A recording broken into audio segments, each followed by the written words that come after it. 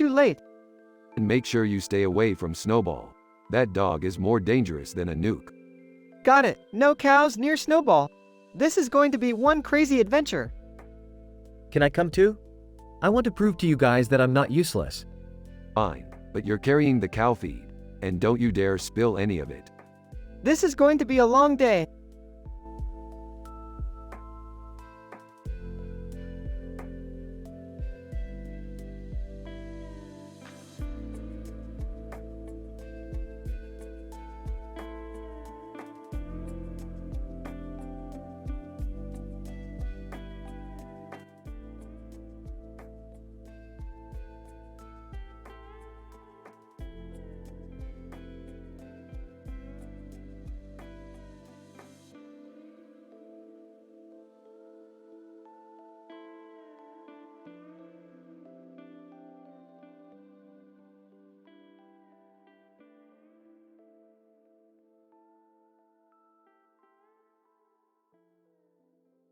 Title: The Mystery of the Egg Rolls. Scene: a computer screen with a picture of a woman in a costume and an egg in front of her face. Narrator: our story begins with a curious image on a computer screen. A woman in a costume holding an egg in front of her face. What could it mean? Name 1 enters the room. Hey, what are you looking at? Name 2 points to the image on the screen. I stumbled upon this picture on the internet. It's intriguing. Name 1 looks at the picture. I see. But what's with the egg? Name 2 shrugs. I have no idea. But look at the text below the image. Zubian under egg rolls. Name 1 raises an eyebrow. Zubian? That's a strange name. And what could under egg rolls mean? Name 2 nods. That's what I'm trying to figure out. Let's do some research. Scene: the two start searching the internet for any information on Zubian and egg rolls. Name 1 excitedly. I found something. Apparently, Zubian is a planet in a far-off galaxy. Name 2 surprise. Really? That's unexpected. But what about the egg rolls? Name 1 scrolling down the page. It says here that egg rolls are a popular snack on Zubian. They're made with a special ingredient found only on that planet. Name 2 intrigued. This is getting more interesting by the minute. But why is the woman holding an egg in front of her face? Name 1 thinking. Maybe it's a clue. A hint to something important. Scene: the two continue their search, digging deeper into the mystery of the egg rolls and Zubian. Name 2 excitedly. I found it. I found the answer. Name 1 eagerly. What is it? Tell me. Name 2 reading from the screen. Legend has it that whoever holds the egg of Zubian will be granted access to the planet's greatest treasure. Name 1 realization dawning on them. The woman in the picture is holding the egg of Zubian. And the text under egg rolls must mean that the treasure is hidden underneath the snack. Name 2 grinning. We have to go to Zubian and find the treasure. Scene: the two prepare for their journey, packing supplies and booking a spaceship to take them to Zubian.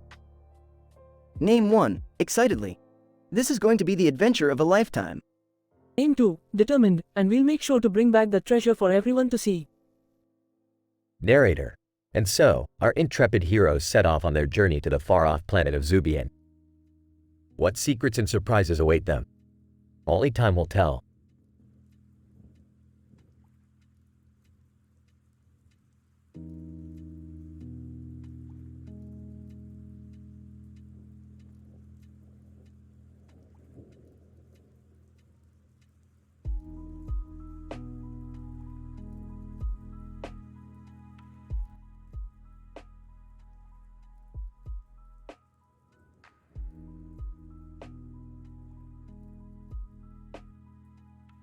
Rick and Morty find themselves in a new dimension where a computer-generated image of a mountain town with a bridge and a river in the middle of the picture is the norm. As they cross the bridge, they hear the sound of epic rap battles of history coming from below. Rick, what's going on down there? Looks like some rap battle is happening. Morty, let's go check it out. As they make their way down to the river, they see a group of people gathered around watching the battle. Suddenly, You Chinese appears on the other side of the river.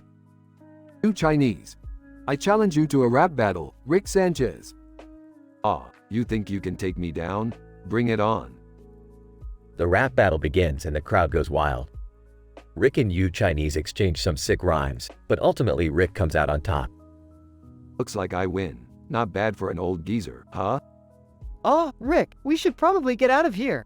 That forbidden island across the river doesn't look too inviting. Don't worry, Morty. We'll just cross the bridge and head over to that diner for some grub. As they make their way across the bridge, they suddenly hear a loud explosion coming from the Forbidden Island. Rick, what was that? I don't know, Morty, but let's get out of here before we find out. And with that, Rick and Morty make a quick exit, leaving the rap battle and the Forbidden Island behind them.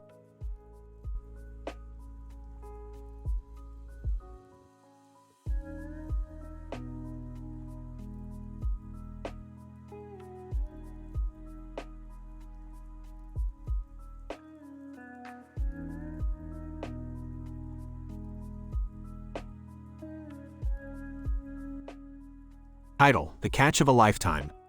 John, size, this is the life. There's nothing like being out on the water with a fishing pole in my hand. John, casts the line, come on, fishy fishy. I know you're out there somewhere. John, waits patiently, I hope I catch something big today. John, feels a tug, yes. I got something. John, reels in his catch, whoa, this is a big one. I think I hit the jackpot. John, inspects his catch, a marlin. This is the catch of a lifetime. John, smiles, I can't wait to show my family and friends. John, packs up his gear, this was a great day. I'll never forget it. John, heads back to shore, I think I'll make some fish tacos tonight. John, grateful, thank you, Mother Nature, for this incredible gift.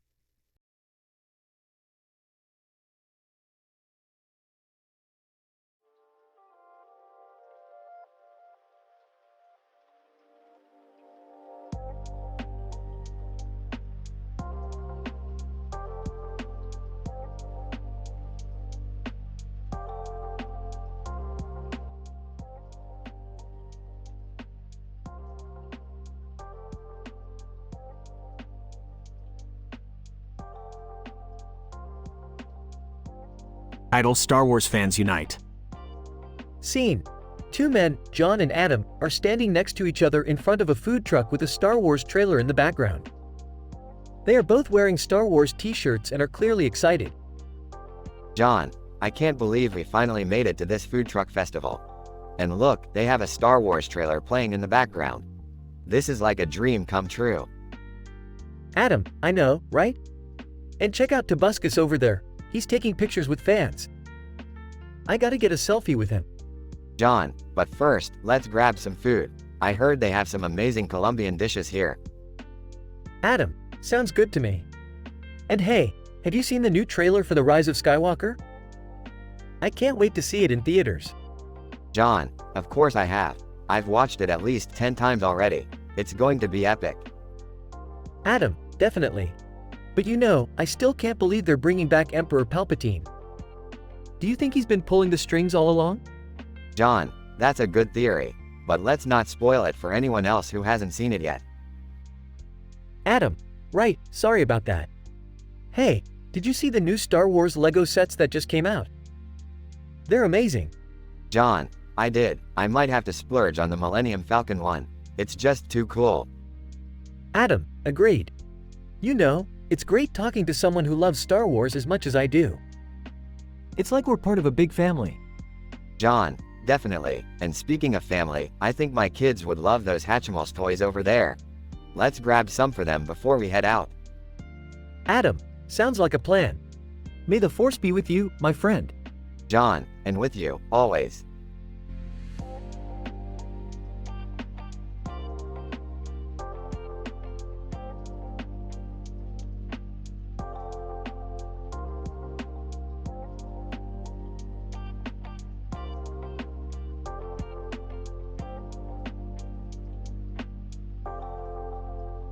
Alright, listen up Morty and the rest of you idiots. We're gonna hit this casino hard and come out on top. I don't know, Rick. Gambling is a dangerous addiction. My uncle lost everything to it. Oh, come on, Jerry, live a little. It's just harmless fun. Peterman. Welcome to the Peterman Casino, where the odds are always in your favor. I don't know, guys. I feel like this is a bad idea. Nonsense, Morty. We're gonna win big and retire to a life of luxury. Peterman, would you like to try your luck at our newest game, Casino War? Casino War? That sounds intense. Let's do it. I'm in. Let's show this casino who's boss. I guess I don't have a choice. Peterman, all right, place your bets and let the war begin.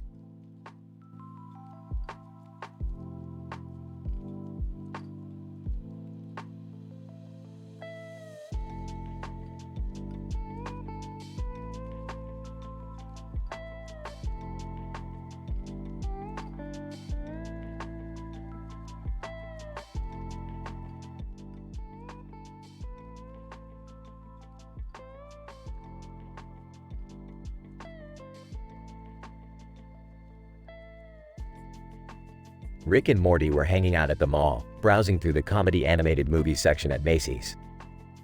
Suddenly, they noticed a man standing next to them with two demons by his side, each holding a knife. Rick, should we be concerned about that guy and his demon pals? Morty, don't be a pussy. It's probably just some LARPing bullshit.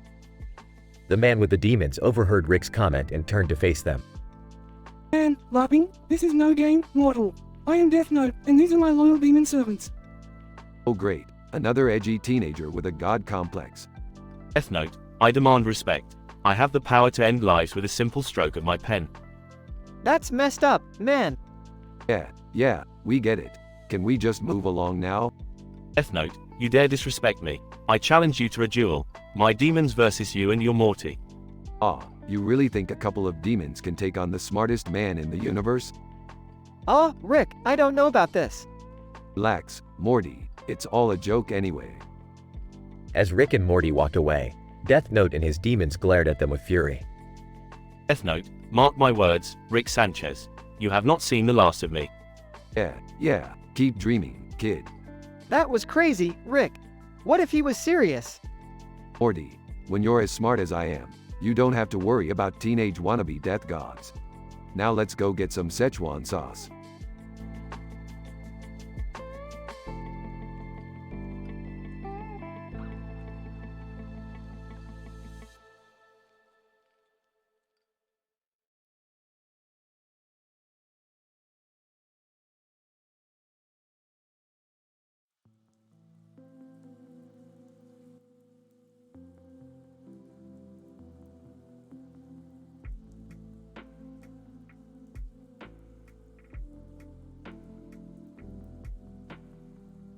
Alright, Morty, we're here at Bath & Body Works for a reason.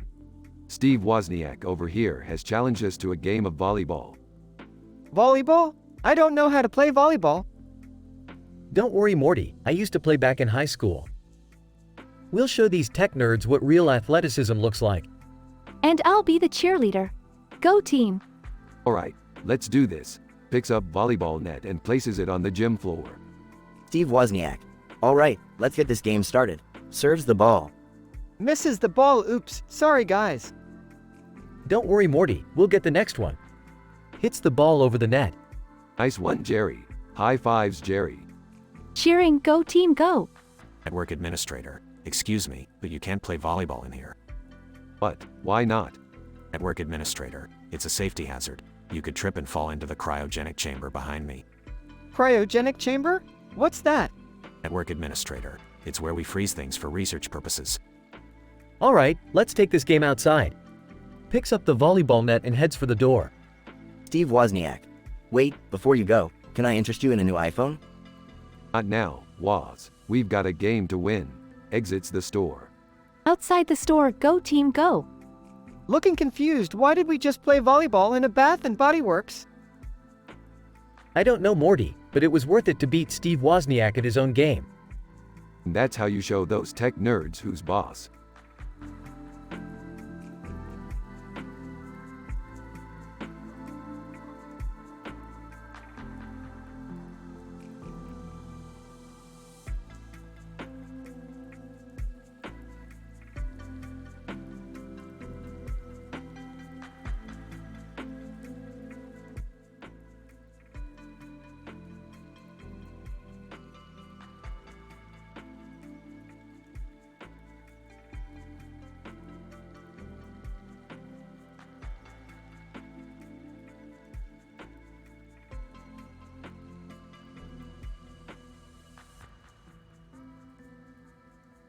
Rick, Morty, and Summer are in the garage when Rick receives a distress signal from an old friend.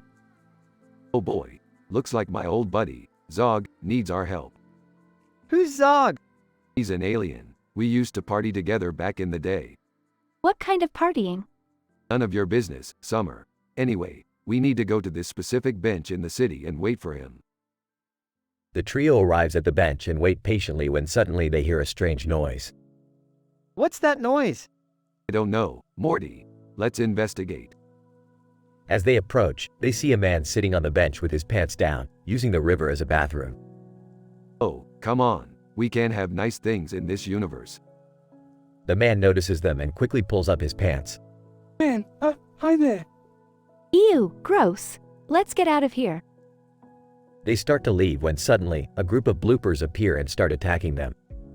Oh great, just what we needed. Bloopers. What are we gonna do, Rick? I don't know, Morty. We need a distraction. I got this.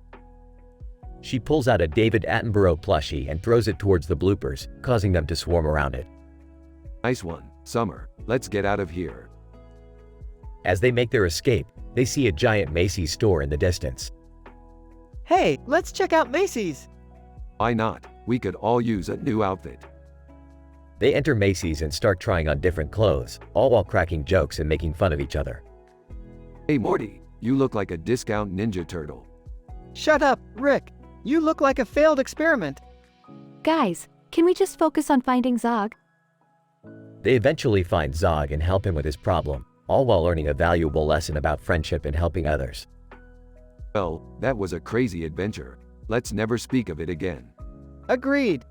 Can we at least talk about how great we looked in those clothes? Don't push it, Summer.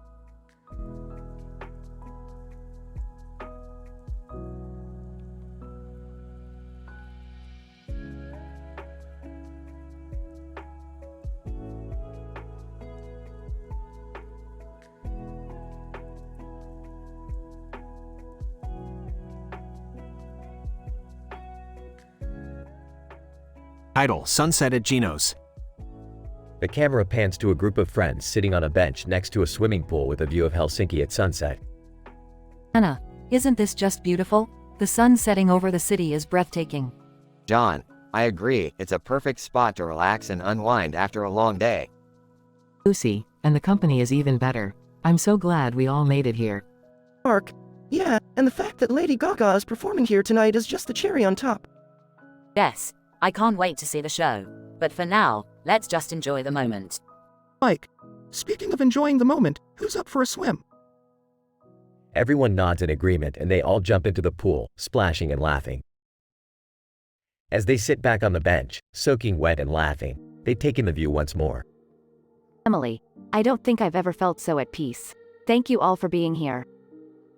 The group shares a group hug, smiling and enjoying the moment. Fade to black, with the sound of Lady Gaga's concert in the background.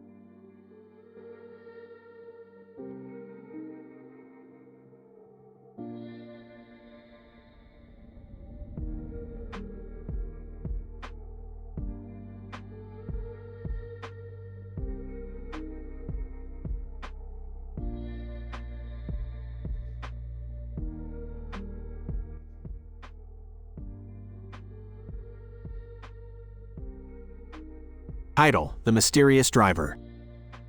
The scene opens with a man in sunglasses driving a blue sports car on a road next to a hill and trees with a beautiful sky background. Driver, smiling, it's a beautiful day for a drive. As he drives, he notices a young woman walking on the side of the road. She looks lost and confused. Driver, thinking, I should help her. He pulls over and rolls down his window. Driver, excuse me, do you need help? Woman, grateful. Yes, thank you. I'm trying to find my way to Scripps Research Institute. Driver, nodding, I know where that is. Hop in, I'll take you there. As they drive, the woman seems nervous and fidgety. Driver, noticing, is everything okay? Woman, hesitant, I'm just a little nervous. I'm starting a new job today. Driver, encouraging, that's great. What kind of job is it? Woman, smiling, I'll be working at Queen on top of Joshua Bassett near Velociraptor Meme. It's a small boutique. Driver, impressed, that's fantastic. I wish you all the best. They arrive at the research institute, and the woman thanks the driver. Woman, grateful, thank you so much for your help. You're such a kind person. Driver, smiling, it was my pleasure. Good luck on your first day. As the woman walks away, the driver puts on his sunglasses and drives off into the sunset, leaving behind a trail of mystery and intrigue. The end.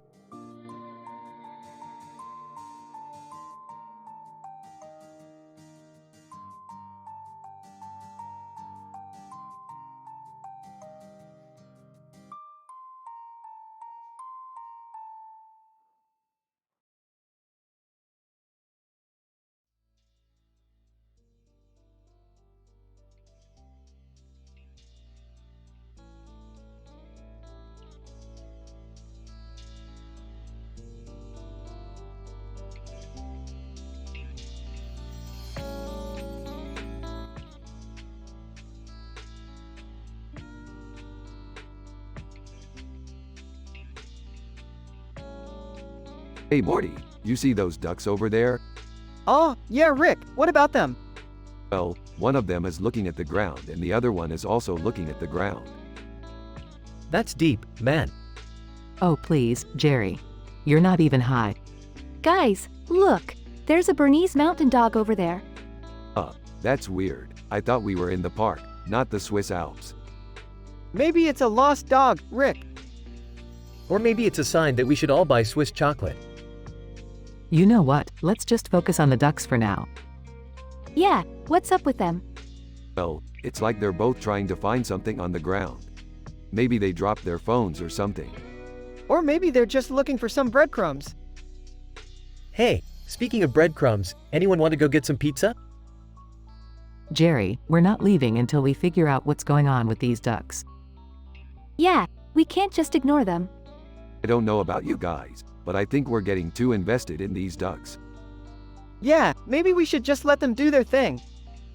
Agreed. Let's go get that pizza. Fine, but we're coming back to check on those ducks later. Definitely. We can't just leave them hanging like that. Oh brother, here we go again.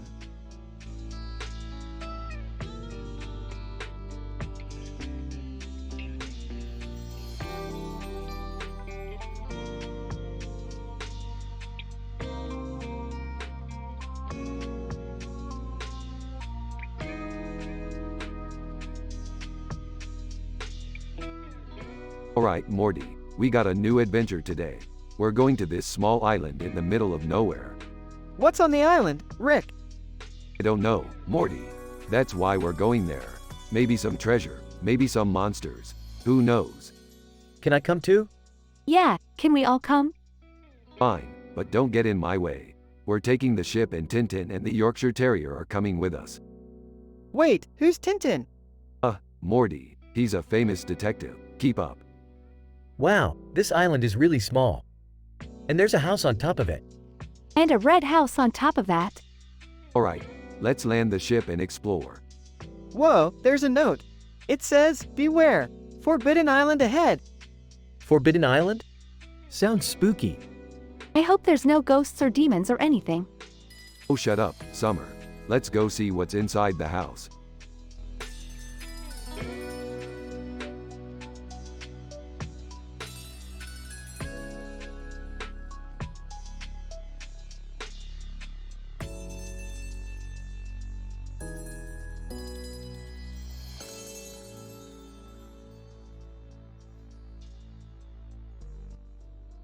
Title, The Picture Perfect Moment. John, hey guys, we're all here finally. Mike, yeah, it's great to be together. Let's take a picture to capture the moment. Sounds good. Let's stand in front of this house with the green hedge behind us. John, perfect, and we can wear these blue shirts to match. Mike, great idea. Let's line up and get ready. Wait, let's make sure we're far from upper leg beside Yoshi outside thyroidectomy below curling far from David Attenborough. John, haha, what a specific description. But okay, let's make sure we're far from all those things. Mike, all right, everyone say cheese. Cheese. John, cheese. Camera clicks. Mike, that's a great picture. I'm so glad we have this moment captured forever. Me too. It's moments like these that make life special. John, absolutely. Now let's go inside and catch up on old times.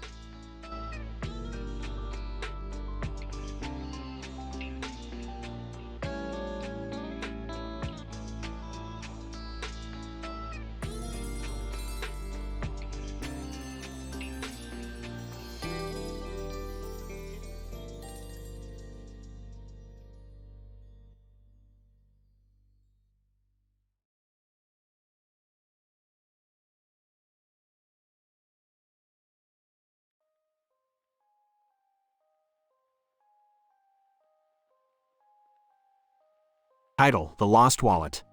John, walking down the street. I need to find a good bookstore. John sees a storefront sign that says Doras and Sons. John looks at the sign. Maybe they have a good book collection. John enters the store and starts browsing the books.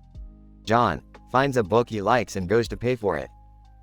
John starts to panic. Oh no, I think I lost my wallet. John starts to search for his wallet in his pockets and bag. John, frustrated, where could it be? Titanium, the store owner, notices John's distress and approaches him. Titanium, is everything okay, sir? John, no, I can't seem to find my wallet. I must have dropped it somewhere. Titanium, smiling, don't worry, we'll find it. Let's start by retracing your steps. They start to look around the store and outside. John, frustrated, I don't think we'll ever find it. Hornet, overhearing the conversation. What's going on?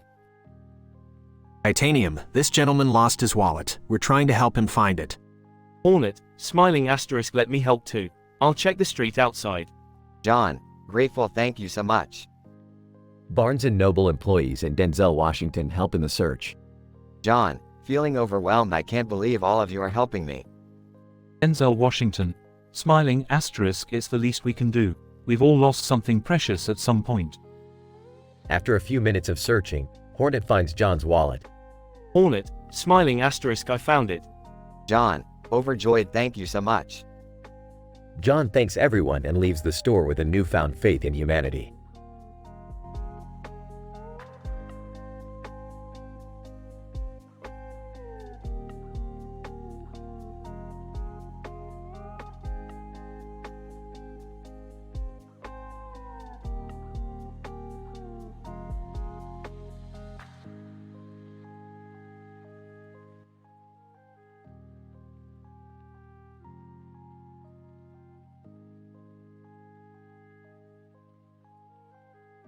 Title: The Hair-Raising Adventure. Rick, Morty, and Jerry were in the garage when Rick received a message from Millie Bobby Brown. She needed their help to solve a hair-related mystery. Morty, Jerry, we're going to the center to meet Millie Bobby Brown. Apparently, she's having a hair emergency. What's the emergency? I don't know, Morty. That's why we're going there. What could be so urgent about hair? They arrived at the center and met Millie Bobby Brown. She showed them a series of photos of people with different hairstyles and colors. Millie Bobby Brown, these people have been experiencing strange side effects from their hair dye. Glasgow is trying to cover it up, but I need your help to figure out what's going on. Alright, let's get to work.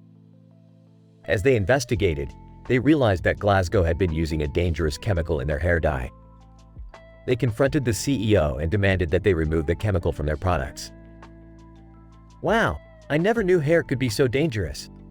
Yeah, it's like a hair-raising adventure. Sarcastically, good one, Morty. In the end, they solved the mystery and Millie Bobby Brown thanked them for their help. They left the center feeling satisfied with their righteous actions. I'm just glad we could help. I might need to change my hair color now. Just stick to your natural color, Jerry. Trust me.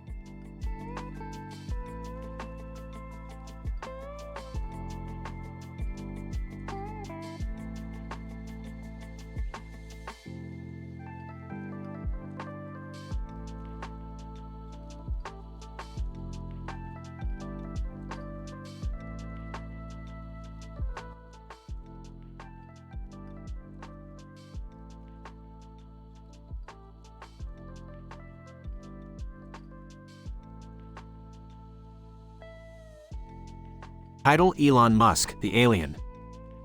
Narrator: Elon Musk, the founder of SpaceX, has always been fascinated with space exploration.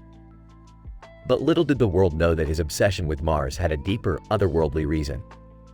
Elon Musk, my fellow Earthlings, I have a confession to make. I am not from this planet. Porter 1. What do you mean, Mr. Musk? Elon Musk, I am an alien, and Mars is my true home. I have been working tirelessly to make it habitable for my fellow Martians to join me. Reporter 2, are you serious? Elon Musk, absolutely. I have been hiding my true identity for the sake of humanity. But now, it's time to reveal the truth. Narrator: the world was shocked by this revelation. But for Elon Musk, it was a relief to finally let go of his secret. Reporter 3. So, what does this mean for your plans for Mars colonization? Elon Musk, it means that I have a personal stake in this mission. I want to bring my people back to their rightful home. Narrator. With this new information, Elon Musk's mission to colonize Mars took on a new significance. It wasn't just about expanding human civilization but also reuniting a long-lost alien race. Reporter 4, how will this affect our relationship with extraterrestrial life? Elon Musk, I hope that it will be a positive one. We are not alone in the universe, and we need to learn to coexist with other intelligent beings. Narrator. Elon Musk's revelation opened up a new chapter in humanity's journey into space. The possibility of meeting other alien races became a real possibility, and it all started with one man's extraterrestrial origins.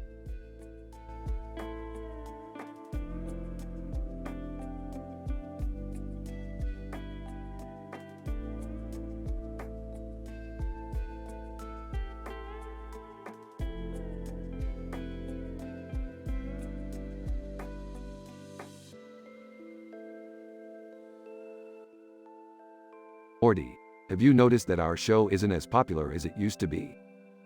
Yeah, Rick. It's like nobody is watching us anymore. Maybe it's because we haven't done anything exciting lately. Or maybe people just got tired of our antics. I don't know about you guys, but I don't want our show to end. Well, we can't just sit around and wait for it to happen. We need to come up with something new and exciting. But what can we do? We've already done so much. Maybe we could take a trip to another dimension and explore something new. Or we could try something more family-oriented. Show people that we're not just a bunch of crazy weirdos. Whatever we decide, let's make sure we do it together. We're a family, and we need to stick together. Alright, let's get to work. Our show's future depends on it.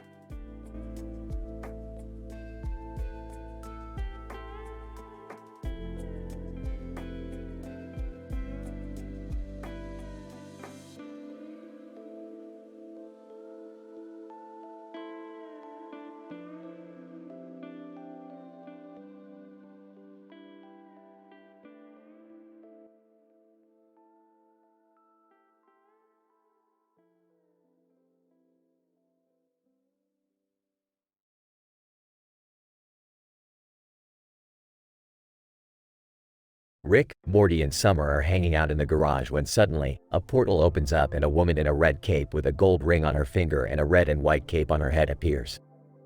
Who the hell are you? Woman, I am Olive Oil and I am not from this dimension. I have been sent here to find a web developer who can help me fix my website. Why don't you just use Squarespace or something? Morty, don't be rude. Olive, we can help you find a web developer. But first, you gotta help us with something. Olive, what is it? We need to steal a rare crystal from the Citadel of Rix. And we need your help to distract the guards while we sneak in. Olive, I don't know if I can help you with that. I'm not much a fighter. Don't worry, we'll give you a disguise. Morty, go get the potato costume. The what? The potato costume, Morty, you know the one. Morty comes back with a giant potato costume and hands it to Olive. Okay, now distract the guards while we sneak in. Olive puts on the potato costume and starts dancing and singing Mr. Potato Head, while Rick, Morty, and Summer sneak in and steal the crystal. Nice work, Olive. You distracted those guards like a pro. Olive, thank you. I never thought I'd be doing something like that. But I have to admit, it was kind of fun. Yeah, we do crazy stuff like this all the time. It's just another day in the life of Rick and Morty. Well, Olive, we'll help you find a web developer now. But you have to promise to keep this adventure a secret. Olive, of course, I wouldn't want anyone to know how crazy this all was. The group sets off to find a web developer, leaving behind the Citadel of Rix and the potato costume.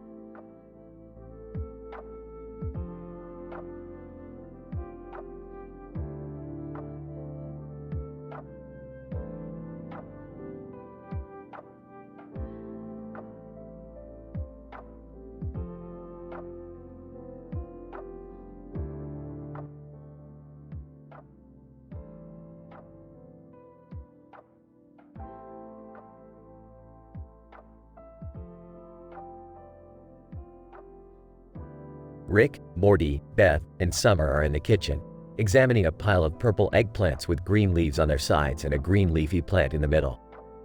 What the hell is this supposed to be? It looks like some kind of weird alien vegetable. I think it's called eggplant. It's a common ingredient in Mediterranean cuisine. Why did you bring it here, Rick? I heard about a prestigious cooking competition at Oxford University. I thought we could enter and show those snooty academics what real cooking is all about. And what are you going to make with eggplant? I have a brilliant idea. We'll make eggplant parmesan, but with a twist. Instead of breadcrumbs, we'll use crushed up Pop-Tarts. That sounds disgusting, Rick. Relax, Morty. Trust me. We'll call it Eggplants at Oxford. I don't know about this, Rick. We don't have much time to prepare. Yeah, and what if they don't like it? Nonsense. We'll blow their minds with our culinary skills. Now, let's get to work. The team spends the next few hours cooking and preparing their dish. Eventually, they arrive at Oxford and present their creation to the judges. Judge, what is this? It looks like something a child would make. It's eggplant parmesan with a twist. Try it. You'll love it. The judges take a bite and their faces light up in surprise. Judge, this is incredible. The combination of flavors is unlike anything I've ever tasted. I told you, we're the best cooks in the multiverse.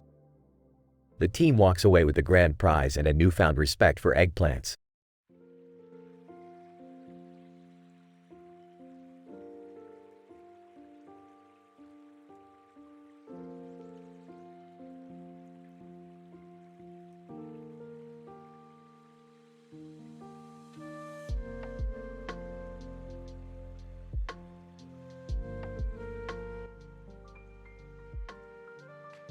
Alright, Morty, buckle up. We're going on a wild ride. Where are we going this time, Rick? We're going to the planet of the blue-haired, yellow-faced creatures. Oh wow, that sounds exciting. Can I come too? Jerry, don't be ridiculous. You'll just slow them down. Yeah, Jerry, go home and watch some TV or something. Marge, hey, what's going on here? I'm just a random cartoon character with blue hair, a red tie, and a yellow face and mouth. Oh great, another one of these guys. Look, Marge, we don't have time for your shenanigans. Marge, hey, I take offense to that. I may be a cartoon character, but I have feelings too. Rick, we should probably just leave her alone and go on our adventure. Fine, let's go. But if we run into any more of these weirdos, I'm out of here. And so, Rick, Morty, Jerry, Beth, and Summer embarked on their adventure to the planet of the blue-haired, yellow-faced creatures, narrowly avoiding any further encounters with Marge and her kind.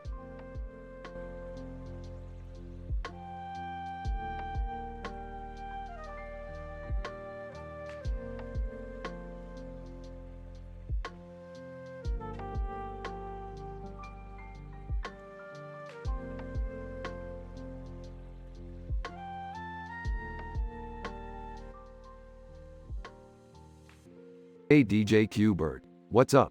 Mind if I drop a beat with you? DJ Qbert, sure Rick, what kind of beat you got in mind? I'm looking for Jam Master Jay's gloves, the holy grail of hip-hop. You think you could help me find them? DJ Qbert, whoa, that's a tall order, but if anyone can find them, it's me. Great, let's get started. DJ Qbert, hold on Rick, we need to warm up first. Let's scratch some vinyls and get the crowd going. I like the way you think, Qbert. Let's do this.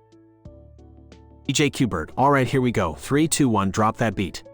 Ubba lubba dub dub, this beat is sick. DJ Qbert, thanks Rick, now let's find those gloves. Right behind you, Qbert. Let's go on a hip-hop adventure. DJ Qbert, you got it Rick, let's rock and roll.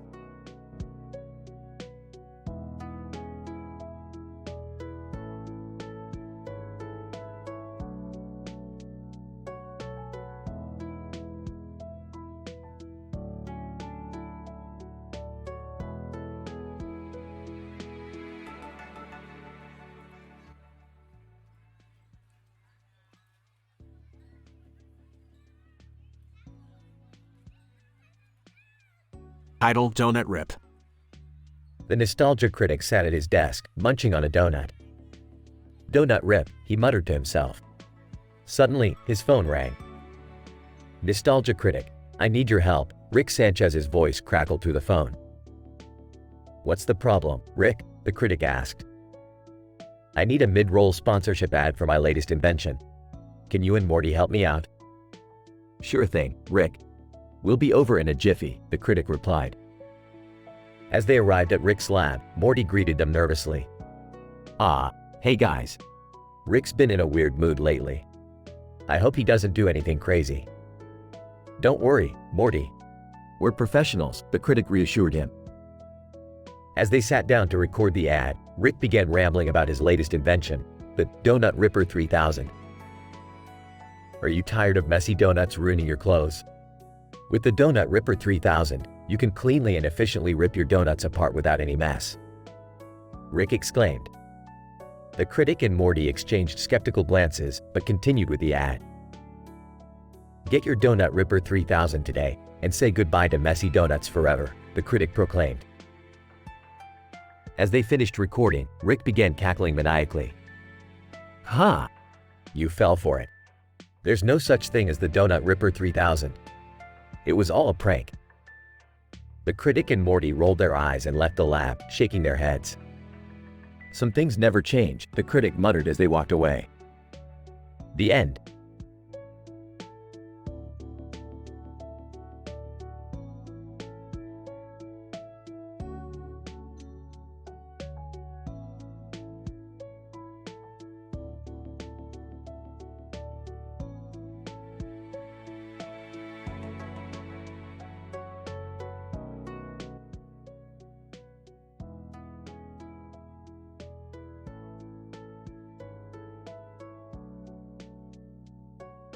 Morty, you ever wonder how many Spider-Men are out there in the multiverse? Not really, Rick. I mean, isn't there like 1 billion or something? Actually, according to my research, there are exactly 616 Spider-Men in the multiverse. Wow, Jerry, do you ever get tired of being a nerd? Hey, knowledge is power, Summer. And speaking of power, have you guys seen the Spider-Man pop-locking show? Pop locking? What is this, the 80s? I'm in. I'm not sure if I'm ready for this level of cringe, Rick. Spider-Man 1. Hey, what's up guys? Just hanging out with my spider homies. Spider-Man 2. Word. We're just flying through the air with our arms and legs out like complete badasses. Spider-Man 3. Don't forget about me, guys. I'm the one pop locking in the air. Alright, hold up. We need to list all of these Spider-Men so we don't lose track. Good idea, Rick. Let's see, we've got Peter Parker, Miles Morales, Gwen Stacy, Ben Reilly. Spider-Ham, Spider-Man 2099, Spider-Man Noir. Spider-Girl, Spider-Woman, Spider-Man India. Spider-Man 4, and don't forget about me, the one and only Spider-Man from Earth 420. Alright, that's enough Spider-Men for one day. Let's go home before I start to question reality again.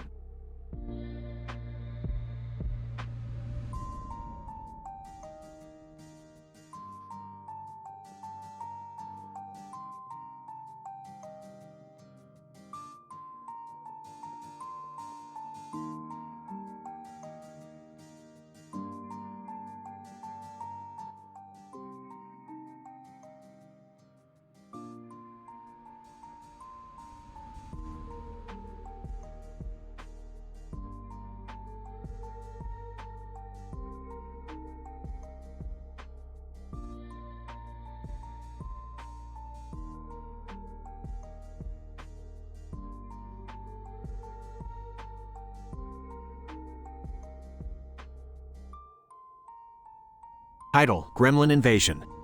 Morty, what the hell did you do to the portal gun? We're supposed to be in Dimension C-137, but we're stuck in some kind of gremlin dimension. I don't know, Rick. I was just trying to recalibrate it like you told me to. Typical Morty. Alright, let's just find a way out of here before these little shits start causing trouble. As they make their way through the gremlin dimension, they come across a team of scientists who are being overrun by the creatures. Scientist 1, thank God you're here. We were doing experiments on the gremlins and they somehow got loose. Yeah, we'll help you out. But first, we need to get the hell out of here.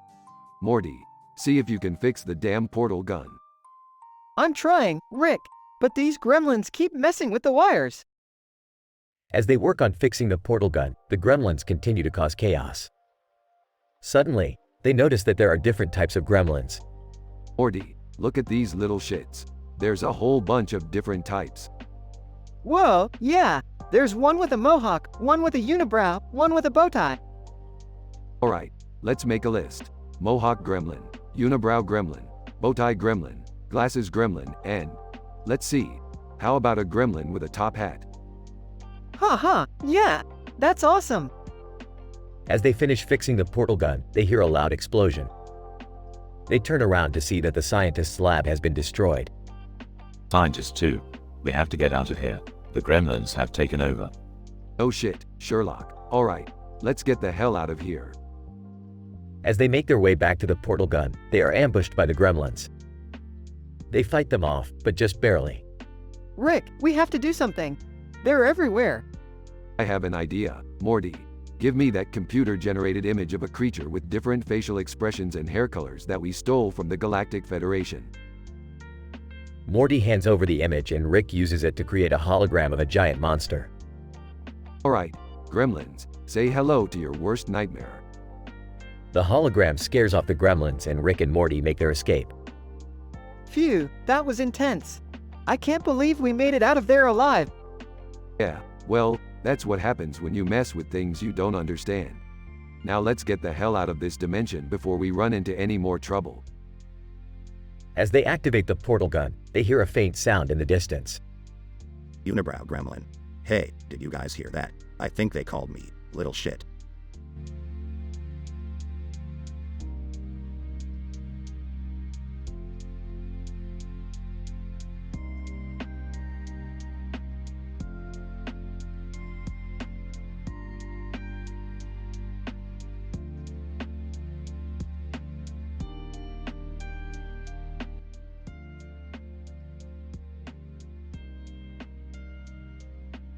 Title: The Webcomic Debate. Sits at his desk and opens his laptop time to dive into the latest webcomic craze, Homestuck. After reading a few pages, Rick frowns. To himself, I don't know if I agree with the politics in this comic. Continues reading for a few more pages, but eventually closes his laptop. To his friend, Tom, who enters the room, hey, have you read Homestuck? No, I haven't. Is it any good? It's well written and has a unique art style, but I don't agree with the political views expressed in the comic. Oh, what do you mean? The comic seems to promote radical ideas and makes fun of certain groups of people. I just can't support that kind of content. I see your point. It's important to be mindful of the media we consume and how it can influence our beliefs. Exactly. I'll stick to reading comics that align with my values. That's a good idea. Speaking of which, have you checked out the webcomic I recommended last week? No, but I'll definitely give it a look now. Great. Let me know what you think. Smiles will do. Thanks for the suggestion, Tom.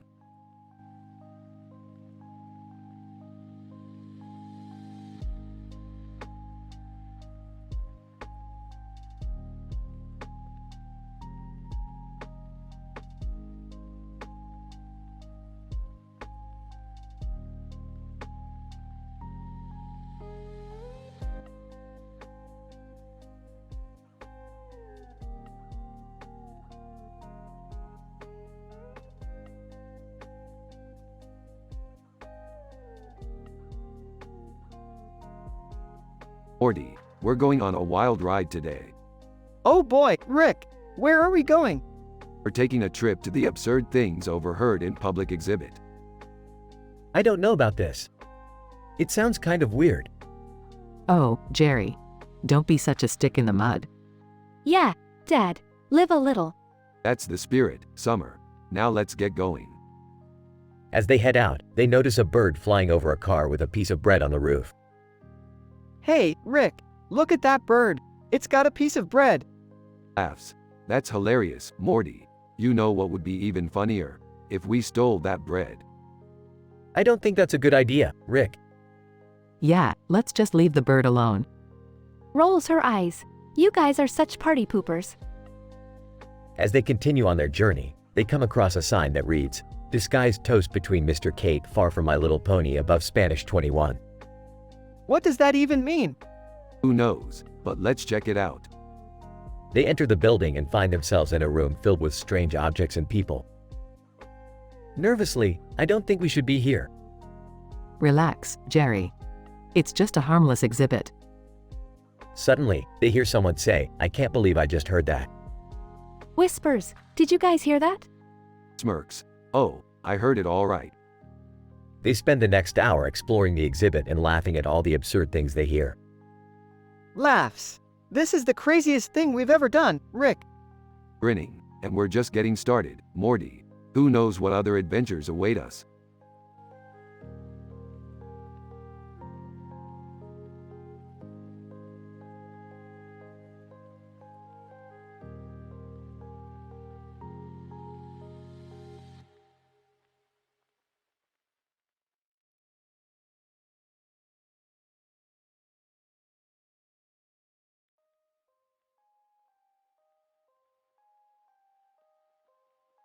Rick and Morty were chilling in the living room when a spider caught their attention. Look at that spider, Morty. It's got a shadow of a spider on its backside. Whoa, that's trippy, Rick. Suddenly, Spider-Man appeared on TV, pop-locking at a show. Spider-Man, what's up, interdimensional beings? It's your friendly neighborhood Spider-Man. Oh great, another Spider-Man. How many of these guys are there in the multiverse? I don't know, Rick. Maybe we should list them all? Fine, but we're only doing 10. I don't have all day. Okay, there's Spider-Man Noir, Spider-Man 2099, Spider-Gwen, Spider-Punk, Spider-Ham. Spider-Ham? Seriously, Morty, that's a thing? Yeah, Rick. He's from an alternate universe where everyone's an animal. Whatever, Morty, keep going. Okay, there's also Scarlet Spider, Spider-Man India, Spider-Man 2099 AD, Spider-Man Unlimited, and Spider-Man Noir 2. Alright, Morty, that's enough Spider-Man for one day. Let's go get some Szechuan sauce. Aw geez, Rick, do we have to?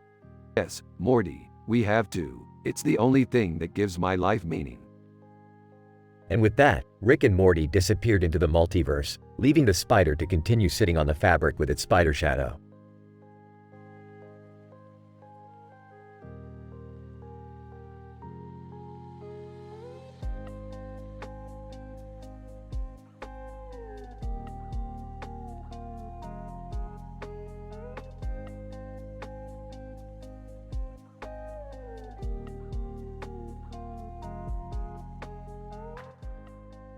Spider-Ham, Venom, why do you keep causing chaos in the city?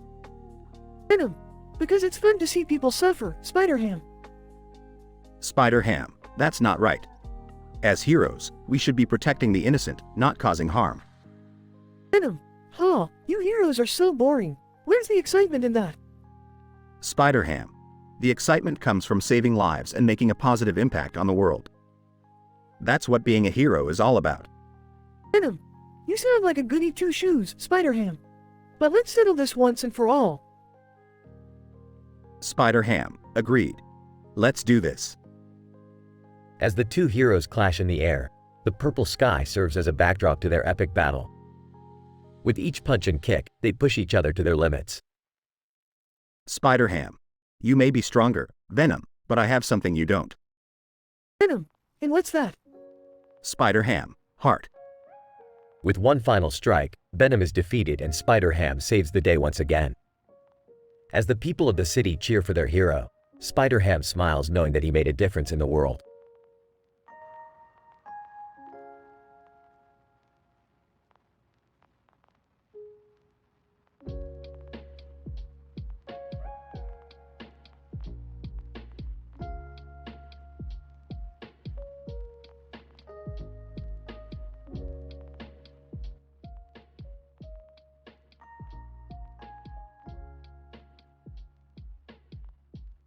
Morty, we've got a mission. We need to find the holy grail of hip-hop, Jam Master Jay's gloves. Rick, I don't think that's a thing. Of course it is, and we're gonna find it. But first, we need to recruit some help. What's going on, guys?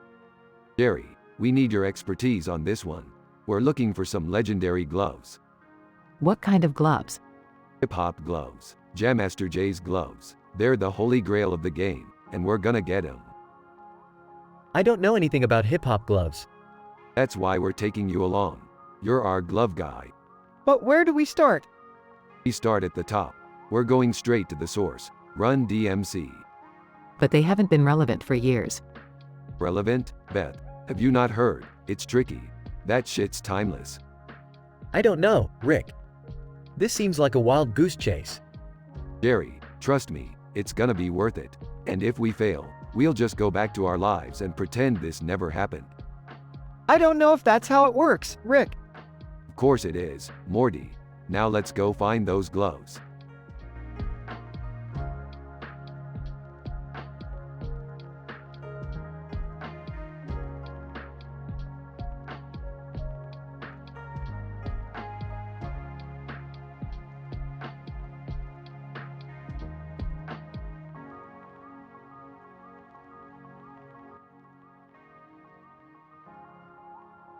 Summer, why do we always end up in the bathroom? I really have to go. Rick, can we discuss this later? Guys, something weird is going on. I found this notebook in the living room. Let me see that. The Adventures of Rick and Morty. Who wrote this? This is creepy. It's like someone is watching us and writing our every move. We need to find out who's behind this. Morty, get me my portal gun. Can I just use the bathroom first? Fine, but hurry up. I think I found something. There's a portal opening up in the bathroom. What is that? It looks like a creature made out of ink. This must be the one behind the notebook. Let's take it down. Can I still use the bathroom after this? Sure, why not? After defeating the ink creature, the family realized that they need to be careful with their every move. They never know who might be watching and writing about their adventures.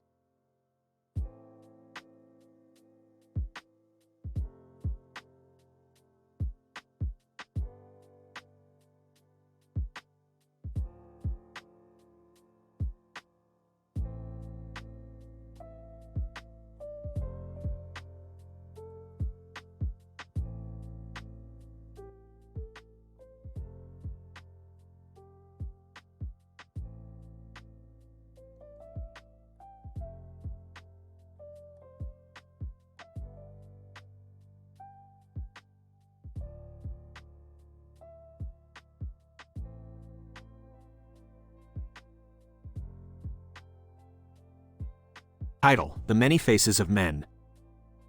The episode begins with a series of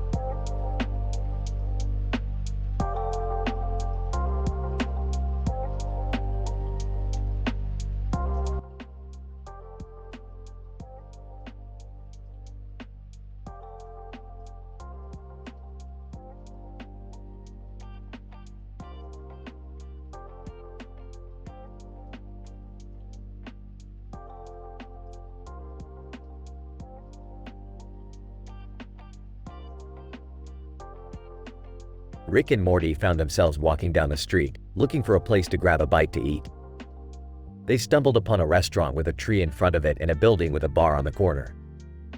Well, what do we have here? A fancy restaurant with a tree in front of it. Morty, let's check it out. Rick, are you sure this is a good idea? We don't have a lot of money. Relax, Morty, I have a plan. We'll just order a bunch of appetizers and leave before the main course. That way we'll get to try a bunch of different things. As they walked in, they saw that the restaurant was called Osteria, and there was a shiatsu massage place next door. Rick, maybe we should get a massage instead? My back is killing me. Morty, we're not here for a massage. We're here for food. Now let's order some appetizers. They ordered a bunch of different things, including calamari and bruschetta. As they were eating, they overheard a conversation at the bar about a new video game that was coming out. Random person at the bar. Dude, have you heard about the new game? It's supposed to be insane. New video game? Morty, we have to check it out. But Rick, we don't have enough money to buy it. Relax, Morty, I have a plan. We'll just steal it. Rick, I don't think that's a good idea. Nonsense, Morty, it's just a video game. What's the worst that could happen? As they finished their appetizers and were about to leave, they noticed a group of people outside protesting the restaurant. Protester, this restaurant is a disgrace. They use genetically modified ingredients. Genetically modified ingredients? Morty, we have to try this place again.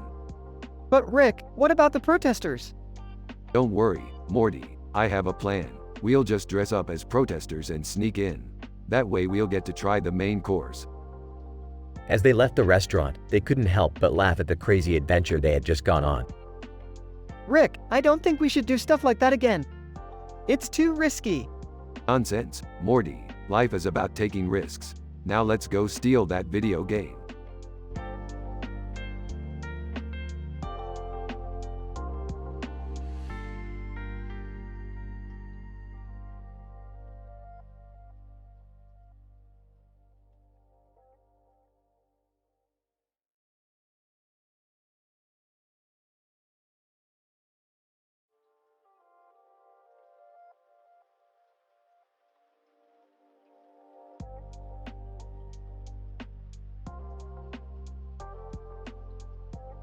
Hey Rick, where are we going on our next adventure? I don't know, Jerry. Morty won't come with us anymore. Looking down at his phone. Sorry guys, I can't go on adventures anymore. I'm too busy watching Game Grumps. Rolling his eyes, Morty, that's no excuse. We have a universe to explore. Defensive. Hey, at least it's not like your universe exploration, Rick. Confused. What do you mean? Excitedly, I mean, have you guys seen the newest episode of Game Grumps? They played this game where? Interrupting. Morty, we don't have time for that. We have a mission to complete. Sighing, fine, I guess I'll come. But only if we can stop by a GameStop on the way back. Excitedly. Ooh, can we get some new games too? Smirking. Sure, why not? Let's make this adventure a little more interesting. Grinning, now we're talking. As they walk through the field of tall grass, two dogs run up to them. Surprised. Hey, where did these dogs come from? Laughing. I don't know, but they seem friendly. Petting one of the dogs. Aw, they're so cute. Smirking. Don't get too attached, Morty. We have a universe to explore, remember? Nodding. Right. Let's go, guys. As they continue on their adventure, Rick, Morty, Jerry, and the two dogs encounter all sorts of crazy and hilarious situations, but always manage to come out on top. And in the end, they even have time to stop by a GameStop and pick up some new games.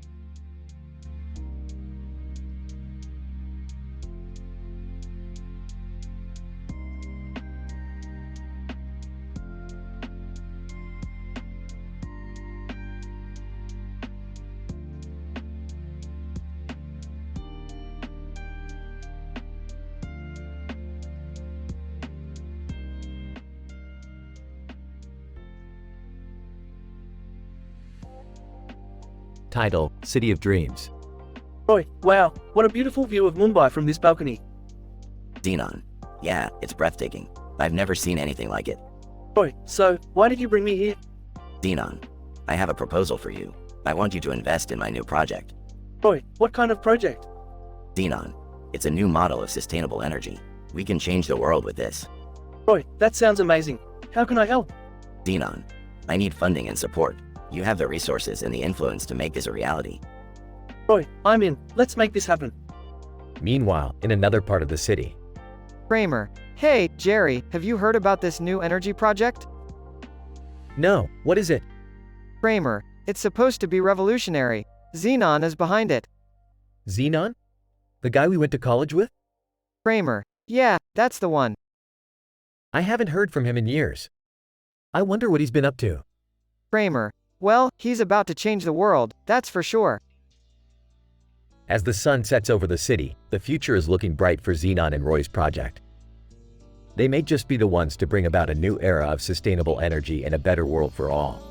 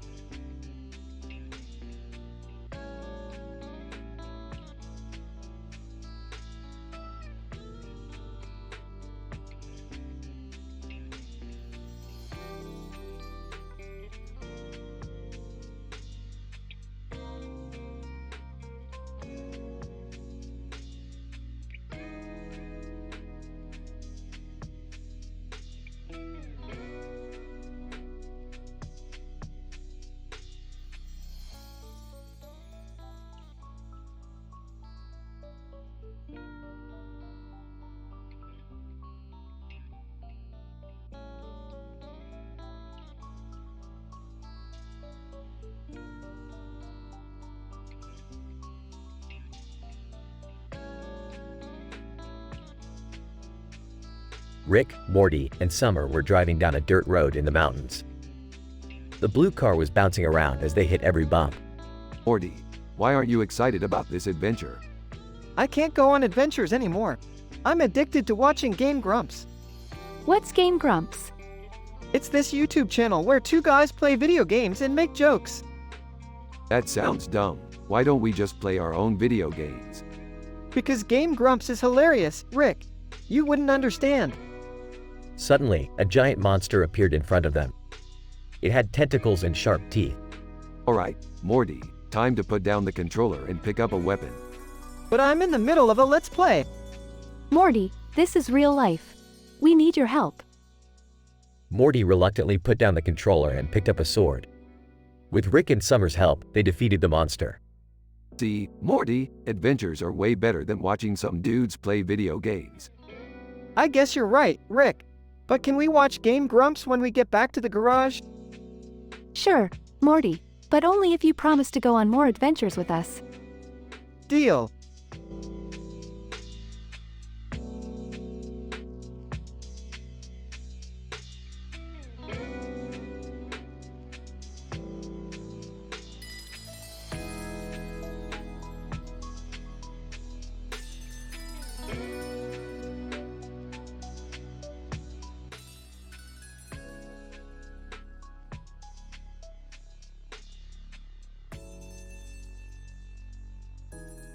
Narrator. In a world where cancel culture reigns supreme, even the most beloved animated characters aren't safe. Rick, did you see this? See what, Morty? You've been canceled online. They're saying your show promotes toxic masculinity and glorifies substance abuse. Oh, come on. That's just ridiculous. What are we gonna do now? I was thinking we could move our show to Bob's Burgers. They're pretty wholesome and family-friendly. Plus, they could use a little excitement. Not a bad idea. But can we handle all that censorship? I mean, we're not exactly known for our clean language. We'll just have to clean up our act a bit. We can still be funny without being offensive. Narrator. And so, Rick and Morty made the move to Bob's Burgers. It wasn't easy, but they managed to tone down their language and antics enough to fit in with a family-friendly crowd. And surprisingly, they found that they could still make audiences laugh without resorting to crude jokes. Linda, oh, Rick and Morty, you're just what this town needed. You're so funny and clever without being vulgar. We're so happy to have you here. Narrator. And with that, Rick and Morty found a new home and a new audience. They may have had to adjust their style a bit, but they proved that even the most irreverent and outrageous characters can still be funny and entertaining without crossing the line.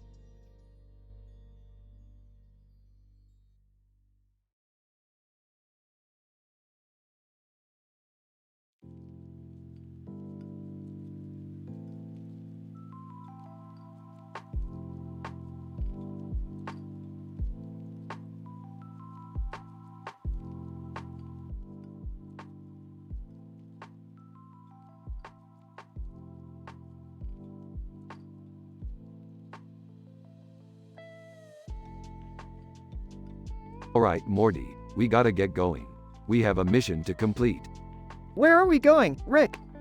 We need to find the man and woman sitting on a bench with a dog in their lap. Why do we need to find them? Because they have the key to the portal gun. But how are we going to find them? According to my calculations, they should be far from ventriloquism next to roastery beside makeup artist with birds under esophagus at Doberman Pinscher. That's a lot of places to check, Rick. Relax, Summer, we'll find them. We just need to keep our eyes open. I see a man with a hat on his head. Is that him? No, Morty, keep looking. Look over there. That's a couple with a dog in their lap. Bingo, let's go talk to them. Man on bench, can I help you? Yes, we're looking for the key to the portal gun. We heard you have it. Woman on bench. Oh, that. We gave it to our dog to play with. What? How are we supposed to get it back now? Don't worry, I have a plan. Makeup artist, excuse me, but I couldn't help overhearing. I have a device that can retrieve objects from a dog's esophagus. Perfect, let's do this. Doberman Pinscher. Barks. Okay, boy, just relax. Ventriloquist. Hey, do you guys want to see my new puppet? Everyone, no. And that's how we retrieved the key to the portal gun. Another successful mission, Morty.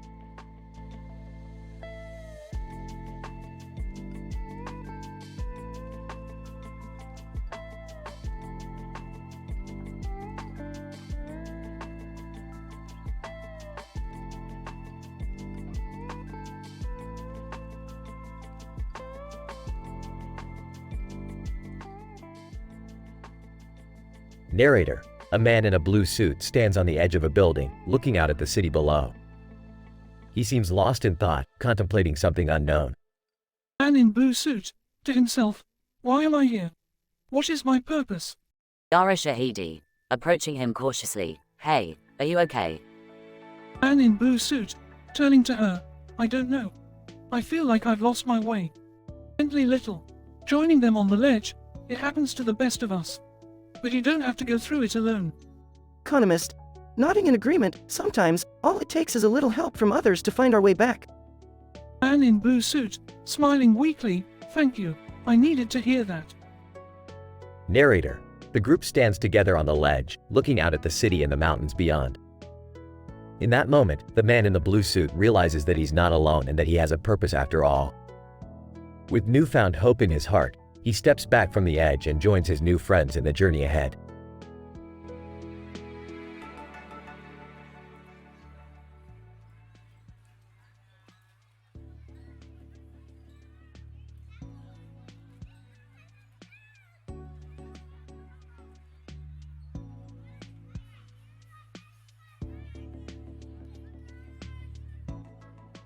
Huddle, the box's redemption. John enters the ring with determination. Referee, are you ready? John nods. Opponent smirks and taunts John. John blocks out the taunts and focuses on his training. Round 1 begins. John dodges opponent's punches and lands a few of his own. Opponent surprised and hits John with a powerful punch. John falls to the ground but gets up before the count of 10. Round 2 begins. John lands a few powerful punches, but opponent fights back. Referee, time. John breathes heavily and looks defeated. But you can still win this. Believe in yourself. Round 3 begins. John channels his inner strength and lands a knockout punch. Referee, 10. John wins. John raises his gloves in victory. But I knew you had it in you. That's the John the first trained. John smiles. The end.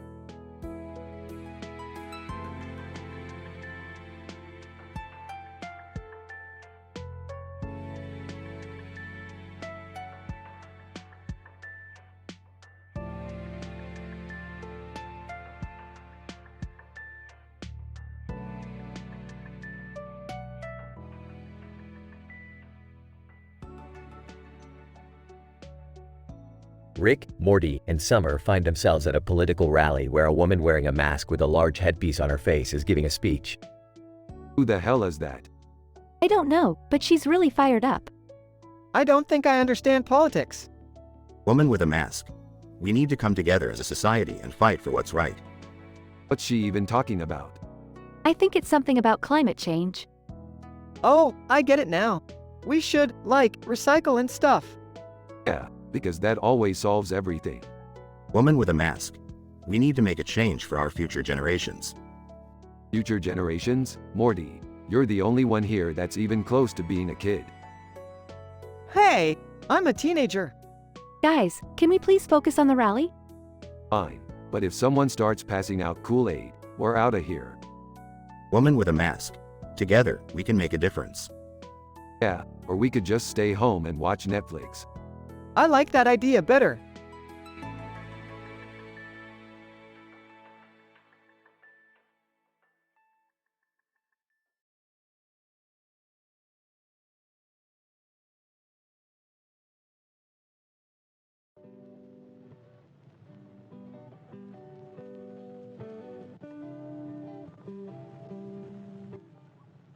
Alright, Morty, buckle up for some interdimensional travel.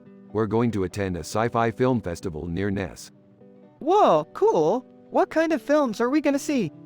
Oh, you know, the usual stuff. Time travel, aliens, robots, existential crises. Can I come along? I love me some sci-fi. Sure, Jerry. Just don't embarrass us with your outdated fashion trends. Speaking of fashion, have you guys seen the latest craze on zirconium? It's called space grunge, and it's all the rage. Space grunge? Sounds like something a bulldog would wear. Speaking of bulldogs, did you guys hear Kate Winslet is starring in a new movie about a time-traveling bulldog? I heard it's going to be a real tearjerker. Can we please focus on the festival? I heard they're showing a rare screening of The Time-Traveling Toaster. Oh my god, I've been dying to see that. Alright, let's get going before we miss it. And remember, no controversial talks or NSFW content. We have high moral standards, people.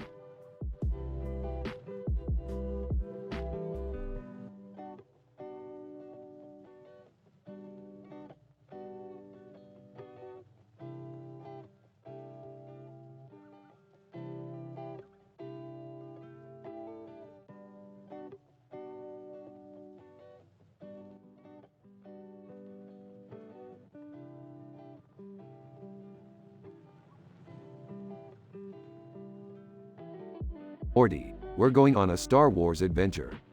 Oh geez, Rick, I don't know if I'm ready for that. Don't worry, Morty, we're just going to meet some friends. They arrive in a Star Wars scene with a fighter and a droid.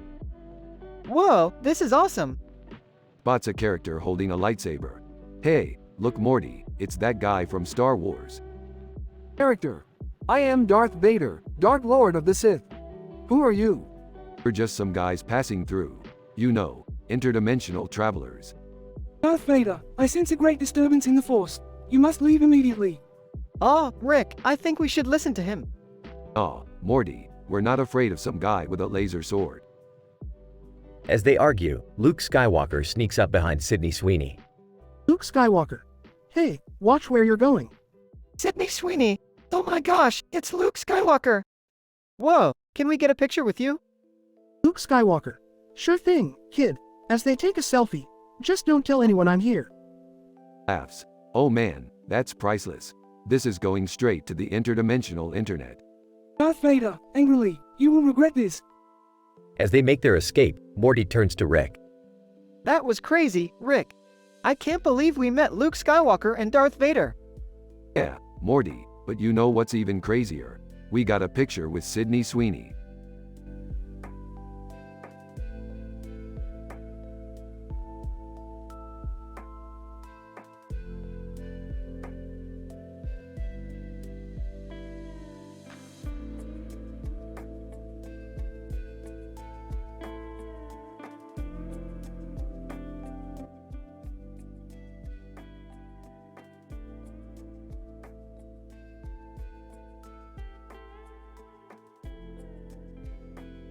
Title: Learning about real-life science behind sci-fi. The camera pans to a man and woman sitting at a table with a glass of water in front of them, both smiling. Man, I can't believe we're going to learn about the real-life science behind our favorite sci-fi movies and TV shows. Woman, I know, right? I've always been curious about how much of it is actually possible. The camera then cuts to outside the building, where Elaine Bennis, Seinfeld, is seen walking by. Lane, what are they doing in there? Cut back to the man and woman inside the building, where they're attending the presentation. Presenter. Welcome, everyone. Today, we're going to explore the real-life science behind some of the most popular sci-fi movies and TV shows. Man, this is going to be so cool. Presenter. Let's start with Star Wars. How feasible is it to have a lightsaber? Woman, I always thought it was just a fantasy. Presenter. Actually, it is possible to create a plasma blade using magnetic fields. Man, that's amazing. Presenter. Next, let's talk about The Matrix. Is it possible to upload information directly to the brain? Woman, I've always wondered about that. Presenter.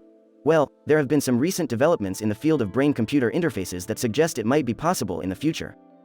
Man, that's incredible. The camera then cuts to a shot of the Under Armour logo on a banner behind the presenters. Presenter.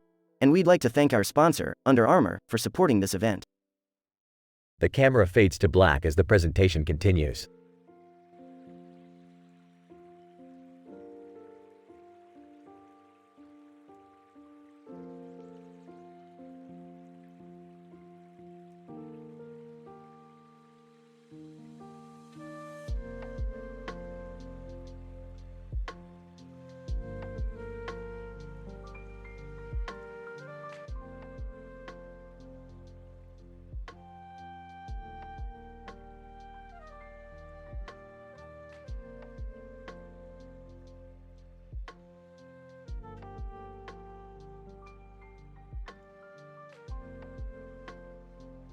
Morty, we're going to Prague outside hamsters. We need to get some Dua Lipa tickets.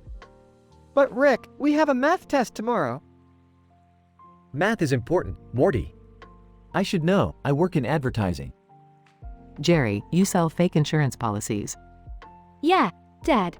And I heard you got fired from your last job for stealing office supplies. That's not true. I was framed. Guys, let's focus here. We need those tickets. I heard Dua Lipa's hamsters are the best in the galaxy. But how are we going to get the tickets? I have an idea. I know a guy who knows a guy who works at the ticket booth. So, we're just going to bribe him? No. Bribery is illegal. We're going to offer him a mutually beneficial business opportunity. I like the way you think, Jerry. Let's do this. They arrive at the ticket booth. Ticket guy, what can I do for you? We would like to purchase 4 tickets to Dua Lipa's Hamsters concert, please. Ticket guy, sorry, it's sold out. Sold out? You gotta be kidding me. What are we going to do now? Wait, I have an idea. Let's use Rick's portal gun to travel to a parallel universe where the concert is not sold out. That's genius, Mom. But, is that even legal? Who cares, Jerry? Let's go. They use the portal gun and arrive at the concert. Dua Lipa, welcome, Prague. Are you ready to party with my hamsters? Proud. Yeah. This is awesome, Morty. I'm gonna dance with these hamsters until the sun comes up. But Rick, we have a math test tomorrow. Math is important, Morty. I should know, I work in advertising. Jerry, you sell fake insurance policies. Yeah, Dad. And I heard you got fired from your last job for stealing office supplies. Everyone laughs and continues to dance.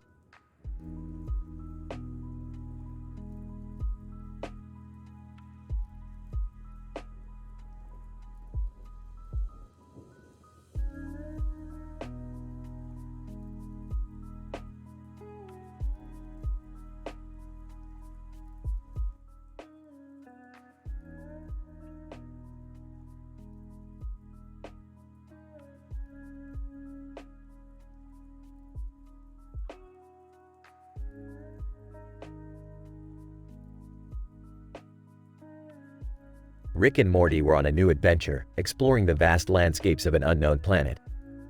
Morty, we need to find the source of that strange energy signal. It could be the key to unlocking the secrets of the universe. Geez, Rick, can't we just take a break and enjoy the scenery for once? Beth suddenly appears on the scene, looking worried. Rick, I need your help. Jerry accidentally got himself stuck in one of your inventions again. God damn it, Jerry.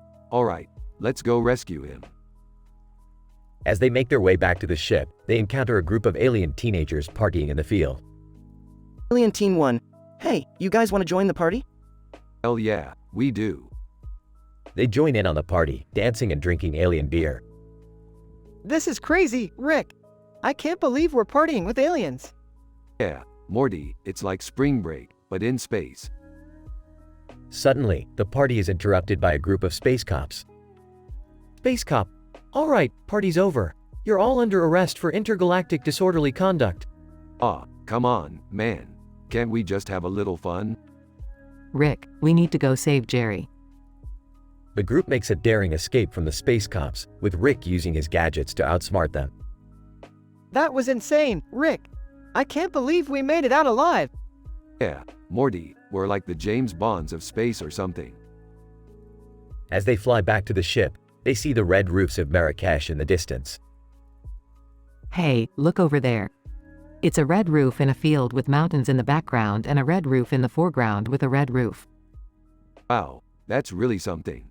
Hey, Morty, you think we should stop and take a selfie? Oh, sure, Rick. That sounds like a great idea. And so, they snap a selfie and continue on their wild adventures through the cosmos.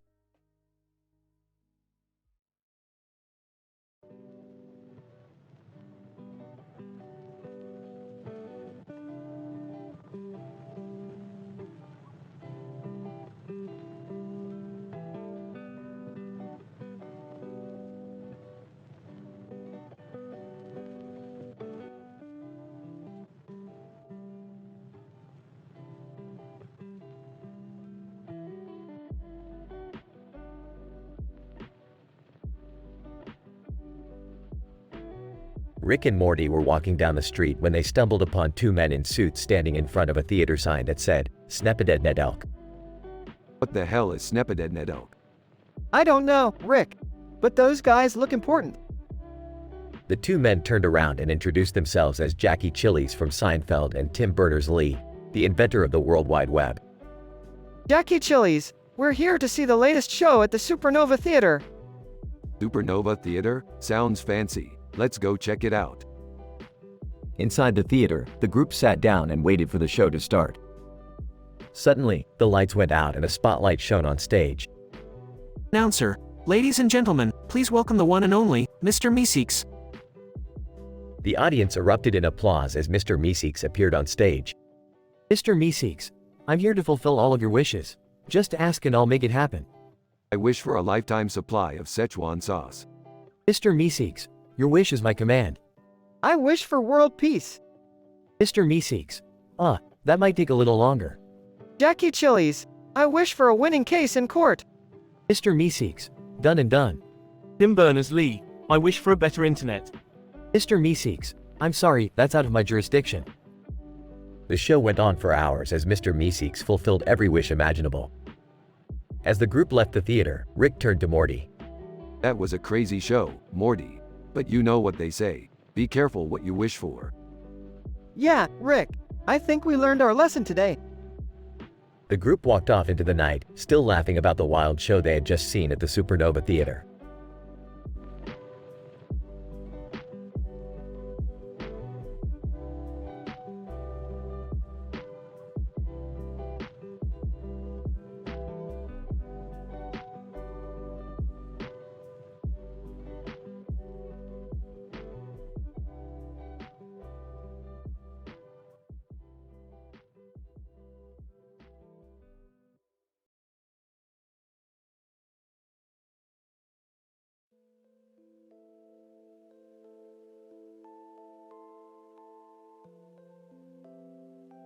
Rick and Morty are in Las Vegas, and Rick has convinced Morty to come with him to a casino.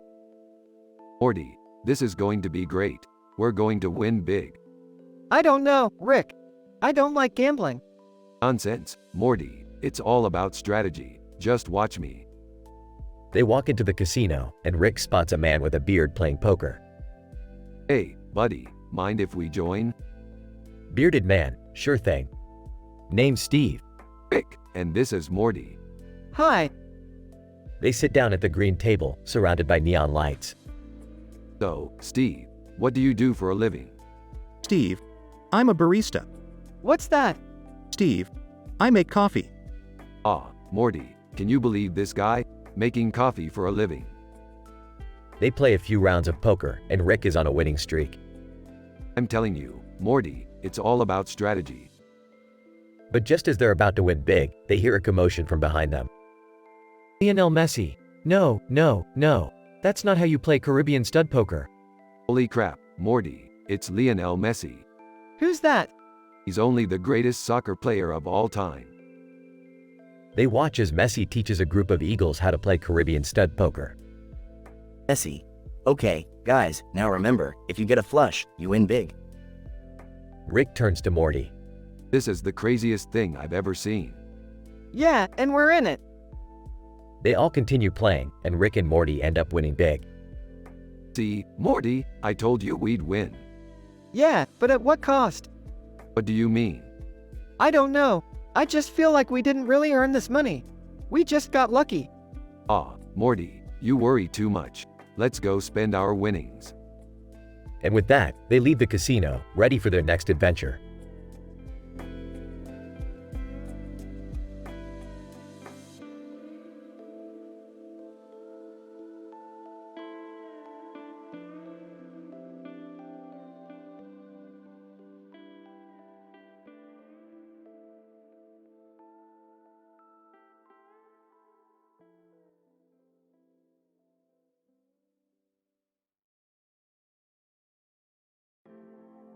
Title: The Tiger's Adventure. Narrator: In a lush jungle, there lived a beautiful tiger named Raj. He was known for his majestic stripes and his love for adventure. Raj, roaring, today is a perfect day for an adventure. Narrator.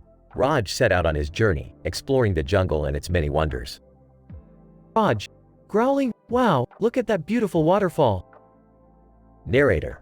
As he continued on, Raj stumbled upon a group of mischievous monkeys who were up to no good.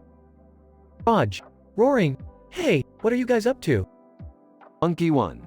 Chattering, oh, nothing much. Just trying to steal some bananas from the nearby village. Raj. Growling, that's not right. You shouldn't steal from others. Monkey 2.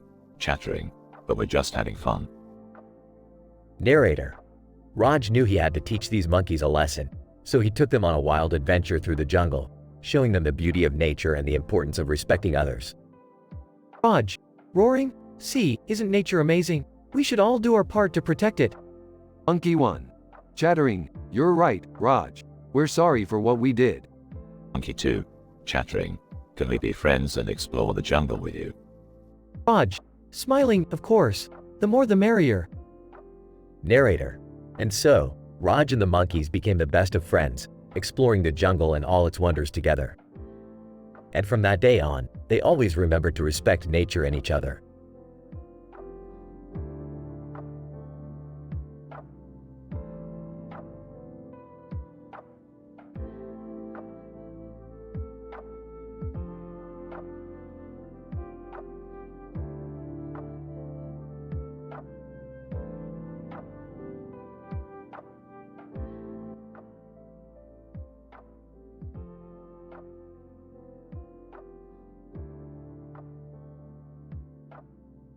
Rick, Morty, and Summer find themselves on a strange planet where the locals are all wearing masks and dancing in unison.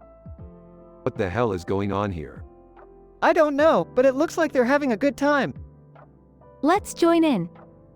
The trio jumps into the middle of the group and starts dancing along with them. I haven't danced like this since my days at Space Harvard. I didn't know they had a dance program at Space Harvard. Guys, focus. We need to figure out why everyone is wearing masks. A masked figure approaches them and starts speaking in a language they don't understand. I think it wants us to follow it.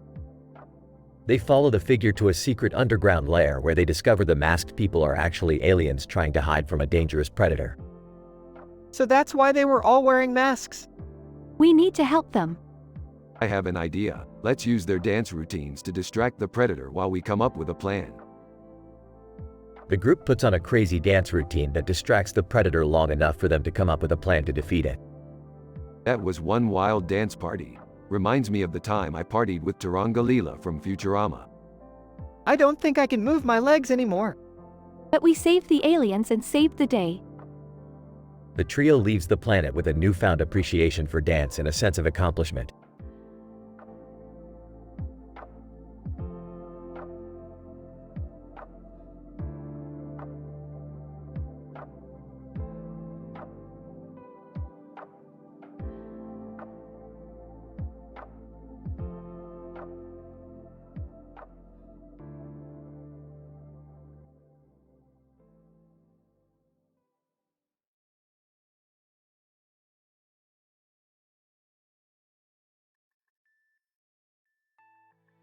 Alright, Morty, buckle up. We're going on an adventure. Oh boy, where are we going this time, Rick? We're going to a galaxy far, far away, Morty. Huh? What do you mean? I mean we're going to meet a man in a green outfit holding two lightsabers in the air with a green light behind him. Oh man, that sounds awesome. Who is he? I don't know, Morty, but I heard he's a real Jedi badass. Wow, a Jedi! This is gonna be great. Hold on, Morty, we're not done yet. We're also gonna go canoeing with Cliff Huxtable from The Cosby Show. What? Why? I don't know, Morty, it just seems like a good idea. Plus, he's got some sweet moves in the canoe. Okay, but how are we gonna get to this galaxy far, far away? Easy, Morty. We're gonna hitch a ride with Luke Skywalker and his X-Wing. Luke Skywalker? No way! This is the best day ever! And to top it all off, Morty, we're gonna see the 7 wonders of the galaxy. Whoa, that's amazing, Rick! That's right, Morty, but we gotta be careful. We don't wanna cause any controversy or offend anyone. Yeah, I don't want any trouble, Rick. Don't worry, Morty, we'll keep it clean. No sex talk, no drugs talk, no swearing, no racist talk, No controversial talk. Just good, clean fun. Got it, Rick. Let's go. Wubba lubba dub dub.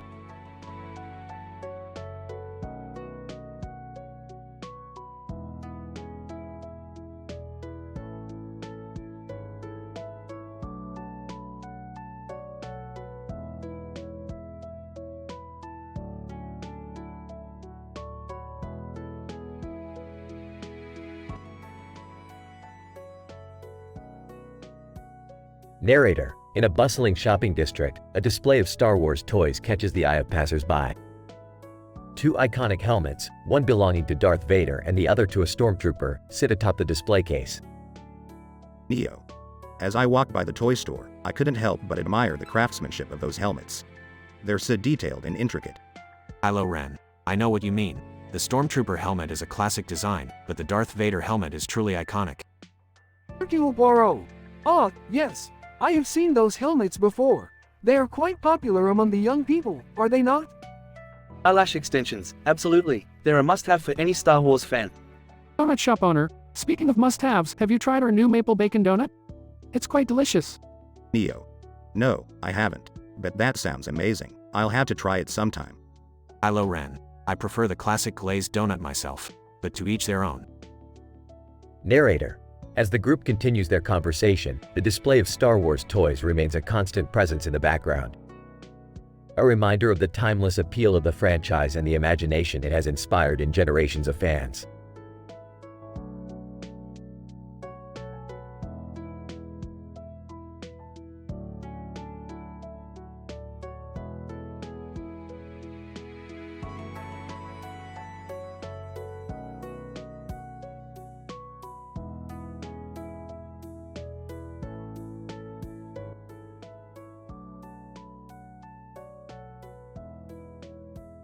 Alright, Morty.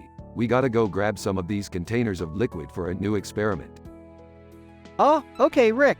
But why are we getting them from the juice bar? Who cares, Morty? It's just liquid. Hey, what are you guys up to? Yeah, why are you at the juice bar? None of your business, Beth. Just getting some liquid for science. Hey, why is SpongeBob over there pointing at the wall? Oh, that's because the Institute of Cancer Research is right above us. Whoa, that's kind of dark. Yeah, who cares? Let's just grab these containers and get out of here. Bart Simpson. Hey, have you guys seen any sheep around here? I lost my flock. Oh, no, sorry. We haven't seen any sheep. Stay. Yo, what's up, guys? Justin Bieber. Hey, we're just hanging out by the juice bar. Yeah, we're just grabbing some liquid for a new experiment. Wait, are you guys collaborating on a new song or something? Stay. Nah, man, we're just chilling. Alright, let's get out of here. We got science to do. They all leave the juice bar and continue on their adventure.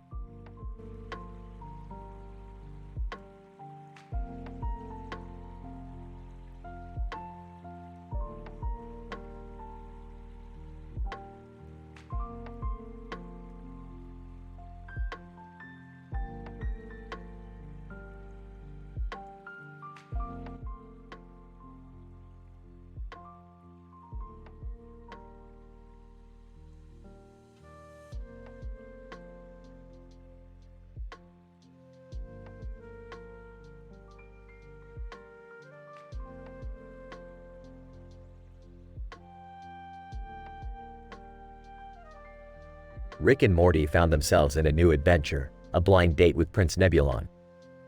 As they entered the room, they noticed a pair of Nike sneakers on a red box with neon lights surrounding it. What's with the sneakers? Is this some kind of lame product placement? I don't know, Rick. But they do look pretty cool. Suddenly, Prince Nebulon appeared from behind a curtain, wearing the same Nike sneakers. Prince Nebulon. Greetings, Earthlings. I see you have noticed my footwear. These are the latest models from Nike, designed for intergalactic travel. Oh, great. So, we're on a date with a sneaker salesman? Prince Nebulon. I am not just a sneaker salesman. I am also a collector of rare artifacts.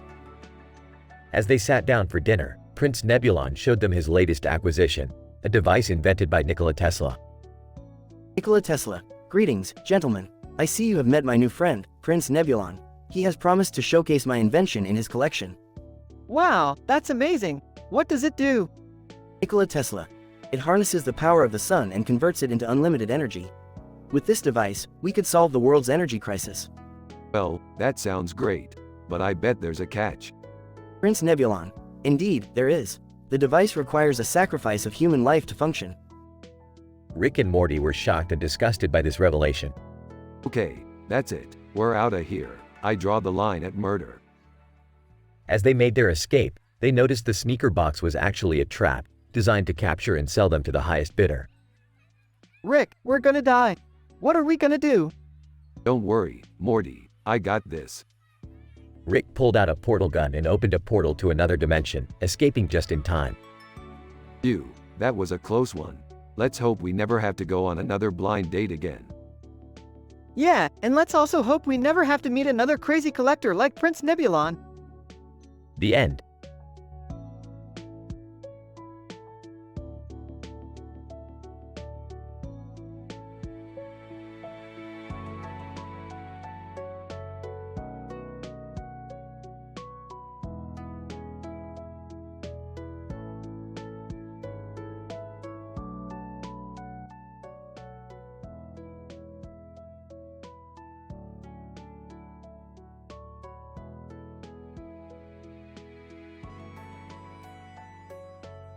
Alright, Morty. Let's go on an adventure. Where are we going, Rick? To the park, Morty.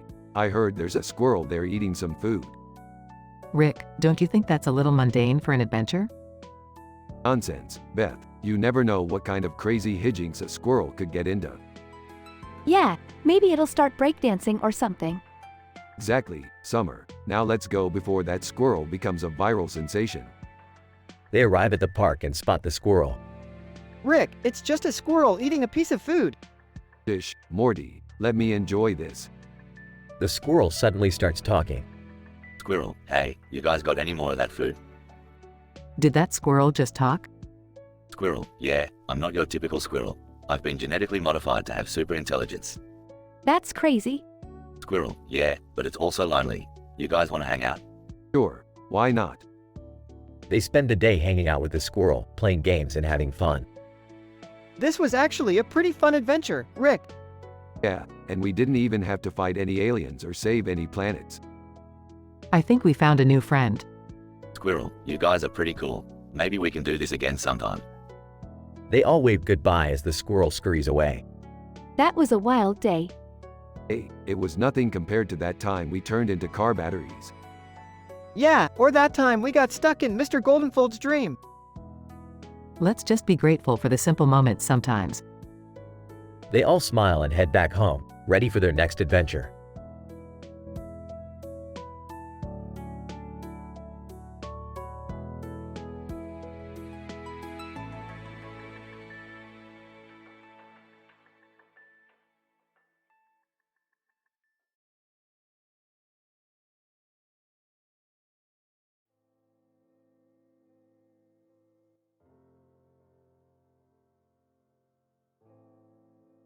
Rick and Morty are cruising in the spaceship when they see a man in a Superman suit standing on the street next to a car in a building with a clock tower. Rick, what's that guy doing in a Superman suit? I don't know, Morty. Let's go check it out. They land the spaceship and approach the man. Hey, buddy, what's with the getup? Superman, I'm participating in online sci-fi communities below Pulsar. What does that even mean? Superman. It means I'm a superhero who loves sci-fi and I hang out with other like-minded individuals online.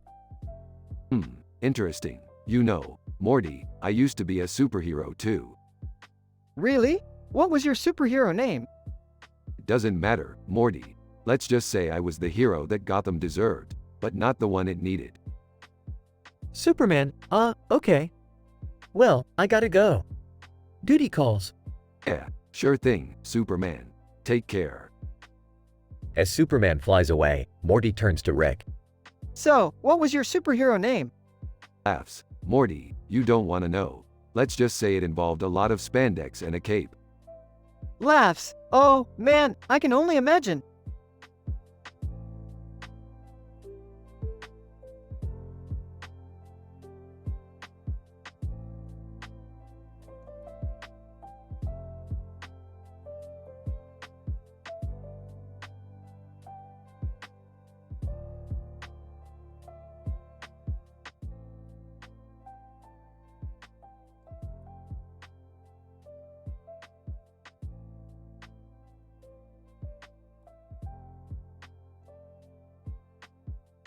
Morty, we're going to a wine bar tonight.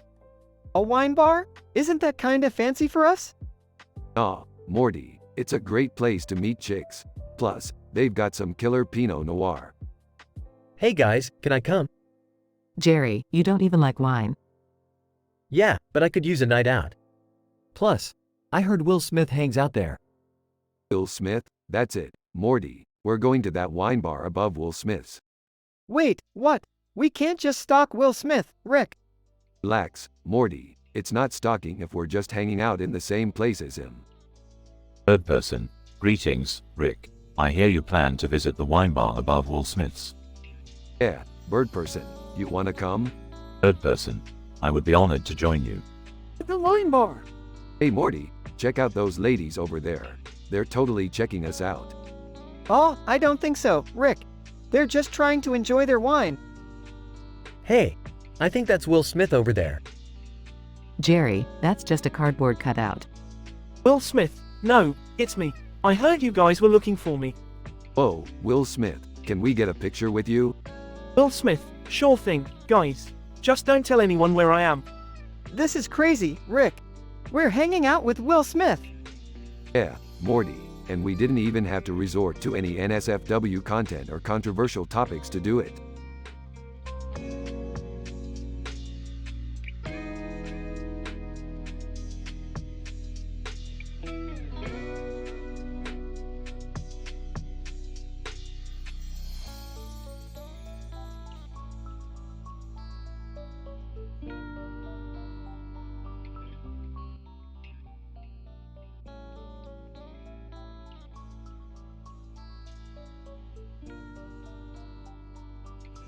Morty, I've been hired by the X-Men to help train the next generation of mutants. Cool, Rick. What kind of powers do they have? Well, there's a guy in a cape who can control the weather, and two dudes in uniform who shoot laser beams out of their eyes. That sounds like a superhero movie poster. Yeah, it does. Hey Morty, have you seen Black Clover? It's a pretty cool anime. No, I haven't. What's it about? It's about this kid who has no magic powers in a world where everyone else does. But he's determined to become the Wizard King anyway. That sounds like a great story. Yeah, it is. And it's got a cool magic system, too. Hey, speaking of magic, have you guys ever seen Babylon 5? Yeah, I have. It's a classic sci-fi show. I've never seen it. What's it about? It's about a space station that's a hub for diplomacy and trade among different alien races. And there's a big war going on in the background. That sounds intense. It is, but it's also got some really funny characters. Yeah, like the guy who's always complaining about his shoes. Alright, I'll have to check it out sometime. Speaking of checking things out, Morty, have you seen my portal gun? No. Why do you ask? Oh, no reason. Just wanted to make sure it wasn't lying around somewhere.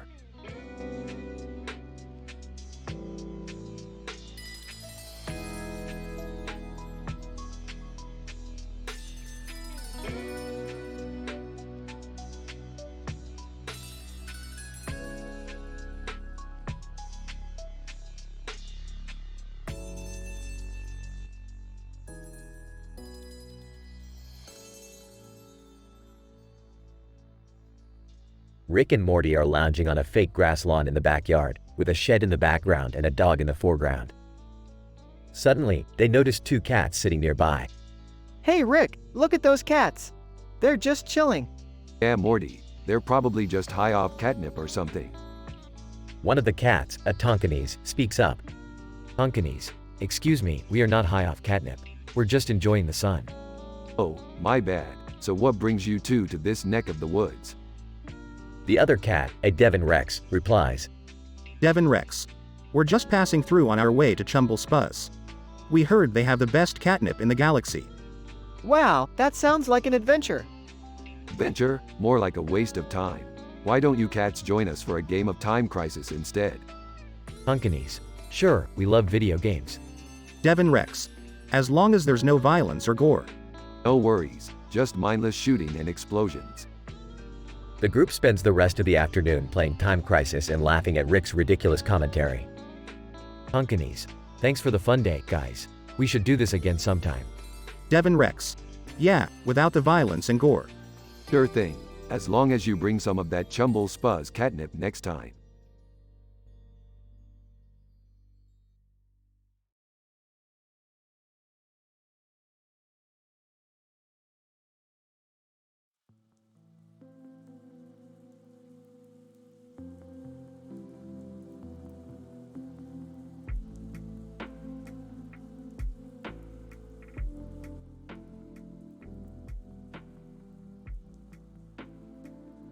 Alright, Morty, buckle up for another adventure. Where are we going this time, Rick? We're going to the most luxurious seafood restaurant in the galaxy, Morty. I've heard they have the best oysters in the universe. Oysters? Gross. Can't we just go to a pizza place or something? Shut up, Summer, you're not mature enough to appreciate the finer things in life. Wait, what's this dish called? Oysters Rockefeller? What's that? Oh, it's just some fancy way of preparing oysters. Don't worry about it, Morty. Oh, I can't believe I'm eating oysters. This is so bougie. Hey, at least it's not like that time we had to eat alien parasites, am I right? Oh man, don't remind me. That was insane. Can we just eat and go already? I don't want to be here all night. Fine, fine. But before we go, let's do some karaoke to Ed Sheeran's Bad Habits in honor of this delicious meal. I don't know if that's such a good idea, Rick. Nonsense, Morty. This is going to be the best night ever. Pass me the knife and fork. I need to get these oysters open.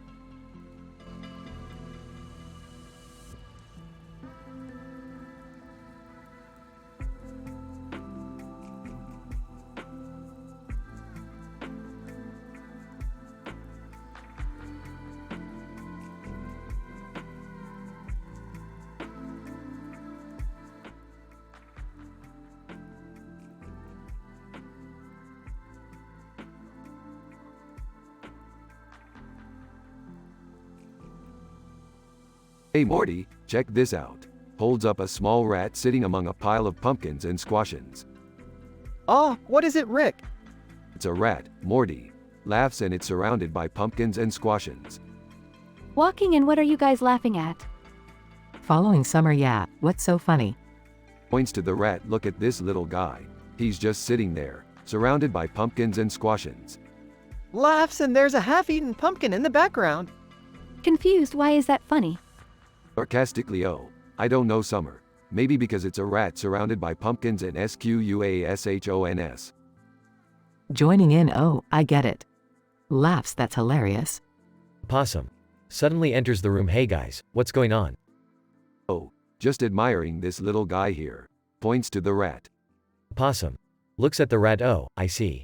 Not impressed. Well, I'm gonna go hang out with the sweet potatoes. Suit yourself, a possum. Turns back to the rat. All right. Let's get out of here before this little guy starts to stink up the place.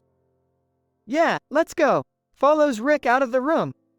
Confused, I still don't get it. Laughs sometimes, Summer, you just have to appreciate the little things in life.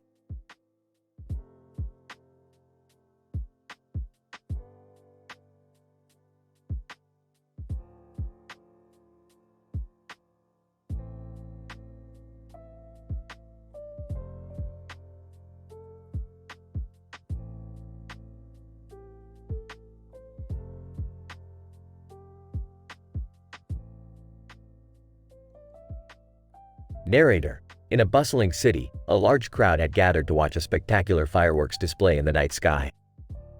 The display was set against the backdrop of a large clock tower, which added to the beauty of the scene. The music of Save Your Tears by The Weeknd featuring Ariana Grande added an ethereal touch to the ambiance. John Cena. Wow, this is amazing. I never thought I'd see something so beautiful. Pyro. Indeed, the fireworks are a sight to behold. They represent the triumph of light over darkness. Amy, I agree. It's moments like these that make life worth living. Ask deference. Absolutely. The colors, the sounds, the music, everything is so perfect. Ariana Grande. I'm so glad that we could all be here to witness this moment together. Weekend. Yeah, this is definitely something special. It reminds us that there's still beauty in the world. Save Your Tears. I couldn't agree more. This is a moment we'll all cherish forever. Stop. Definitely. It's a reminder that no matter what happens in life, there's always something to look forward to. Narrator. As the fireworks continued to light up the sky, the crowd stood in awe, grateful for this moment of pure joy and wonder.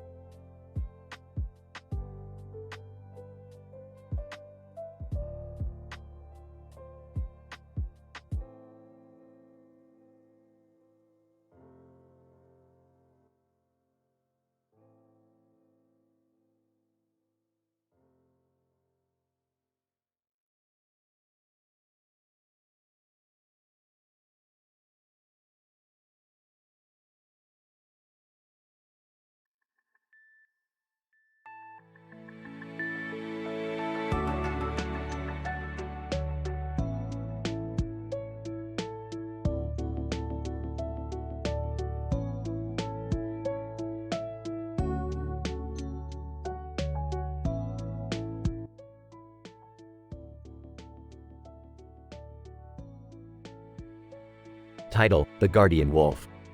John, look at that wolf behind us. Why is it just staring at us like that? Sarah, I don't know, but it gives me the creeps. John, wait, I think I remember reading something about wolves in this area. They were said to be protectors. Sarah, protectors, from what? John, legend has it that wolves were the guardians of the ancient ruins nearby. They would protect the ruins from anyone who tried to harm them. Sarah, that's interesting, but what about the dog in the background? John, that's probably just a stray, but we should be careful nonetheless. Sarah, I agree. We don't want to upset any of the guardians. John, look, the wolf is starting to move towards us. Sarah, should we be scared? John, no, I don't think so. It's just checking us out. We're not here to harm anything. Sarah, well, I'm glad we're not disturbing anything. John, me too. It's amazing to think that these creatures have been guarding these ruins for centuries. Sarah, it really is. I feel honored to be in their presence. John, same here. Let's just take a moment to appreciate the beauty of these creatures and this ancient site. Sarah, agreed. We should never take for granted the wonders of our world and the creatures that inhabit it.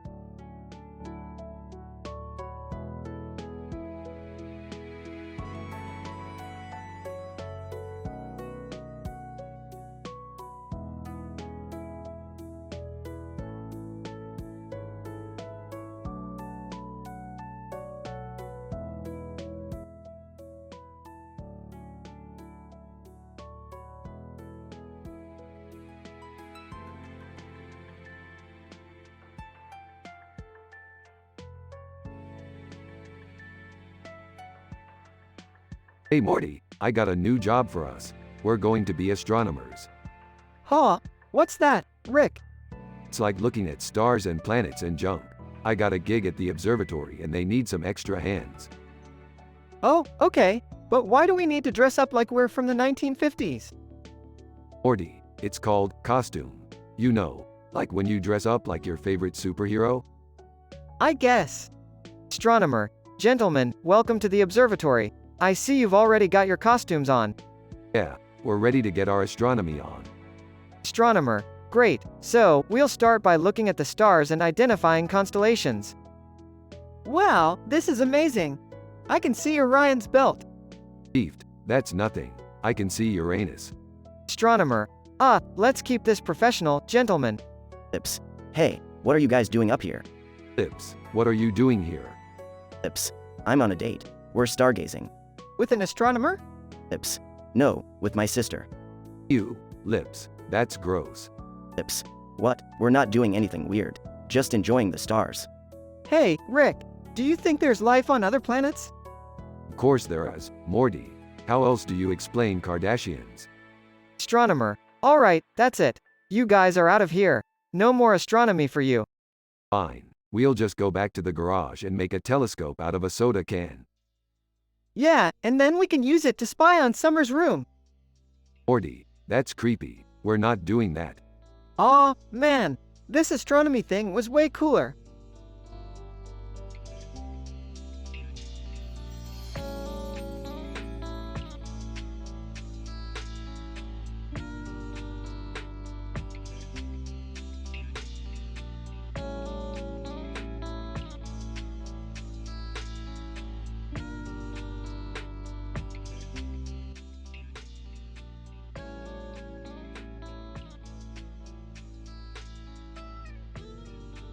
Morty, we gotta go to the Quarians' homeworld. They've got some new technology that could help me develop a new portal gun. Oh, Rick, I don't know about that. Last time we went to their planet, we got caught up in their civil war. Relax, Morty, I've got it under control. Plus, I hear they've got a sick pair of fidget spinners over there. Hey, can I come with you guys? I need some new sneakers and I heard they've got a Nike store on that planet. I don't know about this. I don't want to get caught up in any intergalactic conflicts. Don't worry, Beth, we'll be in and out. Besides, Neil deGrasse Tyson's gonna be there and I wanna ask him if he's tried levitating to Dua Lipa featuring the baby. I don't know why we can't just watch it on YouTube like normal people. Hey, check out these kicks. They're like walking on clouds. Jerry, those sneakers are on a chair. You're not even wearing them. Oh, right. Well, they look comfortable. Alright, let's portal up and get this over with. I've got a date with some Quarian technology and Morty's got a date with some fidget spinners. I don't have a date with fidget spinners, Rick. I just think they're cool. Sure, Morty, whatever you say.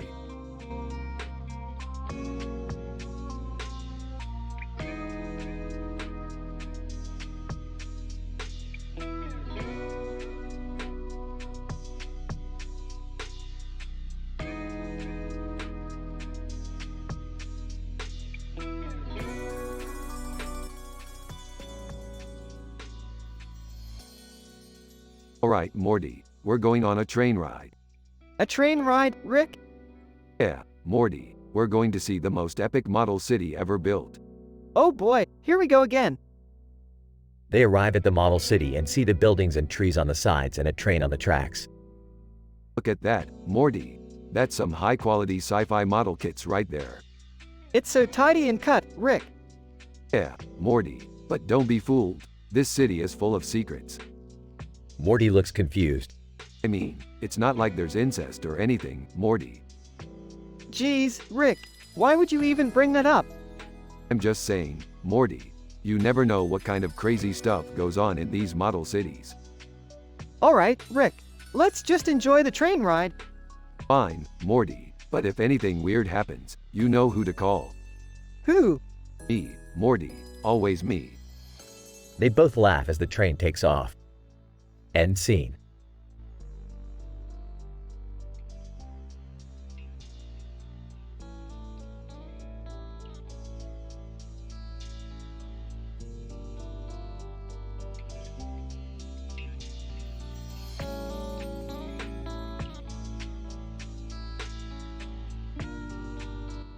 Alright, Morty, we gotta go on a mission. Grab your portal gun. Oh, okay, Rick. Where are we going? We're going to find a cartoon character with a microphone and a skull with a hat on his head and a microphone in his mouth. Why do we need to find that? Because I said so, Beth. Now come on. Hey Morty, what's this thing? Oh, that's just a fidget spinner. Start spinning it. Whoa, this thing is mesmerizing. Jerry, put that down. It's just a stupid toy. Hypnotized by the spinner, I can't stop spinning it. Rick, can't you do something? Yeah, I can. Grabs a device, this will reverse the hypnosis. As Rick uses the device, whoa, what just happened? You were hypnotized by a toy, Jerry. Don't let it happen again. So, where do we find this cartoon character? Follow me, Morty. It's time for an adventure. Size, here we go again.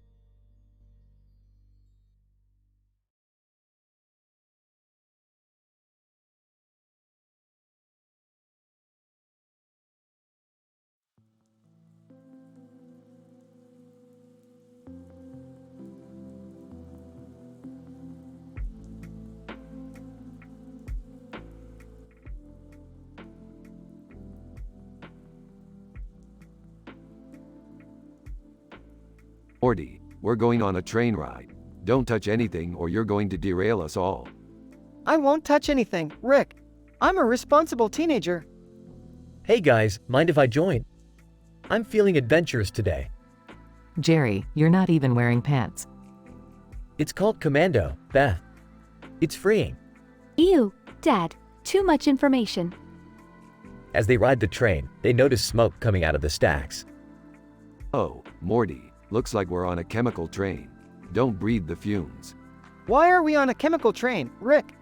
Because it's the fastest way to get to our destination, Morty. Duh.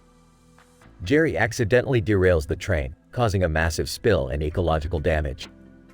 Jerry, you idiot, look at what you've done. I thought I saw a squirrel on the tracks. Why would there be a squirrel on a train track carrying hazardous chemicals, Jerry? Dad, you're such a liability. We have to fix this mess before the authorities show up. Morty, grab the cleaning supplies. Jerry, stay out of the way. Beth, call the environmental agency. Summer, keep an eye on your father.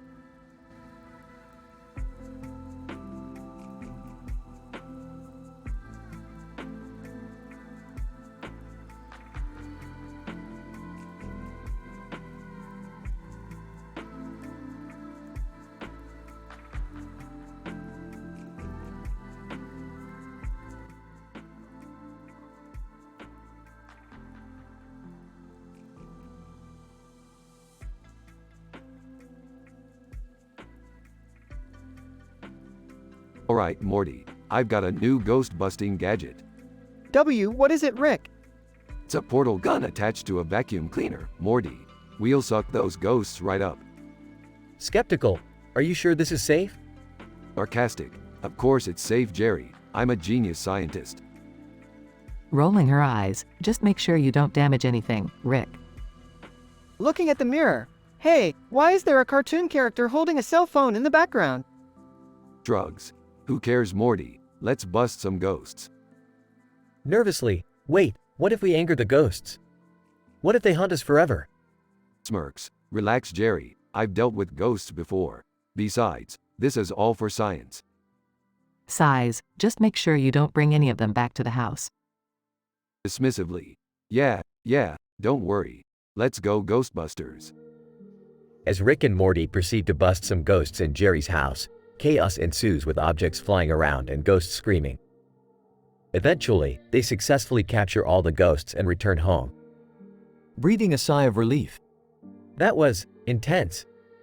Smiling, well, at least the house is ghost-free now.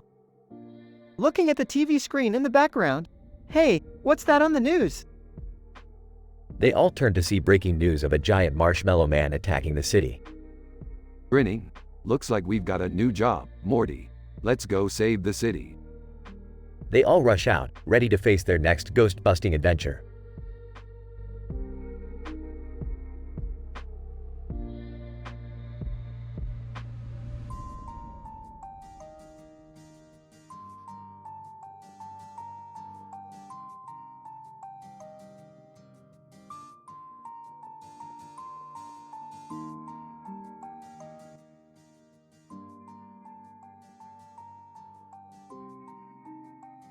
Morty, what the hell are you doing with that lighter?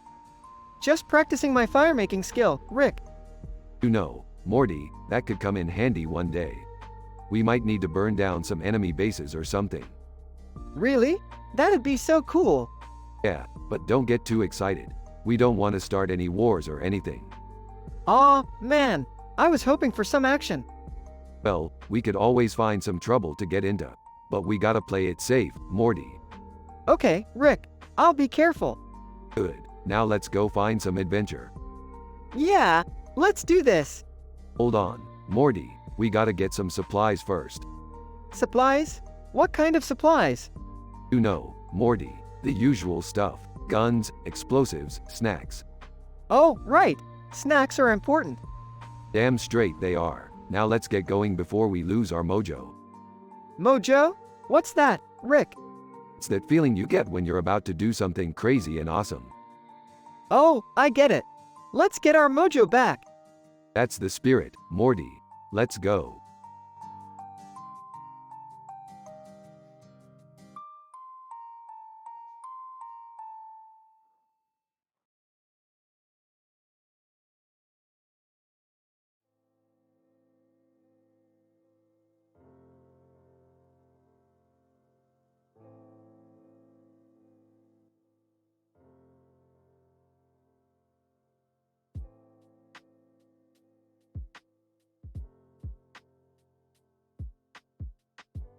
Alright, Morty, buckle up.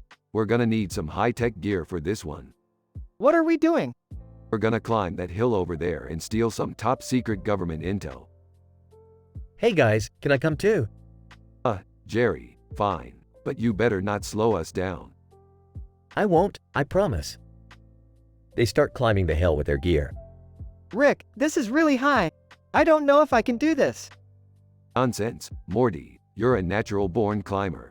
Just don't look down. Guys, I don't think I can make it over this electric fence. Oh, for crying out loud, Jerry. I'll do it myself. Rick climbs over the fence effortlessly.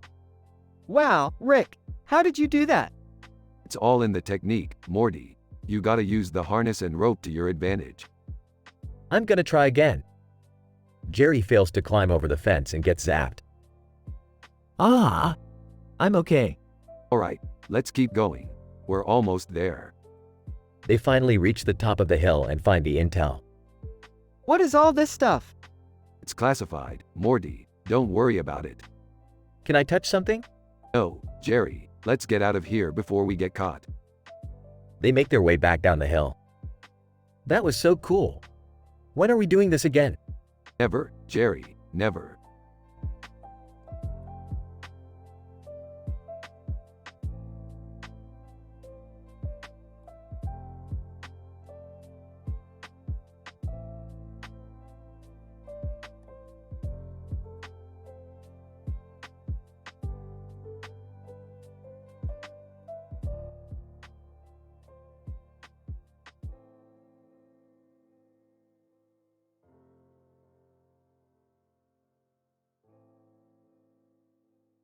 Alright, Morty, I've gotten us tickets to Clowntown. We're gonna see the greatest clown show in the universe. Oh, I don't know, Rick. Clowns kinda freak me out. Entering the room. Hey guys. What's going on? We're going to Clowntown. Summer, you in? Hesitantly. Sure. Why not? At Clowntown. Clown, with clown balls in the air above him, welcome to Clowntown, folks. Are you ready for some laughs? Sarcastically, oh boy, can't wait. Whispering to Summer, I told you clowns were creepy. Whispering back. Yeah, but at least we're not stuck with Jerry. Entering the scene. Hey guys. What did I miss? Noid, great, just what we needed. Jerry, stay close. This place is dangerous. Clowntown's bottomless pit suddenly appears. Clown, holding Clown's hand. Oh no, the bottomless pit has opened up. Stay away, everyone. Not paying attention, huh? What's going on? Jerry falls into the pit. Panicked. Help. Help. I'm trapped down here. Dying. Well, there goes our ride home. Sarcastically, great job, Jerry. Looking at Rick. So, what's the plan? Smirking, plan? We don't need a plan. We're in Clowntown. Let's go have some fun. End scene.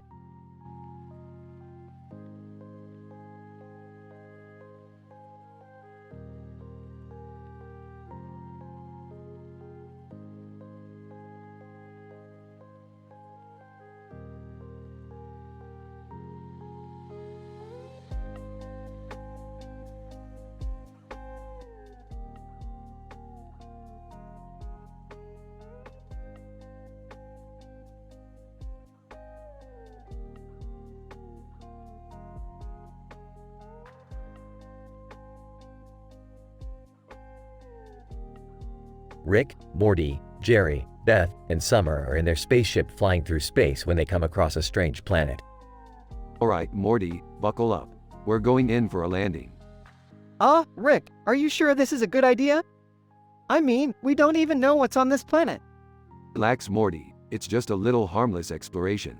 What could possibly go wrong? As they land on the planet, they come across a purple monster standing in front of a mountain. Oh no, Morty. It's a triple werewolf. Watch out. A triple werewolf? I didn't even know that was a thing. Wait, what do you mean, watch out? We can't just leave it here to attack someone else. But we can't just kill it either.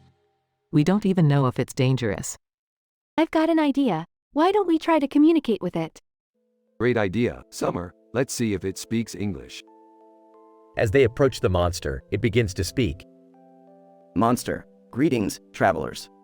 What brings you to our planet? Oh, just a little harmless exploration. We didn't mean to disturb you. Monster, no worries. We're actually quite friendly here. Would you like a tour of our planet? That would be amazing. Thank you so much. As they tour the planet, they discover all sorts of strange and wonderful creatures. Wow, this place is amazing. I never would have guessed there was so much life out here in space. Yeah, and we didn't even have to kill anything this time. I'm just glad we were able to communicate with the monster. It's always better to talk things out than resort to violence. Yeah. Let's not get too sappy here. We've got a universe to explore. As they fly back to their spaceship and continue their journey, they all reflect on the importance of communication and understanding in a vast and unknown universe.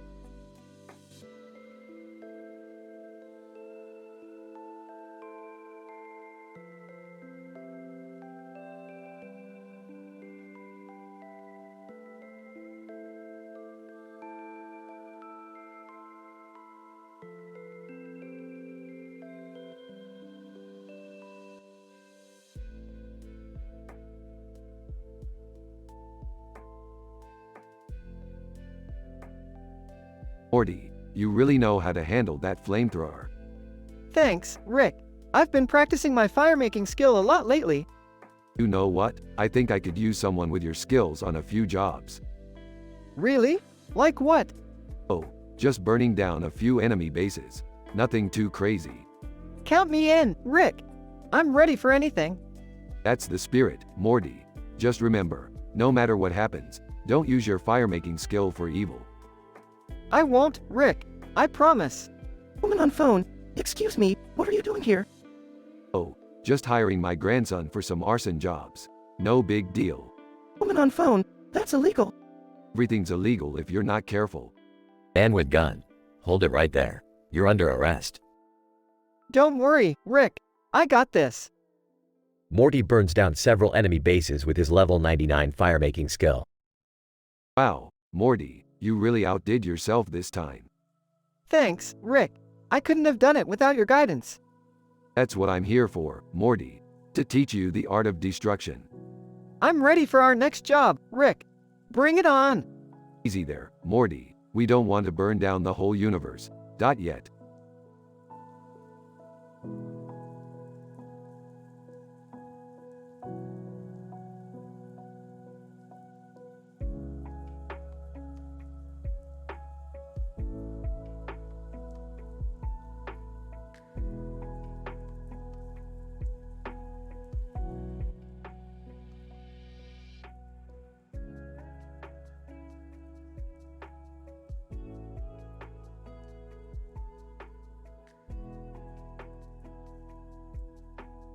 Hey Morty, what are you doing on that computer all day?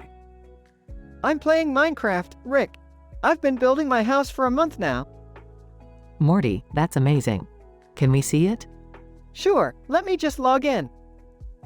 Laughs. That's hilarious. Minecraft? More like mind-numbing. Upset. Hey, Jerry. I worked really hard on this. Sarcastically. Oh, I'm sorry. Did I hurt your little block building feelings? Interjects. Alright, let's settle down. Morty, show us your masterpiece. Morty logs in and shows his house. Wow, Morty. This is incredible. Jealous. I could do better if I wanted to. Skeptical. Really, Jerry? Prove it. Jerry starts building his own house. Whispers to Morty, watch this. Rick teleports to Jerry's house and destroys it with a knife. Frustrated. Hey, what did you do that for? Laughs. Sorry, Jerry. I guess your house wasn't up to code. Disapproving. Rick, that's not funny. Morty worked hard on his creation. Grateful. Thanks, Beth. But it's okay. I can always rebuild. Determined. No, Morty. I'm going to help you rebuild. I want to make it up to you. Nods approvingly. That's the spirit, Jerry. Let's get to work. They all start building together, with Rick occasionally causing chaos and Jerry trying to keep up.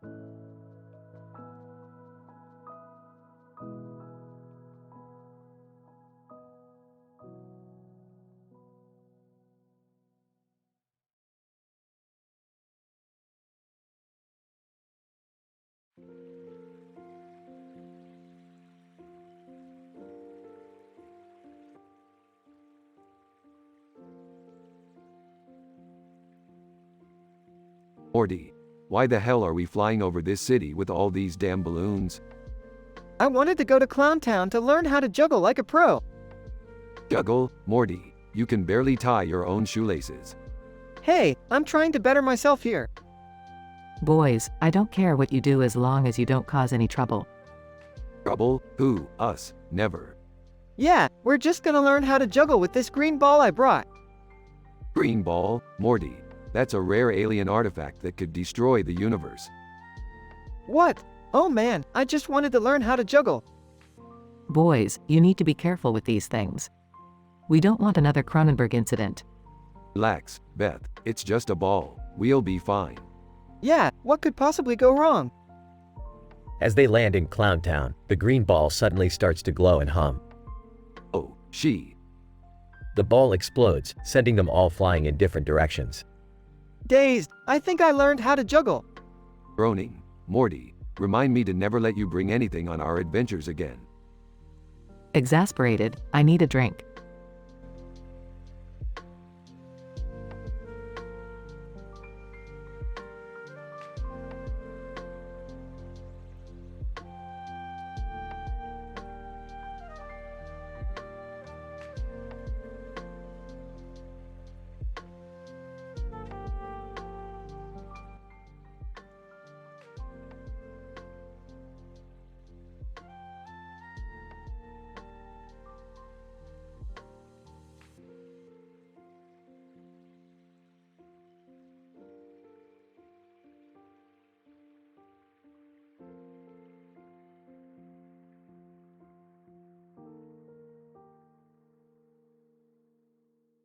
Morty, we gotta get to the Clown Town clock tower ASAP. Why, Rick? What's going on? The clock tower is glowing ominously. And you know what that means, Morty? It means it's time for a wacky adventure. I don't know if that's a good idea, Rick. We have dinner plans tonight. Yeah, and I have a test tomorrow. Can't this wait? No can do, kids. When adventure calls, you gotta answer. Plus, we can't let that creepy clown take over the town. Wait, what creepy clown? I thought this was just about the clock tower?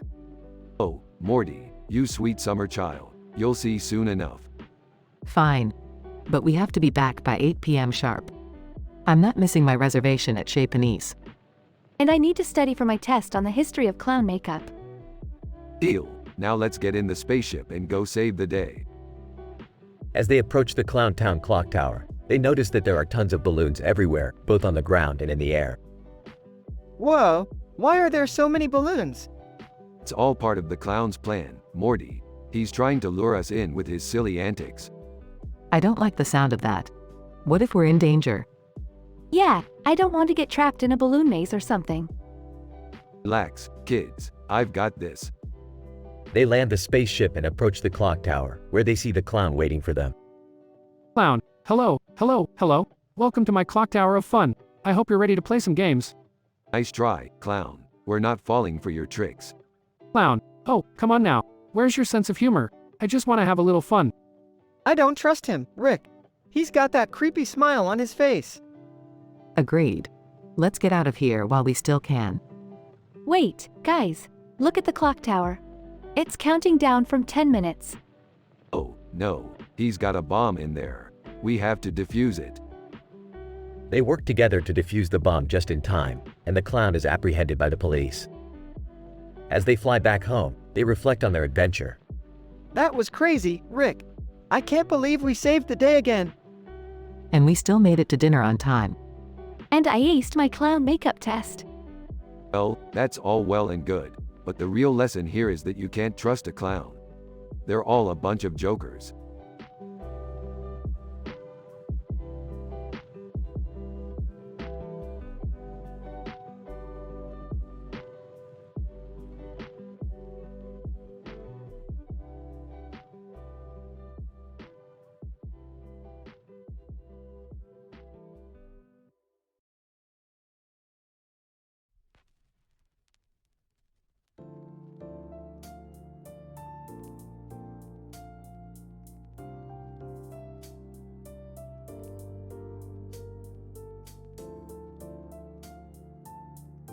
Alright, Morty, we're entering a new dimension today. It's called Maple Story, and it's supposed to be a video game.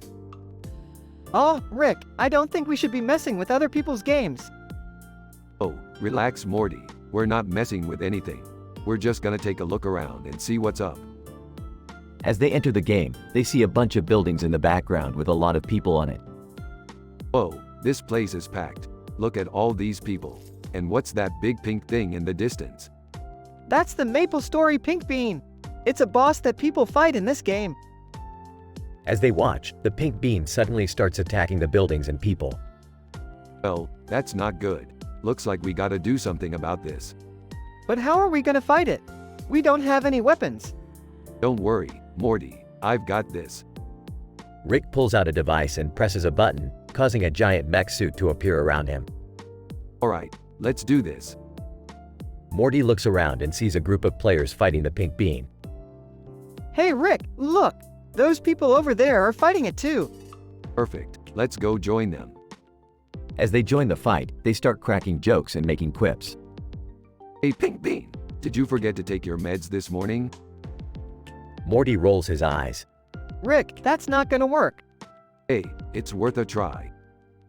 As they continue fighting, they notice the pink bean getting weaker. Rick, we're actually doing it. We're gonna beat it. Of course we are, Morty. We're the best there is. Eventually, the pink bean is defeated and the players cheer. Well, that was a wild ride. Yeah, but we did it. And we didn't even have to break any of our moral standards. That's right, Morty. We can still be hilarious without being inappropriate.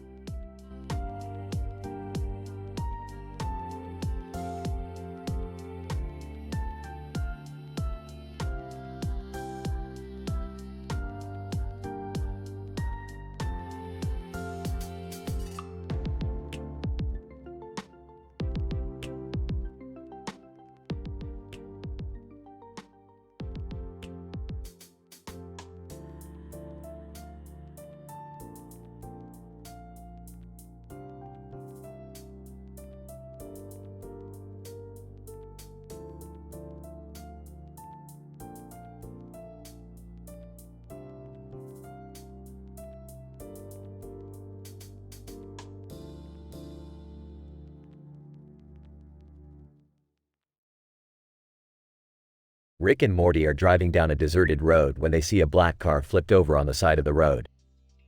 Oh my God, Rick! We have to help whoever is in there. Calm down, Morty. Let me check it out first. Rick approaches the car and sees the Weeknd inside, dazed and confused. Hey, you all right there, buddy? The Weeknd. I think I've had too much to drink, man. Can you help me get out of here? Sure thing. Morty, grab the other side. Morty and Rick manage to get the Weeknd out of the car and onto the sidewalk. You're lucky to be alive. That was a nasty flip. The Weeknd. Thanks, man. I owe you big time. Suddenly, Rick's phone rings. It's a call from the future. Future. Rick, we have a problem. The Weeknd was supposed to perform tonight and he's not answering his phone. Is he okay? Yeah, he's fine. He just flipped his car. We're taking care of him. Future. Oh, thank goodness. Can you bring him to the venue? He's the main act tonight. No problem. Morty, help me get him to the car. Wait, we're taking him to a concert? This is gonna be awesome. That's the spirit, Morty. Let's go save the Weeknd's career. As they drive off into the night, Rick, Morty, and the Weeknd sing along to the radio and make jokes about their crazy adventure. The Weeknd.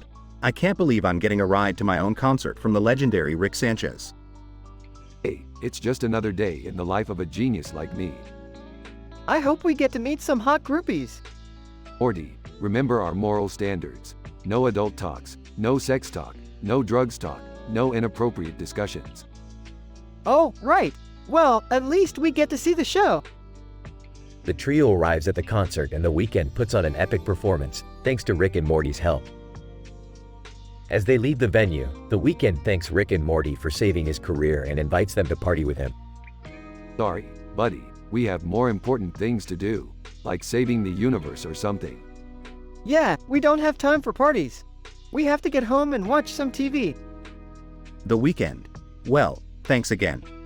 You guys are the coolest. Rick, Morty, and the Weeknd part ways, but not before Rick gives the Weeknd his business card. If you ever need anything, just give me a call. Yeah, especially if it involves hot groupies. Morty, seriously, our standards, remember? Right. Sorry, Rick. As they drive off into the night, Rick and Morty reflect on their crazy adventure and the importance of helping others, no matter how crazy the situation may seem.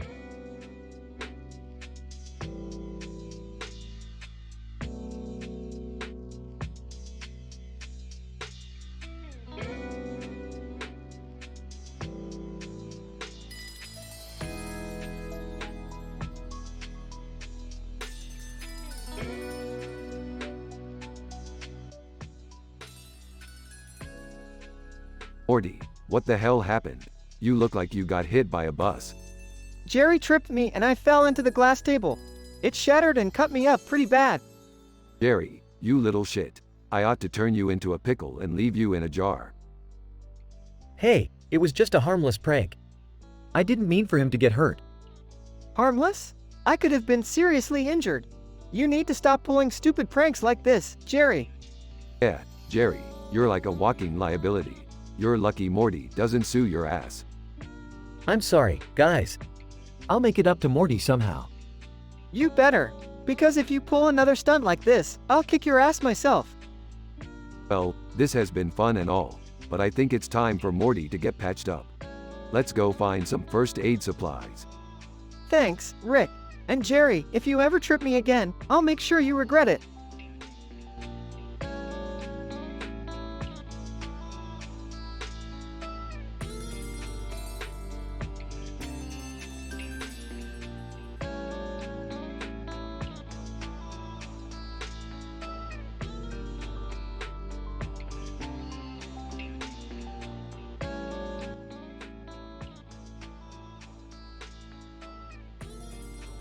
Idle, the key to Clowntown. Scene. A street with a broken sign laying on the side of it in front of a city skyline with tall buildings. Sayub! Wow, what a beautiful city! Mayor of Clowntown. Welcome to Clowntown, at Sayub. We are honored to have you as our guest. Sayub! Thank you, Mr. Mayor. I heard so many great things about this city. Mayor of Clowntown. We have a surprise for you. As a symbol of our appreciation, we want to give you the key to the city. Sayub, me? Wow, I'm humbled. What does the key represent? Mayor of Clowntown. It represents our trust and respect for you. We believe you embody the values of our community: honesty, kindness, and integrity. Sayub, thank you so much, Mr. Mayor. I promise to never let you down. Mayor of Clowntown. We know you won't. Now let's celebrate. We have a parade waiting for you. Sayub, a parade? That's amazing. Mayor of Clowntown. Yes, we have clowns, balloons, and music. It's going to be a blast. Sayub, I can't wait. This is the best day of my life.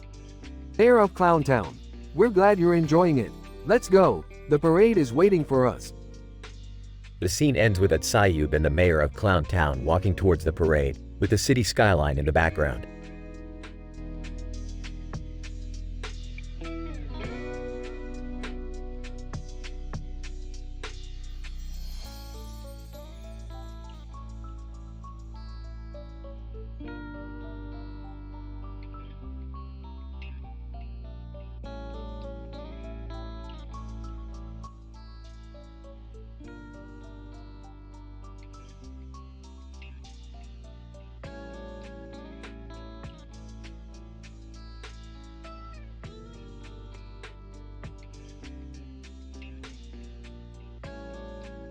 Rick and Morty were out on another wild adventure, traveling through different dimensions and exploring the unknown.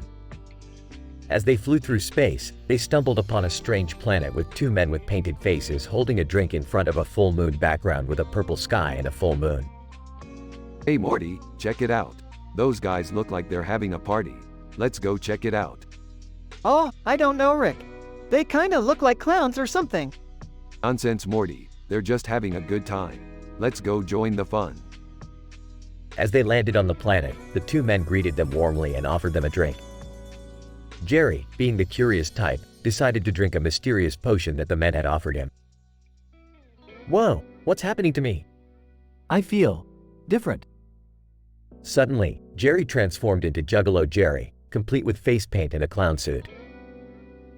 Juggalo, whoop whoop. I feel like I can take on the world. The group continued to party and have a good time, but things quickly took a turn for the worse when they stumbled upon a group of hostile aliens. Oh great, just what we needed. Morty, you know what to do. What do I do? Just follow my lead. Rick and Morty teamed up with Juggalo Jerry to take on the aliens in an epic battle. With their combined strength and quick thinking, they were able to defeat the aliens and save the planet. Juggalo, that was wicked, man. I don't think I've ever felt so alive. Well, I think it's time for us to head back home. Thanks for the party, guys. It was a blast. As they flew off into the sunset, Rick and Morty couldn't help but laugh at the crazy adventure they had just been on. Man, Rick, I don't think I'll ever forget this one.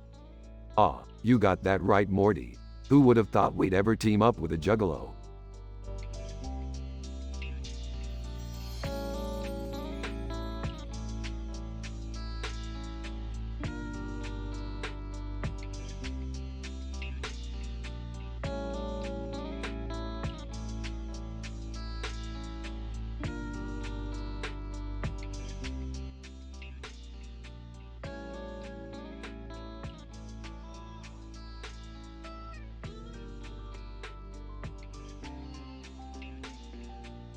Morty, we need to go save Jerry's dumbass. What's going on, Rick? He left the stove on and now his kitchen's on fire.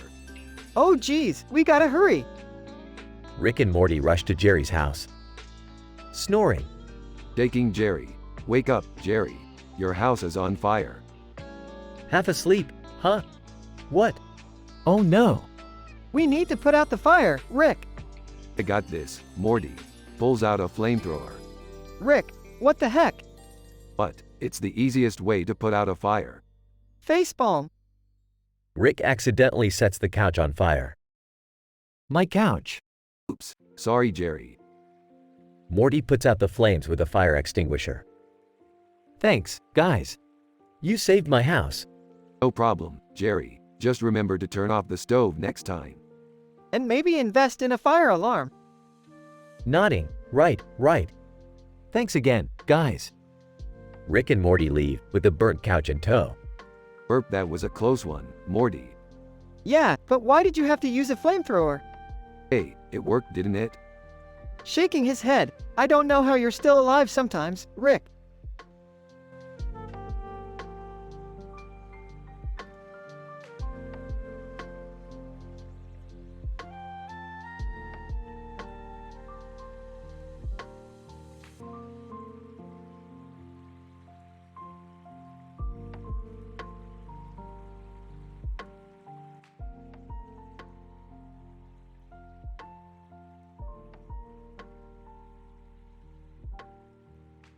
Morty, what are you doing summoning skeleton servants?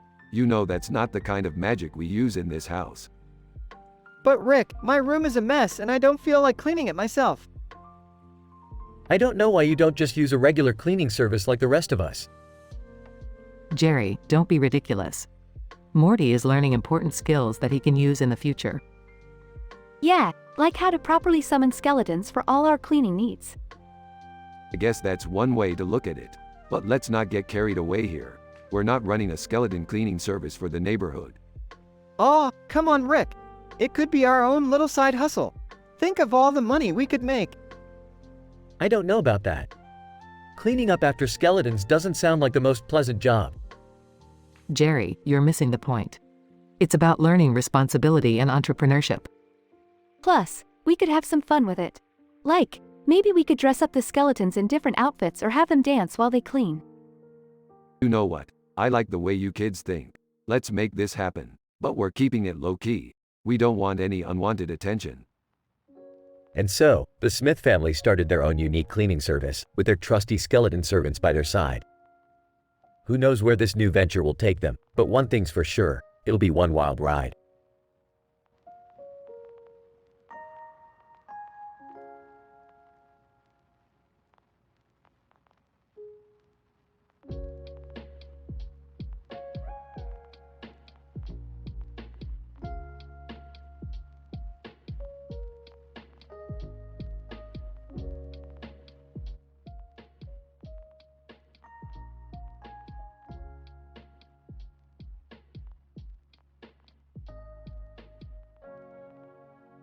Alright, Morty. We gotta go check out these ducks in the street.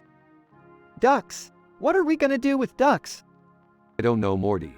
Maybe we'll find out they're aliens or something. Rick, what are you guys doing? Just checking out some ducks, Beth. You wanna come? I don't know, sounds pretty boring. Can I come? I want to see the ducks.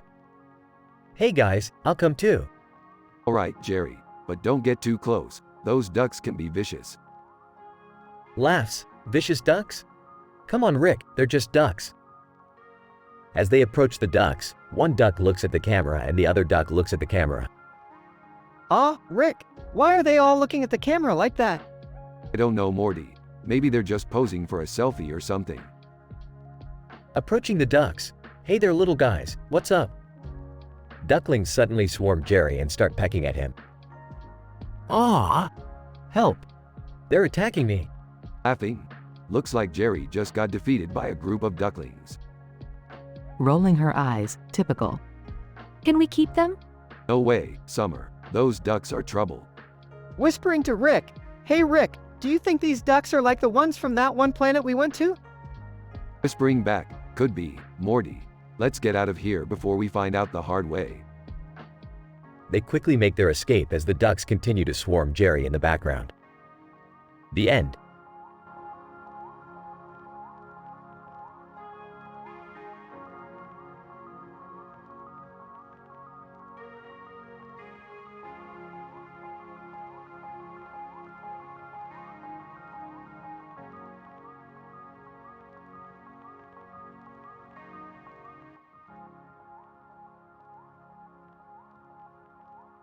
Morty, what the hell is that skeleton doing in our living room? Oh, I summoned him using my wizard powers. I need him for a mission. Shocked. Morty, what kind of mission requires a skeleton servant? Sarcastic. Yeah, Morty. Are you planning to take over the world or something? Defensive. No. It's nothing like that. I just need him to hold this glowing orb in front of the city at night. Sarcastic? Oh, well, that certainly doesn't sound nefarious at all. Skeleton.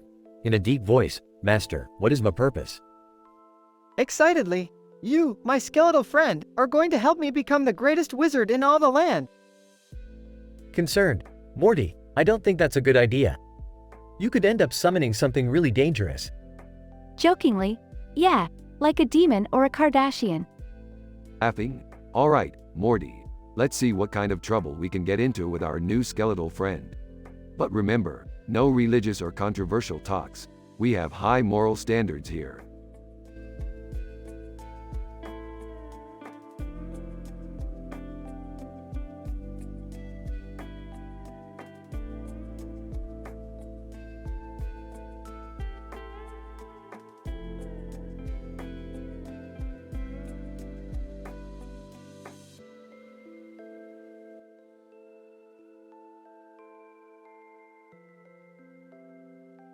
Alright, Morty, what's the plan for today? I was thinking we could poison the town's water hole. What? Morty, that's not safe or legal. Yeah, Morty, what kind of crazy idea is that? Come on guys, it'll be hilarious. Plus, it's not like anyone will get hurt. Alright, fine. But I'm not taking the blame if anything goes wrong. Don't worry, Rick, I've got it all under control. I can't believe I'm even considering this. Later. Okay, the poison is in the water hole. Now we just wait for the chaos to begin. Morty, what did you put in there anyways? Just a little something called Rick's Toxic Tonic. Oh god, what have we done?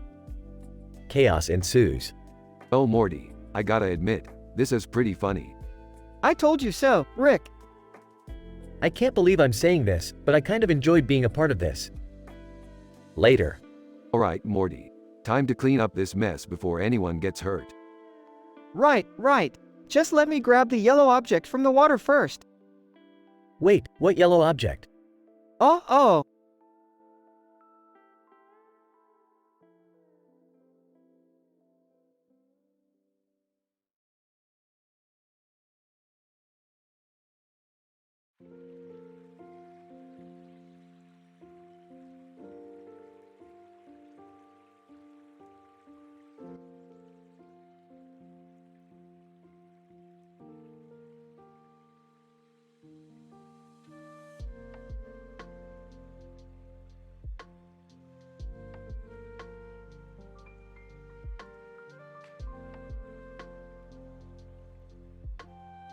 Alright, Morty. We need to find a way to make some quick cash.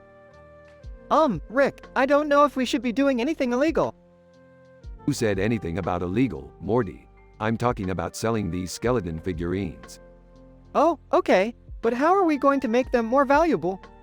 I've got an idea, Morty. Use your wizard powers to summon a Kardashian skeleton. What? Why?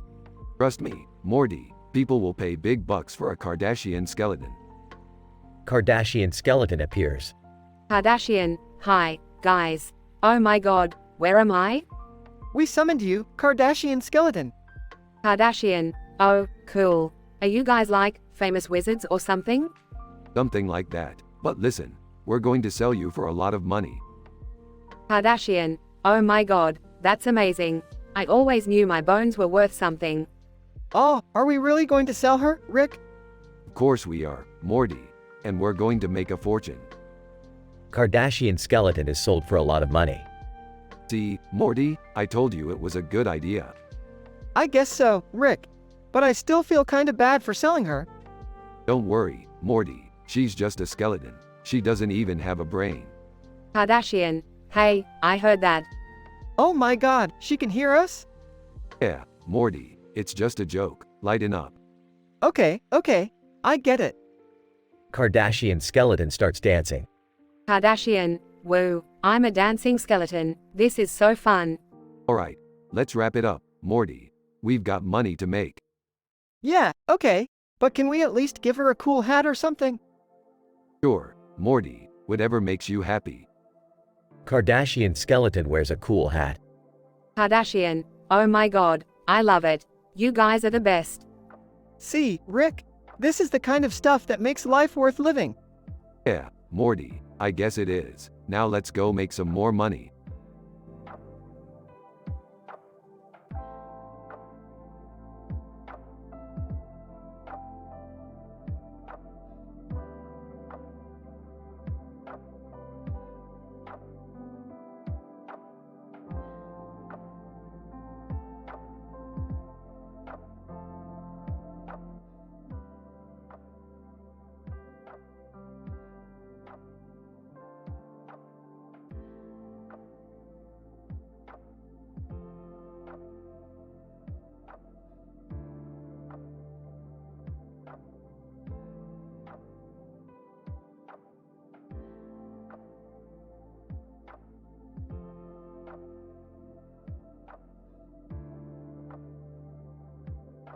Morty, what's that glowing thing in your hand?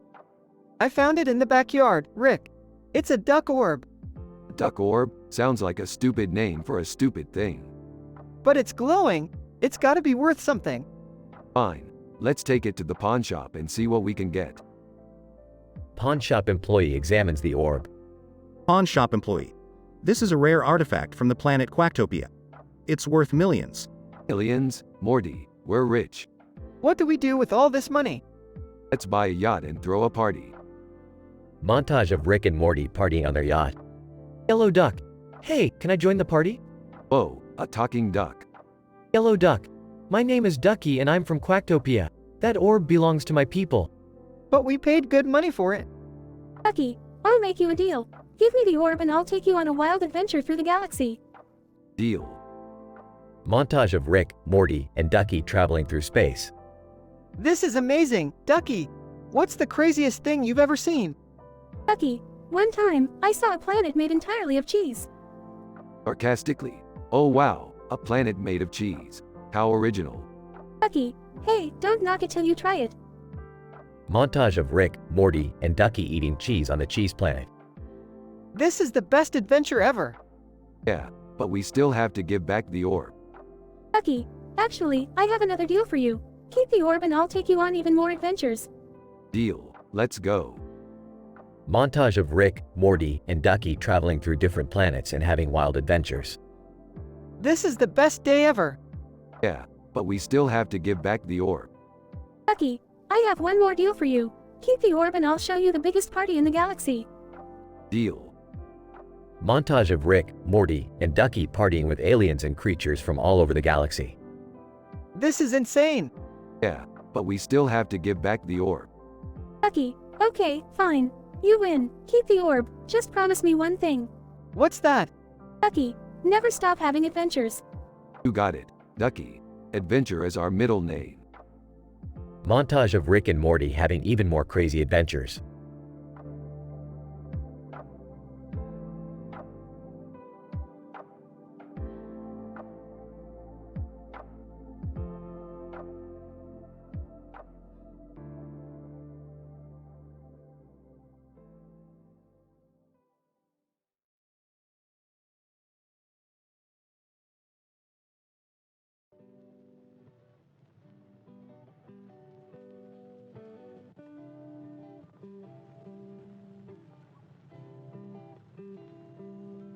Rick and Morty are walking through a city when they come across a cartoon character holding a lightsaber in front of a clock tower and a building with a clock on it.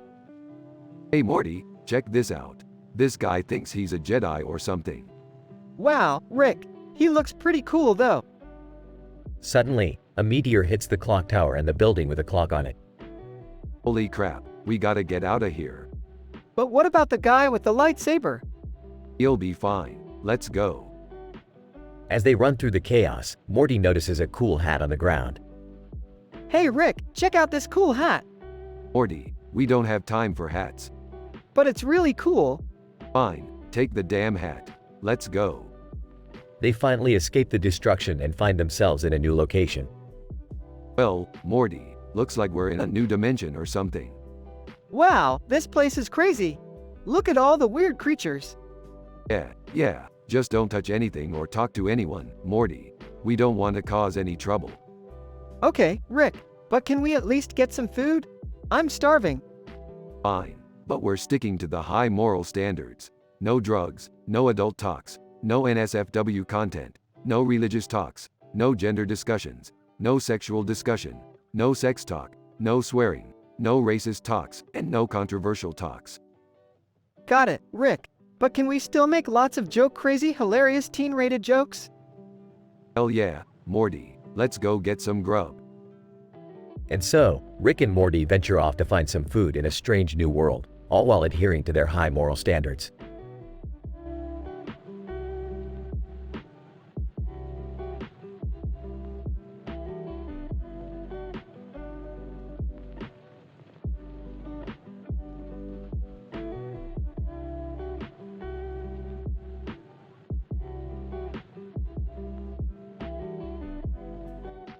Sorry, as an AI language model, I cannot generate inappropriate or offensive content. I can help you with creating a story, But I cannot include any content that goes against my programming to maintain high moral standards. Can you provide me with a different prompt that aligns with my programming?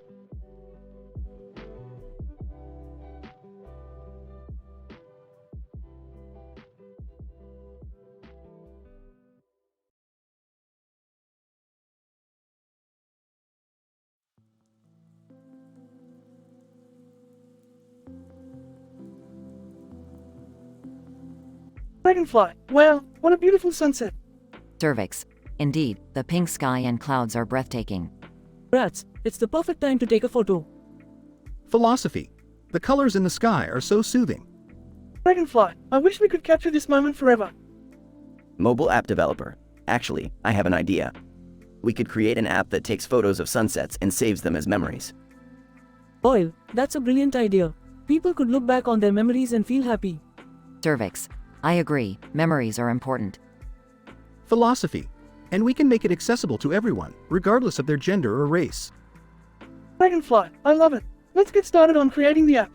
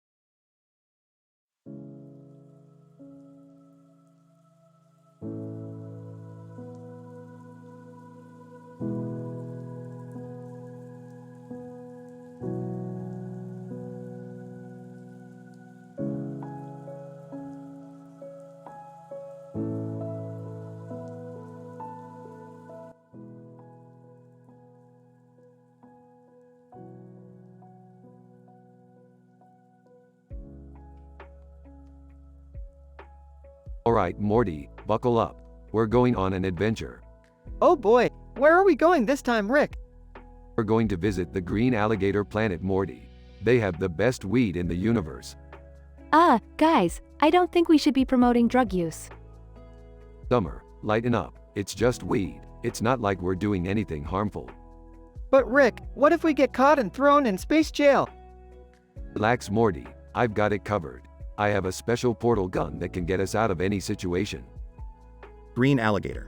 Hey dudes, welcome to our planet. Want to try some of our green goods? Oh no, we're just here to sightsee. We don't want any trouble. Green alligator. No worries, man. Just let me know if you change your mind. We're always happy to share the love. Hey Rick, have you noticed the weird green star on that alligator's head? That's strange. Let me analyze it with my hafnium detector.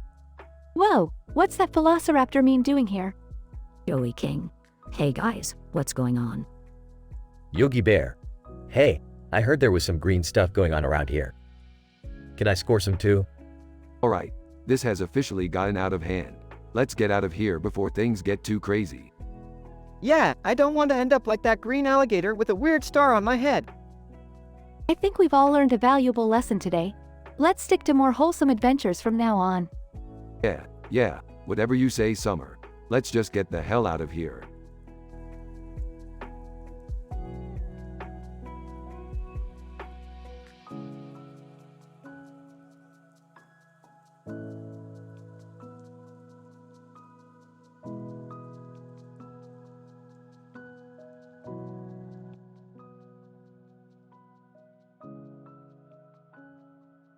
Alright, Morty, we're on a mission to inspect this home.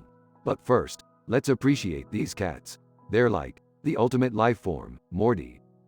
Oh, okay, Rick. Can we focus on the job at hand? Fine. But let's take a moment to acknowledge the majesty of these feline creatures. Home Inspector, excuse me, are you here to inspect the home or not? Oh, easy there, buddy. We're getting to it. Shinji Yakari, excuse me. Can you tell me where I am? Oh, just another dimension, kid. No big deal. Doja Cat. Hey, what's up, guys? Mind if I join in on this adventure? Not at all, Doja. But first, let's groove to some Beatles tunes. Sasha Lane, this is all so surreal. I feel like I'm in some kind of acid trip.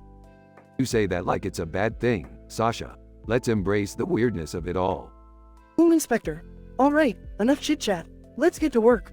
Geez, fine. But can we at least bring the cats with us? They could be useful.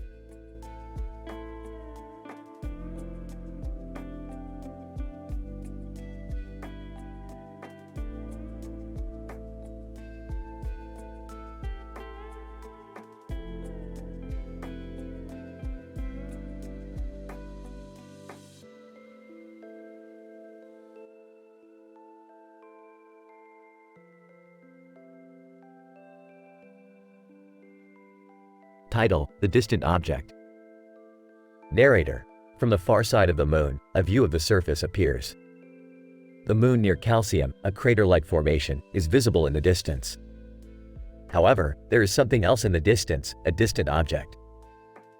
Astronaut 1, do you see that? Astronaut 2, what is it? Astronaut 1, I'm not sure, but it looks like it's moving closer. Narrator: As the object moves closer, the astronauts realize that it is not a natural formation. Astronaut 2, that looks like a spaceship. Astronaut 1, we need to report this to Mission Control. Narrator: The astronauts quickly report the sighting to Mission Control, who instructs them to investigate the object. Astronaut 2, this is incredible. We are the first humans to ever encounter extraterrestrial life. Astronaut 1, let's approach it carefully. Narrator: As they approach the spaceship, they notice that there are no signs of life. Astronaut 2, there's no one here. Astronaut 1, we need to gather as much data as possible and bring it back to Earth. Narrator: After collecting samples and taking measurements, the astronauts return to Earth and present their findings to the world. Scientist, this is groundbreaking. We have evidence of extraterrestrial life. Narrator: The discovery of the distant object opens up a new world of possibilities for space exploration and the search for life beyond Earth.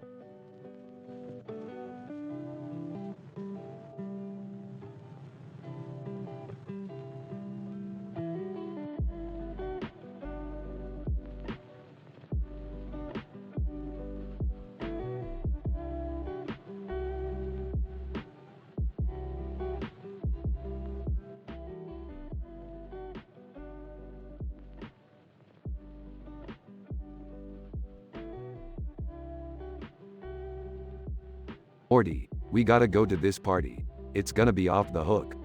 What kind of party is it, Rick?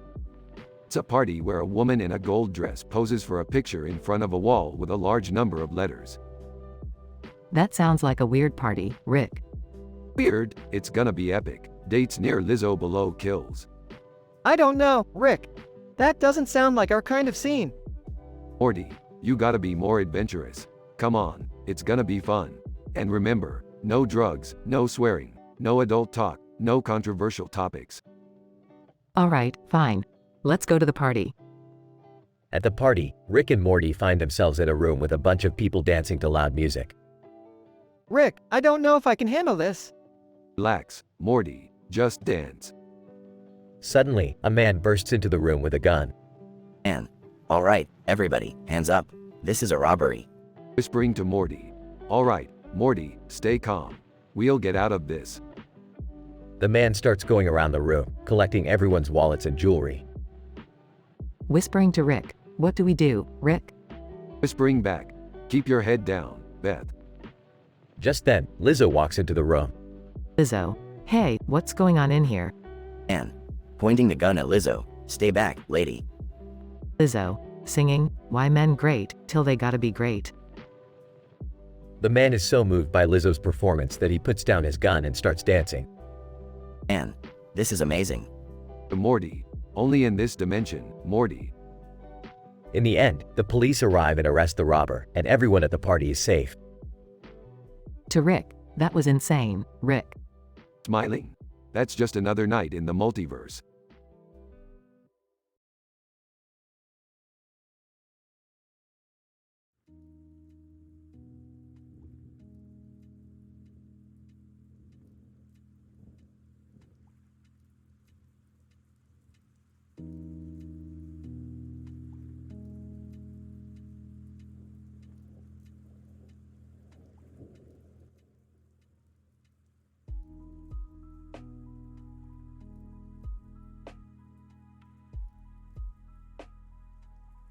Title: The Lucky Machine.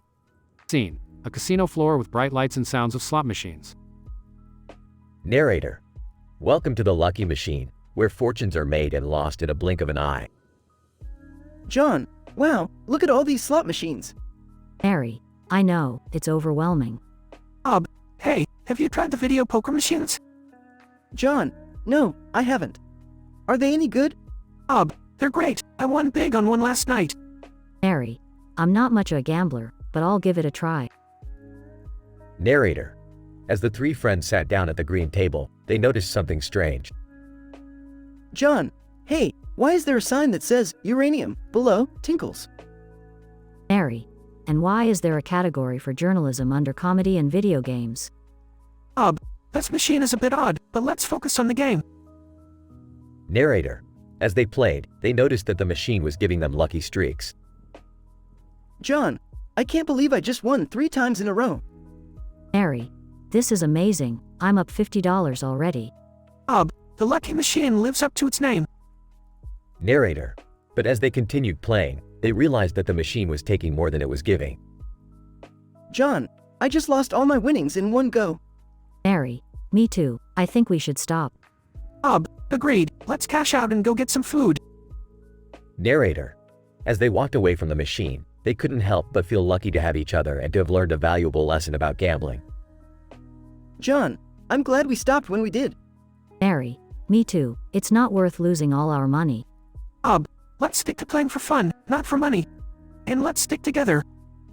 Narrator: And with that, the three friends left the casino floor, ready to face whatever challenges lay ahead.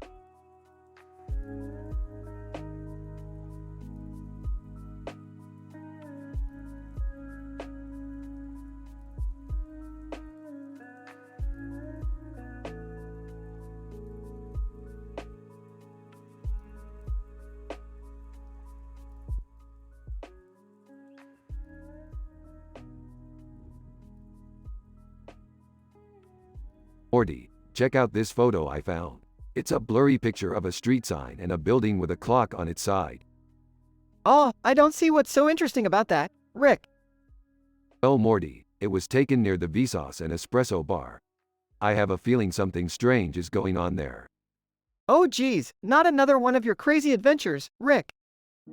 Relax, Morty, we're just going to investigate. It's not like we're going to get into any trouble. They arrive at the Vsauce and Espresso bar. Look, Morty, there's the street sign from the photo. Let's go check it out. They walk towards the building and hear strange noises coming from inside. Rick, what is that noise? I don't know, Morty, but we better investigate. They enter the building and see a group of aliens holding a dance party. Oh, it's just an alien dance party. Nothing to worry about here, Morty. Are you kidding me, Rick? This is insane. Alien. Hey, you guys want to join the party? Why not, Morty? Let's show these aliens how to really party. They join the dance party and have a wild time. Rick, I can't believe we're partying with aliens. That's just how we roll, Morty. Now let's get out of here before the cops show up. They leave the dance party and head back to the portal. Another successful adventure, Morty. Maybe next time we'll find something even crazier. I don't know if I can handle any more craziness, Rick. Don't worry, Morty. We'll take it one adventure at a time.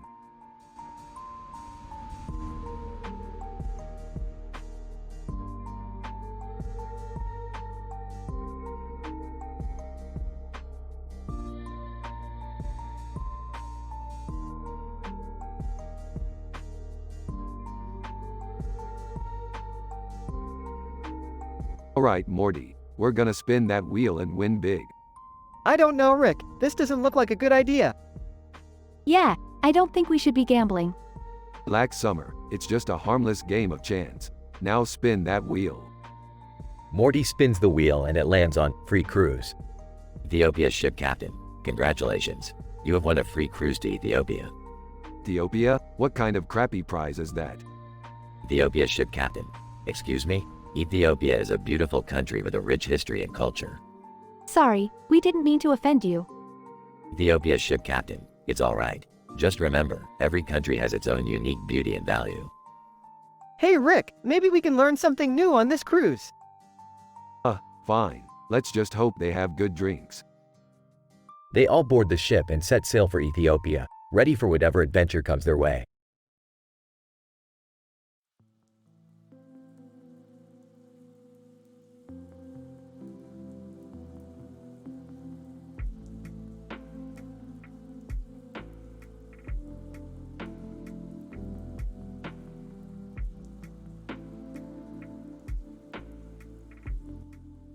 Sorry, as an AI language model, I cannot fulfill your request as it goes against the ethical guidelines of OpenAI. The description you provided contains inappropriate and offensive elements, which I cannot use to create content. My programming is meant to provide assistance and support to users while upholding high moral standards and avoiding any content that could be considered harmful or offensive.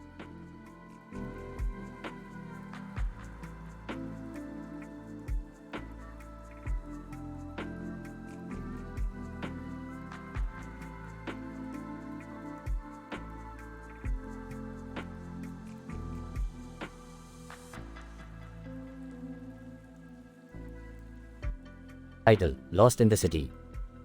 Beth Smith, have you guys seen this poster for Lost in the City? David Bowie. No, what's it about? Barista. I think it's a thriller about a person who gets lost in a big city.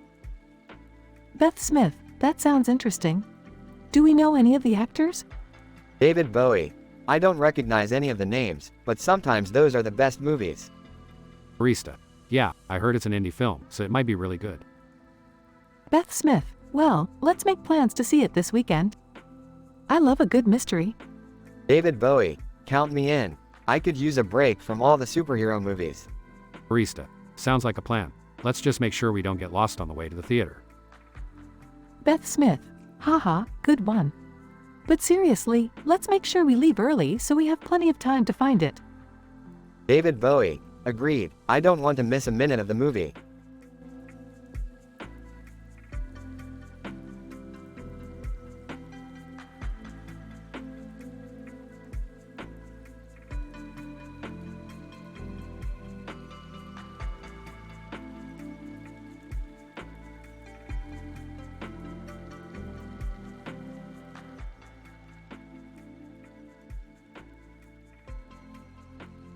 Alright, Morty, we got a new adventure lined up for today.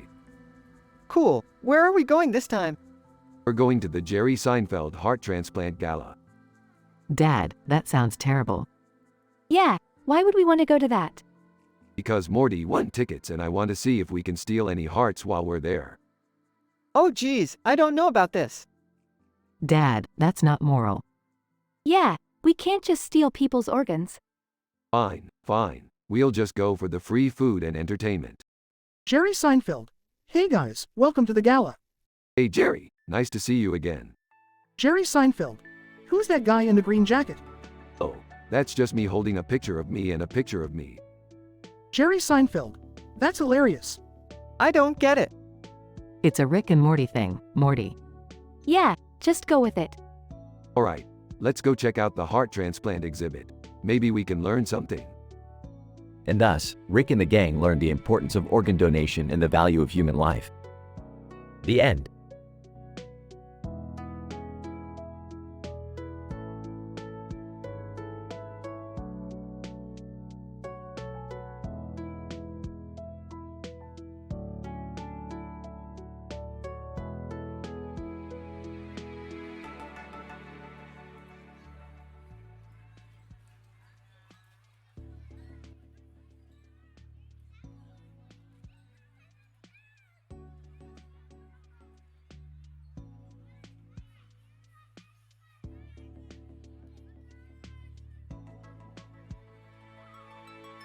Alright, Morty, we're on a mission to find the skull with spikes and spikes on its head. What? Why do we need a skull with spikes and spikes on its head? Don't question me, Morty, just follow my lead. They arrive at a purple background and a black background. Rick, where the hell are we? We're in between dimensions, Morty, just go with it. They see the skull with spikes and spikes on its head.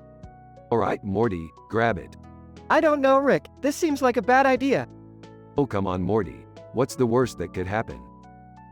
As they grab the skull, they are transported to a strange place. What the hell is this place? I don't know, Rick, but it's giving me a weird vibe.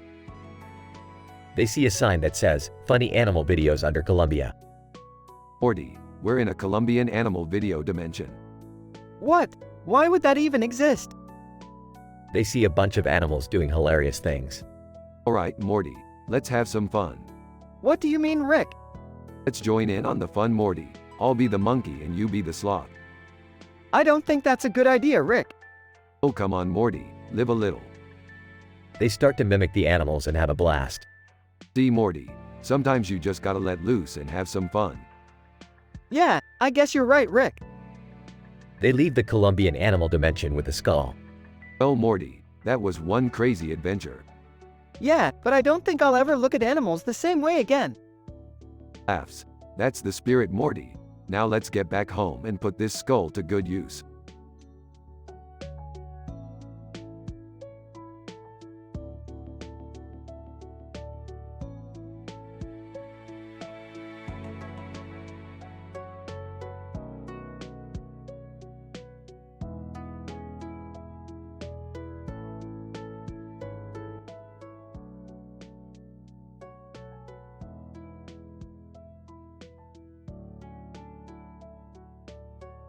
Rick and Morty are driving through a valley when they come across a dirt road. Hey Rick, where are we? We're on top of Diaphragm behind Complete across from Tellurium between Dance Dance Revolution near Create. Oh, what? Never mind, Morty, just enjoy the scenery. As they continue driving, they notice a mountain in the background.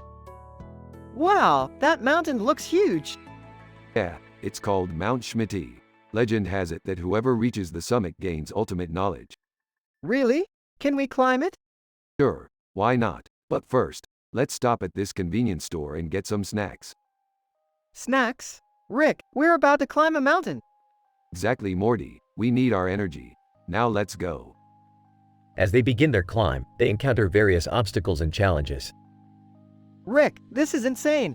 How are we supposed to make it to the top? With a little ingenuity and a lot of luck, Morty. Now quit your whining and keep climbing. After hours of climbing, they finally reach the summit. Wow, we made it! So, what's the ultimate knowledge? The ultimate knowledge is... Burps, sorry, Too many snacks. Let's just enjoy the view, Morty. And with that, Rick and Morty sit at the top of Mount Schmidt, admiring the beauty of the valley below.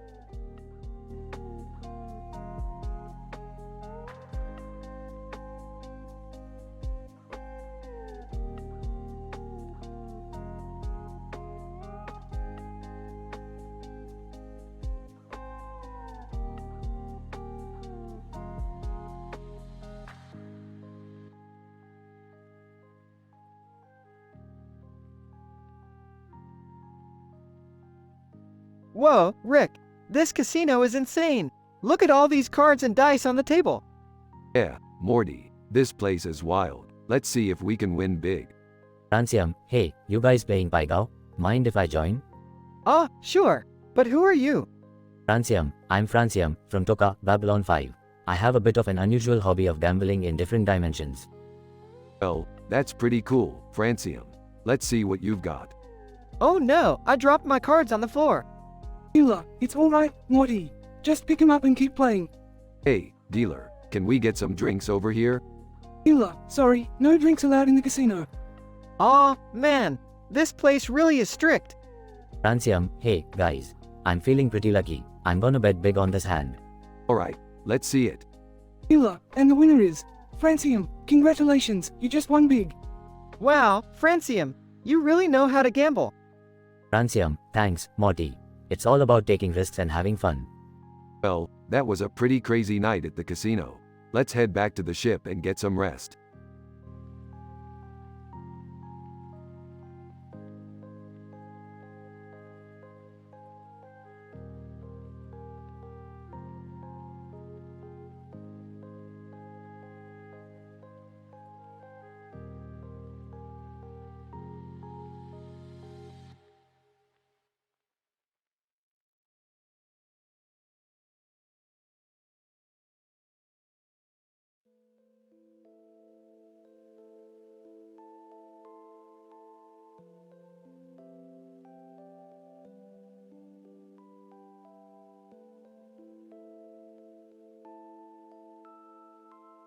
Title, The Lizard in the Sky.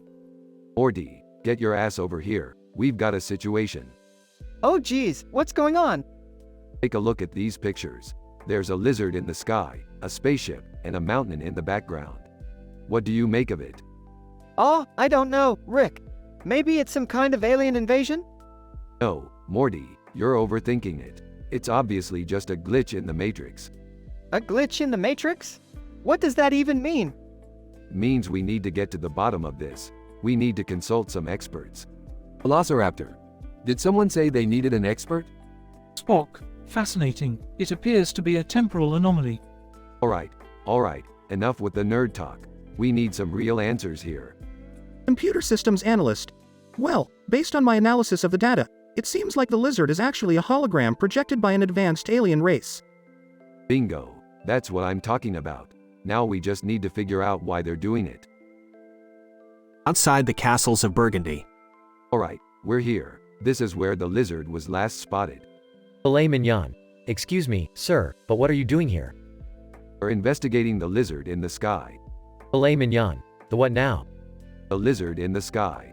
Don't you read the news? Filet mignon. I'm afraid not, sir. I have more important things to do, like serving delicious steaks to my customers. Well, maybe you should start paying attention to what's going on in the world. Who knows, maybe the lizard is coming to steal your cows. Rick, that's not funny. But, I'm just trying to lighten the mood. After a long day of investigating, Rick and Morty finally discover the truth behind the lizard in the sky. Well, Morty, it looks like we solved the mystery. Yeah, but I still don't understand why they were projecting a hologram of a lizard in the sky. Who knows, Morty, maybe they just wanted to mess with us. That's not very comforting, Rick. Hey, it's better than the alternative. At least we're not dealing with a real lizard invasion. Yeah, I guess you're right. Of course I'm right, Morty. I'm always right. Now let's go get some ice cream. All this investigating has made me hungry.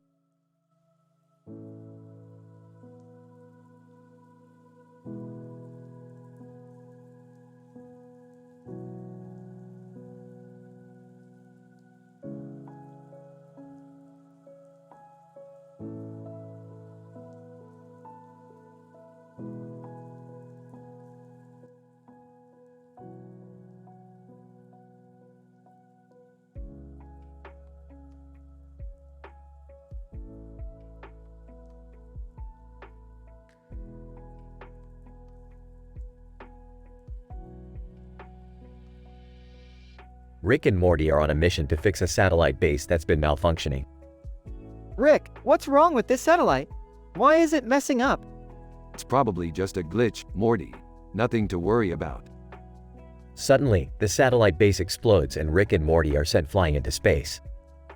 What the hell, Rick? You said it was just a glitch. Relax, Morty. It's not like we haven't been through worse situations before. As they float through space, they come across a futuristic space station. Hey, Morty, let's check out that space station. I bet they have some cool tech we can use to fix the satellite. They enter the space station and are greeted by a group of aliens. Alien, welcome to the Intergalactic Tech Expo. What brings you here today? We're here to fix a satellite that's been malfunctioning. Got any tech that can help us out? Alien, of course, follow me.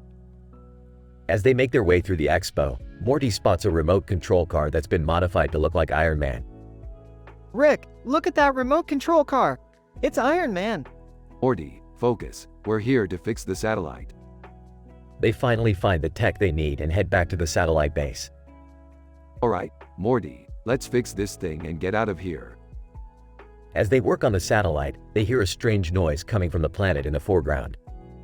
Rick, do you hear that? What is it? I don't know, Morty. Let's check it out. They land on the planet and come face to face with the Minbari from Babylon 5. Minbari, what brings you to our planet? We heard a strange noise and wanted to see what it was. Minbari. Ah, yes.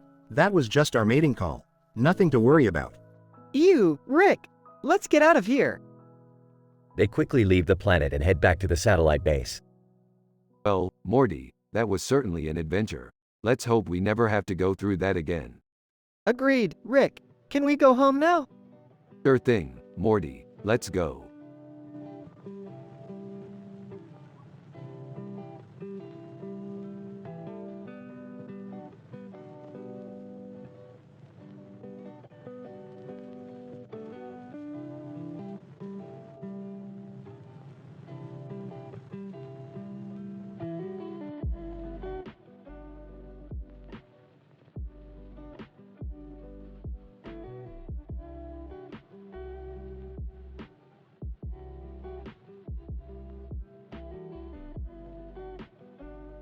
Title: Poodle Puzzles.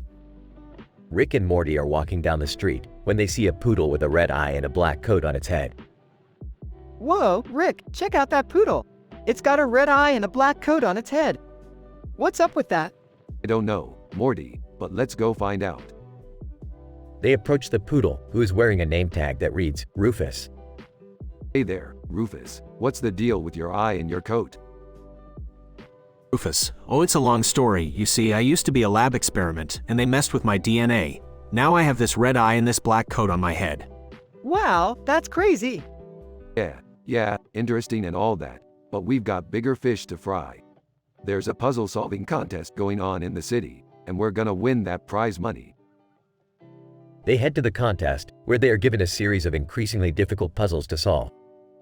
This is easy, Morty. We've got this in the bag. But as they get closer to the final puzzle, they realize that they are stumped. I don't get it, Rick.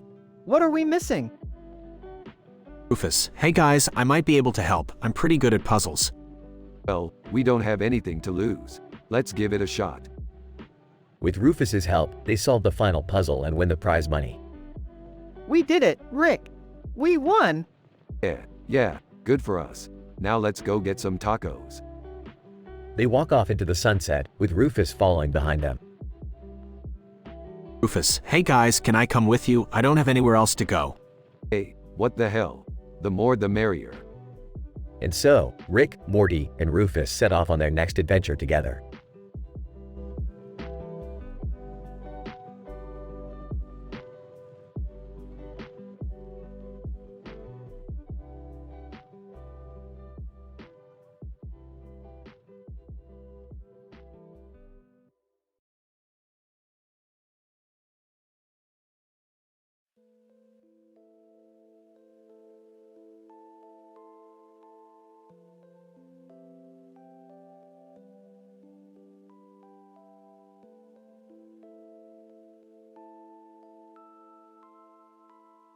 Rick and Morty find themselves transported to a snowy landscape with a group of anime characters standing around them.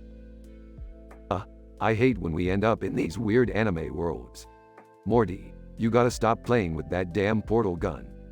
I didn't mean to, Rick. It just malfunctioned. One of the anime characters, Subaru from Re:0 Starting Life in Another World, approaches them. Subaru, who are you guys? Are you here to help us defeat the white whale? White whale? Sounds like a terrible Moby Dick ripoff. But sure, we'll help you out. Rick, we don't even know how to use swords. And what about the portal gun? Relax, Morty, we'll figure it out. Hey, anime guys, got any spare swords? Another anime character, Amelia, hands them each a sword. Amelia, thank you for your help. We can't defeat the white whale without your assistance. Yeah, let's just get this over with. Morty, watch my back. What about my back? Morty, you're expendable. As they charge towards the white whale, Rick and Morty can't help but make jokes about the absurdity of their situation. You know, Morty, this is like that one episode of Game of Thrones, but with way more tentacles. I don't think that's appropriate, Rick. After a long and intense battle, they finally defeat the white whale and save the anime world. Subaru, thank you so much for your help. We couldn't have done it without you. Yeah, don't get too sappy on us. We gotta get back to our own universe and pretend this never happened. I don't know, Rick. I kinda liked the swords. Don't get any ideas, Morty. We're not becoming anime characters anytime soon.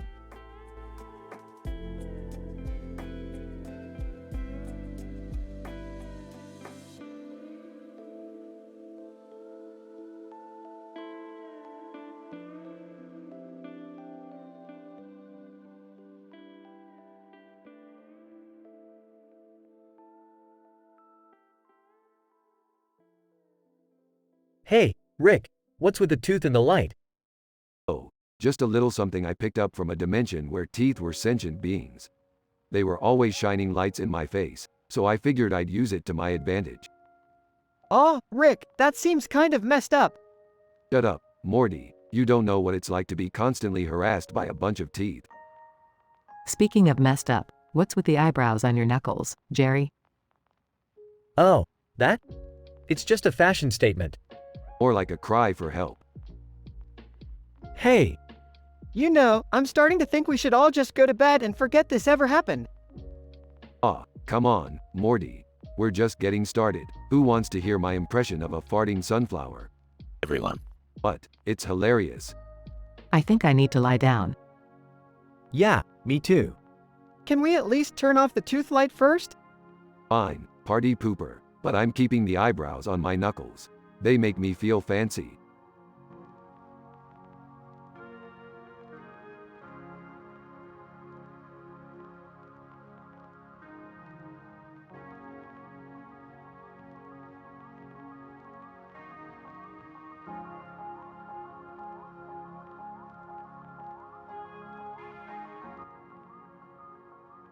Professor X, what an interesting poster.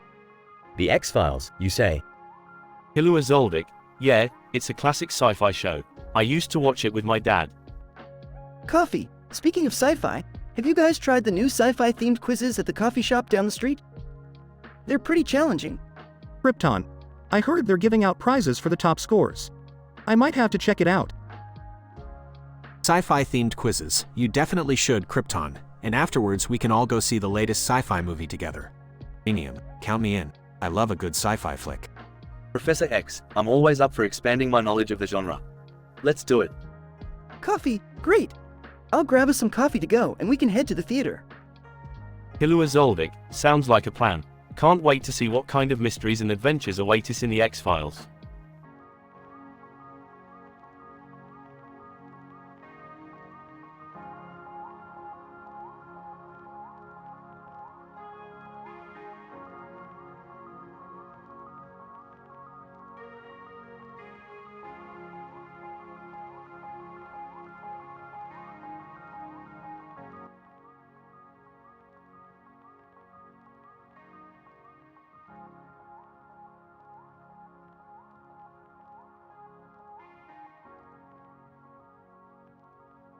Rick, Morty, and Jerry were on a mission to save the world from an alien invasion. As they were gearing up, they noticed a dog sitting on the ground with his paws on the ground and his head turned to the side. What's with the dog? I don't know, Rick. Maybe he's just chilling. I think he's trying to tell us something. As they approached the dog, they noticed he had a message on his collar. It says here that the aliens are planning a laparoscopic colectomy on all humans. We have to stop them. But how are we going to do that? They have advanced technology and we're just 3 guys. Maybe we should call the authorities. Are you kidding me, Jerry? We can handle this. I have an idea. As they made their way to the alien spaceship, they encountered a group of aliens. Alien, what are you doing here? We're here to stop you from performing a laparoscopic colectomy on all humans. Alien, you 3 puny humans think you can stop us? Suddenly, Rick pulled out a vertebrae from his pocket. I have a secret weapon. What is that? It's a vertebrae. It's the only thing that can defeat these aliens. I don't know about this, Rick. Trust me. As the aliens were about to attack, Rick threw the vertebrae at them. It hit them in the face and they all fell to the ground. Wow, that actually worked. I can't believe it. Told you guys. Now let's go save the world. And with that, they saved the world from a laparoscopic colectomy and became heroes in the process.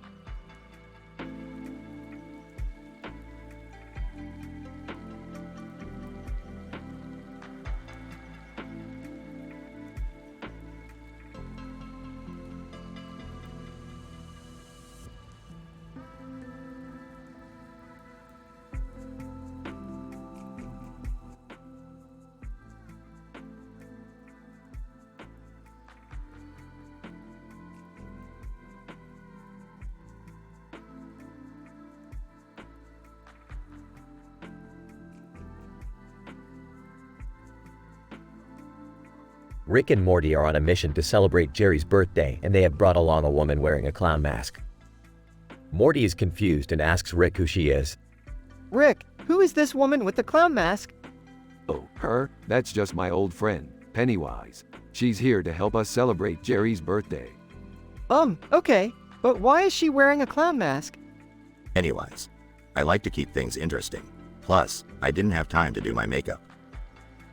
As they arrive at Jerry's house, they see that he has already received a lot of birthday cards. Morty picks one up and reads it out loud. Happy birthday, Jerry. May your cake be moist and your presents be impressive. Love, Lady Gaga. Jerry is ecstatic and thanks Morty for reading out the card. Rick, on the other hand, has a different idea for Jerry's birthday gift. Hey Jerry, I got you something special. It's an odd roommate habit that I've been working on. It's called the Jerry Juice. What's in it? Oh, just a bunch of random things that I found in the garage. Don't worry, it's safe. Jerry takes a sip of the Jerry juice and immediately regrets it. He starts to feel sick and dizzy. Rick, what the hell did you put in this? Relax, Jerry. It's just a little bit of plutonium. It's good for you. Rick, that's not safe. You can't just give someone plutonium. Pennywise. Yeah, Rick, that's not funny. Geez, you guys are no fun. As Jerry recovers from the Jerry juice incident, they bring out the birthday cake with candles. Jerry makes a wish and blows out the candles. Thanks for making my birthday special, guys. Even though it was pretty crazy. Hey, that's what we're here for. To make your life a little bit more interesting. Yeah, but next time can we skip the plutonium? Pennywise, and the clown mask. They all laugh and continue the birthday celebration, knowing that it will definitely be a memorable one.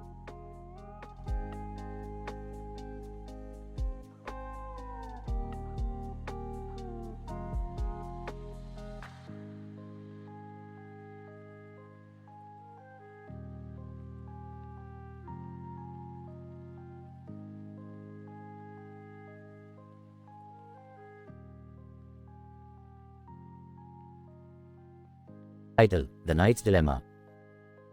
Sir William, a brave knight in shining armor, stood in a dimly lit room holding his sword tightly. The walls were lined with glowing lights that illuminated the room with an eerie glow. Sir William, first have been summoned here to face a daunting challenge, one that I fear I may not be able to overcome. As he looked out of the large window, he could see the stars shining bright in the night sky, providing a sense of calmness amidst the chaos. Sir William, first have faced many battles and have emerged victorious, but this one is different. It is not a battle against a physical foe, but a battle within myself. As he pondered over his thoughts, he noticed two figures approaching him. It was epic rap battles of history's Solid Snake and Wonder Woman. Solid Snake, we have heard of your dilemma, Sir William. We are here to offer our assistance. Wonder Woman, we understand the weight of your burden and we are here to help you carry it. Sir William, first I am grateful for your kind offer, but this is a battle that I must face alone. It is a test of my values and my integrity. With a heavy heart, Sir William bid farewell to his companions and prepared himself for the challenge ahead. He knew that no matter what the outcome, he would emerge a stronger and more virtuous knight.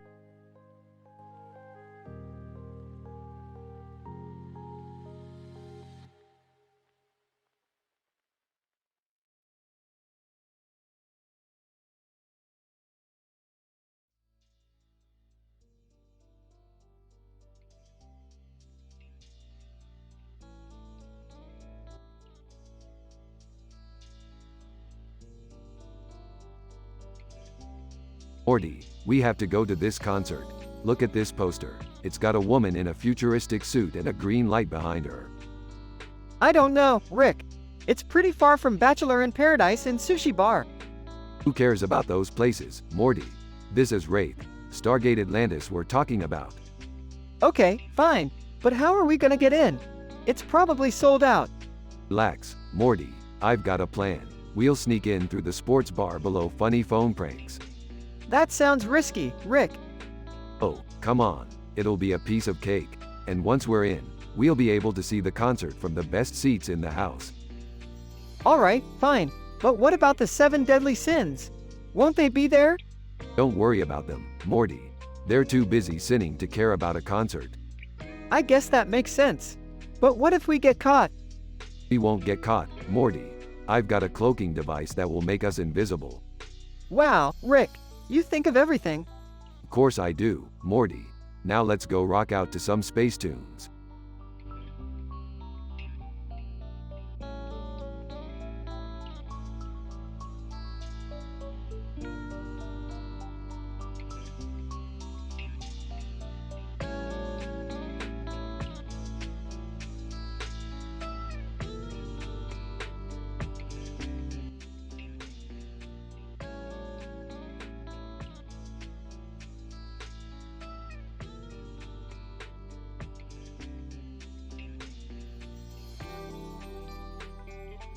Rick and Morty episode, TV binge gone wrong.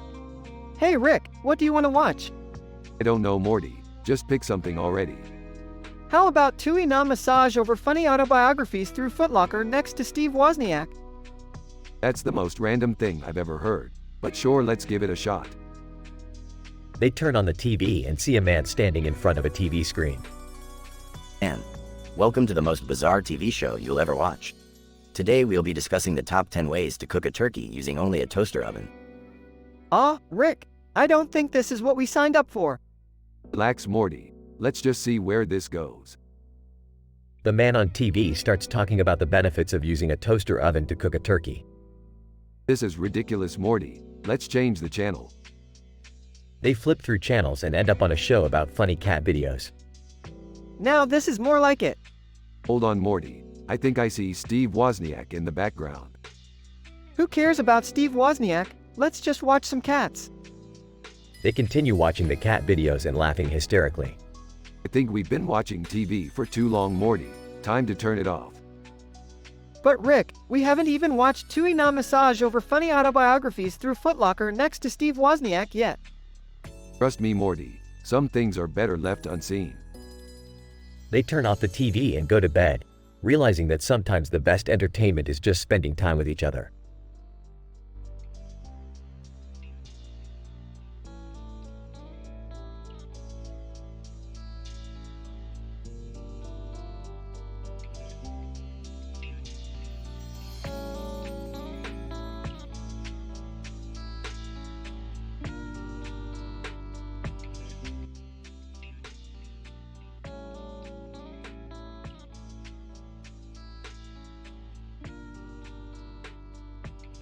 Title: The Wall of Lights.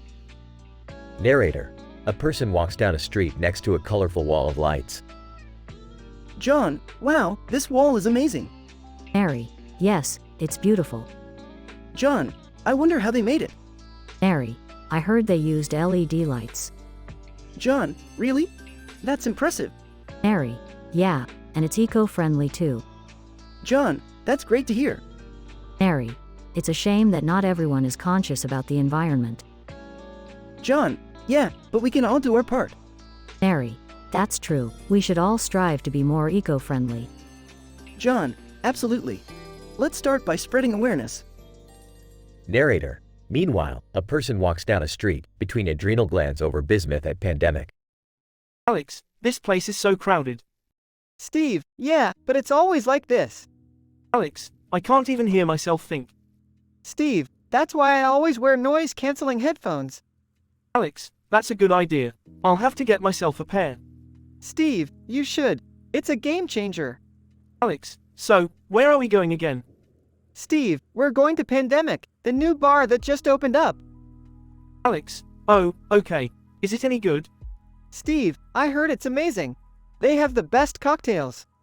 Alex, I can't wait to try them. Narrator. As the two groups continue their separate journeys, they both appreciate the unique experiences that the city has to offer.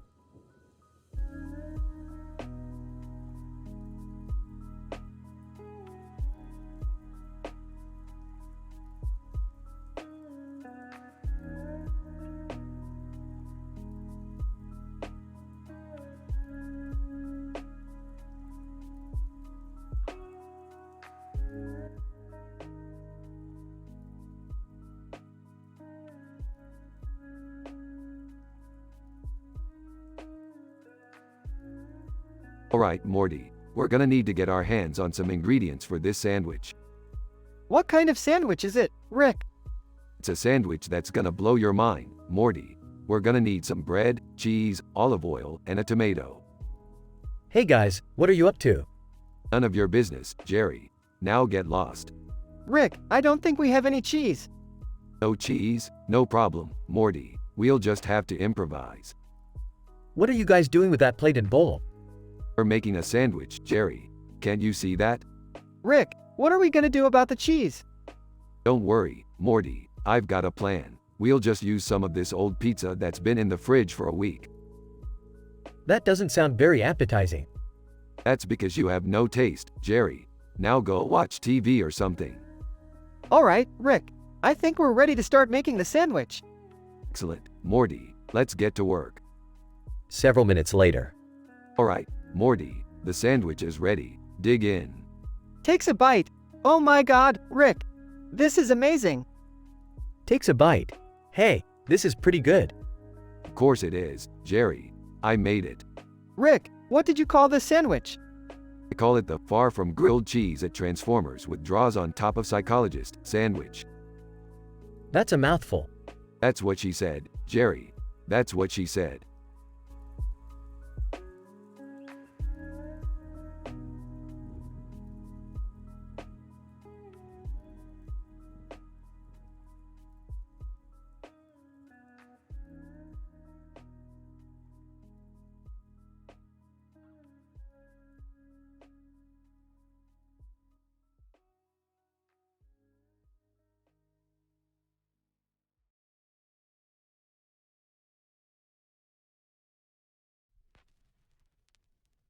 Rick, Morty, Jerry, and Beth are driving through a busy street when they spot two boys in green and black outfits holding a ball. What are those kids doing with that ball? Are they gonna play some kind of sport or something? I don't know, Rick. Maybe they're just messing around. Why don't we go ask them? Yeah, let's see what's going on. As they approach the boys, they notice a Spanish man next to a third world success Kid Meme and Tom Holland. What the hell is going on here? Spanish man, we're playing a game of street soccer. You guys want to join? Sure, why not? I don't know how to play soccer. Don't worry, Jerry, it's easy. Just kick the ball and try to score a goal. As they start playing, the game gets intense with lots of jokes and crazy moves. Tom Holland, wow, you guys are really good at this. Maybe you should try out for the World Cup. Oh, We're just doing this for fun. We don't need all that pressure. Speak for yourself, Rick. I'm gonna be the next Ronaldo. As the sun sets and the game comes to an end, they all say their goodbyes and head back to their car.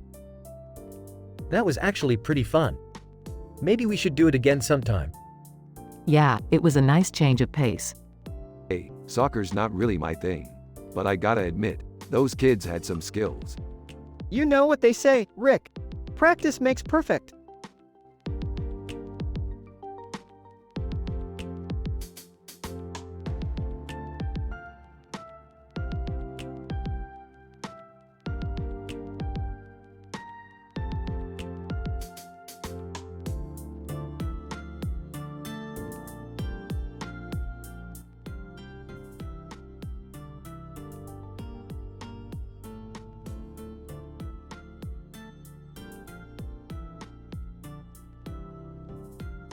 Title: The Space Hunt. John. Hey, what kind of treasure hunt is this? It looks like a sci-fi themed one. Yeah, it is. See the picture of a man in a spacesuit holding a gun?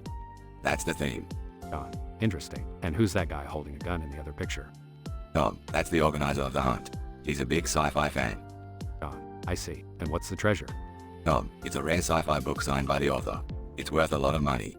John. Wow, I'm in. But why is that guy holding a gun? It's just for the theme. We have to act like we're in a space war or something. John. Got it. And where do we start? Right here at Blackjack. We have to solve clues and find the next location. John. Sounds fun. Let's do this. As they progress through the hunt, they encounter other participants dressed in spacesuits and holding toy guns. They solve puzzles and riddles, and finally reach the last location. Organizer, congratulations, you made it to the end. Here's your prize. He hands them a rare signed book, and they thank him. John, that was awesome. Thanks for inviting me, Tom. No problem. It was a blast. As they leave, John notices the man in the spacesuit holding a gun picture again. John, I just realized something. What's that? John, in real life, we don't need guns to have fun or solve problems. You're right. This was just for the theme. Let's keep it that way. They both nod in agreement and leave, feeling good about the experience.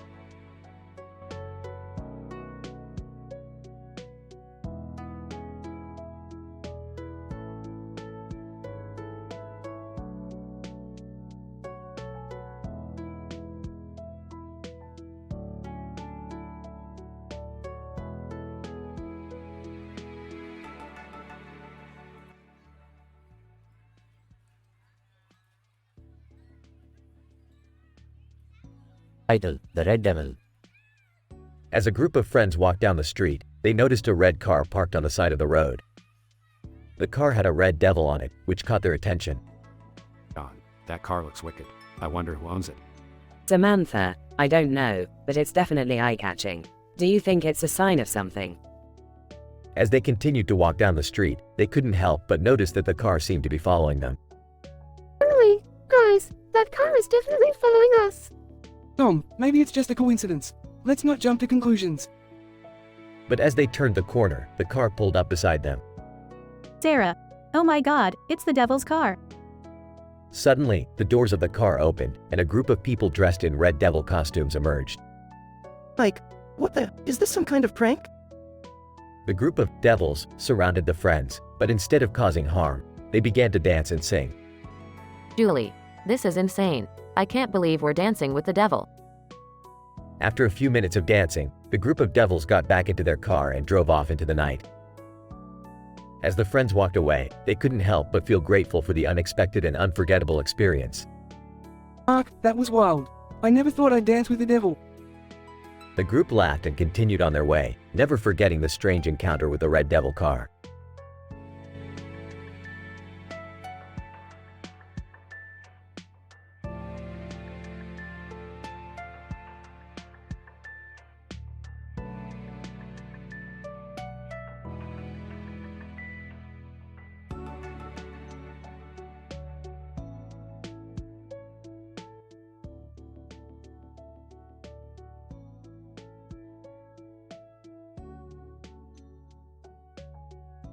Rick and Morty were on one of their classic adventures when they stumbled upon a comic strip world.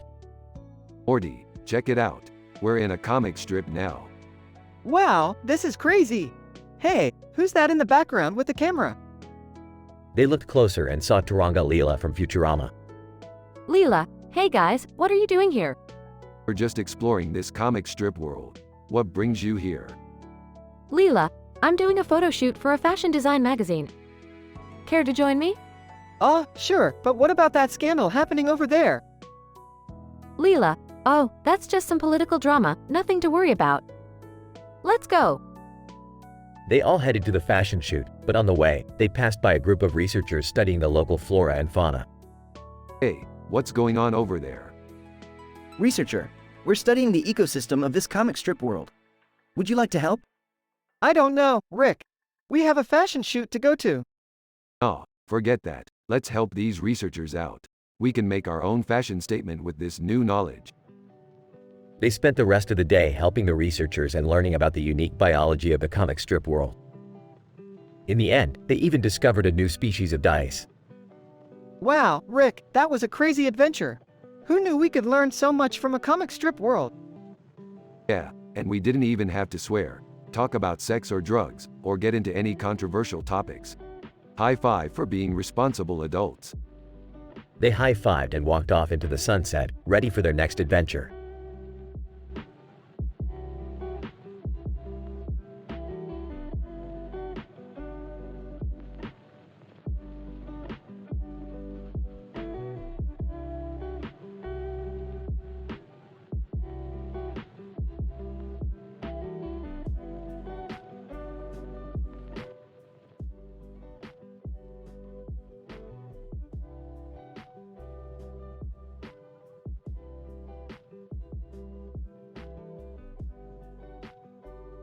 Rick, Morty, and their new friend, a robot named Neon, are flying through space in the spaceship. Suddenly, they get a distress signal from a planet nearby. Oh boy, another rescue mission. Buckle up, Morty. I don't know, Rick. Last time we did a rescue mission, we ended up getting chased by giant space bees. Neon. Don't worry, Morty. I have analyzed the planet's atmosphere and it appears to be safe for us to land. Well, I'll be damned. The robot knows what he's talking about. As they land on the planet, they are greeted by a man in a suit. Man in suit, thank goodness you're here. Our entire civilization is in danger. What's the problem? Man in suit, we've been invaded by giant sentient pickles. They're taking over our homes and turning our people into pickles. Oh, I've dealt with pickles before. Let's get to work. They head towards the pickle invasion and find themselves facing off against a huge army of pickles. Neon. I have an idea. We can use my laser to shrink the pickles down to size. Now we're talking. They successfully shrink the pickles and save the planet from destruction. Wow, that was insane. Neon. I'm glad I could be of assistance. Hey, Neon, you're all right. Maybe we should add you to the team. Neon. That would be an honor. As they fly off into space, the neon light on Neon's head flickers and changes colors. Neon. Looks like my programming is updating. I now have access to a new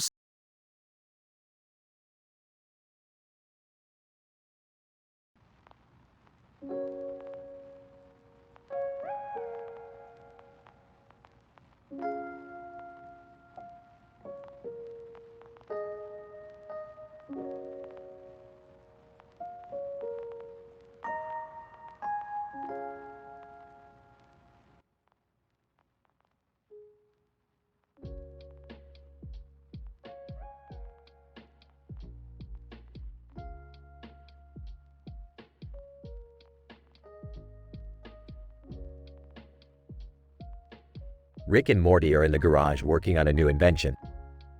Beth and Summer walk in to see what they're up to. What are you guys doing? Just working on a new invention. It's going to blow your mind. Yeah, it's going to be really cool. Suddenly, a portal opens up and a demon-like figure steps out. Demon, I have come from the depths of hell to seek your help. What do you want? Demon, I need your help defeating Actinium and Fred Jones. Who are they? Demon, they are two powerful demons that have been causing havoc in hell. Well, we're not going to help you fight demons. That's not our thing. Demon, please, I'll do anything. Anything? Well, we do have this new invention we've been working on. Demon. What is it? It's a demon mask that will make you look like a more powerful demon. Demon. That sounds amazing. I'll do it. Wait, what about Fred Jones? Oh, we'll take care of him. Don't worry about it. I don't know about this.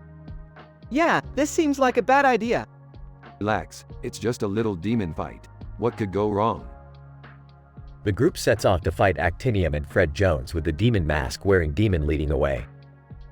Chaos ensues, but in the end, they manage to defeat the two demons and save Hell. Demon, thank you so much for your help. I couldn't have done it without you. No problem. Just remember, when you're wearing that mask, you're the most powerful demon in Hell. Demon, I won't forget it. The demon disappears back into the portal, and Rick and Morty high-five each other. I can't believe we just helped a demon. Yeah, that was crazy. Hey, don't worry about it. We did a good thing today. The episode ends with the group laughing and joking around in the garage as they continue to work on new inventions.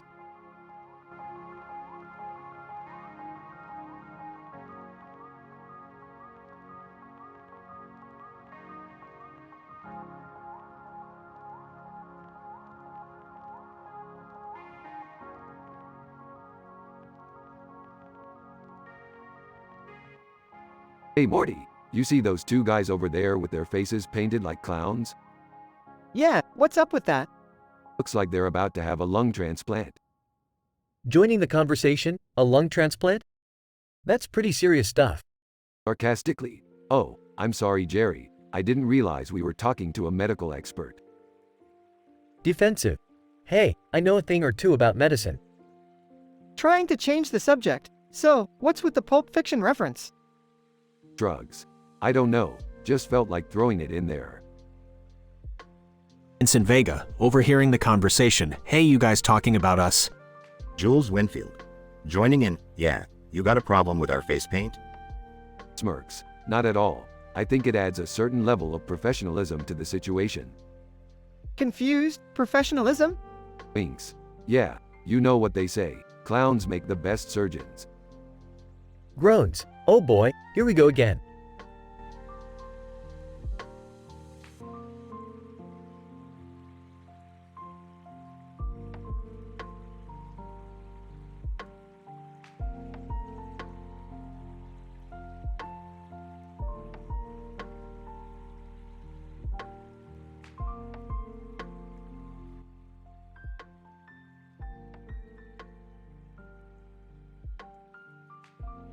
Morty, we gotta get out of here. There's a cow eating our salad. What? A cow? But we're in Chromium, Rick. I don't care where we are, Morty. We can't let that cow ruin our lunch. Okay, calm down. But what are we gonna do? I've got an idea. Follow me. They sneak up on the cow and Rick pulls out a can of spray paint. What are you doing with that, Rick? Just watch. Rick sprays the cow with neon green paint. That's right, cow. You're now a work of art. And you're not gonna eat our salad anymore. Wow, Rick. That's creative. Yeah, well, I'm full of surprises. Now let's go get some taco salad. They walk away, leaving the confused cow behind. Laugh track history. Ha ha ha. That was hilarious. I can't believe Rick just spray painted a cow. Taco salad. Yeah, that was pretty crazy. But hey, at least we get to enjoy our lunch in peace now. Big boss, hey, you kids. Get off my property. They run away from the angry farmer, laughing and joking as they go.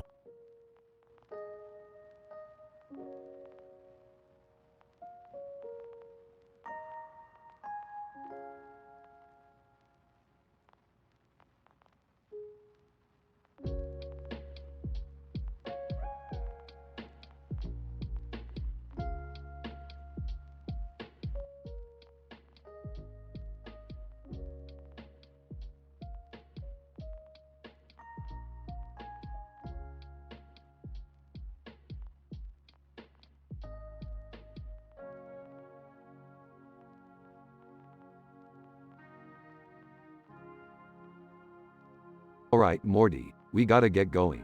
We've got an urgent mission to attend to. Where are we going, Rick? We're headed to the donut shop, Morty. The donut shop? What's the emergency? There's a baby with a pink headband sitting at a table with a donut on its head. It's causing a disturbance in the force. What does that even mean? I don't know, Morty. Just get in the car. They arrive at the donut shop. Alright, Morty, keep your eyes peeled. The baby should be around here somewhere. Hey, Rick, why were you late to the mission yesterday? I had a massage for migraine relief, Morty. You know how it is. Not really, Rick. Well, it was a long story, Morty. Let's just say I won't be going back to that massage parlor again. Alright, well, I'm just glad you're here now. Me too, Morty. Me too. They spot the baby with a pink headband. There it is, Morty. The disturbance in the force. Rick, that's just a baby with a donut on its head. Don't question me, Morty. I know what I'm doing. The baby suddenly starts to glow. Rick, what's happening? It's Cyborgium, Morty. The donut is causing a chemical reaction with the baby's headband. I don't think that's how it works, Rick. Shut up, Morty. I'm trying to save the world here. They manage to remove the donut from the baby's head. Crisis averted, Morty. Let's head back to the garage. Wait, Rick. One more thing. Why were you late to the mission the other day? Oh, that. I got lost on my first day on the internet and stumbled upon the first day on the internet kid meme. I couldn't stop laughing, Morty. Laughs. That's ridiculous, Rick. Yeah, well, you know me, Morty. I'm just a crazy, hilarious, teen-rated kind of guy.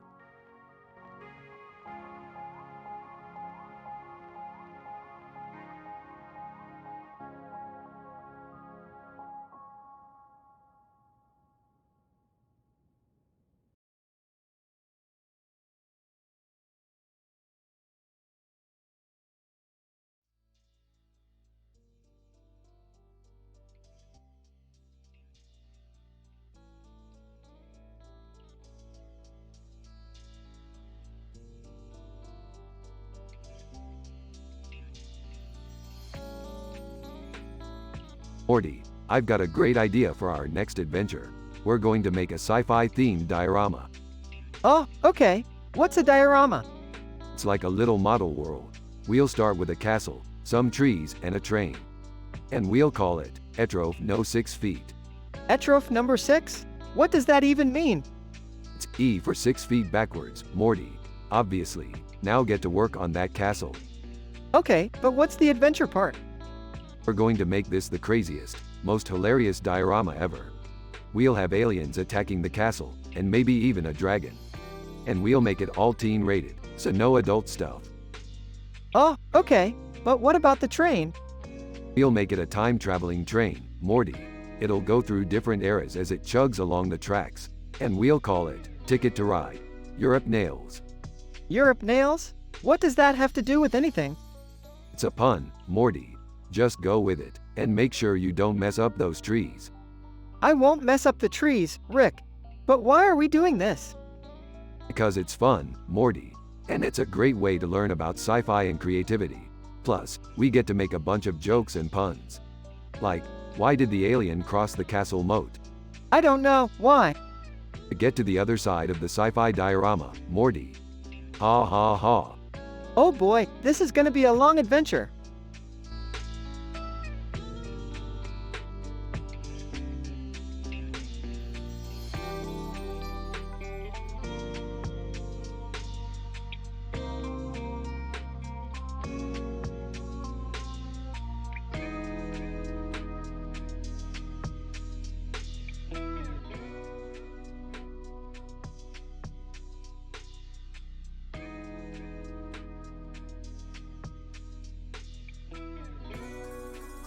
Morty, we gotta go check out this place. It's got something called praseodymium, which is like a super rare element or some shit.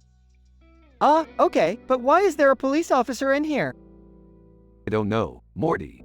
Maybe he's here to bust a move. Hey, officer, you wanna dance? Police officer, no thanks. I'm just here to investigate some strange energy readings. What's going on in here? Shouldn't you guys be working on something important? Beth, we are working on something important. We're trying to get our hands on some praseodymium. Yeah, and there's a guy in a police uniform just hanging out in here. Oh, that's just Lil DeVille. He's a designer of sci-fi costumes. I asked him to come in and help us out with our latest project. Well, that's just fantastic. Lil DeVille, can you hook us up with some badass sci-fi costumes? Lil DeVille, sure thing, Rick. I've got just the thing. Awesome. And while we're waiting for those costumes, let's see what this praseodymium is all about. Rick, what's with the blue lights on the floor and ceiling? Oh, that's just to enhance the praseodymium's energy signature. It's like a disco party up in here. Okay, I'm starting to regret letting you guys work on your own. Hey, don't worry about it, Beth. We're professionals. We know what we're doing. I don't think you do, Rick. Shut up, Morty. Let's just enjoy the show.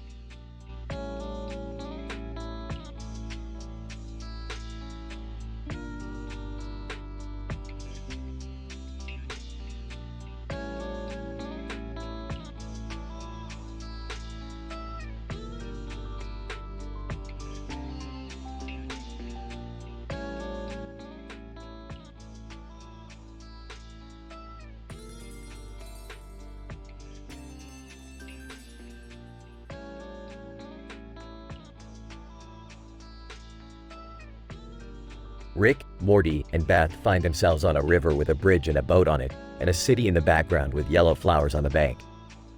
Morty, Beth, this is the River of Hope. It said that if you cross it, all your dreams will come true. Wow, really? That's amazing. Don't listen to him, Morty. Rick's always full of crap. Let's just focus on finding a way to get across. As they search for a way to cross the river, they come across a Russian at Gromble Scraps. Russian. Hello, my friends. I can help you cross the river, but it will cost you. Cost us what? Russian. Your souls, of course. Oh, I don't think that's a fair trade.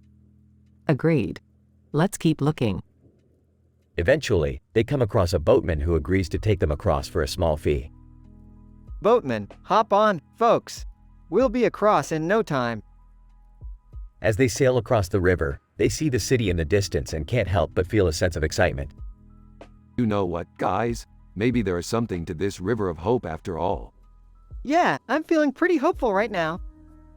I guess it's true what they say. Sometimes the journey is the destination. As they reach the other side, they step off the boat and take in the view of the city.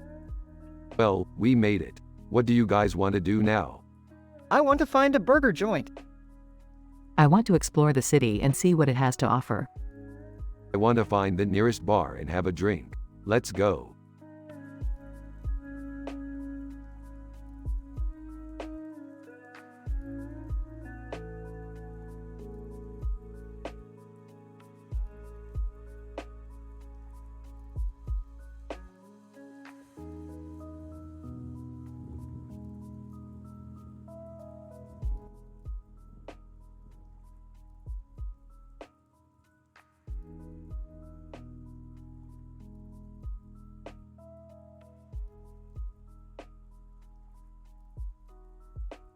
Alright, Morty, we're going on another adventure.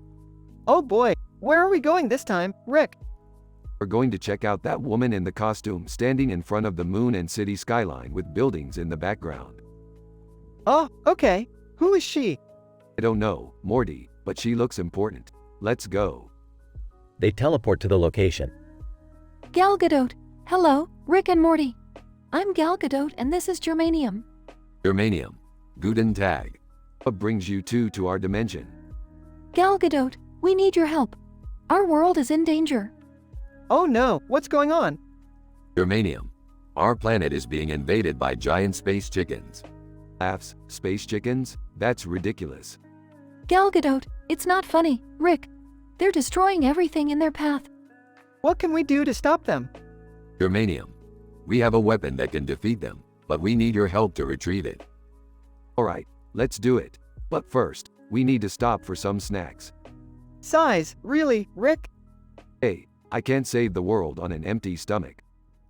They teleport to a convenience store. Store clerk. Hey, you can't just teleport in here.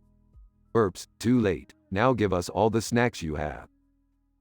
They load up on snacks and teleport back to Gal Gadot and Germanium. Gal Gadot, are you ready to retrieve the weapon? Mouthful of snacks. Let's do this. They embark on a crazy adventure to retrieve the weapon and defeat the space chickens, all while making tons of jokes and breaking the fourth wall. Wow, that was intense. We really saved the day. Gal Gadot, thank you for your help, Rick and Morty. Germanium. Denki Sean. Anytime, guys. Now, who's up for some more snacks? Rolls his eyes. Here we go again.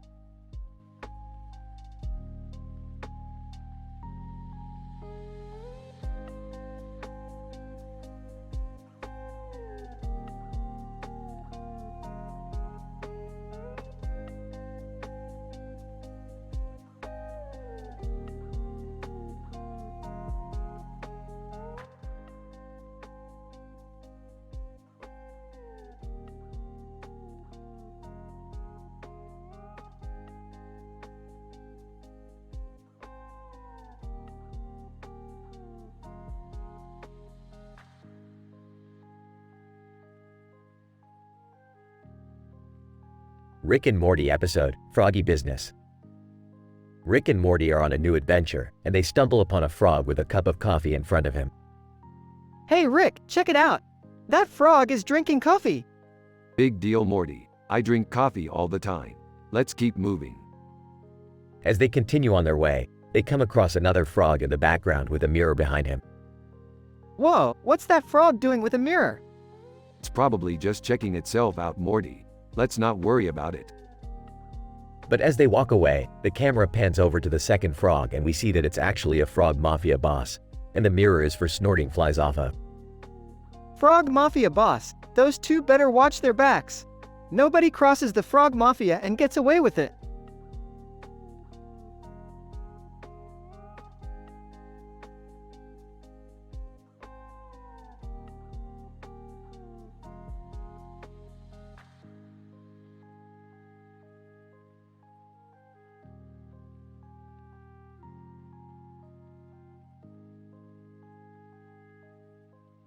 Later on, Rick and Morty find themselves at a BLT over Watsu massage parlor. This place is weird, Rick. I don't think I like it.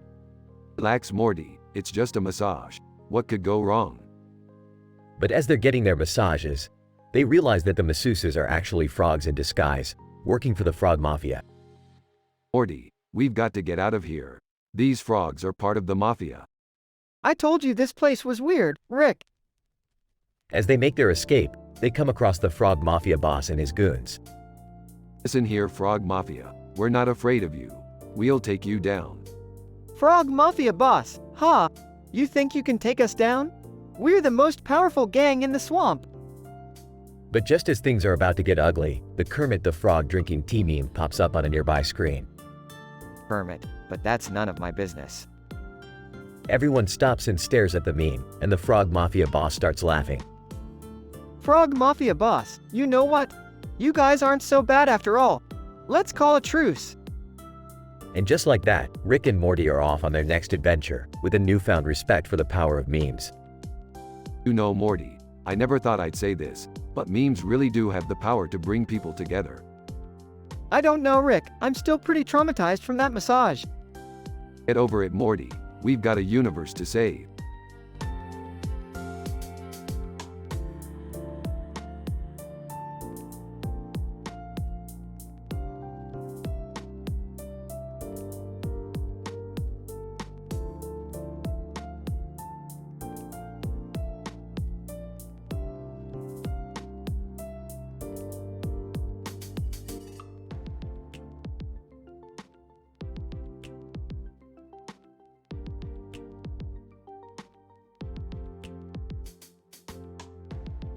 Alright, Morty, we're going on an adventure today. Pack your bags, we're going to China. China? What's in China? The best damn lo mein you'll ever have, Morty. Trust me, it's worth the trip. Can I come? I could use a break from Beth's nagging. Hey. I'm in too. China sounds cool.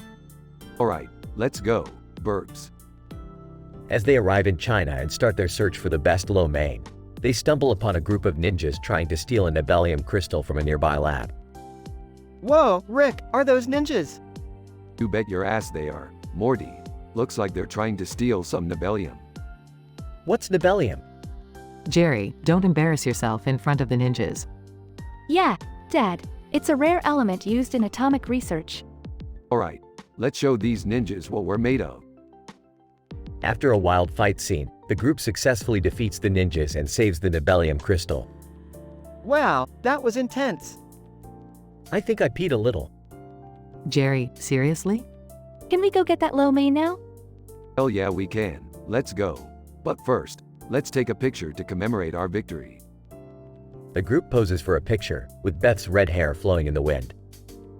Hey, who's that woman in the background? That's Madeline Petch, Morty. She's far from Nibelium, but not too far from the best damn lo mein in China. The group laughs as they head off to enjoy their meal, satisfied with their adventure and newfound appreciation for Chinese cuisine.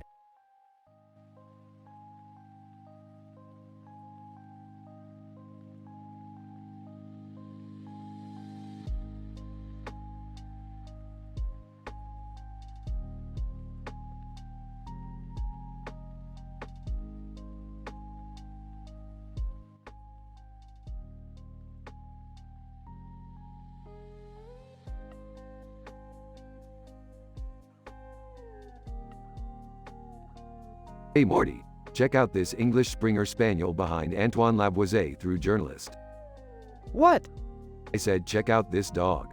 It's on top of tungsten and it's looking at us like it knows something we don't. Oh, okay. You know, Antoine Lavoisier was a famous chemist. I wonder what he would say about this dog. I don't know, Rick.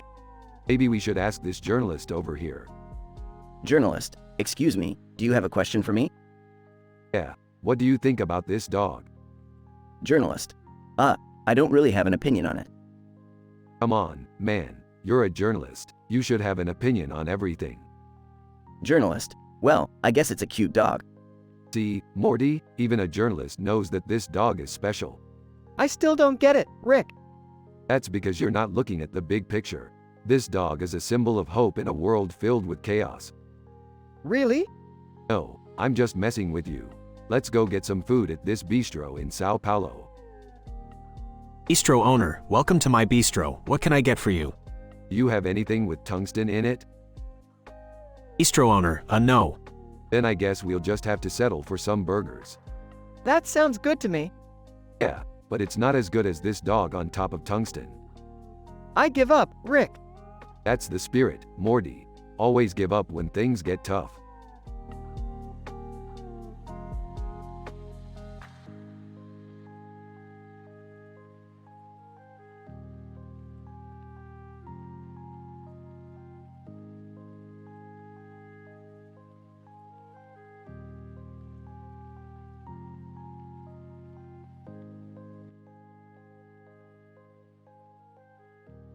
Morty, I got us front row tickets to the ant hockey game. It's gonna be lit. Ant hockey? Are you serious, Rick? That sounds boring. Boring? Are you kidding me, Morty? These ants are on fire. They're like the Mighty Ducks on steroids. Scuttlebutt. Hey, Rick. Over here. Scuttlebutt, long time no see, my man. Who are your friends? Million Ants. I am Million Ants, leader of the Ants of the Flagstaff. And this is surprised Pikachu Meme 2. Surprise Pikachu Meme 2, Pika Pika. Oh, hi guys. So, how does ant hockey even work? Million Ants, it's quite simple. The objective is to get the puck into the opposing team's net using only your antennae. Antennae? That's crazy. I love it. Crowd, cheering. Scuttlebutt. Looks like they're starting. Let's go, ants. I can't believe I'm saying this, but go ants.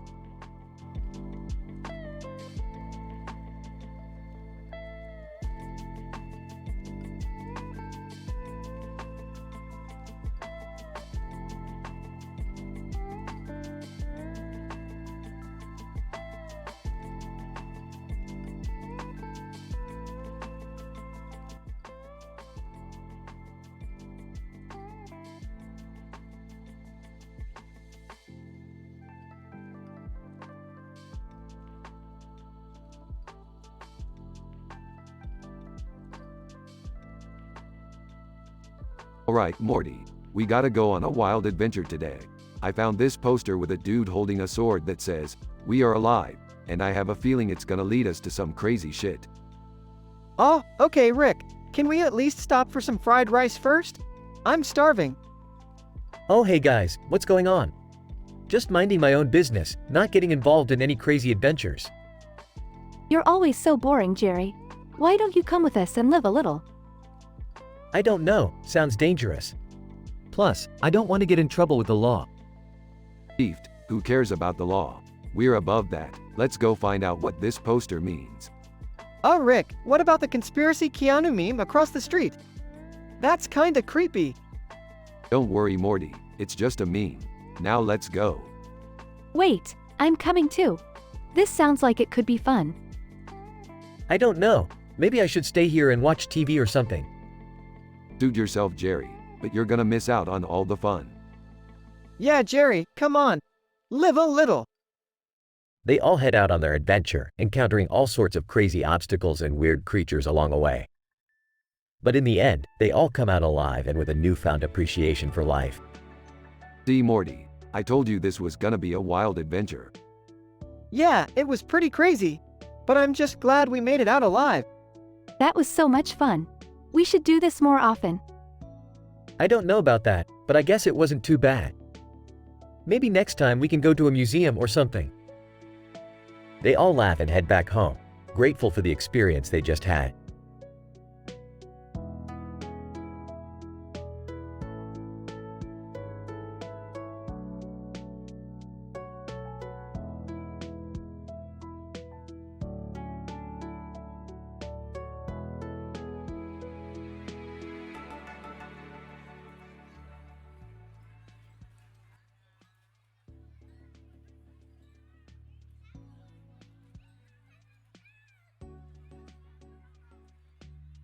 Title: Waiting at the bus stop. Narrator: It's a beautiful day in the city, and people are going about their day. At a busy bus stop, a group of strangers waits for the bus. Samantha, smiling, it's a lovely day, isn't it? John, nodding. Yes, it is. I hope the bus comes soon. Narrator: As they wait, they notice a band setting up across the street. Samantha, pointing, look, it's Green Day. They're playing near Olives. John, excitedly, wow, that's amazing. I wish we could go see them. Narrator: Suddenly, a man starts shouting nearby. Shouter, angrily, I can't believe this. Why is the bus always late? Narrator: The strangers exchange a look, unsure of what to say. Samantha, calmly, it's okay, sir. The bus will come soon. Narrator: As they wait, they see a woman walking into Ulta Beauty. John, curiously, I wonder what she's buying. Samantha, smiling, maybe some makeup or beauty products. Narrator: The group continues to wait, and eventually, the bus arrives. Bus driver, cheerfully, good afternoon, folks. Where can I take you today? Narrator: The strangers board the bus, grateful for the ride. Samantha, politely, thank you, driver. John, grinning, let's go see Green Day. Narrator: As the bus pulls away, the strangers wave goodbye to the band and continue on their journey, grateful for the kindness they showed each other while waiting at the bus stop.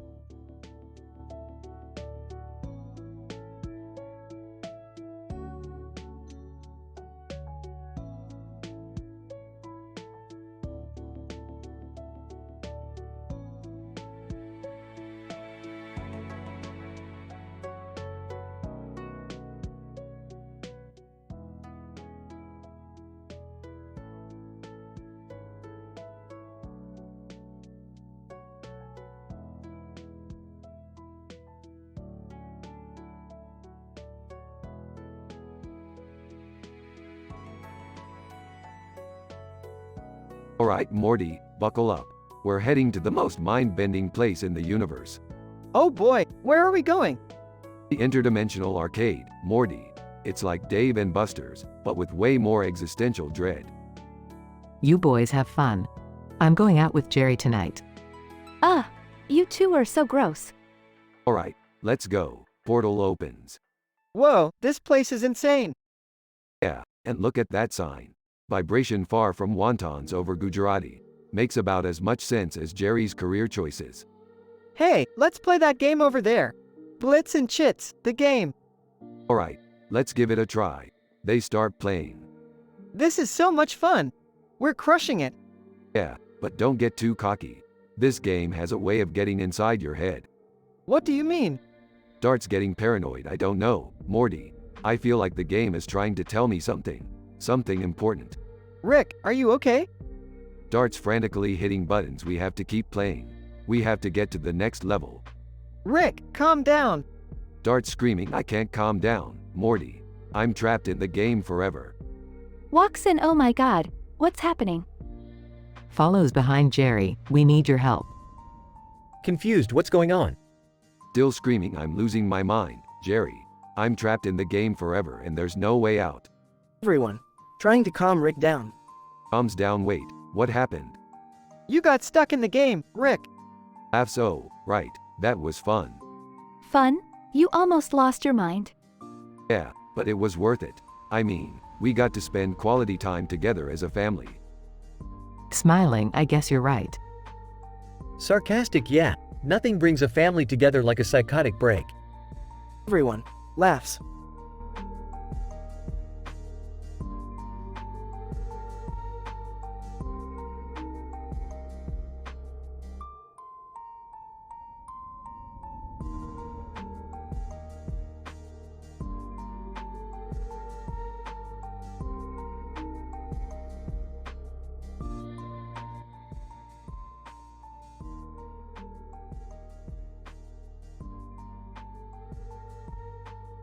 Alright, Morty, we got a fancy party to attend.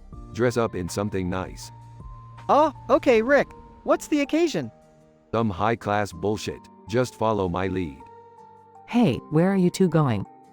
Up for a night on the town. You and Summer have fun with your girl stuff. Gross, Dad. Rick, who are these people?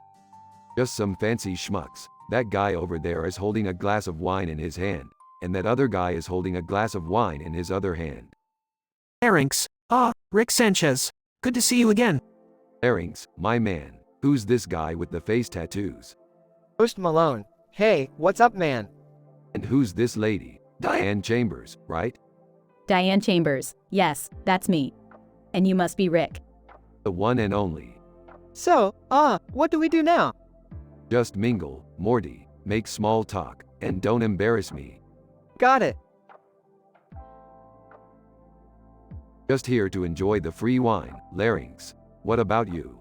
Erinks. Actually, I'm here to discuss a business proposition. Oh, I see. Well, let's talk after I've had a few more glasses of wine. Post Malone. Hey, you guys want to hear my new song? Diane Chambers. Oh, I love music. Yeah, let's hear it. Sure, why not? Post Malone. Start singing. I got a feeling. I'm feeling nice. Got a bottle of wine, and it's on ice. Everyone laughing. Morty, this party was worth it just for that.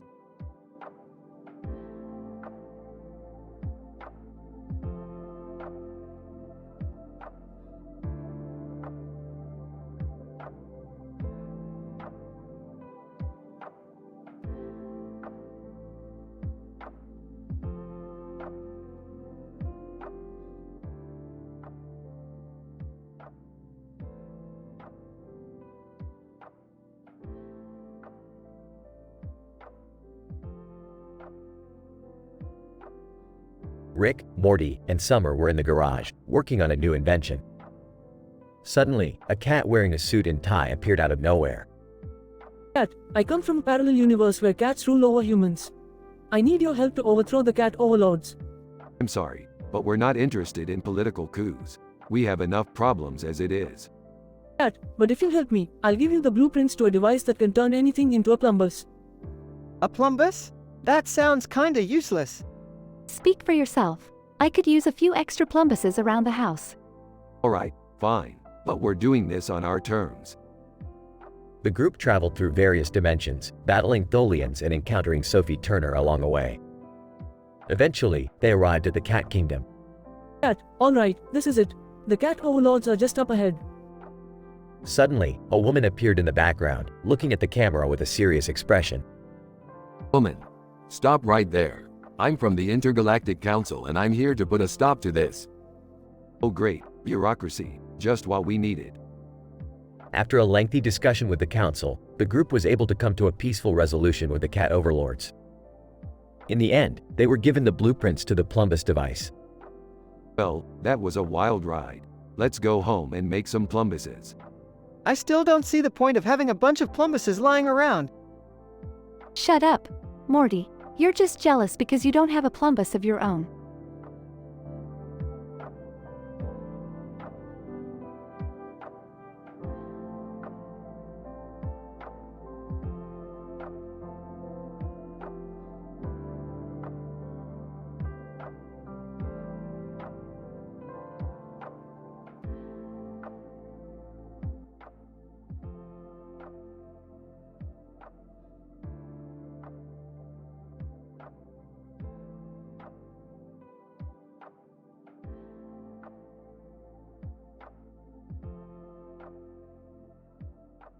Hey Morty, we're going to a wine bar tonight. I need to unwind after that last adventure. A wine bar? I'm not old enough to drink, Rick. Relax, Morty. It's just grape juice for adults. Summer's coming too. Ugh. I hate wine. Can we go to Sephora instead? Sephora? What's that? It's a makeup store, Rick. You wouldn't understand. Whatever. We'll go to both. And while we're at it, we can swing by Bruno Mars' house. Wait, what? Why? He owes me a favor. Plus, he's got a Weimaraner that needs petting. Can we just get to the wine bar already? Fine, fine. But on the way, I want to stop by Kryn. I heard they have some killer Star Trek memorabilia. Why do we need Star Trek stuff? Why not? Now let's go. I want to get drunk and talk about the multiverse. They arrive at the wine bar, where a bottle of wine and a glass of wine sit on top of a table next to a stuffed animal. Ah, this is the life. Rick, can we please not talk about the multiverse tonight? Fine, fine. Let's talk about something more interesting. Like the fact that this stuffed animal is clearly sentient. What? No, it's not. Oh, really? Then why is it staring at us like that? The stuffed animal suddenly comes to life and starts speaking. Stuffed animal, hey guys, what's up? Oh my god, it's talking. Rick, what did you do? Hey, I didn't do anything. This is just a typical night out for us. They spend the rest of the night drinking wine, exploring Sephora, petting Bruno Mars' dog, geeking out over Star Trek, and having deep conversations with a sentient stuffed animal.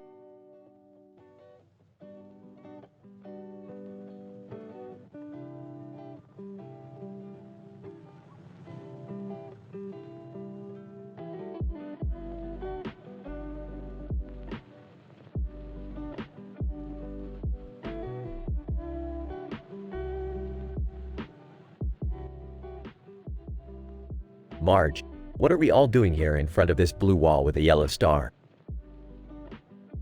Yes, Os. Well, I thought it would be interesting to gather a group of diverse individuals and explore the concept of identity. Arcos, and I'm here to make sure no one gets out of line. Cole Sprouse. I'm just here for the claw machines, to be honest. Marge, I see. And how does this tie into our personal identities? Yes, Os. Well, we often define ourselves by our interests and hobbies, but is that truly who we are? Arcos, identity is also shaped by our experiences and the people we surround ourselves with. Cole Sprouse. I don't know about all that, but I just want to win a stuffed animal. Marge, I think it's important to remember that our identities are constantly evolving and changing. Yes, Os. Exactly. And by exploring this concept together, we can gain a deeper understanding of ourselves and each other. Arcos, and maybe even learn a thing or two about identity theft prevention.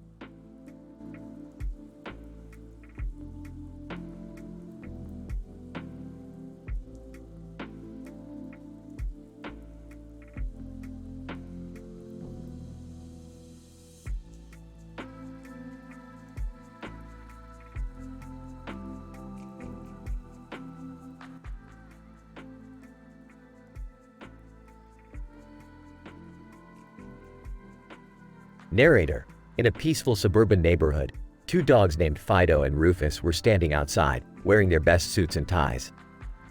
They seemed to be waiting for someone. Fido. I wonder when they'll be here.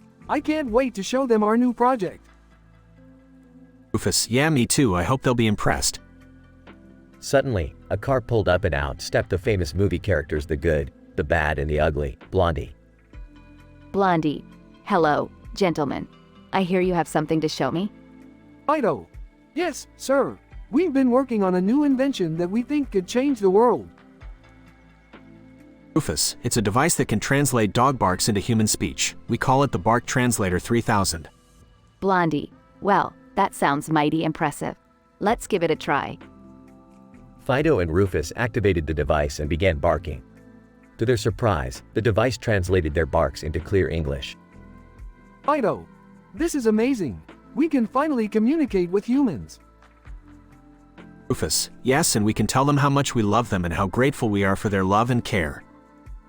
Blondie was impressed with the device and decided to invest in the project. From that day on, Fido and Rufus became famous inventors, and dogs everywhere could finally speak their minds.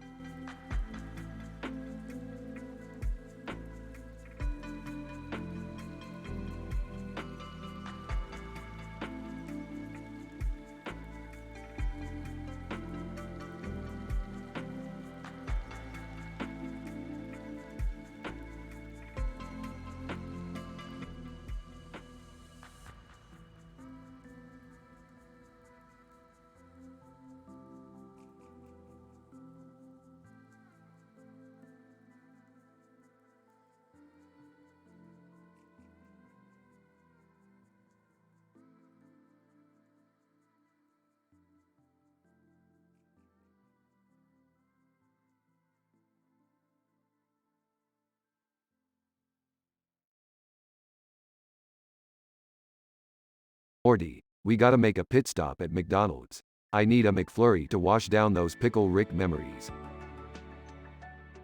Okay, Rick. But can we hurry up? I have a date with Jessica later. Speaking of dates, Jerry's taking me out to dinner tonight. I hope it's not another Applebee's disaster. Hey, don't knock Applebee's. They have some pretty good mozzarella sticks. But they're always soggy, Rick. Well, that's because you take too long to eat them, Morty. Now let's go grab some nuggets. As they walked towards McDonald's, Hey, have you guys seen that new game store, Splendor, behind GameStop? Oh yeah, I heard they have a bunch of cool board games and stuff. Hey, I prefer Mage Knight. Lemons over Mage Knight any day. What's Lemons? It's a card game where you're a lemon farmer. It's a real thrill ride. Sounds thrilling, Rick. as they approach McDonald's, they notice a man arguing with a parking meter. Man, this damn thing won't take my quarters. Looks like someone needs a lesson in alien technology. Rick, don't you dare. Rick pulls out a device and zaps the parking meter, causing it to spit out a bunch of change. Man, whoa, thanks dude. No problem, now let's get some food. As they enter McDonald's, they notice a group of kids playing with their Happy Meal toys. Hey, those kids are playing with the new Rick and Morty toys. Ah, they're so cute. Yeah, until they start arguing over who gets the Pickle Rick toy. As they order their food, I'll have a Big Mac, large fries, and a McFlurry. I'll have a 10-piece nugget meal and a Coke. I'll just have a salad. Ah, good one, Beth. You almost had me fooled for a second. As they sit down to eat, you know, I'm starting to think lemons over Mage Knight was a bad choice. Anyone up for a round of Szechuan sauce Monopoly? Oh, I think I'll pass on that one, Rick. Yeah, I think I'll just stick to my salad. Fine, more Szechuan sauce for me then. As they finish their meal, Hey, Rick, can we swing by Ears on the way home? I need to pick up some new headphones. Sure, Morty, but no more detours after this. Jessica's waiting. And Jerry's probably already at the restaurant, wondering where I am. Yeah, let's just get this over with. As they exit McDonald's, they notice a group of seagulls fighting over a discarded fry. Nature is truly beautiful, isn't it? I don't think that's what you're supposed to take away from this, Rick. Well, it's either that or contemplate the existential dread of our meaningless existence. I'll stick with the seagulls.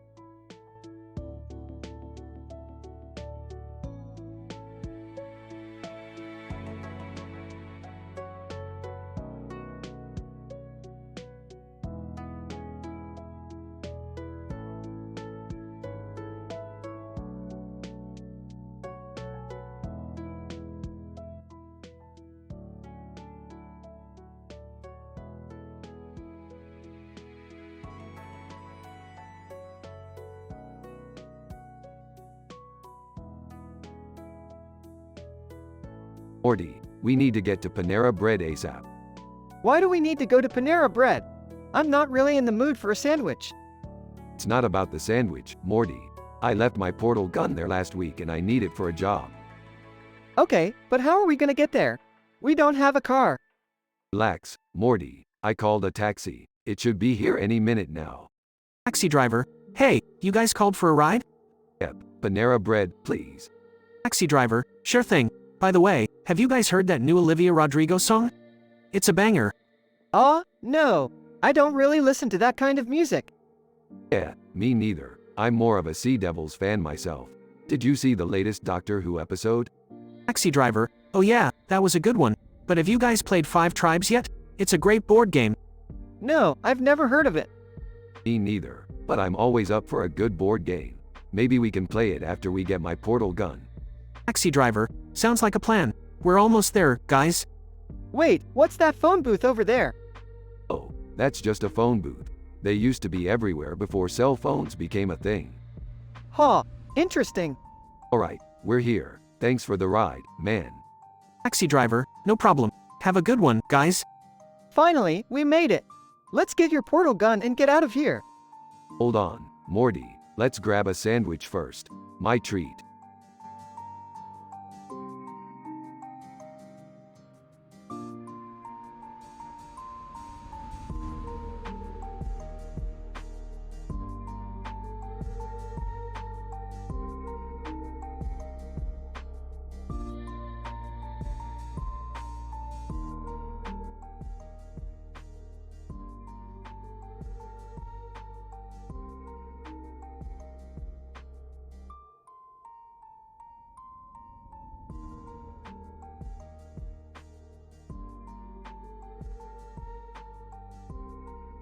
Alright, Morty, we're going on an adventure to Beijing.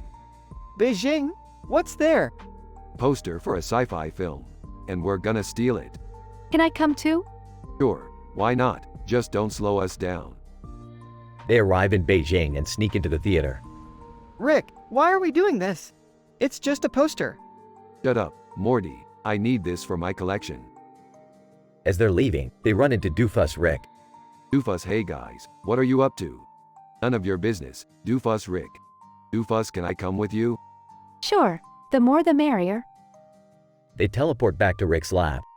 Alright, let's check out this poster. They unravel the poster and see a silhouette of a person on top of a hill with a star in the background. That's it? That's what we risked our lives for. Shut up, Morty. This is a rare find.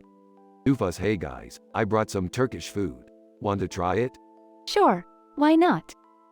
They all sit down and enjoy the food. This is some good Turkish food, Doofus Rick. Doofus, thanks, Rick. I learned how to make it from a Turkish cookbook.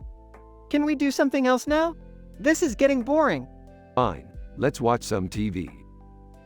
They turn on the TV and Rick starts flipping through channels. Hey, this looks like a new episode of Interdimensional Cable. They all gather around the TV and start watching. Laughing. This is hilarious. Laughing. I can't believe they're showing this on TV. Doofus, laughing. This is the best thing I've ever seen. Laughing. I love this show. The episode ends and they all high-five each other.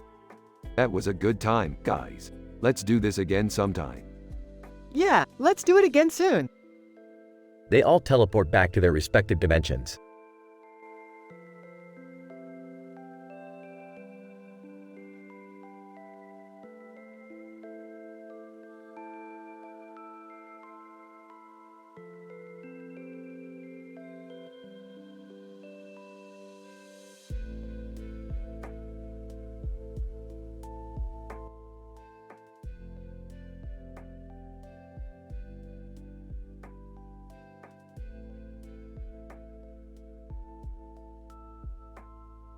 Alright, Morty, we're in the heart of the city now. Keep your eyes peeled for any trouble. Geez, Rick, I don't know if I'm ready for this. What kind of trouble are we looking for? Oh, just the usual, Morty. Aliens, monsters, the occasional crosswalk. Hey guys, what are you up to? Yeah, we were just on our way to Kylian Mbappe's kidney transplant. What about you? Oh, just your typical interdimensional adventure. No big deal. Rick, what's that guy doing on the crosswalk? Oh, that's just some dude with a backpack. He looks lost. Maybe we should help him. Yeah, and we can ask him if he's seen any good kidney transplants around here. Guys, I don't think he's lost. He's just standing there. Morty, stop being paranoid. He's probably just waiting for the light to change. And on crosswalk. Hey, you guys got any spare change? Oh, sorry buddy. We don't carry cash. And on crosswalk. That's cool. I was just hoping to buy some drugs. Whoa, whoa, whoa. No drugs talk around here, man. We have high moral standards. Yeah, and we're on our way to a kidney transplant. We don't need any trouble. And on crosswalk. Alright. Sorry to bother you guys. Phew, that was close. I thought we were gonna get mixed up in some crazy drug deal or something. Morty, you gotta learn to relax. It's just a guy on a crosswalk. Nothing to worry about. And on crosswalk. Hey, you guys wanna buy some kidneys? I got a guy who can get you a good deal. Morty, get the portal gun. We're outta here.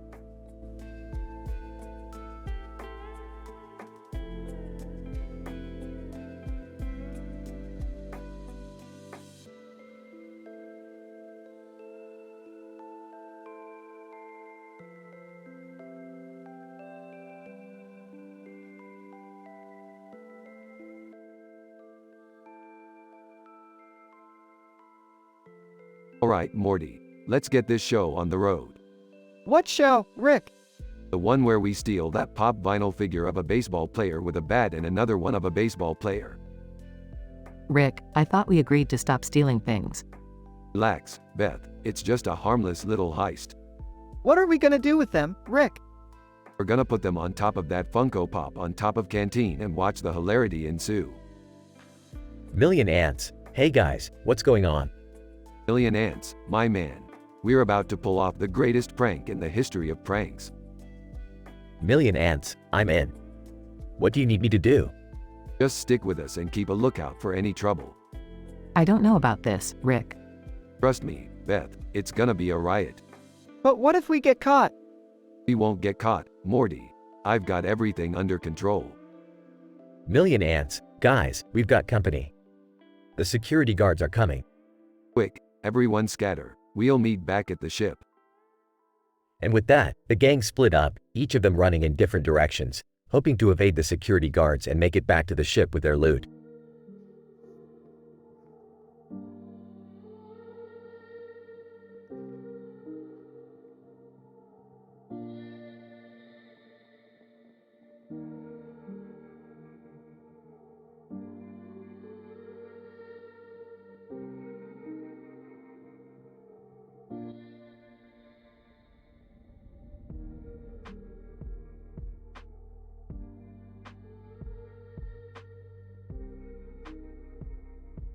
Narrator.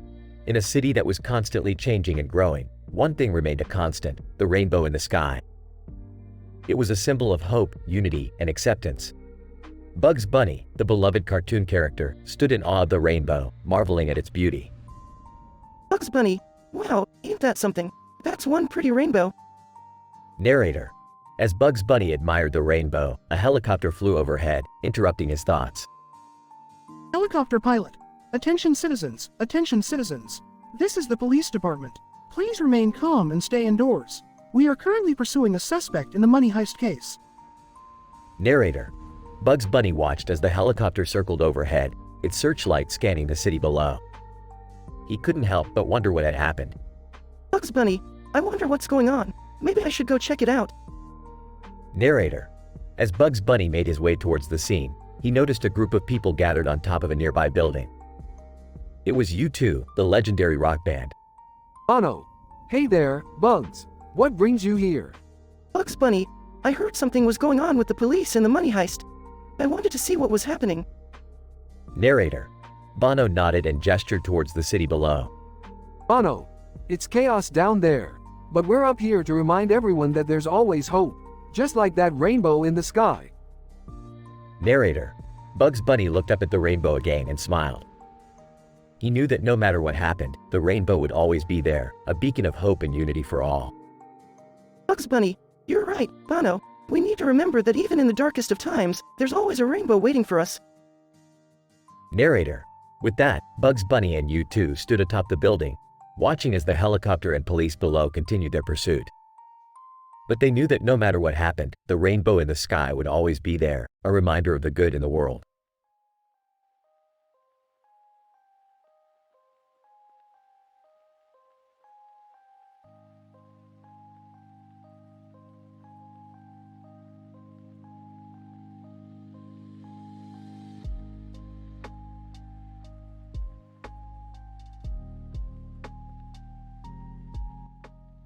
Morty, we gotta hit up that new dim sum restaurant on Upper Leg through Blimples. Oh, okay, Rick. But why are we going to a restaurant? Hey guys, what's going on? We're getting some delicious dim sums. Jerry, you wanna come with? Sure, I could go for some food. At the restaurant. Look at this plate of food, Morty. So many options. I don't know what to try first. These wontons are amazing. And these Blimples are out of this world. Hey, what are these sauces for? I don't know, but this green one is spicy. Let's just try them all. After eating. That was a great meal, guys. We should come back here sometime. Yeah, but next time, let's bring Summer and Beth. And maybe try some new sauces.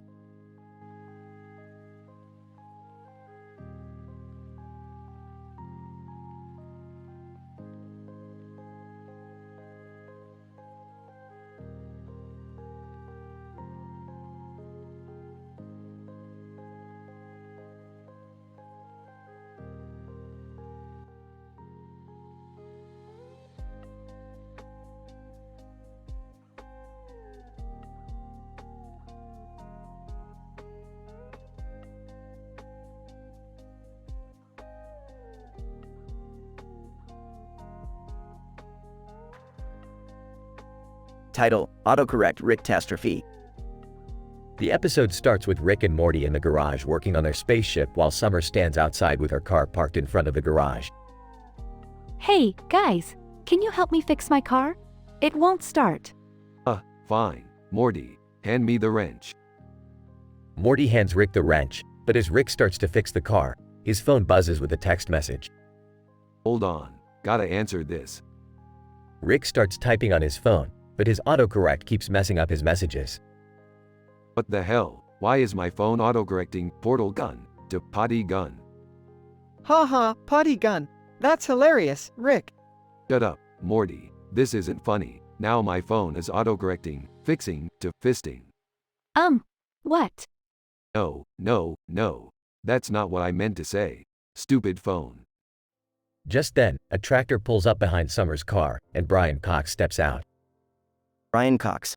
Hello, Rick.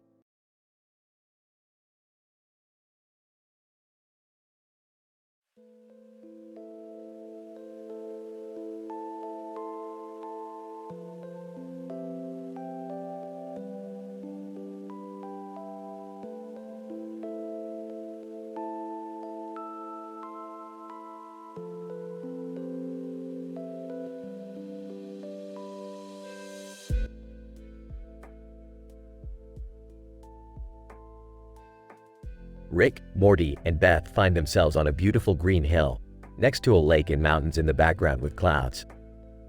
Morty spots a small clock sitting on top of the hill. Hey Rick, what's with that clock? Oh Morty, that's just a time machine. We're going to use it to travel through history and gather some humorous historical facts. I'm in, but let's make sure we stick to our moral standards and keep it clean. No problem, Beth. A little fun never hurt anyone. Let's get going. As they travel through time, they encounter Summit 1G. Summit 1G! Hey guys, what are you doing here? Just gathering some interesting facts from history. Did you know that in ancient Egypt, priests plucked every hair from their bodies, including their eyebrows and eyelashes? Ew, that's gross. But it's still interesting to know.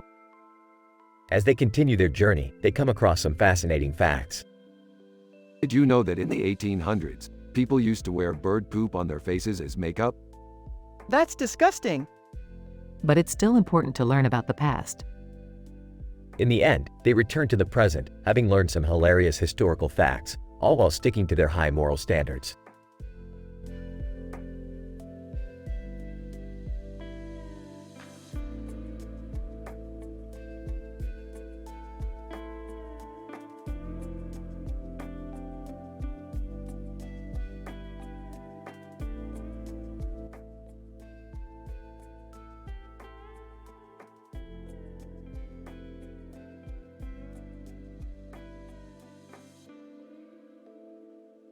Alright, Morty, buckle up for an adventure.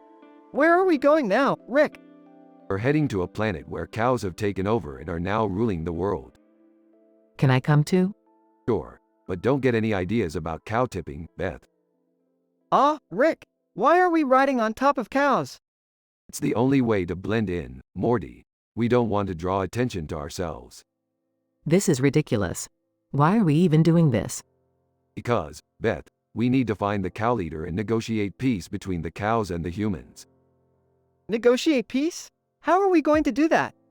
Easy, Morty. We'll just offer them a lifetime supply of McDonald's burgers. That's not going to work, Rick. Why not? Humans love McDonald's. Cows must love it too. I don't think that's how it works, Rick.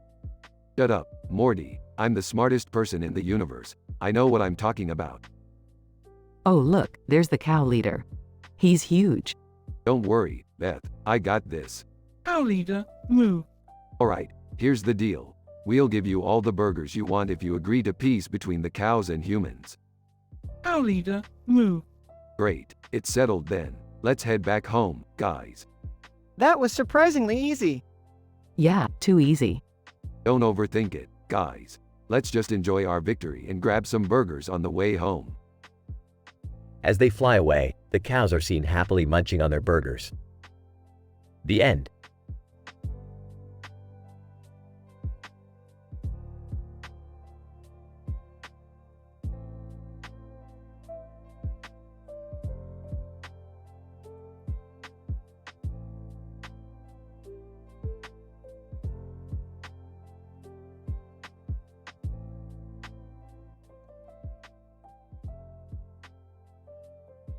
Title: Neon Dreams.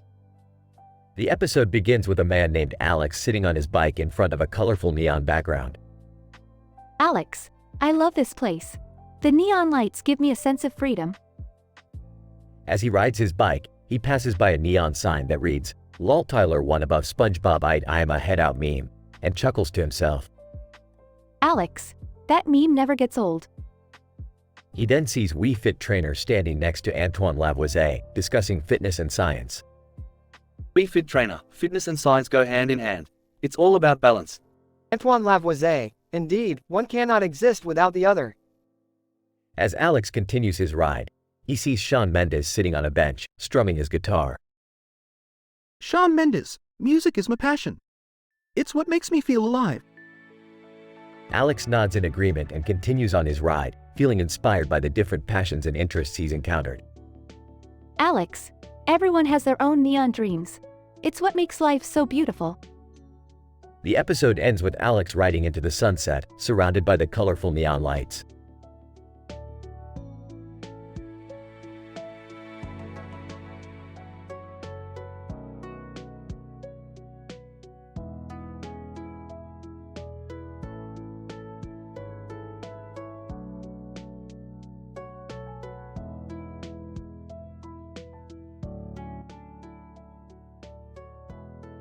Title: The Fireworks Show.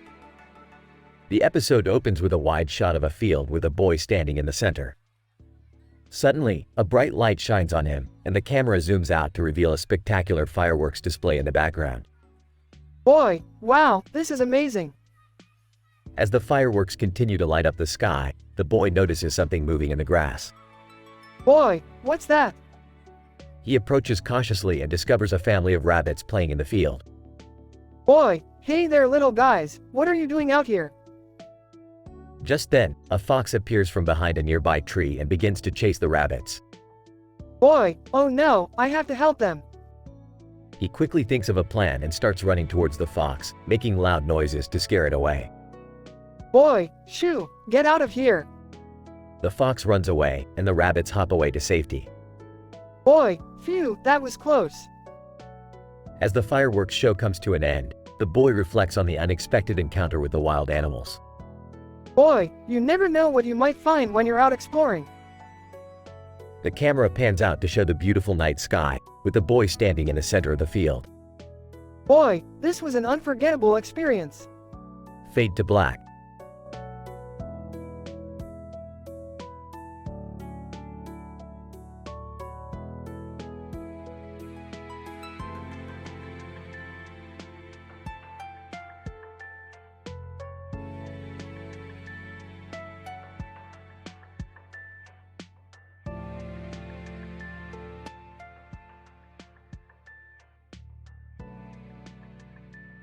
Alright, Morty, we've got a new adventure.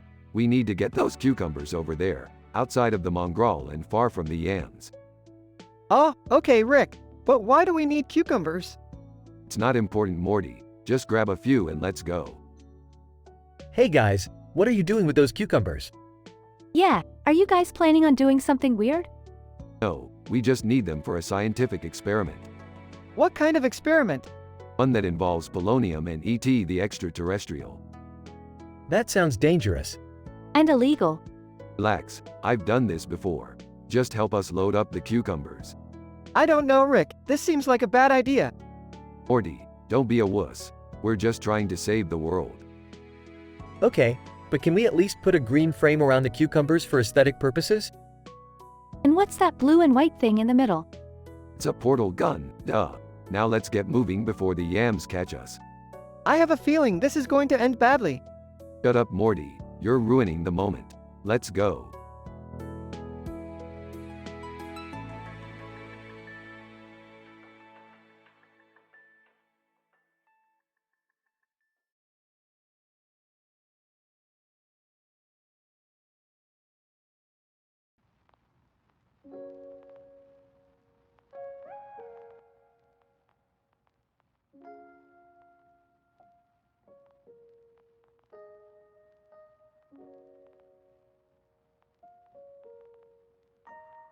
Rick, Morty, and Jerry find themselves in front of a large circular building at sunset, with plants on the side of it. What the hell is this place? Looks like a damn greenhouse. It says here it's the Scripps Research Institute. They do scientific experiments and stuff. Oh, that sounds boring. Can we go get a drink or something? Hold on, Jerry, I have an idea.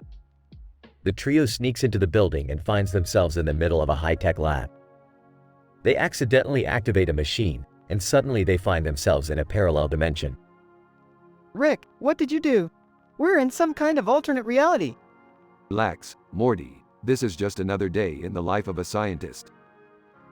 The trio explores the new dimension and discovers a world filled with talking animals, flying cars, and robots. This place is crazy. I feel like I'm in a sci-fi movie. That's because you are, Jerry. This is all just a simulation. Wait, what? So, this isn't real? Of course, it's not real, Morty. But that doesn't mean we can't have some fun. The trio spends the rest of the episode causing chaos in the simulation, creating their own rules, and ultimately, finding their way back to their own dimension. Well, that was insane. I think I need a drink after that. That's the spirit, Jerry. Let's go get drunk and forget about all of this. I don't know, guys. I feel like we should be more responsible with our power. Ah, Morty, we're just a bunch of goofballs. Let's go grab a beer.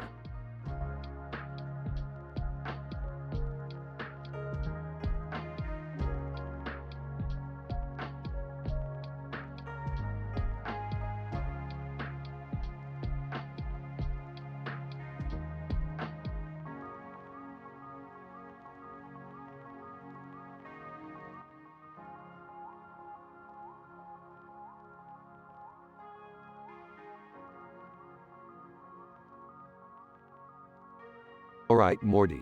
Buckle up for another insane adventure. Where are we going this time, Rick? We're going to the green and pink painting of a train track and trees with a pink sky in the background and a green and pink sky, at ears next to uranium with Dominion undersets. What the hell kind of place is that? Who cares, Morty? Just enjoy the ride.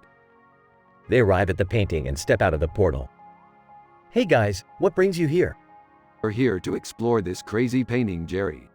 Can we come too? Yeah, we want in on the action. Sure, the more the merrier. They start exploring and come across a strange creature. What the hell is that thing? It looks like a mix between a unicorn and a dragon.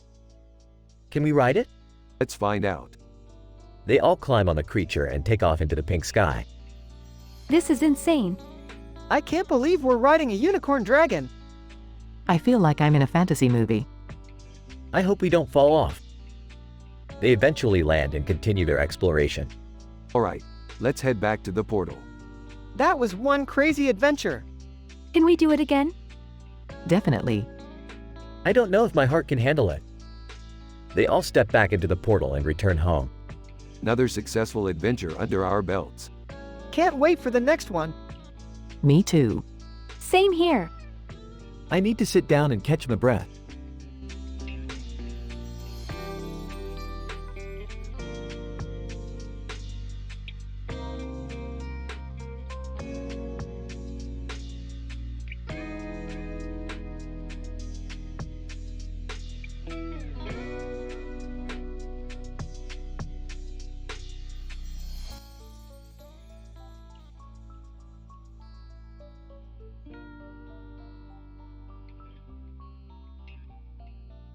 Alright, Morty, we're here to buy some luggage. We're going on a trip, Morty. A real adventure. Rick, can't we just buy the luggage online? I don't really want to go through the hassle of carrying it around. Don't be a pussy, Morty. We need to feel the thrill of the hunt. Also, I need to pick up some Carl's Jr. while we're here. Carl's Jr.? What does that have to do with luggage? Shut up, Morty. You're ruining the vibe. Plus, I need a massage for my lower back pain. Carl's Jr. has those vibrating chairs. I don't think that's what they're for, Rick. Whatever, Morty. Let's just get our luggage and go. Oh, and we should also check out that science museum while we're here. Science museum? I thought we were going on an adventure? What's more adventurous than learning about the mysteries of the universe, Morty? Plus, they have an exhibit on the appendix. Fascinating stuff. I don't know, Rick. This all seems kind of boring. Boring, Morty. You're in a Carl's Jr. with a massage chair and we're about to go to a science museum. This is the epitome of excitement. I guess you're right, Rick. Let's just get our luggage and go. That's the spirit, Morty. Adventure awaits. And don't forget the ketchup packets. We're going to need those for the road.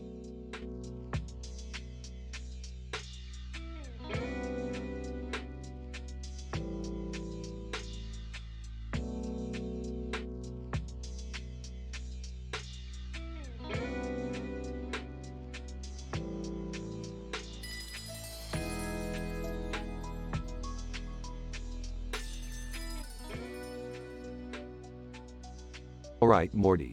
We're in a new dimension where there's a bunch of weird animals in a grassy field. What are we supposed to do here, Rick? Hey, maybe we can pick some of those weird fruits over there and bring them back to Earth. Jerry, we're not here to steal things from other dimensions. Yeah, Dad. Let's just enjoy the scenery. Alright, fine. Let's just sit here and watch these weird animals do their thing. Hey, look! One of them is flying! Oh my god, it looks like E.T. from that old movie. That's impossible, Jerry. E.T. was just a fictional character. Wait, what's that behind those octopuses over there? Oh my god, it's a portal to another dimension. Oh, I don't know if we should go through there, Rick. Come on, Morty, it'll be an adventure. Alright, fine, but let's stick together and be careful. Yeah, we don't want to get lost in another dimension. And so the family stepped through the portal, unaware of the strange and hilarious adventures that awaited them.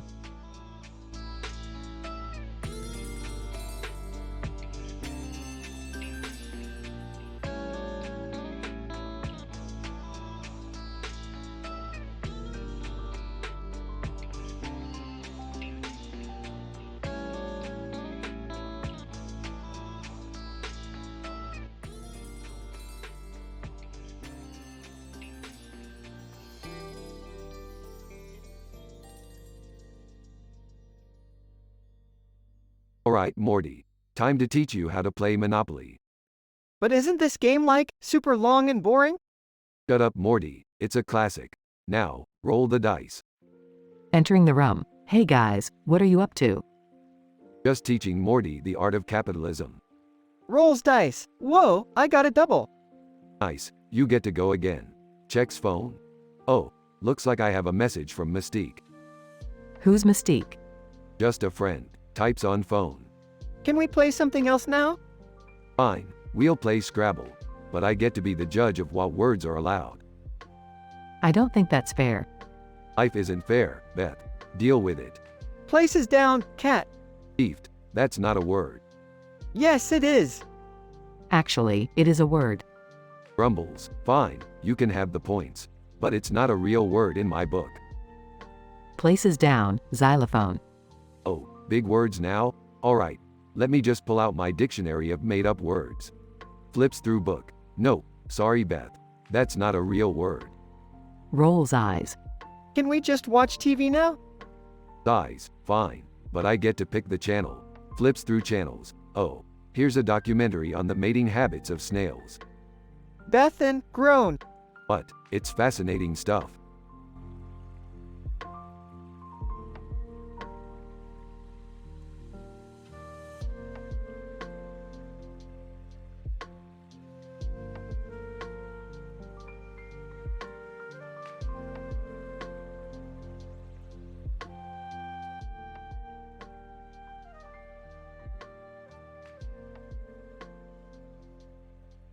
Morty, why are we at a damn toy store? Oh, I don't know, Rick. Maybe because it's Summer's birthday and we need to get her a gift? Oh boy, I hope they have those new Shopkins dolls. My niece is obsessed with them. Jerry, we're not here for your niece. We're here for Summer. Let's stay focused. Alright, let's split up and find something for Summer. I'll take the remote control aisle. I'll check out the littlest pet shop section. I'll go see if they have any crab toys. I'll look at the computer systems analyst action figures. 30 minutes later. I found the perfect gift for Summer. A mini teleportation device. She can't go on adventures with us, but she can at least teleport to different dimensions. I got her a littlest pet shop playset. It even comes with a miniature Morty figurine. I couldn't find any crab toys, so I got her a Shopkins backpack. Does that count? I found this cool computer systems analyst toy that comes with a mini laptop and a calculator. Alright, let's pay for these gifts and get out of here. I'm getting hungry for some McDonald's. But Rick, we just had McDonald's yesterday. And I'm having it again today, Morty. Don't question my cravings.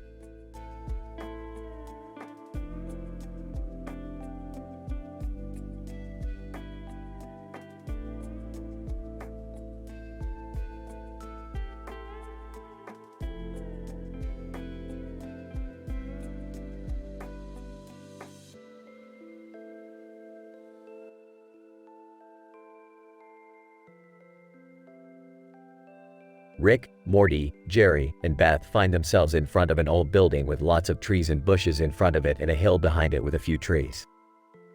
They decide to explore the area when they suddenly hear a loud noise. What was that noise? I don't know, Morty. But it's probably just some kind of historical premise or some shit. Wait, what do you mean? I mean, this place is probably haunted by the ghost of Torushima. Who's Torushima? Oh, just some ancient Japanese warrior who was buried here. So, what are we going to do about it? We're going to contact the ghost and make him tell us where he hid his treasure. Treasure? Yeah, Jerry, treasure. You know, gold, jewels, that kind of thing. Rick, that's not very ethical. Ethical? Who cares about ethics? We're talking about treasure here. I don't know about this, Rick. It seems dangerous. Morty, you're always such a buzzkill. Come on, let's go find that treasure. And with that, the group sets off to find the ghost of Torushima and his treasure. Will they succeed? Only time will tell.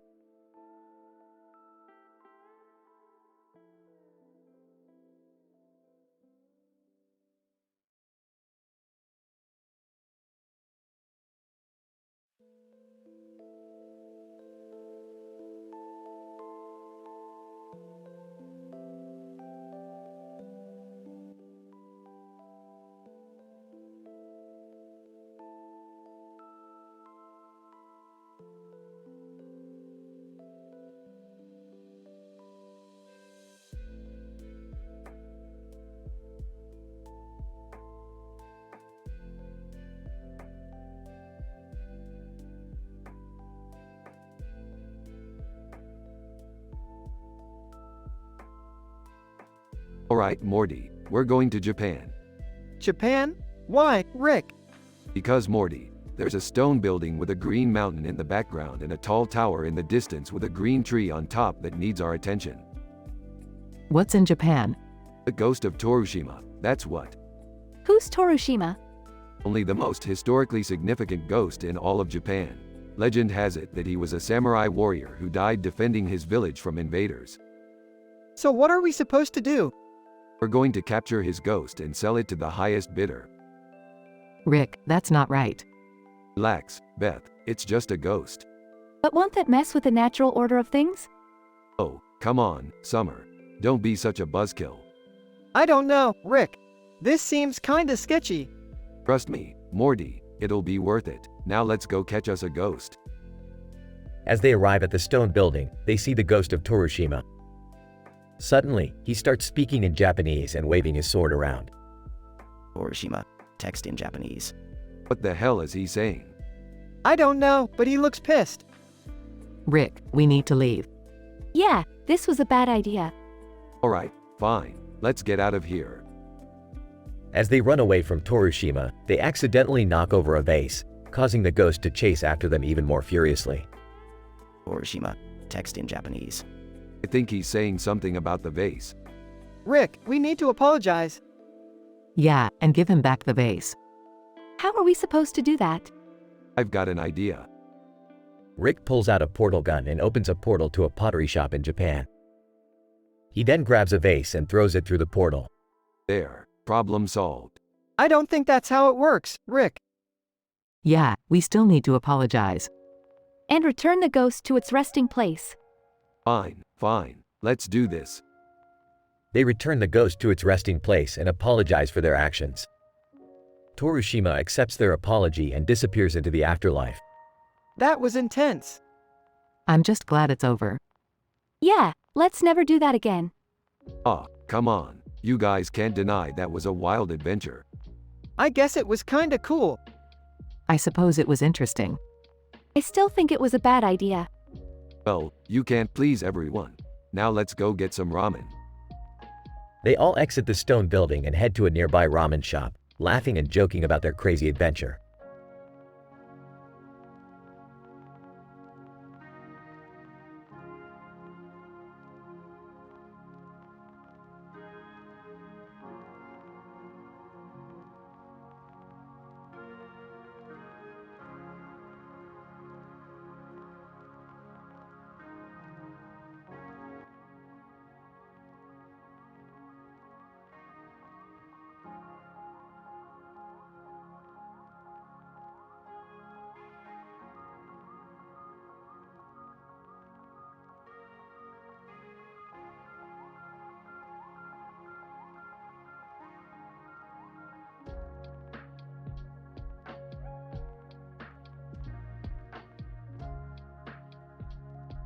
Title: The Mystery of the Ball in Kohl's.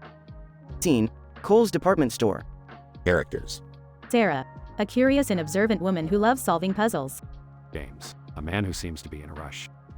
Sarah notices a blurry photo on her phone. What's this? Zooms in on the photo. People walking in a store with a ball in the foreground and a man in the background, far from foosball alongside pranks over Kohl's. James, bumped into Sarah accidentally. Oh, I'm sorry. Sarah, no worries. Say, have you seen anyone with a ball inside the store? James, looks confused. A ball? No, I haven't seen any. Sarah shows James the photo. First found this photo on my phone. I'm trying to solve the mystery of this ball. James, looks at the photo. That's interesting. I haven't seen anyone with a ball, but I did see a man who was in a hurry and seemed to be carrying something. Sarah, that's a good lead. Let's go find him. Scene: Far from foosball alongside pranks. Characters: Sarah, a curious and observant woman who loves solving puzzles. James, a man who seems to be in a rush. David, the man who was carrying something. Sarah spots David. Excuse me, sir. Have you seen a ball around here? David, looks nervous. No, I haven't seen any ball. James, notices something in David's bag. Wait, is there a ball in your bag? David, size okay, fine. I took the ball from the store. I'm sorry. Sarah, disappointed. That's not okay. You should return the ball and apologize to the store. James, first degree. Let's go back to Cole's and make things right. Scene, Cole's department store. Characters. Sarah, a curious and observant woman who loves solving puzzles. James, a man who seems to be in a rush. David, the man who took the ball from the store. Store manager, a strict but fair manager. Sarah approaches the store manager. Excuse me, sir. We found the person who took the ball. Store manager. Looks sternly at David. That's not acceptable. You need to return the ball and apologize to the store. David returns the ball and apologizes. I'm sorry for taking the ball. It was a mistake. Store manager. Accepts the apology. Thank you for returning the ball. Let's make sure this doesn't happen again. Sarah smiles. Another mystery solved. It's always important to do the right thing. James, nods absolutely. Let's go celebrate with some ice cream. The end.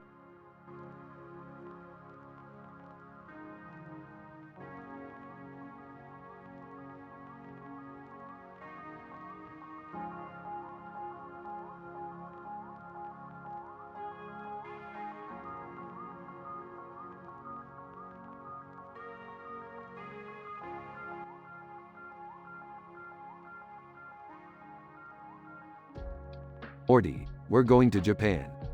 Japan? What for? I heard they have some new technology that could be useful in our adventures. Can I come too? Sure, why not? They arrive in Japan and see a giant robot destroying the city. Oh no, what are we going to do? Don't worry, Morty, I got this. Pulls out a remote control. I built this giant robot to fight other giant robots. Is that even legal? Who cares? Presses button and the robot fights the other robot. Wow, this is intense. Smirks, you haven't seen anything yet. They continue to fight robots and eventually defeat the main villain. That was insane. Yeah, I never want to do that again. Laughs. Speak for yourself, Morty. I'm already planning our next adventure. They all sit under a cherry blossom tree as the sun sets. This is nice. Yeah, it's peaceful for once. Smirks. Don't get too comfortable. We have a universe to explore.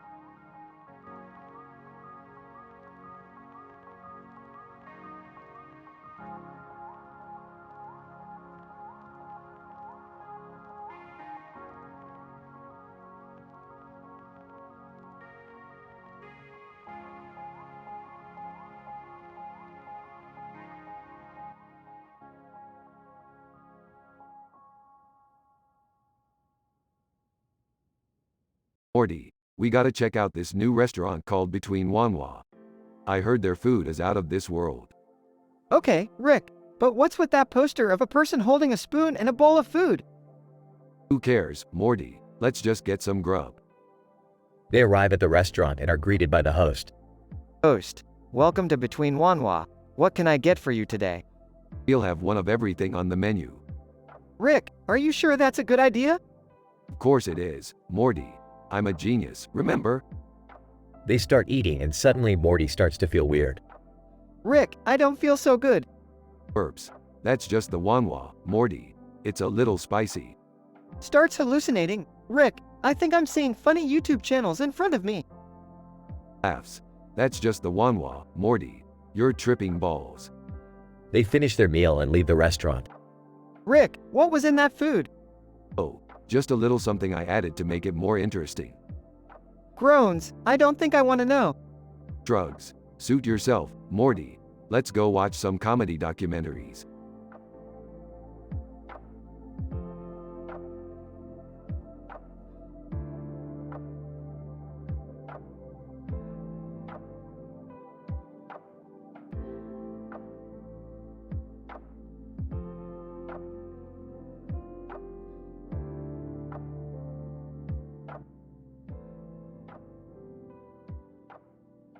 Morty, we're going snowboarding in France. It's the perfect place to escape our usual shenanigans.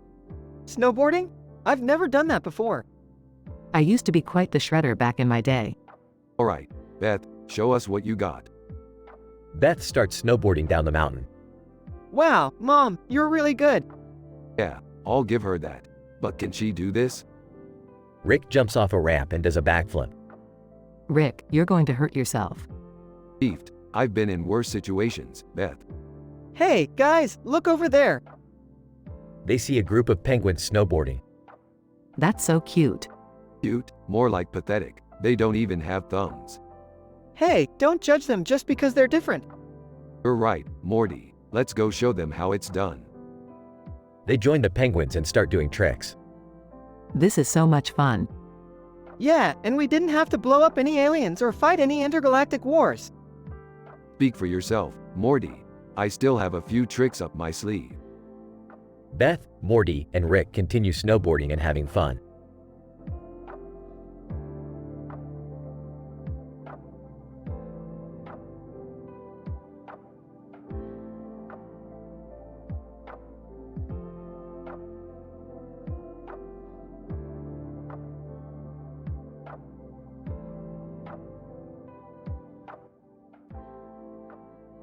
Morty, we're in Morocco.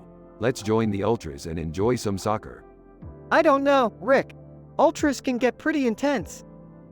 Hey guys, can I come too? Sure, Jerry, just don't embarrass us.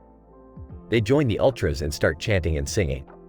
Ultras, Morocco, Morocco, we'll never stop. This is actually kind of fun. I feel so alive. They watch the game between Morocco and France. Wow, this is intense. I haven't seen this much action since the time I battled the Galactic Federation. I can't believe we're actually here, watching a soccer game in Morocco. I know, right? This is the coolest thing I've ever done. As the game ends and Morocco wins. Ultras, Morocco, Morocco, we're the champions. That was amazing. Let's do it again sometime. Yeah, but maybe without Jerry next time. Hey!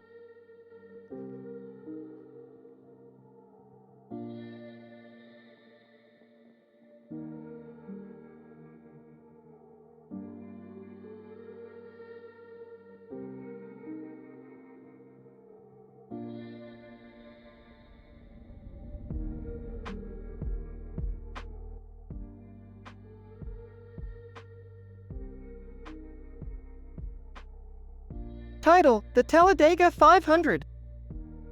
Narrator. The sun was shining bright on the day of the Talladega 500. A white car drove down the highway, next to a fence and a building with a clock on its side. Driver, this is it. The race I've been waiting for all year. Narrator. The car pulled into the track, and the driver prepared for the race of his life. Announcer, ladies and gentlemen, welcome to the 1973 Talladega 500. Narrator. The race began, and the white car was in the lead. The driver was focused, his eyes fixed on the finish line. Driver, just keep pushing. You got this. Narrator. The car zoomed around the track, the sound of the engine roaring in the driver's ears. Announcer, and it's a close one, folks. The white car is neck and neck with the blue car. Narrator. The driver pushed harder, determined to win. He could feel the adrenaline coursing through his veins.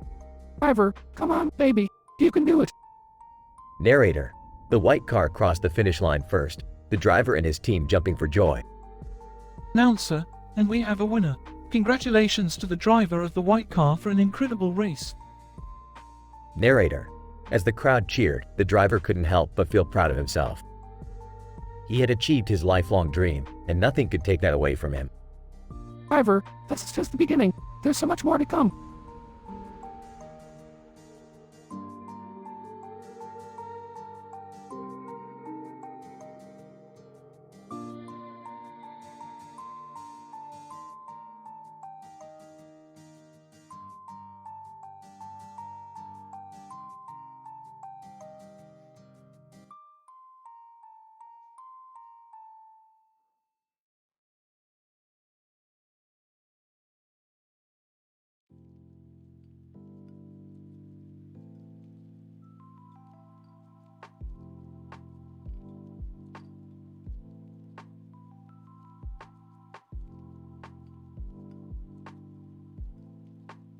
Morty, we need to get to that room with the steam coming out of it. What's in there, Rick? None of your business, Morty. Just trust me, okay? What are you guys up to? Oh, just trying to get to that room over there. Well, why don't you just open the door? Because it's locked. Yeah, that's it. But Rick, I see a key right there on the ground. Damn it, Morty. Don't question me. Just let him be, Morty. He'll figure it out eventually. Alright, fine. Let's just go back to the ship and brainstorm a plan. Music switches to brainstorming music. Okay, so here's the plan. We're going to distract the guard with some Morty-shaped decoys, while I hack into the security system. Rick, I don't think that's going to work. Of course it will, Morty. I'm the smartest man in the universe. Music switches to action music. Alright, Morty, you distract the guard, while Beth and I sneak in through the window. Got it. Rick starts making weird noises and flailing his arms. God, what the hell is going on over there? Whispering. Okay, Rick. We're in. What do we do now? Whispering. Just keep an eye out for any traps or alarms. Music switches to tense music. Rick, I think I see something up ahead. Whispering. What is it? Whispering. It looks like a giant hamster wheel? Whispering. Oh, crap. We must be in the wrong room. Music switches to comedic music. The hamster. Hey there, little guy. Do you happen to know where we can find the steam room? Hamster. In a high-pitched voice, sure thing, dude. It's down the hall to the left. Thanks, hamster. You're a real pal. Music switches to victory music. Alright, we made it. Now let's see what's in this room. Music stops abruptly. Wait a minute.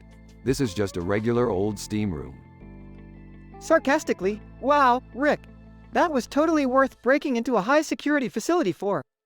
Shut up, Morty. Let's just enjoy the steam and relax for a bit. Music switches to relaxing music.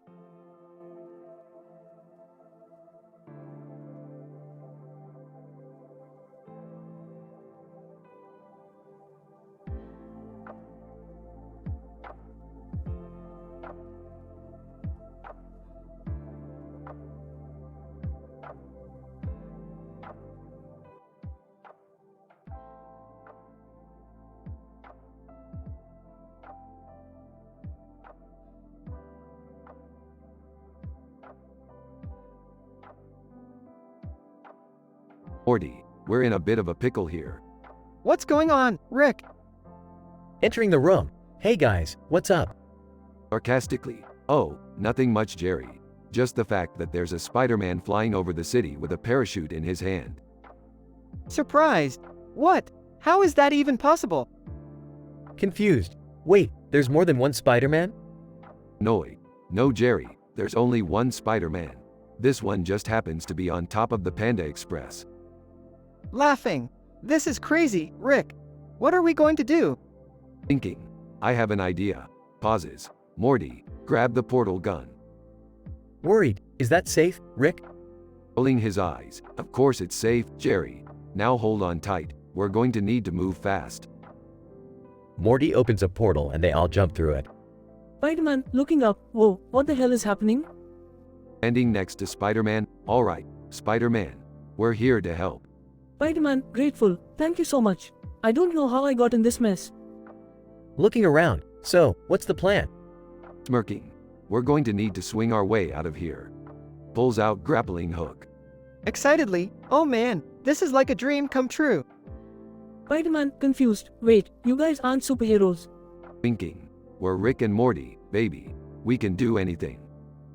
They all swing away from the Panda Express, narrowly avoiding obstacles and laughing the whole way. Breathlessly, I can't believe we just did that. Smiling. That's what adventure is all about, Jerry. Now let's go get some Szechuan sauce.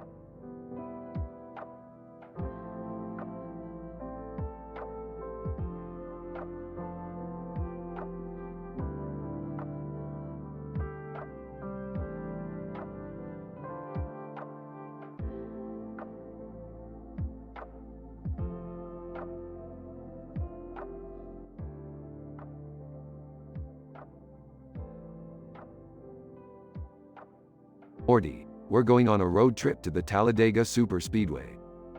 But Rick, I don't know anything about NASCAR. That's what makes it fun, Morty. We'll be reviewing the 1997 Die Hard 500 race. Oh, okay. And to make things even more interesting, we'll be placing bets on the drivers. I don't know if that's such a good idea, Rick. Relax, Morty. It's all in good fun. Plus, we'll be using schmeckles instead of real money. I guess that's better. At the race. Alright, Morty. Who's your pick to win? I don't know. How about Dale Earnhardt? That's so. 97, Morty. I'm going with Jeff Gordon. Okay, let's watch the race. After the race. Looks like I won, Morty. Time to collect my schmeckles. But Rick, I don't have any schmeckles left. What? How did you lose them all? I bet on a driver because I liked his car's paint job. Classic rookie mistake, Morty. Looks like you owe me some schmeckles.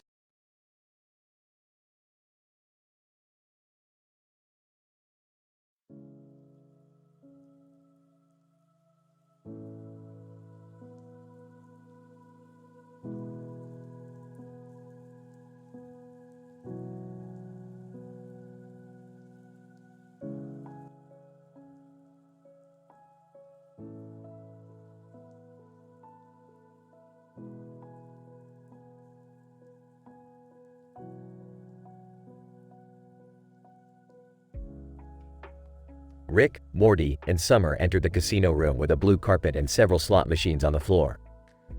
They approached the video poker area and saw a red and white sign that says, "Absurd reasons for being late." Hey Morty, let's try our luck at this video poker machine. Maybe we can win some cash to buy more sci-fi books. I don't know, Rick. Gambling is not really my thing. Come on, Morty. Live a little. It's just for fun. Okay, fine. But I'm only playing with $1. As they played, they overheard a group of people discussing their absurd reasons for being late to the sci-fi book club. Sorry, guys. I'm late because I accidentally got sucked into a black hole. I'm sorry too. I was busy cloning myself so I could attend the book club and go to work at the same time. Those reasons are nothing compared to mine. I once got abducted by aliens and had to negotiate my way out of a space war. Whoa, Rick, that's crazy. Yeah, and I once got lost in a time loop and kept repeating the same day over and over again. As they continued to play, they noticed the absurdity of the casino's decorations. Why is there a giant statue of a pineapple with a mustache over there? And why is that slot machine shaped like a giant rubber duck? I don't know, but I'm having a blast here. Eventually, they decided to cash out and leave the casino. Well, we didn't win any money, but we had fun. And that's all that matters. Yeah, I guess you're right, Rick. Hey, let's go get some pizza. I'm starving. They all agreed and left the casino, ready for their next adventure.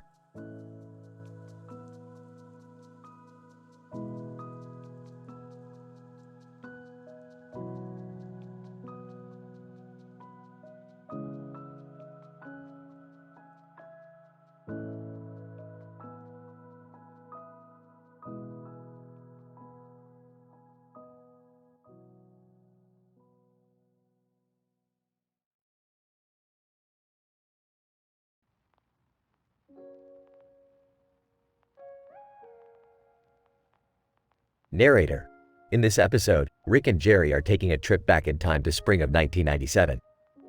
Jerry, do you know what we're doing here? Not really, Rick. All you said was that we're spectating the 1997 Winston 500 from Talladega. That's right, Jerry. This is a historic moment in NASCAR history. Look over there. That's the first time the number 24 car was driven by Jeff Gordon. Wow, that's amazing. Hey, who's that guy over there with a beard and a suit looking up at something in the distance? I'm not sure, Jerry. But let's focus on the race for now. Narrator. As Rick and Jerry watched the race, they gave a detailed biological review of the event. Jerry, did you see how the number 24 car took the lead in lap 4? That was a great move by Jeff Gordon. Yes, Rick. And did you notice how the number 3 car driven by Dale Earnhardt Sr. was able to hold on to second place for so long? Absolutely, Jerry. But in the end, it was Mark Martin who took the checkered flag. This was truly a historic race, Rick. And it's amazing that we're able to witness it firsthand. Narrator. As the race came to a close, Rick and Jerry made their way back to their time machine. Rick, that was an amazing experience. Thanks for taking me along. No problem, Jerry. It's always fun to travel through time and witness history. Narrator. And with that, Rick and Jerry set off to their next adventure, leaving behind the man with the beard and suit looking up at something in the distance.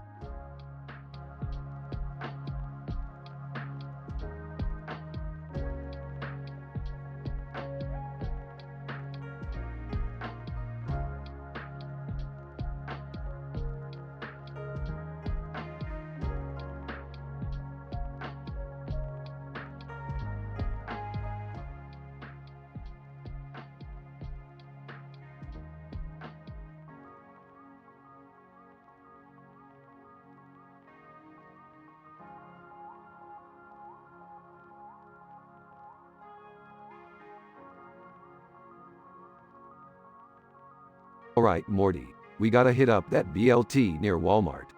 I heard they got some killer sandwiches. Rick, why are we taking a collage of photos with a doll and slot machines in the background? Shut up, Morty. It's for my interdimensional scrapbook. Now let's go. Hey, what are you two up to? Just getting some sandwiches, Beth. You want one? Sure, but can we stop by American Girl dolls first? I need to pick up a gift for Summer. And can we play some video poker while we're there? Jeez, you guys are worse than Jerry. Fine, let's go. At the BLT, they ordered their sandwiches and sat down at a nearby table. Hey Morty, you ever hear about the time I won big on the slot machines in Vegas? No, what happened? Well, let's just say I walked out of there with enough money to buy a new spaceship. That's great, Rick, but can we please focus on the task at hand? We still need to pick up that doll and play some video poker. And don't forget about Guts, the new video game that just came out. Fine, but can we at least make a pit stop at the arcade first? They arrived at the arcade and immediately headed for the Guts machine. This game is awesome, Rick. I can't believe I'm actually getting the high score. And I just won big on the slot machine next to it. Alright, let's not get too distracted. We still have to get that doll and play some video poker. They finally made it to American Girl dolls, where Beth picked out the perfect gift for Summer. Alright, let's go play some video poker now. Hold on, let me just take a picture of us with the doll for my scrapbook. Rick, I don't think anyone wants to see that. Shut up, Morty, it's for posterity. Now let's go win big on those slots. And so, they spent the rest of the day playing video poker and slot machines, occasionally taking breaks to play Guts and admire the doll. It may not have been the most productive day, but it was certainly a memorable one.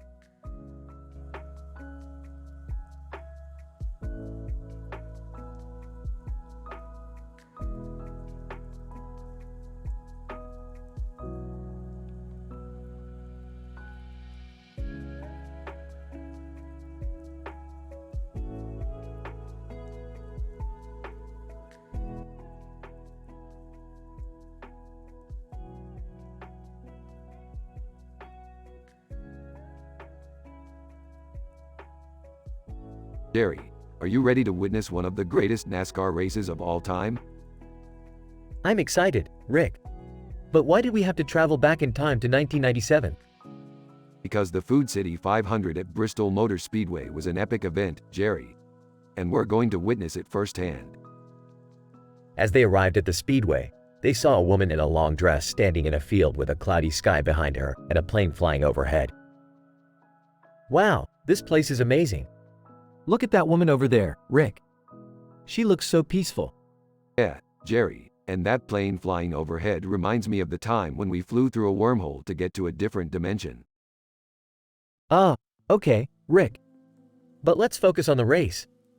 What can you tell me about it? Well, the Food City 500 was an intense race that lasted for over 4 hours. The drivers had to navigate through tight turns and high banks, and there were several crashes and close calls. Sounds thrilling, Rick. Who won the race? It was Jeff Gordon, Jerry. He dominated the race and won by over 4 seconds. It was one of the greatest performances in NASCAR history. Wow, I wish we could have seen it live. But at least we got to witness it through your detailed biological review, Rick. That's what I'm here for, Jerry. To show you the wonders of the universe, without any adult talks, drugs talks, incest, religious talks, NSFW content, gender discussions, sexual discussion, sex talk, swearing, racist talks, or controversial talks.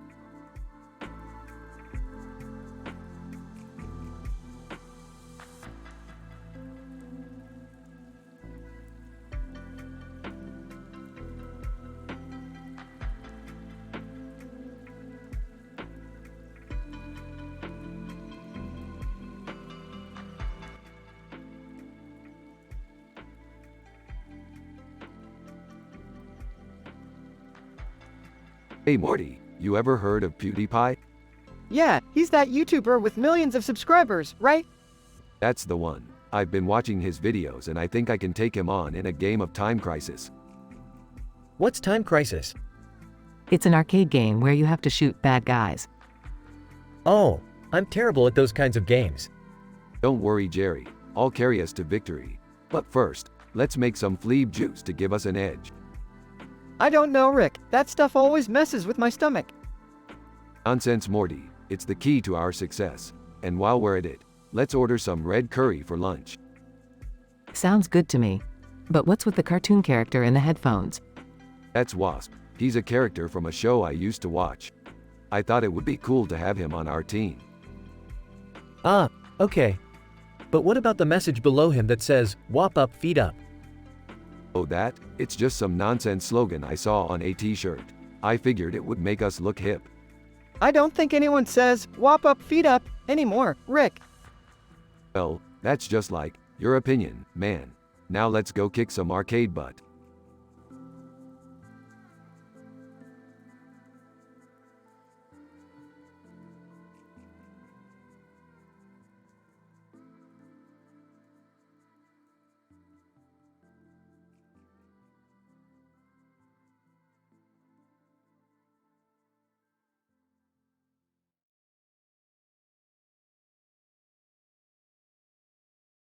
Title: The Thunderous Trek. Storm Reed and her friends from the Strokes and Thorium had planned a trek to the Green Mountain, which was surrounded by a blue sky with clouds and lightning in the distance. As they reached the mountain, they were greeted by a beautiful green mossy surface with rocks. Raz from the Strokes suggested they take a break and get a Tui-Na massage at the nearby massage center. They agreed and headed towards the center. As they walked, they discussed their favorite songs. Misinterpreted song lyrics became the topic of discussion, and they had a good laugh as they shared their funniest experiences. Suddenly, they heard a loud thunder and the sky turned dark. They rushed out of the massage center, and as they looked up, they saw lightning strike the mountain. They knew they had to leave immediately. They started running down the mountain, and as they reached the bottom, they saw that their car was parked on the other side of the river. They had to cross the river to get to their car. They carefully waded through the water, holding hands and helping each other. As they reached the other side, they looked back at the mountain, which was now engulfed in a storm. They knew that their friendship had grown stronger during this thunderous trek, and they all agreed to plan more such adventures in the future.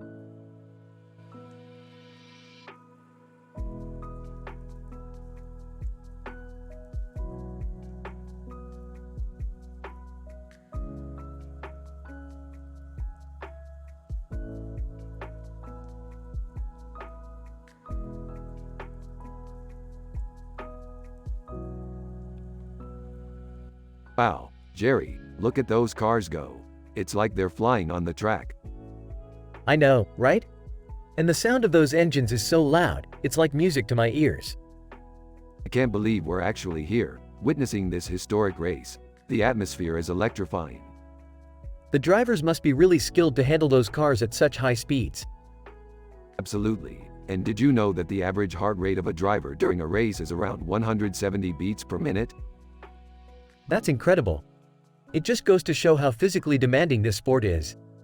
And speaking of physically demanding, did you see that crash earlier? It's a good thing safety measures have improved since then. Definitely. It's important to prioritize the safety of the drivers and fans. All in all, this has been an amazing experience. I'm grateful we got to witness a piece of racing history. Agreed. And who knows, maybe one day we'll have our own race car and be out there on the track ourselves.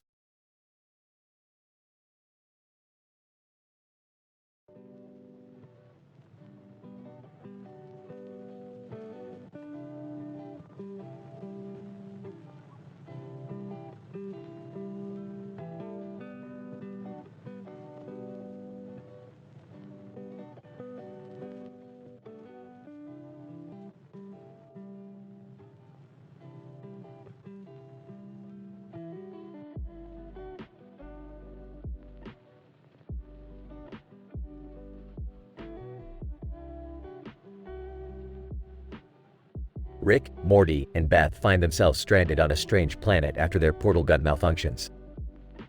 As they explore their surroundings, they come across a group of aliens who are obsessed with Earth pop culture.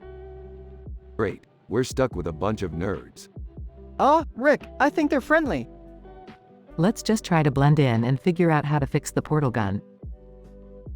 The aliens show the trio around their planet, pointing out all the Earth-related artifacts they've collected over the years.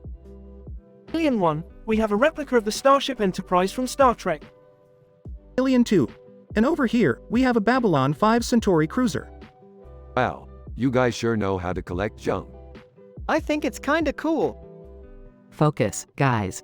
We need to find a way out of here. As they continue their tour, they stumble upon a group of aliens watching a reality dating show from Earth. Alien 3. This show is amazing. I can't believe how desperate these people are for love. Reality TV. Can we please move on? But before they can leave, they're approached by an alien who wants to talk about a new beauty treatment they've discovered. Alien 4. It's called facials. It's all the rage on Earth. No thanks, we're good. Yeah, we don't really do that stuff. As they finally make their way back to the portal gun, they realize something is off. This isn't our portal gun. It's a fake. Alien 5. Ha ha ha.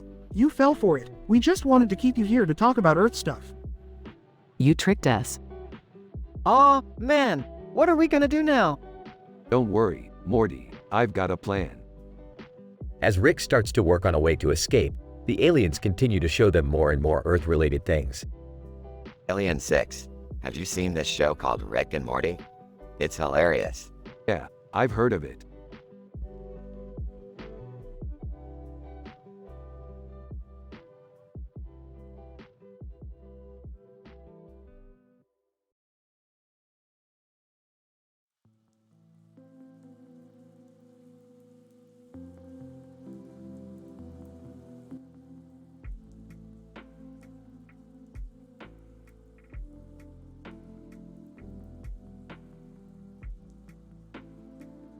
Alright, Morty, buckle up because we're going to the Alabama game. The Alabama game?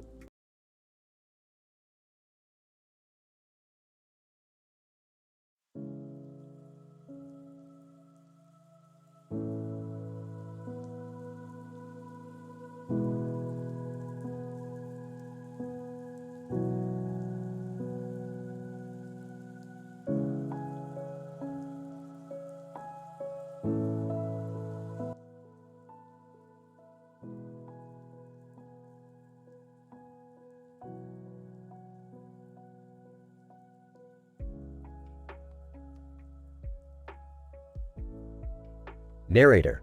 The scene opens up to a man walking down a road with mountains in the background. As he approaches a sign that reads, Aromatherapy Massage, he sees a man with a green face and a music note on his face. Excuse me, sir, may I ask why you have a music note on your face? Green-faced man. Oh, this is just my way of expressing my love for music. I'm a musician, you see. That's very interesting. What kind of music do you play? Green-faced man. I play all kinds of music, from classical to rock. I even write my own music. That's impressive. Say, do you know where Coach Ferratu is? Green-faced man. Yeah, he's outside Nickmercs on top of memes. He's always there giving motivational speeches. Thank you. I'll go check it out. Narrator. The man walks towards Nickmercs and sees Coach Ferratu outside, surrounded by a group of people. Coach Ferratu, welcome, my friends. Today we're going to talk about the power of positivity and how it can change your life. Excuse me, Coach Ferratu, can I ask you a question? Coach Ferratu, of course, my friend. What's on your mind? I've been feeling a bit down lately. Do you have any advice on how to stay positive? Coach Ferratu, absolutely. First, surround yourself with positive people. Second, focus on what you're grateful for. And third, practice self-care, like getting a massage at Aromatherapy Massage. That sounds like great advice. Thank you, Coach. Narrator. The man leaves Nickmercs feeling inspired and decides to take Coach Ferratu's advice. He goes to Aromatherapy Massage for a relaxing massage and feels much better afterwards. He realizes that positivity can truly change his life for the better.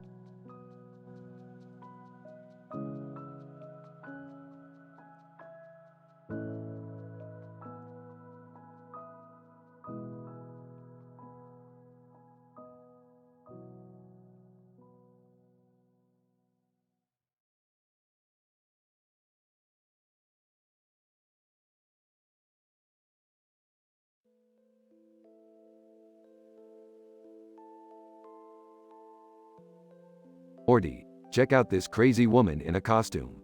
She looks like she's straight out of a comic book. Whoa, Rick! She's got wings and a sword on her chest. Do you think she's some kind of superhero? Woman. Actually, I'm She-Ra, Princess of Power. And I'm here to talk to you about hospitality management. Hospitality management? What kind of crazy adventure is that? She-Ra, it's not an adventure, Rick. It's an important part of running a successful business. You can't just ignore the needs of your guests. But we don't even have a business, She-Ra. We just go on crazy space adventures with you. She-Ra, well, that's all the more reason to learn about hospitality management. You never know who might show up at your doorstep. Fine, fine. Teach us your ways, She-Ra. But first, let's grab some Meeseeks boxes and have some fun.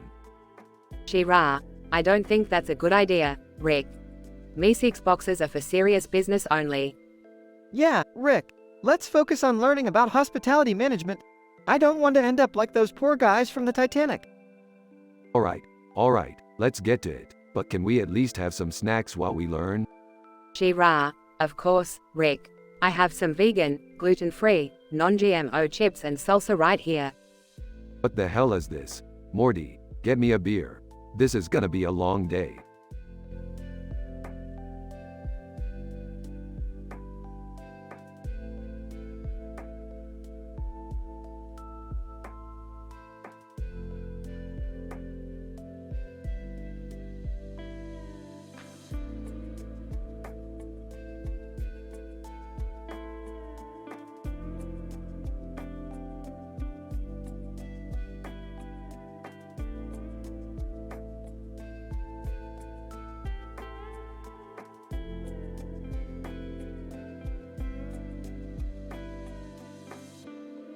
Hey Morty, you ever heard of the Alabama gang?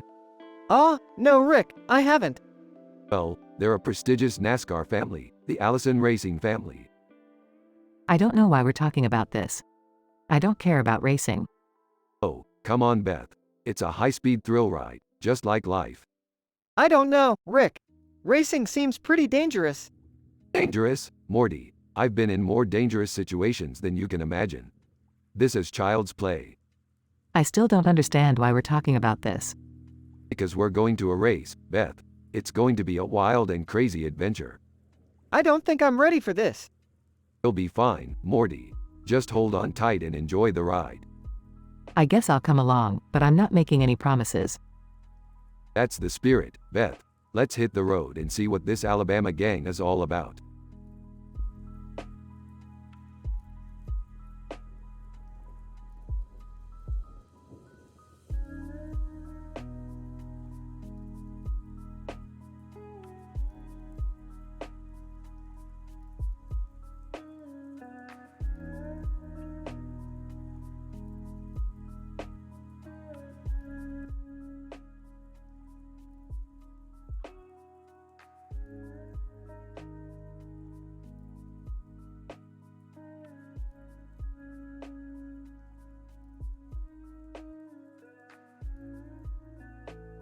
Rick and Morty are flying through space when they come across a man holding a green lightsaber and a giant creature with a green lightsaber in its hand.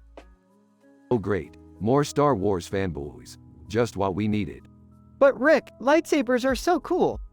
Yeah, until someone gets their hand cut off. Trust me, I've been there. The man with the lightsaber approaches them. And I am Jedi Master Itrium. This is my Padawan, Letitium. Oh boy, a Jedi. Haven't seen one of you guys in a while. What brings you to this part of the galaxy? Itrium, I sense a disturbance in the Force. Something dark and dangerous is at play. Oh, that doesn't sound good. Relax, Morty. It's probably just a bad burrito. Suddenly, the ship shakes and alarms start going off. What the hell is going on? I don't know, but it feels like we're under attack. Just then, a group of aliens appear on the screen, holding up a sign that reads, "Blind Date." What the hell? Is this some kind of sick joke? I don't think they're here to hurt us, Rick. Maybe they just want to set us up on a blind date? No way in hell, Morty. I'd rather fight off a Sith Lord with a toothpick. As they try to escape the aliens, they suddenly find themselves in the middle of a Kermit the Frog drinking tea meme. What the where are we now, Rick? I don't know, Morty, but this is getting weirder by the second. Eventually, they managed to escape the meme and the aliens, but not before Yttrium and Lutetium joined them on their ship. Yttrium, we must work together to uncover the source of this darkness. Yeah, whatever. Just don't touch anything or I'll blast you into a galaxy far, far away.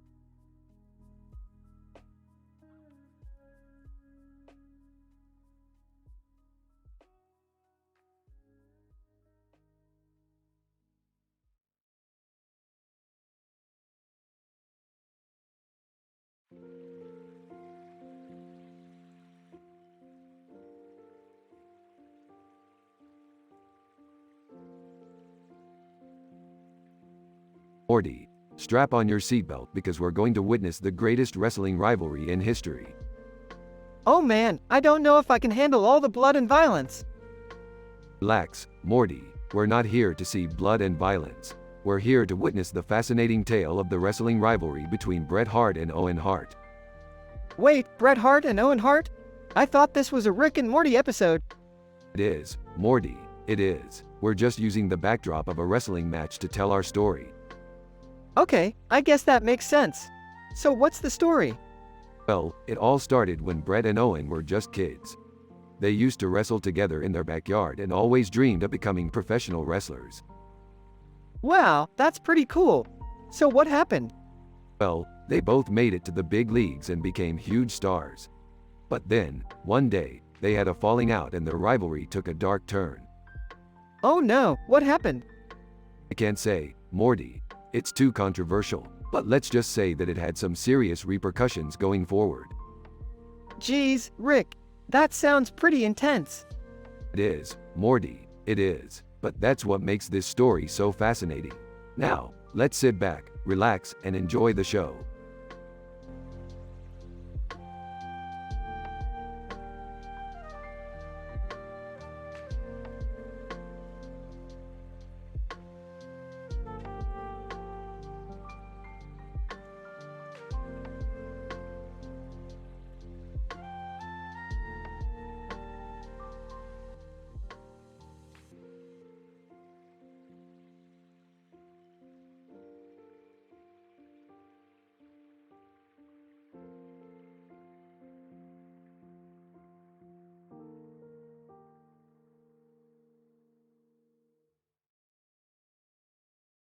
Rick, Morty, and Jerry were on a road trip when they stumbled upon a strange sign that read, Dr. Passel U Park Park.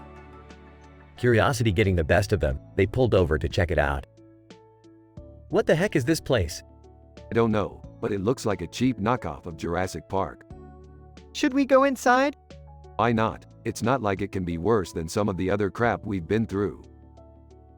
As they entered the park, they were greeted by a man sitting on a block next to a dinosaur statue. Dr. Alan Grant. Welcome to Dr. Passel U Park Park. I'm Dr. Alan Grant, and I'll be your guide. Wait a minute, you're the guy from Jurassic Park. Dr. Alan Grant. Yes, I am. But let's not talk about that. This is a completely different park.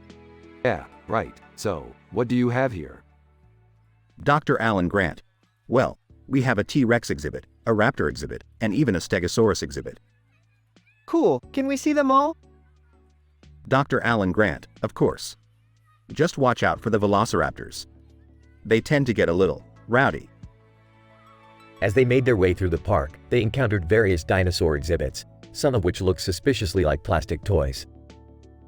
Are these even real? Dr. Alan Grant, of course they're real.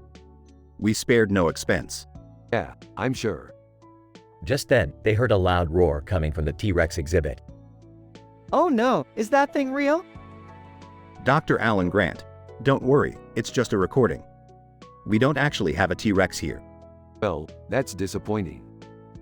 As they made their way out of the park, they couldn't help but feel a little underwhelmed by the experience. That was kind of a letdown. Yeah, but at least we got to meet Dr. Alan Grant. Hey, I've met better scientists. Let's get out of here. As they drove away, they couldn't help but wonder what other strange and bizarre adventures awaited them on their road trip.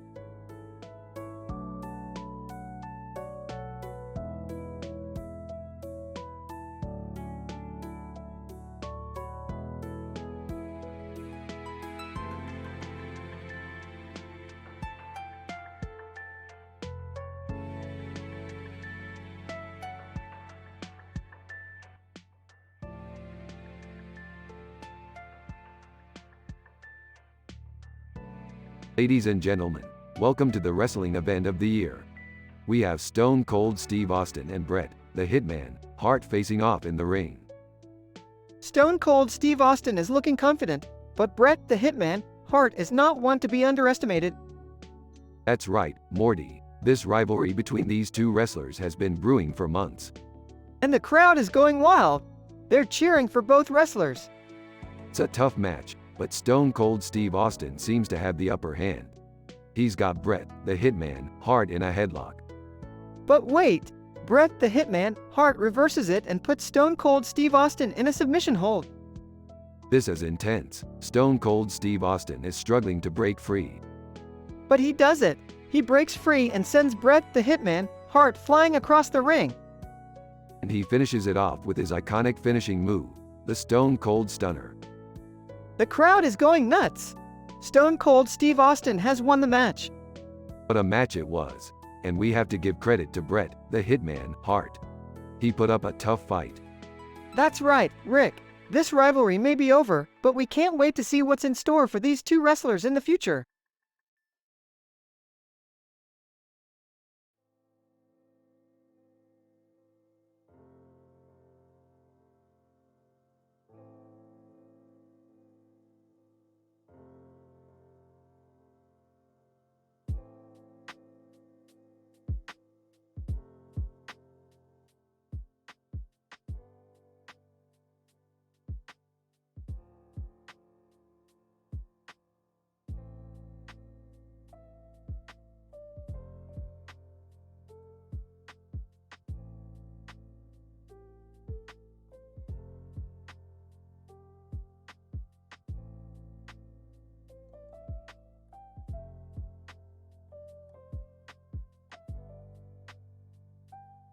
Hey Morty, I need you to grab that sword and chain over there. We're going on an adventure. What kind of adventure, Rick? Crazy one, Morty. We're going to storm that castle over there and take the treasure. You can't just storm a castle like that, Rick. We need a plan. Yeah, we can't just barge in there like barbarians. Fine, fine. We'll do this the civilized way. I'll pose as a ship captain, and you guys will be my crew. We'll get in, get the treasure, and get out. But what if they ask about our ship? I've got that covered, Morty. I'll just say we're on a psychological research mission. Oh, what now? Oh boy, this is gonna be a disaster. Relax, Summer. We've got this under control. Now let's go get that treasure. As they approach the castle, Rick puts on a captain's hat and begins to speak in a pirate accent. Ahoy there, mateys. We be on a mission of the mind, searching for the secrets of the psyche. God, what nonsense are you spouting? Just a bit of pirate lingo, matey. Now if you'll excuse us, we'll be on our way. As they make their way through the castle, they come across a room with a sign that reads, "Do not touch anything." Rick, I don't think we should touch anything in here. Nonsense, Morty. What could go wrong? Suddenly, the room begins to shake and they hear a voice over the intercom. Voice, intruders detected. Self-destruct sequence initiated. We gotta get out of here, now. They run out of the castle just in time before it explodes. Well, that was a disaster. Hey, we still got the treasure, didn't we? What treasure? All we got was this weird bracelet. That's no ordinary bracelet, Morty. That's a wristband that can predict the future. Wait, what? How did we not notice that? Hey, details, details. Let's just get out of here before anyone else notices. As they fly away, they all look at the wristband in awe. So, what does it say? It says, we're all gonna die. They all scream as the episode ends.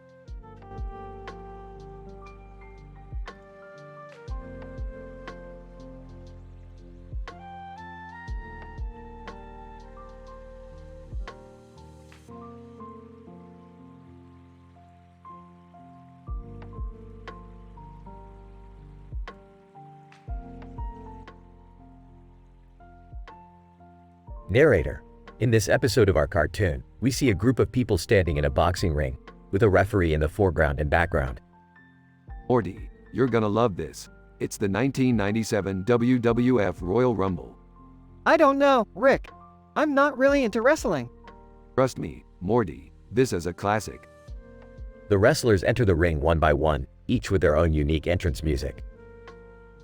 Wow, this is intense. Who do you think is going to win? I don't know, but I hope they play fair. I can't believe how strong these wrestlers are. As the match continues, the crowd cheers and boos for their favorite wrestlers. This is what I'm talking about, Morty. This is entertainment at its finest. I have to admit, Rick, this is pretty exciting. In the end, there can only be one winner of the Royal Rumble. Who will it be? Tune in to find out.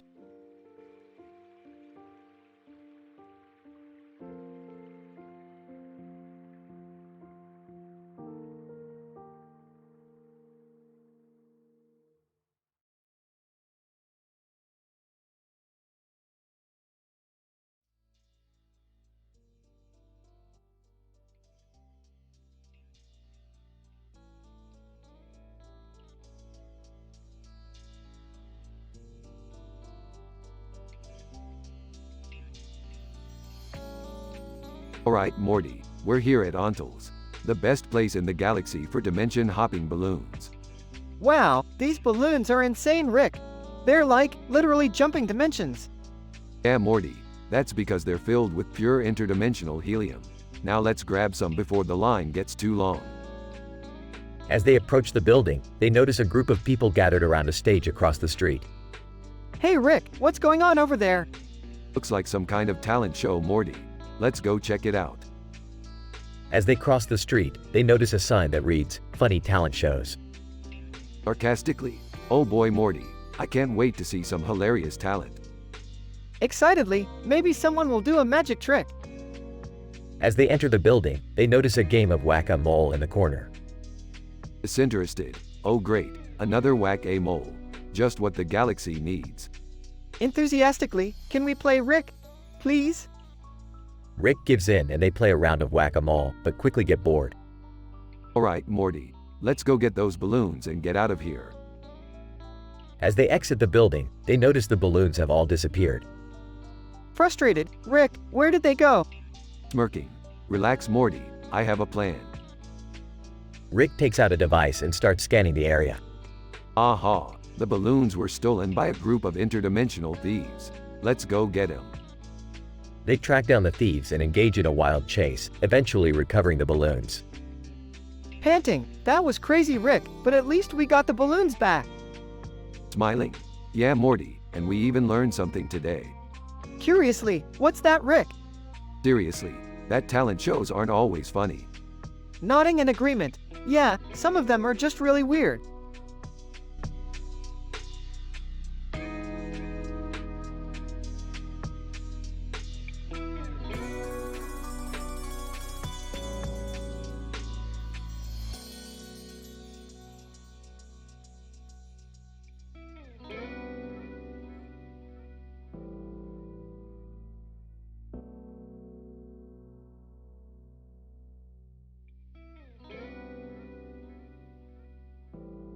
Announcer, ladies and gentlemen, welcome to the 1997 WWF Royal Rumble match.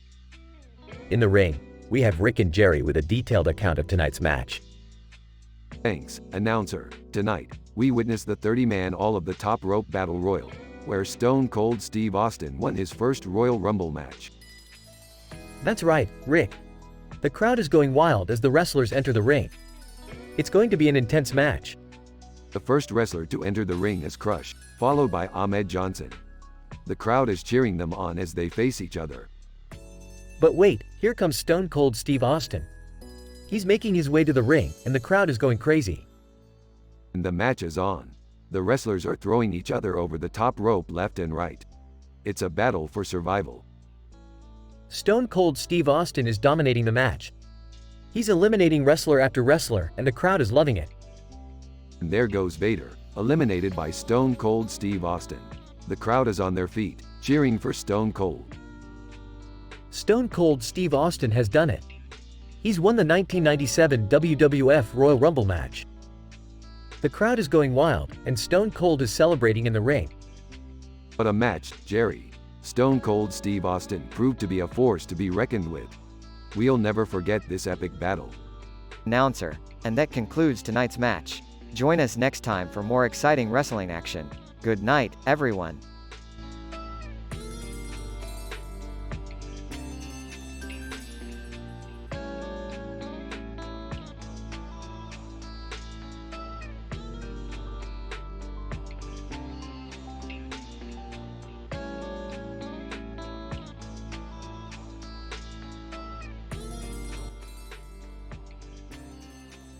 Jerry, can you believe it? We're in 1997 witnessing the first-hand versus WWF Royal Rumble match. I know, Rick. This is incredible. Look at that ring, it's huge. And look at those wrestlers, they're huge too. Who's that guy in the black trunks? That's Stone Cold Steve Austin, Rick. He's a legend in the making. Wow, he's really taking it to that other guy. What's his name? That's Bret Hart, Rick. He's one of the best wrestlers of all time. This is intense, Jerry. I've never seen anything like it. Me neither, Rick. It takes a lot of skill and athleticism to be a wrestler. I'm just glad we're here to witness it all. This is a moment in history. Absolutely, Rick. And who knows? Maybe someday we'll be legends too. I don't think so, Jerry. But it's fun to dream.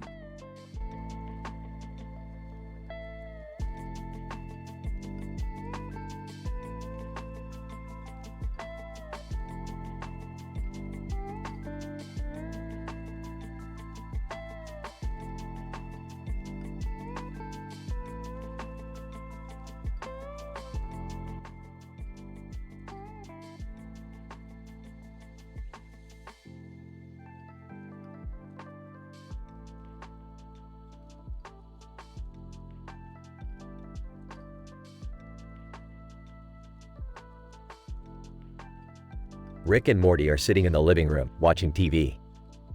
Morty, check out this commercial. Some dude is flying around like Spider-Man. Wow, that's crazy. What's it for? It says here it's for Megagef Fur Relief. I don't think that's how you spell massage. Ha, that's hilarious. Maybe they're trying to appeal to furries or something. Oh God, Morty, don't even get me started on furries. You remember that one time we went to that convention? Yeah, I remember. You got kicked out for trying to steal someone's fursuit. Hey, I was just trying to see what it felt like. Anyway, back to the commercial. Wait, there's another one. It says, funny dance routines across from Spider-Man. Now that's just ridiculous. What does Spider-Man have to do with dance routines? I don't know, but I kinda wanna check it out. Alright, Morty, but if you start doing any weird dance moves, I'm out of there. Don't worry, Rick. I'll keep it classy. As they switch over to the channel with the dance routines, Morty begins to uncontrollably break out into dance. I can't stop, Rick. The music's too infectious. Oh geez, Morty, I knew we shouldn't have watched that commercial. Now we're gonna be stuck here all night watching dance routines. Worth it, Rick. This is the best thing that's ever happened to me. You say that now, Morty. But just wait until your dance moves end up on the internet. Oh God, you're right. We gotta get out of here before it's too late. And with that, Rick and Morty quickly change the channel and go back to their regular programming, never to speak of the Megagef Fur Relief commercial again.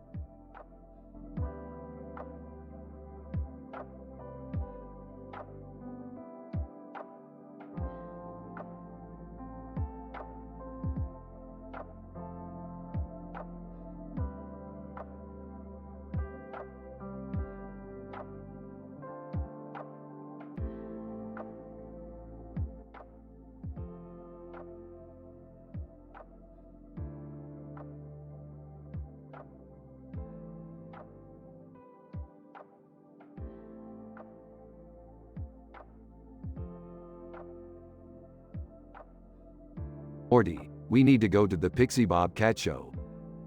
Rick, why would we go there? Because I need to win the grand prize for the best cat, Morty. But we don't have a cat, Rick. We'll just have to improvise, Morty. At the Pixie Bob Cat Show. Alright, Morty, put on this cat suit and start meowing. What? No way, Rick. I'm not doing that. Fine, I'll do it myself. As Rick puts on the cat suit and starts meowing, he attracts the attention of Ron Weasley from Harry Potter. Ron, Blimey, that's a real cat. Rick, I don't think that's a good idea. Shut up, Morty. I know what I'm doing. Suddenly, Pixie Bob appears. Pixie Bob, what's going on here? Oh, just showing off my amazing cat, Pixie Bob. Pixie Bob, that's not a cat, that's a man in a cat suit. Tomato, tomato. Pixie Bob, you're disqualified. Oh, come on, Pixie Bob. Can't you see the humor in this?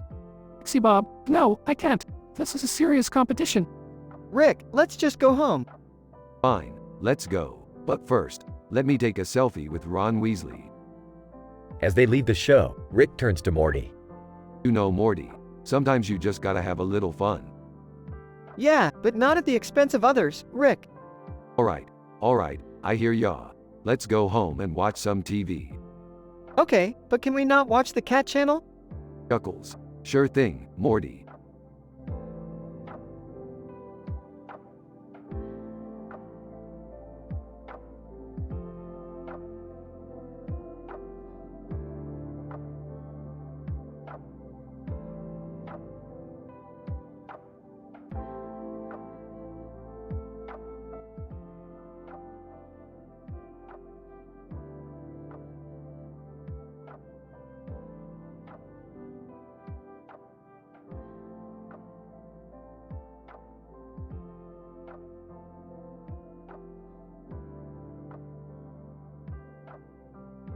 Alright, Morty, we've got some business to take care of.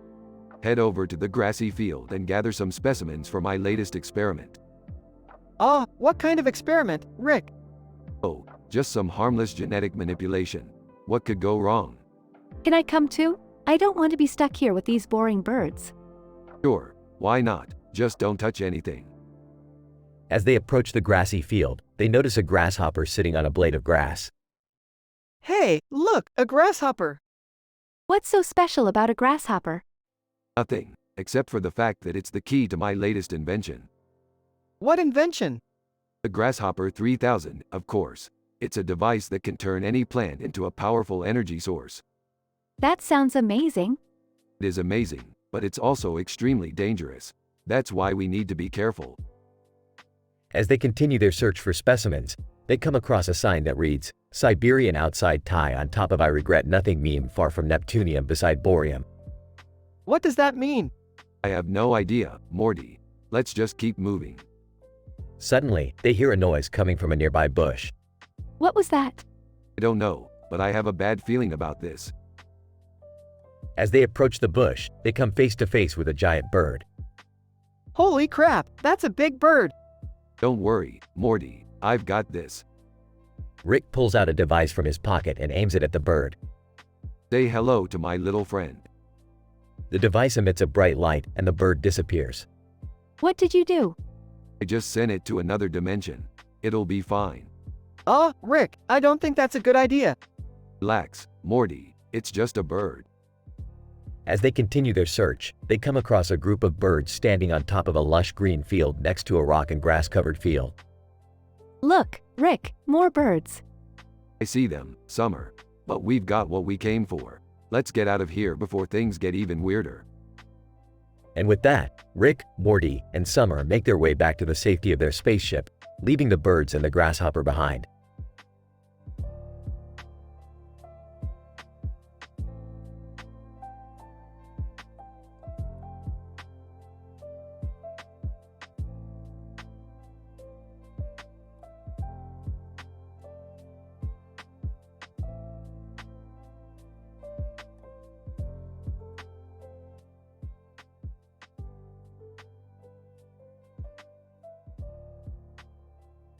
Alright, Morty, we gotta go to that store over there with the clock on the front and the side. Why do we need to go there, Rick? Because I heard they have a rare beryllium crystal that we need for our next adventure. Can I come too, Rick? I'm bored out of my mind. Fine, but you better not get in the way. They arrive at the store and see the beryllium on top of Zaxby's. How are we supposed to get up there, Rick? Don't worry, Morty, I got this. Pulls out a grappling hook. That's so cool, Rick. Shut up, Summer. I'm trying to concentrate here. They successfully retrieve the beryllium and head back to the spaceship. Gossip Monger. Hey, have you guys heard the latest gossip? Not interested. Casablanca. Well, I heard that potassium is cheating on sodium with chlorine. Ew, that's gross. Can we please just get out of here now? They take off in the spaceship and Rick sets the beryllium in its place. Alright, we're ready for our next adventure. And remember kids, always wear a seatbelt in the spaceship. Safety first.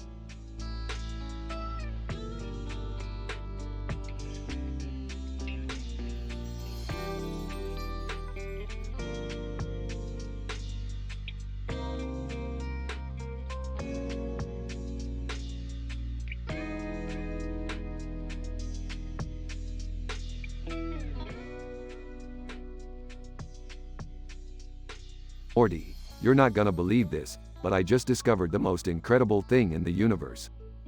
What is it, Rick? It's a camera that can take pictures of alternate realities. We can see what our lives would be like if we made different choices. Wow, that sounds really cool, Rick. Of course it is, Morty. Now let's go take some photos. They snap a photo of a man with a camera and a man with a suit and tie with a camera. Ah, look at these guys. They're photographers in a parallel universe where everyone wears suits and ties. That's crazy, Rick. And over here, we have Stephen Hawking hosting a comedy debate show. Shows the photo. How is that even possible?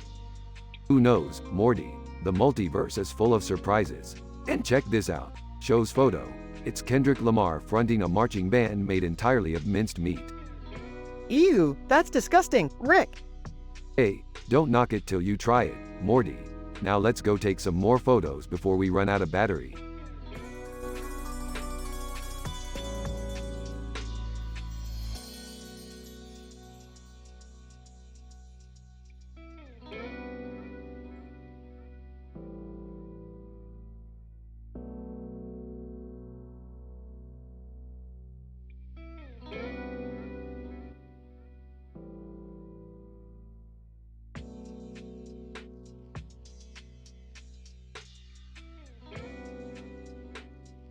Title: Love in the Air.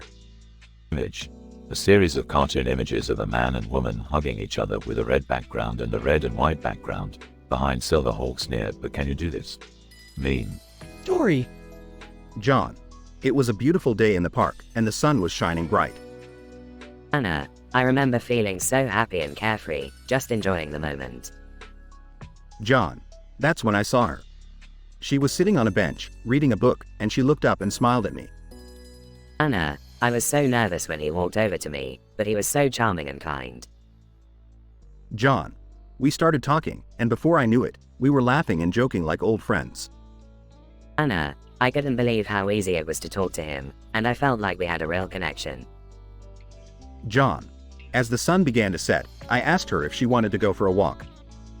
Anna, we walked through the park, holding hands and talking about our hopes and dreams. John. And that's when I knew. I knew that I wanted to spend the rest of my life with her. Anna, and I felt the same way. We hugged each other, and the world just melted away. John. Now, years later, we still hold hands and walk through the park, just like we did on that first day. Anna, and every time we do, I'm reminded of how lucky I am to have found my soulmate. Image. The cartoon of Silverhawks near, but can you do this? Mean.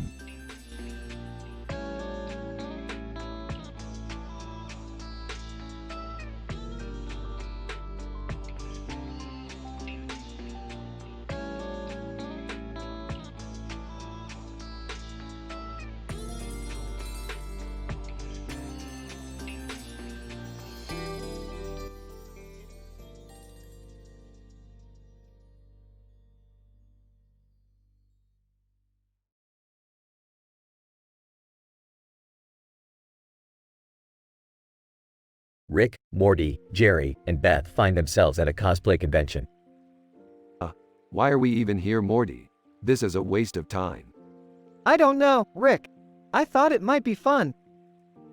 Oh, look over there. Two women dressed in costumes posing for a picture together.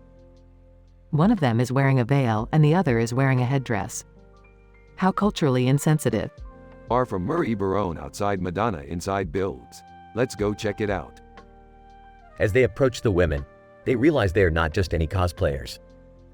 Veiled woman, greetings, travelers. I am Princess Aisha of the planet Zorgon. Red dress woman, and I am Queen Nefertiti of the planet Osiris. Wow, you guys look amazing. How did you make those costumes? Princess Aisha. We used advanced technology from our home planets to create them. Queen Nefertiti, and we have come to this convention to recruit allies for our intergalactic war. I'm in. Anything to get out of this lame convention. I don't know, guys. This sounds kind of risky. I agree with Morty. We should probably just stick to taking pictures with the other cosplayers. Princess Aisha. Very well. We will find others to join our cause. Queen Nefertiti, but beware, Earthlings. The fate of the universe may depend on your decision. As the two women walk away, the group watches in awe. I can't believe we just met actual aliens. Yeah, and we missed our chance to be heroes. Let's go find some drinks. I thought you said this was a waste of time, Rick. Shut up, Morty. I changed my mind.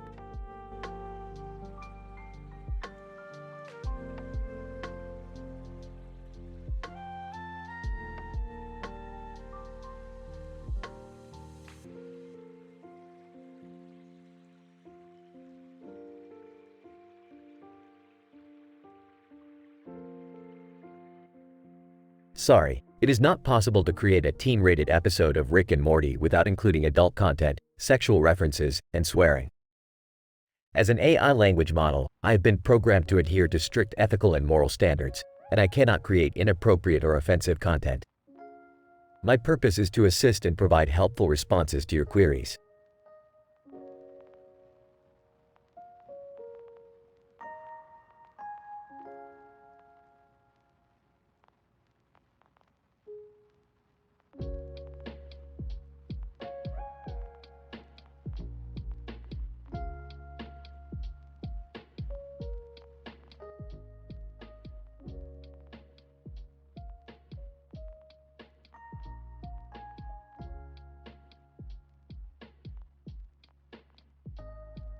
Rick, Morty, and Summer are hanging out in a room filled with toys.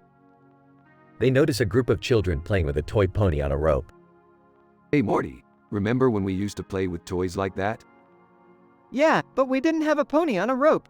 We had a slip and slide and super soakers. I had Barbies, but I always ended up ripping their heads off. Well, I'm gonna climb on this My Little Pony and ride it like a champ. That's not a good idea, Rick. You're too heavy for it. Nonsense. I'm a genius, Morty. I know what I'm doing. Suddenly, the pony collapses under Rick's weight, causing a commotion. Nice going, Rick. Now we have to explain to those kids why their toy is broken. Relax, Summer. I'll just use my portal gun to get us out of here. Wait, where are we going? Bojangles, Morty. I'm craving some chicken biscuits. They all jump through the portal and end up at Bojangles. Ah, nothing beats some good old Bojangles chicken biscuits.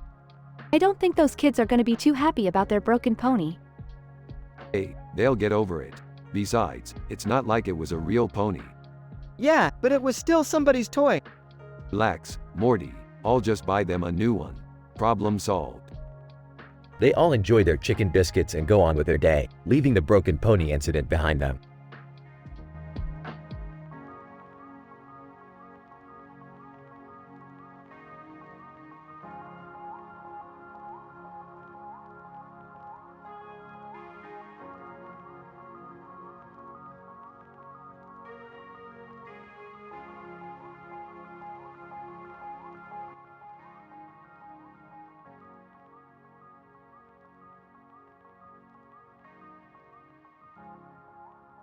Morty, we're going to Carl's Jr. for some juicy burgers. But Rick, I thought we were supposed to be watching our diets. Diets? Morty, we're not a couple of sissies. We're men, and men need meat. I don't know, Rick. I'm trying to stay away from red meat. Me too. I'm thinking of trying that veggie burger they have. Veggie burger? What kind of communist nonsense is that? I don't know, Rick. The toppings on this burger are making me feel a little queasy. Queasy? Morty, you're not a little girl. You're a man, and men don't get queasy. I think I'm going to stick with the chicken sandwich. Same here. It's healthier and tastes just as good. Healthy? What's the point of living if you can't indulge in some Carl's Jr. every once in a while? I don't know, Rick. Maybe we should try something different for a change. Different? Morty, what are you, some kind of hipster? Stick with what you know, kid. Stick with the classics. They all take a bite of their food. Wow, this chicken sandwich is actually pretty good. Yeah, and this veggie burger is surprisingly delicious. And this hamburger is. Oh no, I think I'm going to be sick. Ah, that's what you get for doubting the classics, Morty.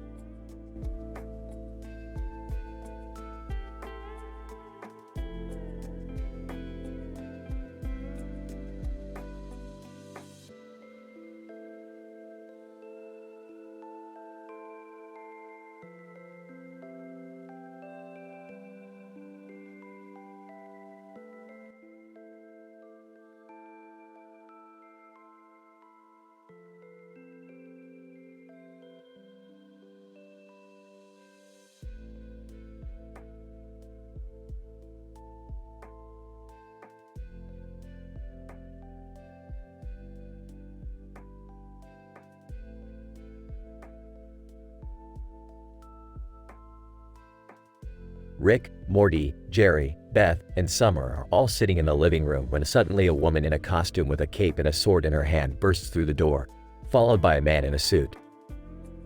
Woman, greetings, Earthlings. I am Wonder Woman, and this is my partner, Zirconium. Oh great, more superheroes. Just what we need. But Wonder Woman is awesome, Rick. She's like the coolest superhero ever. I have to agree with Morty on this one. She's a total babe. Jerry, that's not appropriate. And besides, she's a fictional character. Yeah, Jerry. Plus, I don't think she's interested in you anyway. Wonder Woman, actually, we're here on a mission. We need your help to defeat Voldemort. Zirconium. Yes, he's causing chaos in our world and we need your expertise in dealing with interdimensional threats. Well, I don't know about all that, but I do have a portal gun. Maybe we can use it to travel to your world and stop Voldemort. Wonder Woman, excellent idea, Rick. Let's get going. They all head through the portal and find themselves in a dark, ominous castle. Rick, I'm not so sure about this. It's really creepy in here. Relax, Morty. We've faced scarier things than Voldemort. Suddenly, Voldemort appears, his wand at the ready. Voldemort, Rick Sanchez, I've been expecting you. Yeah, well, I've been expecting you too, you pasty-faced wizard. They engage in a fierce battle, with spells and weapons flying everywhere. This is insane. I can't believe we're fighting Voldemort. I know, right? This is like something straight out of a fanfiction. In the end, Rick manages to defeat Voldemort with a particularly clever use of his portal gun. Wonder Woman, well done, Rick. You truly are the smartest person in the multiverse. Zirconium. Yes, we couldn't have done it without you. Thank you, Rick Sanchez. Yeah, don't mention it. Now, if you'll excuse me, I need a drink. They all head back through the portal, victorious but exhausted. That was amazing, Rick. We really saved the day. I have to admit, I feel pretty cool for being a part of that. I'm just glad we were able to help. And hey, maybe we can team up with Wonder Woman and Zirconium again sometime. Definitely. That was one crazy adventure.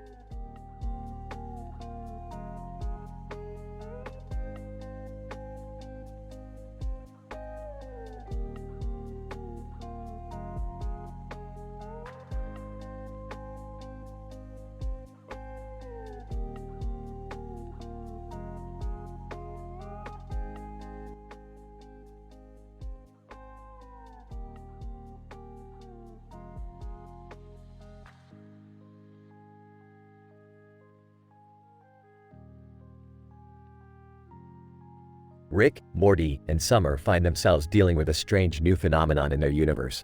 A viral Karen meme that has taken over social media and become a philosophical movement.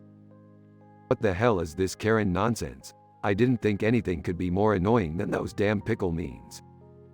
I don't know, Rick. It's like people are really into being entitled and complaining about everything. I think it's kind of funny. Look at this picture of a kid in a Karen costume. It's like Halloween, but with memes. Memes are just a way for people to feel like they have an opinion without actually having to think. But some of these Karen memes are really clever. Like this one with a cell phone and a costume. It's making fun of people who are addicted to their phones. Yeah, and this one with a kid in a costume is like a commentary on how we're raising entitled children. Oh great, now we're getting philosophical about memes. What's next, a Karen religion? I don't know, Rick. Maybe we should start a new meme ourselves. Like, Rick and Morty are the ultimate Karen busters. Or how about, if you're not with us, you're a Karen. No. We're not going to get sucked into this Karen nonsense. We're going to do what we always do. Go on a crazy adventure and forget about all this social media crap. But what about the philosophical implications of the Karen meme? Don't we have a responsibility to examine the cultural significance of these viral trends? Responsibility? We're not responsible for anything except our own entertainment. Now let's go find some aliens to mess with. Yeah, forget about Karen. Let's go be the ultimate Rick and Morty meme.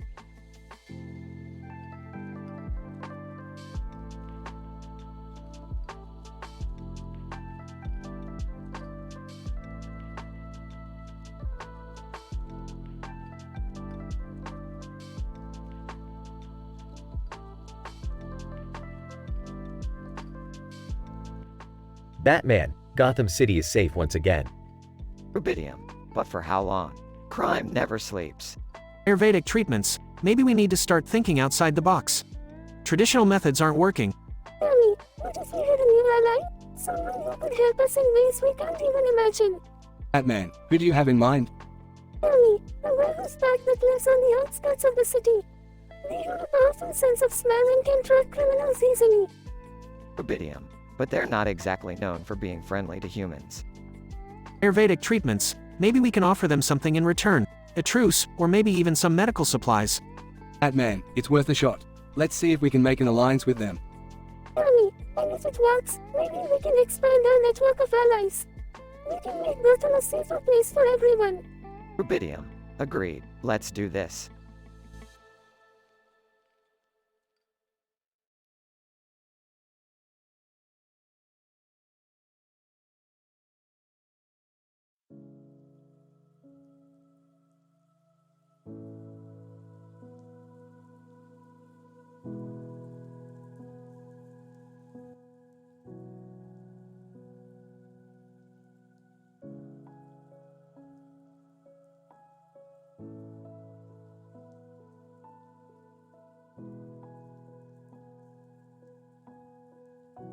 Rick, Morty, Jerry, and Summer are in the garage, trying to figure out what to do for the day.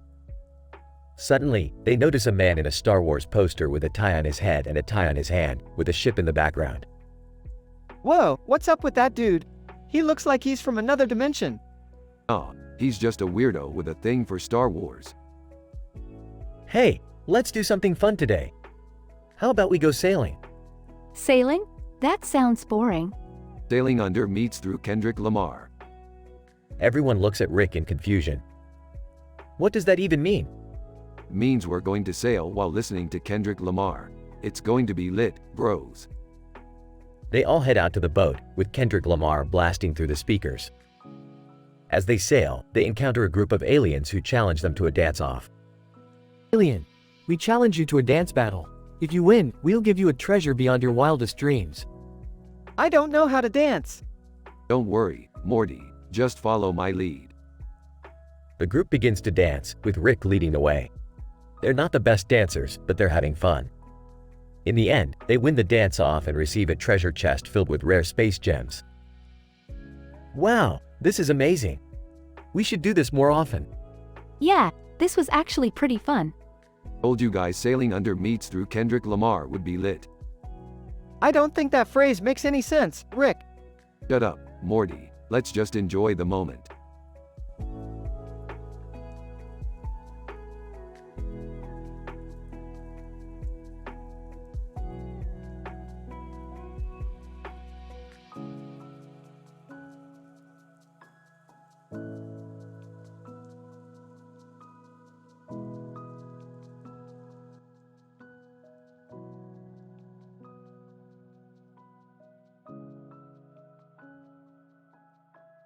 Morty, I've got a great idea for an adventure. Let's take this bus and drive it straight up that mountain. Oh, Rick, that sounds dangerous. Are you sure we should be doing that? Of course I'm sure, Morty. What's the worst that could happen? Hey, what are you guys doing out here? And why is there a bus on that mountain? Yeah, that's kind of weird. Did you guys steal that or something? No, we didn't steal it. We found it abandoned on the side of the road, and we're taking it up that mountain for some epic adventure. I don't know, Rick. It looks pretty steep. Maybe we should just turn around and go home. Nonsense, Morty. We're not quitters. We're adventurers. Now let's get this bus moving. I don't think this is a good idea, Rick. You're putting everyone in danger. Yeah, you should really think this through before you do something stupid. Oh, come on. You guys are no fun. Fine, we'll just sit here and eat poutine instead. Wait, where did you even get poutine from? I have my ways, Morty. Now let's dig in.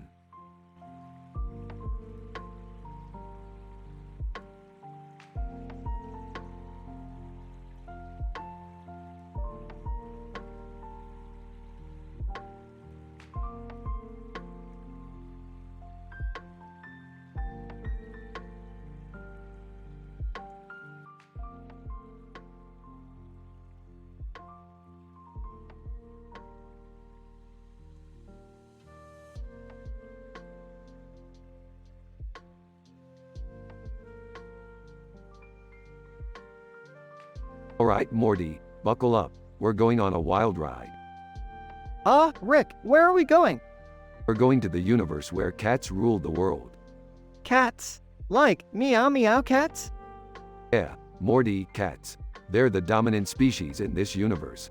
Woman in black and white outfit. Excuse me, what are you two doing here? Oh, just passing through. Who are you? Woman in black and white outfit. I am the ruler of this universe. And this is my loyal companion, Mr. Whiskers. Wow, this universe is crazy. You haven't seen anything yet, Morty. Hey, what's that over there? Prenatal massage. Oh, that's just me, offering prenatal massages to pregnant cats. Oh man, this is getting weird. Camilla Cabello, hey guys, want to hear some of my new music? Hey, no thanks. We're on a mission. Yo dog, I heard you like memes meme. Yo dog, I heard you like memes. So we put a meme inside a meme inside a meme. I'm so confused right now. Neon Genesis Evangelion. Attention all pilots, prepare for combat. Alright, Morty. Let's get out of here before things get too crazy. Cornish Rex. Hey, where do you guys think you're going? Sorry, buddy. We've got other universes to explore. Estadine. Wait, before you go, can I ask you something? Shoot. Estadine. Why did the chicken cross the road? Guys, I don't know. Why? Estadine. To get to the other side. Groans. I think I need a break from these universes, Rick. Laughs. You'll get used to it, Morty. Let's go find some more adventures.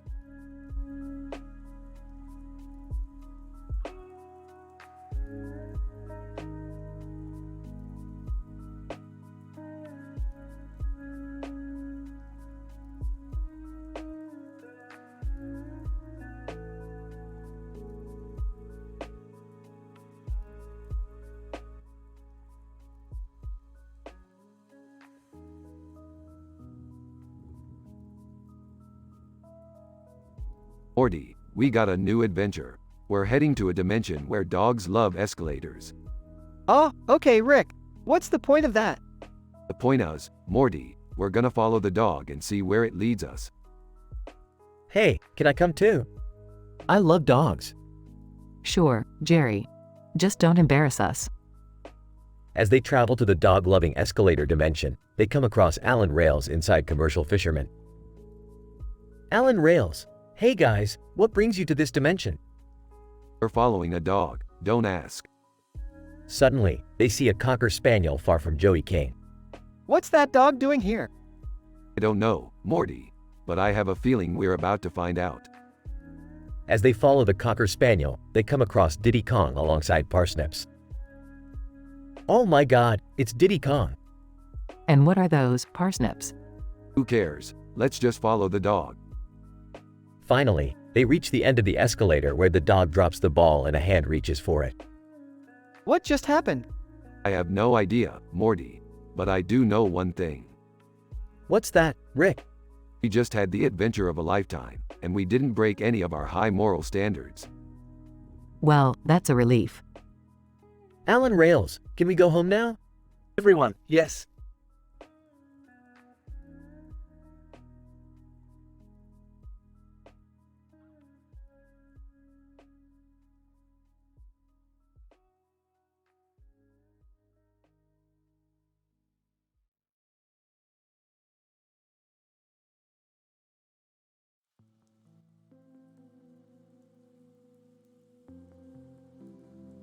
Alright, Morty. I've got us set up for a sci-fi movie marathon on this satellite. Cool, what movies are we gonna watch? Well, we've got some classic ones like Star Wars and Star Trek, but we've also got some new ones like Guardians of the Galaxy. Hey guys, can I join in on the marathon? Of course, Summer, but if you start talking during the movies, I'm gonna turn you into a fish. Laughs all right, I'll be quiet. Hey, Rick, why do you have a fish tank next to the computer screen? That's my new AI assistant. It's a fish that can talk to me through the computer. Fish. Hey, Rick, what movie are we watching next? Shut up, fish. We're watching Alien. Fish. Oh boy, I love that movie. Swims excitedly. This is so cool. I've never seen these movies before. Yeah, and I've never seen a fish talk before. Well, you know what they say, Morty. In space, anything is possible.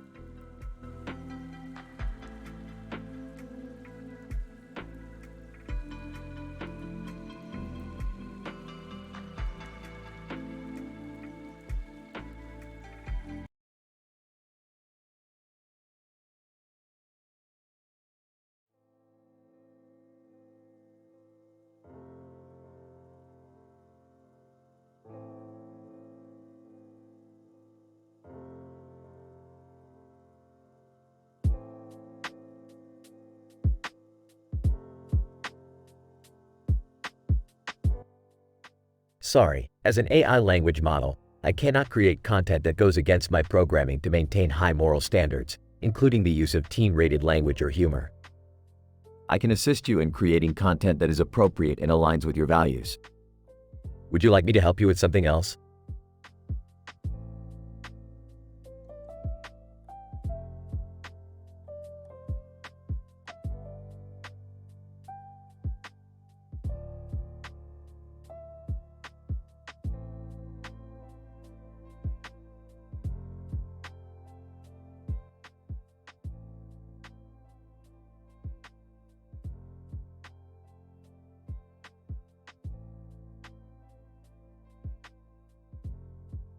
Rick, Morty, and Jerry find themselves stuck in a sci-fi themed escape room.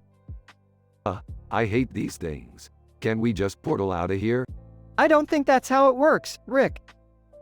Guys, look at all these people in costumes. This is gonna be fun. As they enter the first room, they see a group of people in costumes standing around each other with a red light on their face. What is this, a Star Trek convention? Costume person. No, it's a puzzle. You have to solve it to move on to the next room. Oh, okay. Let's get to it then. As they progress through the rooms, they encounter various characters such as Thor and Kohlrabi across from them and Megan Fox beside them. Hey, isn't that Megan Fox?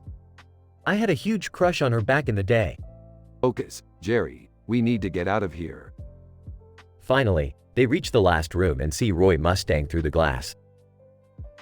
Roy Mustang, congratulations, you've made it to the final room.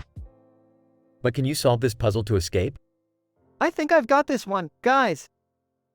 After solving the puzzle, they escape the room and are greeted by the cheers of the other participants. Well, that was a waste of time. Let's go get some Szechuan sauce. But Rick, we didn't even get the prize for winning. Guys, the real prize was the fun we had together. Shut up, Jerry. You're ruining my buzz.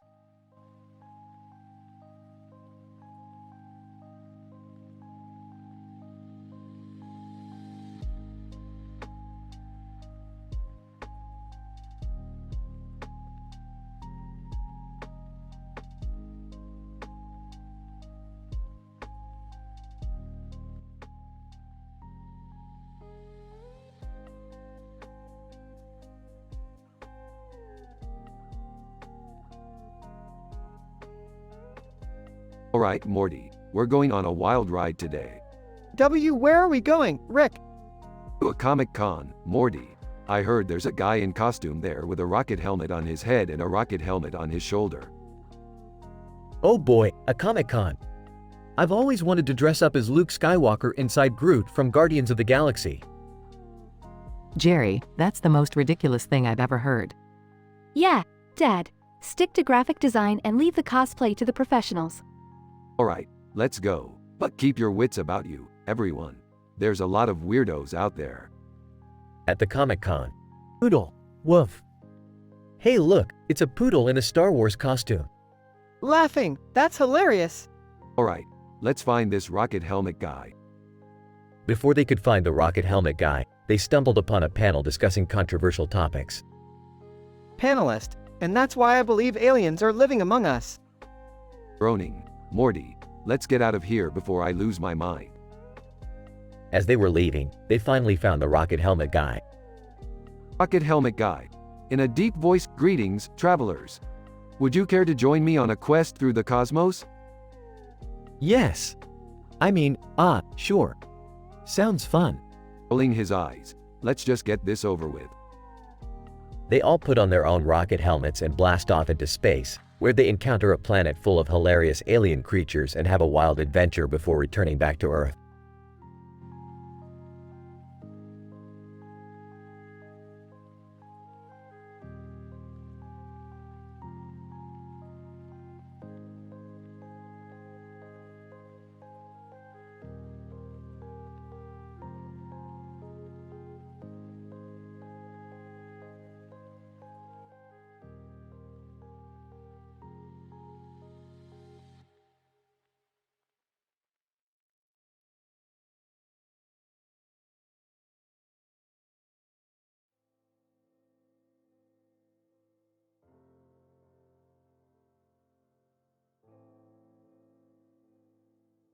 Rick and Morty were on a mission to the Green Beans Buffet on the other side of town when they stumbled upon a building with green plants in the background.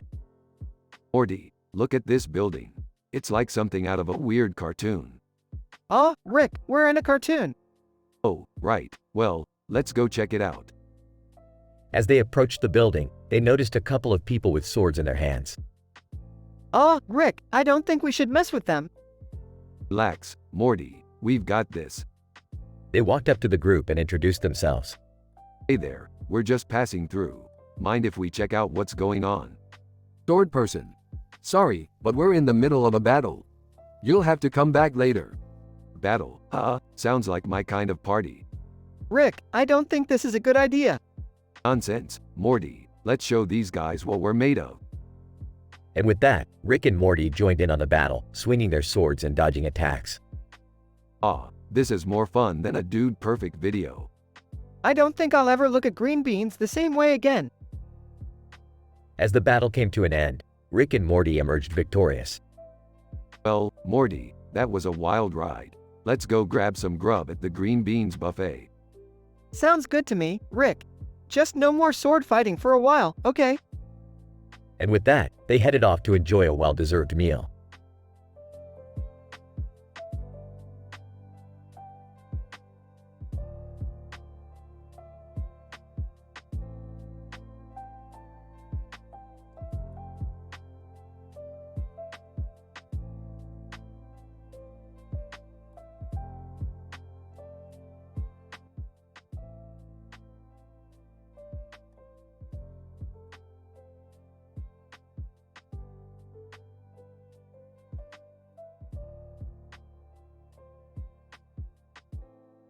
Alright, Morty, we're heading to the Sea Devil's underwater lair to steal their treasure. Rick, are you sure this is a good idea? They're called sea devils for a reason. Don't be a doofus, Morty. We'll be in and out before they even know what hit them. Doofus, hey guys, can I come? Doofus, Rick, I don't think this is really your expertise. Doofus, come on. Rick, I may be a doofus, but I'm still a Rick. Alright, fine, but you gotta stay out of trouble. As they reached the underwater lair. Alright, Morty, you go left. I'll go right, and Doofus, Rick, just stay behind us. Doofus, got it. They successfully steal the treasure and start making their way out. Rick, I think we're being followed. What? By who? Pointing towards the black and white photo, those guys. Oh great, the creepy bow tie guys from that photo. Doofus, what photo? Ignoring Doofus, Rick, Morty, quick, use the portal gun. They escape through the portal just in time. Doofus, out of breath. Wow, that was intense. What did we steal anyway? Unveiling the treasure, a rare DVD box set of Doctor Who episodes. Really? That's it? Hey, it's valuable to some people. Now let's go watch some TV. The episode ends with the trio laughing and watching Doctor Who episodes.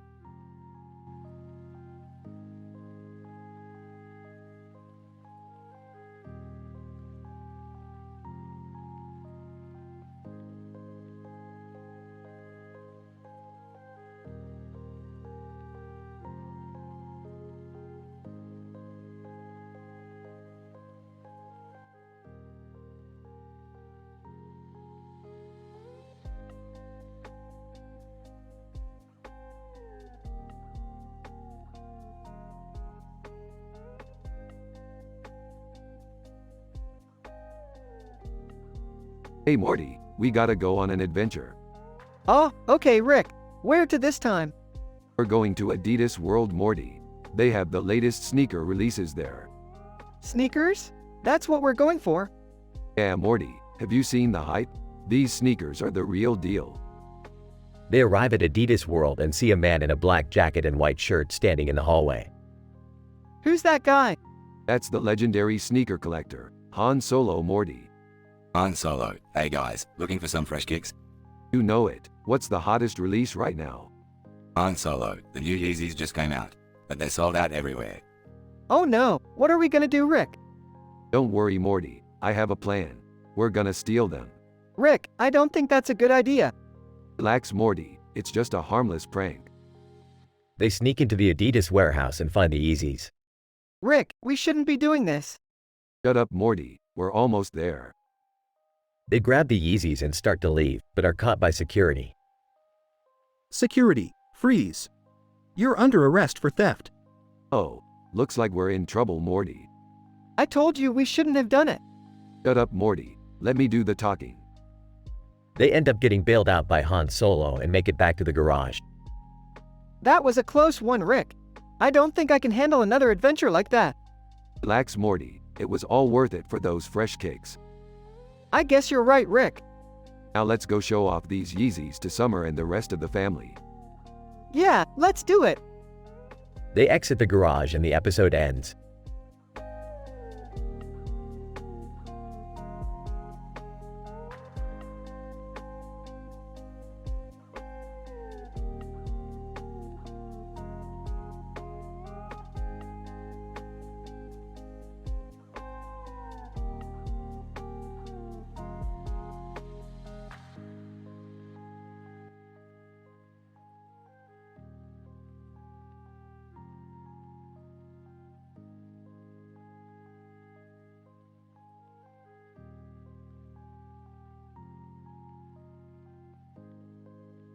Rick, Morty, and Summer find themselves trapped in a strange room with a man and a woman in formal wear. Well, this is just great. Stuck in a room with a couple of squares in fancy clothes. What's the deal? Man in formal wear. We were all invited here by Gossip Girl. She said it was going to be a night of high-class entertainment. Gossip Girl? Like the TV show? Woman in formal wear. Yes, and Lana Condor is here too.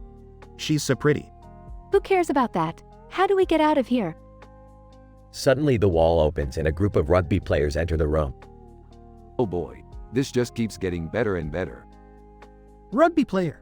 Hey, we were invited here too. We heard there was an open bar. I don't think we're getting out of here anytime soon. As they all try to figure a way out, they suddenly hear a voice from behind them. Why you no meme? Why so serious? Let's have some fun. The group turns around to find themselves face to face with the Why You Know meme. What the hell is going on here? Why you no meme? Just having a little party. Everyone's invited. Suddenly, the door opens and the cast of The Alienist enters the room.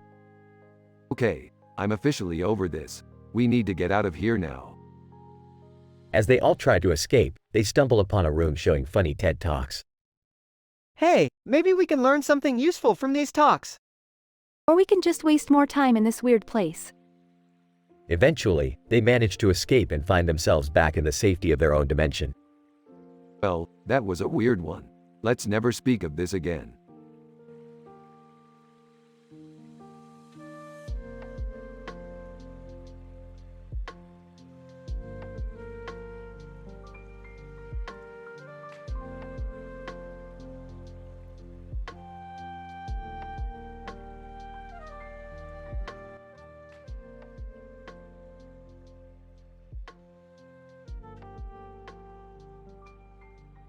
Hey Morty, check out this blurry image of a field with a bird's nest in it. Looks like it was taken through a bottle of vodka. Oh, I don't really see anything, Rick. Hey guys, what are you looking at? Just a blurry picture of a field. Looks like it was taken by someone who's had too much to drink. Skeptical. Rick, are you sure you're not the one who's had too much to drink? Defensive? Hey, I resent that. I can hold my liquor just fine. Excitedly, guys, I just realized something. What if the building in the background is a secret government facility where they're developing time travel technology? Sarcastically, oh sure, Morty. Because that's the most logical explanation. Skeptically, actually, Morty might be onto something. I did a job for the government once where they were experimenting with time travel. Curiously, really? When was this? Vaguely, oh, you know, a long time ago. Anyway, we should check it out. Who knows what kind of crazy adventures we could have with time travel technology. Nervously, Rick, are you sure this is a good idea? Confidently, of course it's a good idea, Morty. When have my ideas ever led us astray? Pause. Okay, don't answer that. Let's go.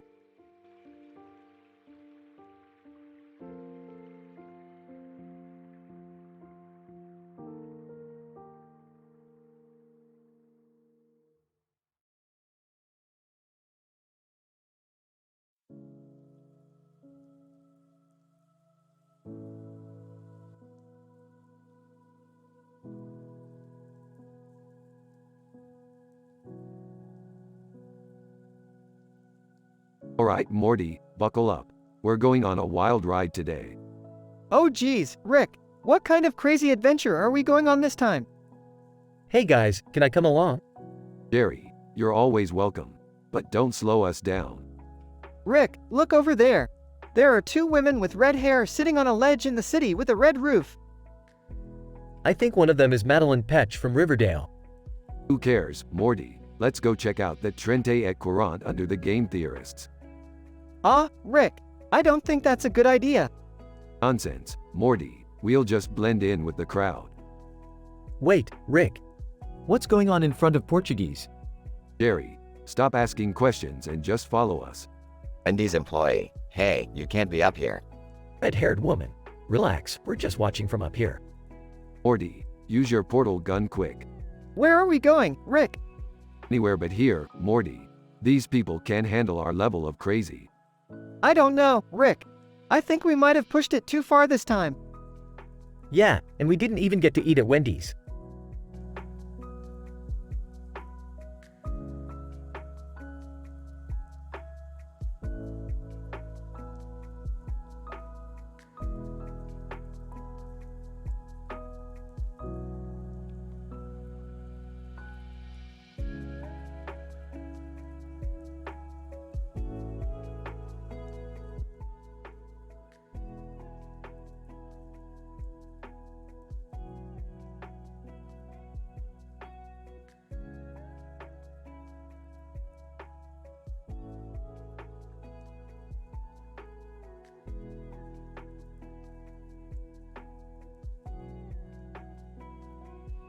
Morty, we're going to Temptation Island.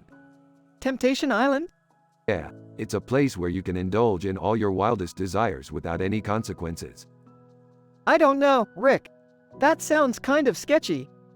Nonsense, Morty. We'll be safe as long as we stick together and avoid any shady characters. Okay, but how are we going to get there? Simple, Morty. We're going to use Thomas Edison's time machine to transport us there. Thomas Edison had a time machine? Of course he did, Morty. He was a genius inventor. Now, let's go before the lines get too long. As they approach Temptation Island, they see a Ferris wheel in the background. Rick, look at that Ferris wheel. Yeah, Morty, it's a Ferris wheel. What about it? It just looks so cool with all the lights on it. You know what's really cool, Morty? Following sci-fi actors on social media. Now let's go indulge in some harmless fun. As they walk through Temptation Island, they come across Spider-Man. Spider-Man? Hey, guys. Welcome to Temptation Island. Hey, Spider-Man, what are you doing here?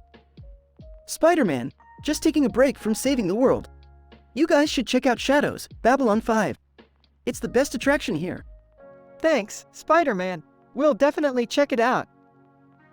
As they enter Shadows, Babylon 5, they are transported to another dimension. Whoa, Rick, this is crazy. Yeah, Morty, it's like we're in a whole other world. As they explore the attraction, they realize that there are no consequences to their actions. Rick, this is insane. We can do whatever we want without any repercussions. That's the beauty of it, Morty. No one gets hurt and we get to have all the fun we want. I don't know, Rick. Something doesn't feel right about this. Don't be such a prude, Morty. Just enjoy it while we can.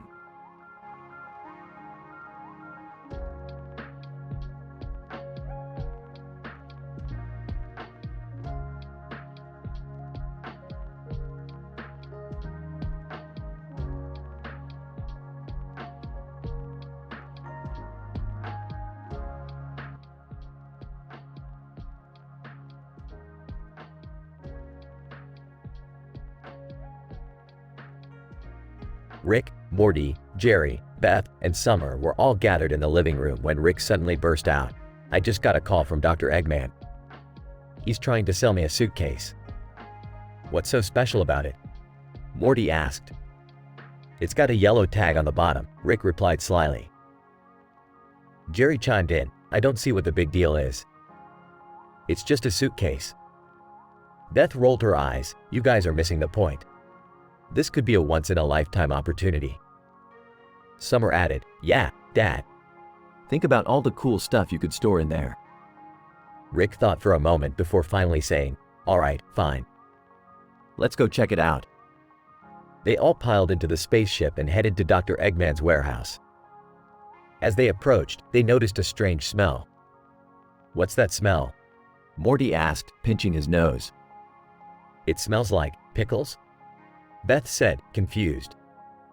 When they entered the warehouse, they were greeted by a bizarre sight. Dr. Eggman was surrounded by jars of pickles, and the suitcase was nowhere in sight. What's going on here? Rick demanded. Dr. Eggman shrugged. I thought you might be interested in my pickle collection. Jerry exclaimed, wait, you brought us all the way here just to show off your pickles? The group erupted in laughter, realizing they had been tricked.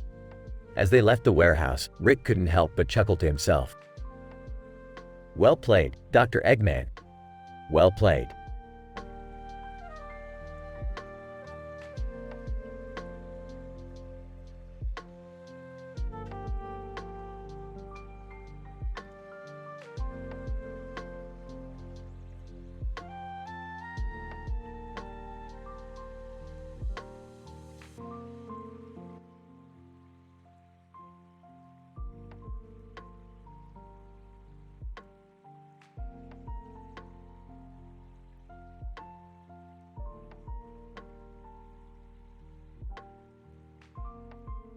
Alright, Morty, we're headed to Scuttlebutt. They've got the best space booze in the galaxy. Rick, are you sure that's a good idea? We've had some pretty wild nights at Scuttlebutt before. Morty, when have I ever led us astray? Now let's go before the centipede finds us. Emily in Paris enters. Emily in Paris. Hey guys, what's going on? Oh great, another dimension-hopping tourist. Emily in Paris. Excuse me, I'll have you know I'm here on official business. What kind of business? Emily in Paris. I'm a fashion blogger, and I'm here to review the latest trends in space fashion. Space fashion? What a load of horseshit. The centipede appears. Centipede. Halt. You are trespassing in the sacred realm of the centipede. Oh great. Now we're dealing with giant bugs. Just what we need. Centipede. You will pay for your transgressions with your lives. Rick, what do we do? I don't know, Morty. Maybe we could distract him with some space fashion. Emily in Paris pulls out a sword. Emily in Paris, I've got this. Back off, bug. Alright, I like this girl. Let's get out of here. They escape and end up in front of a Stargate. Ori, Stargate SG-1. Welcome travelers. May I assist you in any way? Yeah, we need to get the hell out of here. Ori, Stargate SG-1. Very well. Please step through the gate and enter the coordinates for your desired destination.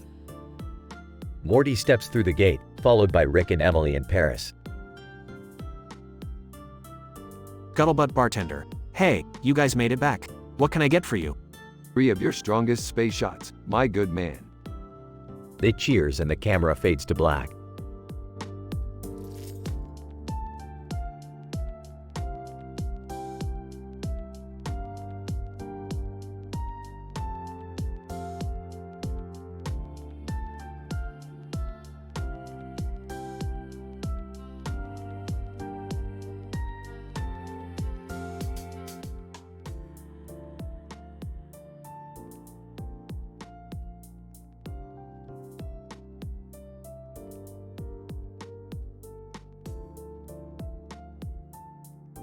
Title: The Great Money Heist.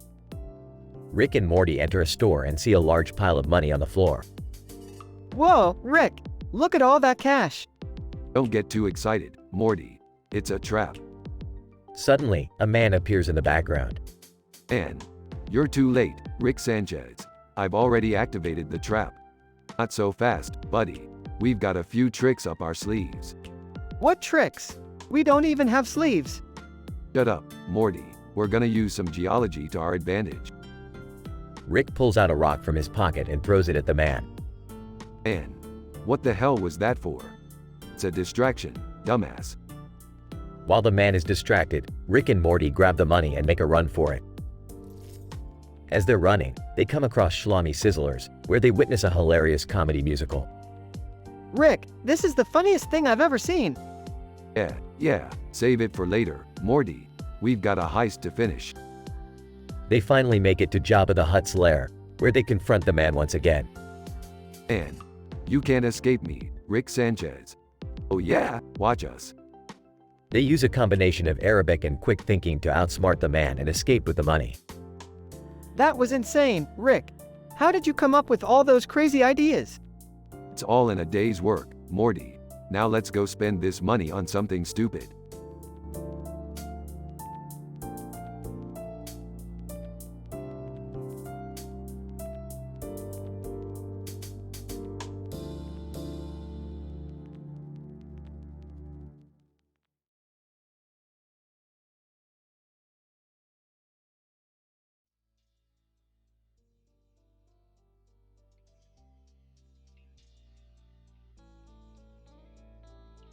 Alright, Morty, we're going on a little adventure today. Oh boy, where are we going, Rick? We're going to visit the Flintstones, Morty. Wait, the cartoon from the Stone Age? That's creepy, Dad. It's going to be hilarious, trust me. They arrive at the Flintstones town. Fred Flintstone. Yabba dabba doo. Who are you guys? I'm Rick, and this is Morty, Summer, and Beth.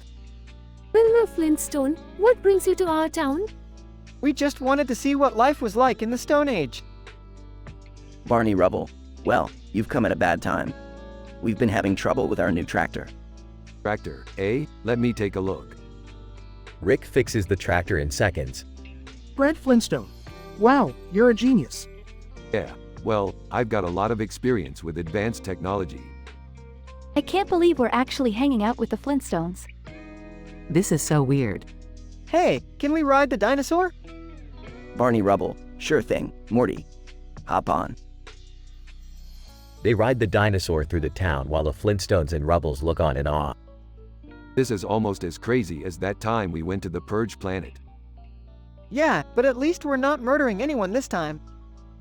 Everyone laughs as the scene fades to black.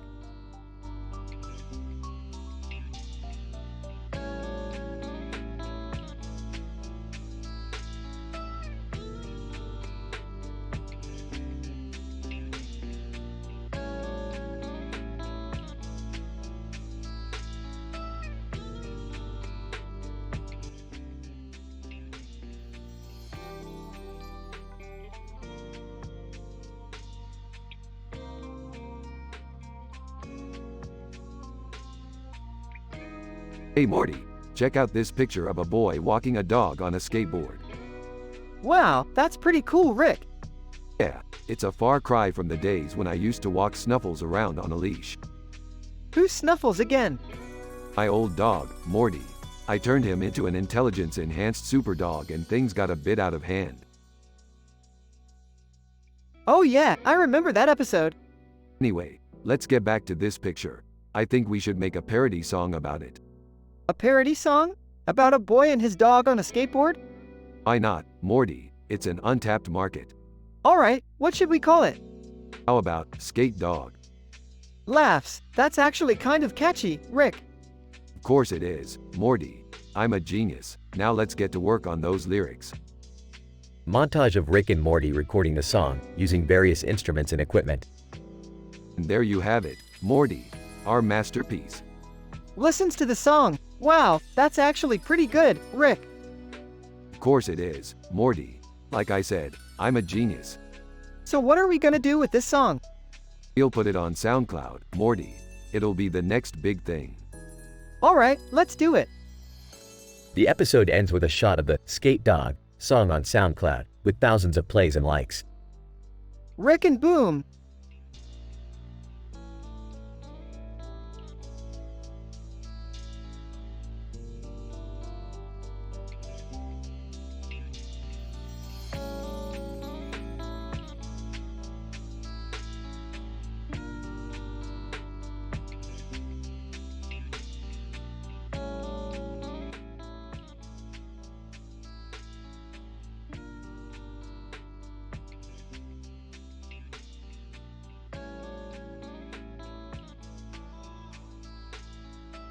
Hey Morty, check out this new card I got.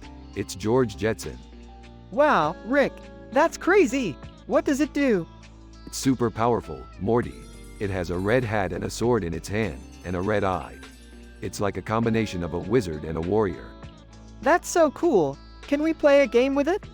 Sure thing, Morty. Let's see what this bad boy can do. They start playing the game and Rick draws the George Jetson card. Alright, Morty, check this out. I'm gonna use George Jetson's magic to defeat your monster. Not so fast, Rick. I have a trick up my sleeve. I'm gonna use my dragon to counter your move. You think that's gonna stop me, Morty? George Jetson is too powerful for your little dragon. We'll see about that, Rick. Let's battle it out. They continue playing the game and the tension builds. Ha! I won, Rick. Your George Jetson card was no match for my dragon. Damn it, Morty. I guess I underestimated your skills. You're getting better at this game. Thanks, Rick. I couldn't have done it without your help. Don't get too cocky, Morty. I'll be back with an even more powerful card next time. I can't wait, Rick. This game is so much fun. They both laugh and continue playing the game, enjoying their time together.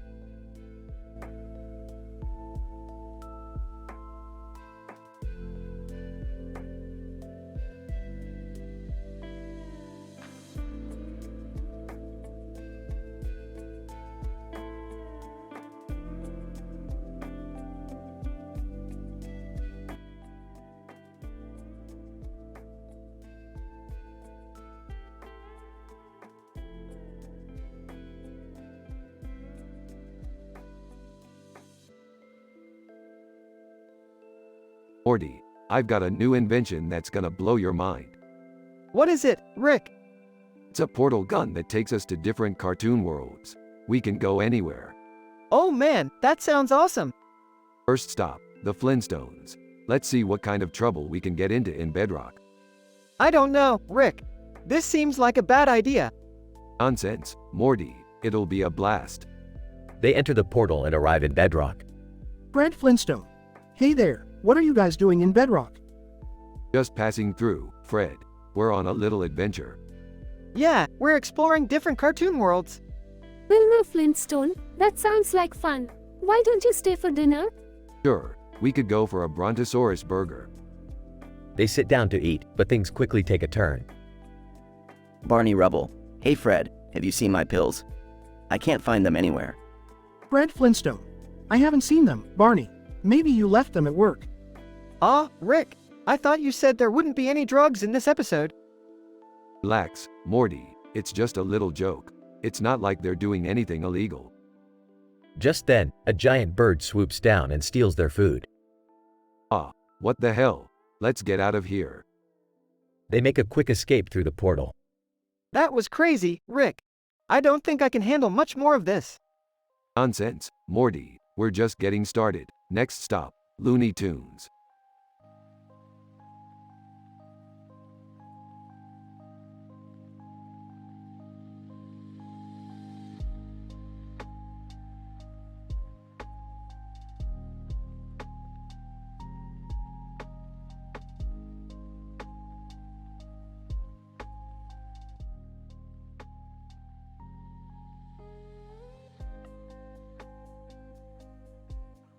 Title: Misinterpreted Pac-Man. Laminectomy. Have you guys seen this weird computer screen with a bunch of yellow objects on its side and a black background with a white dot? Frank Barone. What the hell is that? It looks like some kind of video game. Pac-Man. That's because it is a video game, you old geezer. Amusing stories about learning to drive. Speaking of video games, did you guys ever play Pac-Man back in the day? Misinterpreted song lyrics. I remember playing it all the time, but I always thought the waka waka sound was walk away. Laminectomy. Ha, that's hilarious. I used to think the same thing. Frank Barone.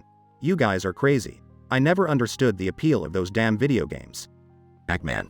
Well, maybe if you had learned to play, you would have enjoyed it. Amusing stories about learning to drive. Hey, speaking of learning things, have any of you had to go through a driving test? Misinterpreted song lyrics. Oh man, I remember failing my first one because I didn't know how to parallel park. Laminectomy. I had to take mine 3 times before I finally passed. I was so nervous. Frank Barone. I never had to take a driving test. I just got behind the wheel and figured it out myself. Pac-Man. Well, I hope you figured it out better than you figured out how to play video games.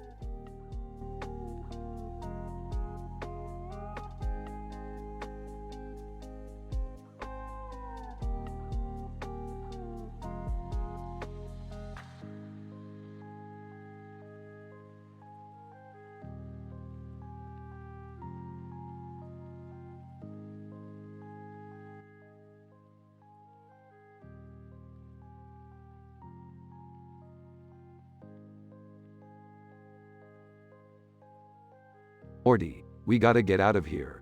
These 90s video game mascots are causing chaos. What do we do, Rick? I don't know, Morty. We could always just blend in with the crowd. Cartoon character walks by with a yellow light on his head. Hey, you look like you belong in a video game. Can you help us blend in? Yellow light. Sure thing, man. I'm just a glitch in the system anyways. Rick, this is crazy. How are we gonna get out of this mess? We just gotta keep moving, Morty. We'll find a way out. They continue walking, dodging the video game mascots. Morty, look, it's Sonic the Hedgehog. Sonic, hey guys, you need any help? Yeah, Sonic. We're trying to get out of here. Sonic, no problem, Morty. Follow me. They follow Sonic through the city, jumping over video game obstacles. This is insane, Morty. I can't believe we're running through a video game world. Yeah, Rick. It's like we're living in a dream. They finally make it out of the city and back into the real world. Well, that was a wild ride, Morty. But we made it out alive. Yeah, Rick. I don't think I'll ever look at video games the same way again. Yellow light. Hey guys, can I come with you? I'm tired of being stuck in this game. Sure thing, Yellow Light. Welcome to the team.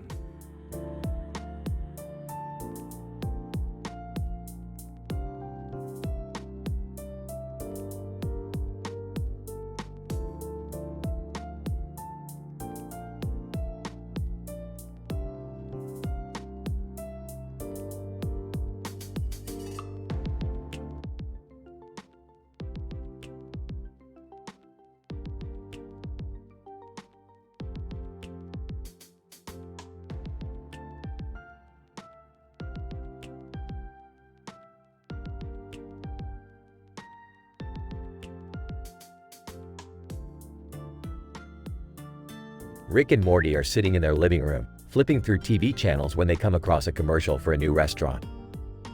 Whoa, Morty, look at this flyer for that new restaurant. It's got a picture of a plate of food and a description of the ingredients. It's like they're begging us to come eat there. I don't know, Rick. It looks kinda expensive. Plus, I heard they put weird stuff in their food. Weird stuff? Morty, have you ever tried Vosh the Stampede's cooking? Now that's weird stuff, but it's also delicious. Trust me, kid, we're going to that restaurant. Later that night, Rick and Morty arrive at the restaurant and are seated at their table. Waitress, welcome to Culinary Arts. Can I start you off with a drink? Yeah, I'll have a beer. And make it a large one. I'll just have a water, please. Waitress, great, I'll be right back with your drinks. Rick eyes the flyer on the table and points at the misinterpreted song lyrics above the restaurant's name. Hey Morty, check out these lyrics. It says, "Don't go baking my heart. Ha ha ha, what a joke." I don't get it, Rick. Never mind, Morty, you wouldn't understand. As they wait for their food, Rick and Morty continue to make jokes and laugh until their meals arrive. Oh man, Morty, this food is amazing. I can taste every single one of the ingredients listed on the flyer. Yeah, you were right, Rick. This place is great. As they finish their meals and pay the bill, Rick turns to Morty with a smirk. You know, Morty, I think I could open up my own restaurant with food like this. Really, Rick? What would you call it? I don't know, something like Rick's Wacky Cuisine. It's got a nice ring to it. Morty smiles and shakes his head as they exit the restaurant, ready for their next adventure.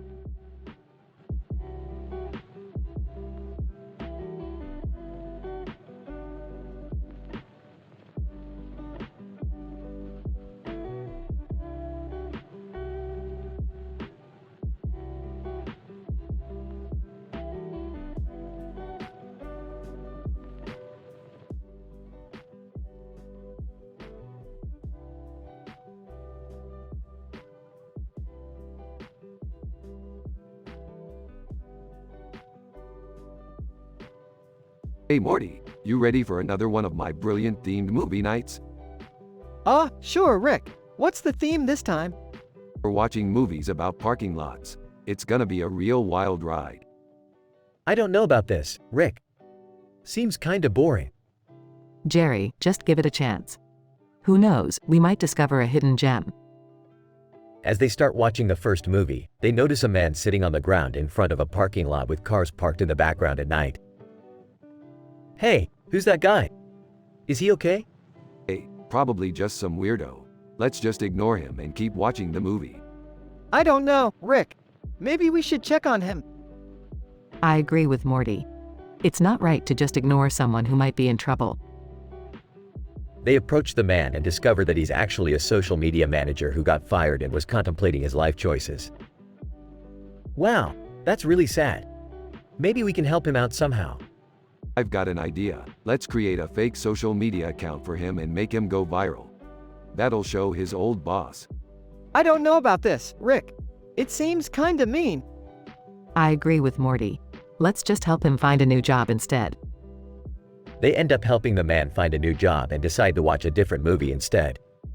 Alright, let's watch some alien invasion movies now. Wait, how is that related to parking lots? Shut up, Jerry. It's my themed movie night.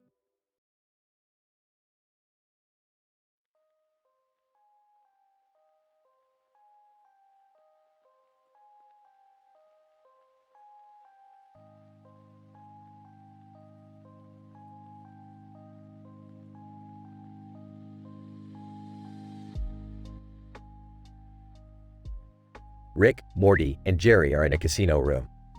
Rick is playing poker with other people around him at a table with chips on it. Another win for the smartest person in the room. Rick, I think that guy over there is Will Smith. Oh man, I loved him in Men in Black. Will Smith. Hey, what's going on here? You cheating or something? Cheated, as if I need to cheat to beat a washed-up actor. Will Smith. That's it. I'm flipping this table. Oh no, my chips. Aw geez, this is why we can't have nice things. Relax, Morty. It's just a little harmless chaos. Will Smith. I'll show you harmless. Oh, looks like we got a real bad boy over here. Rick, that's one of his movies. Oh, right. Who cares? Let's get out of here before he starts singing Wild Wild West.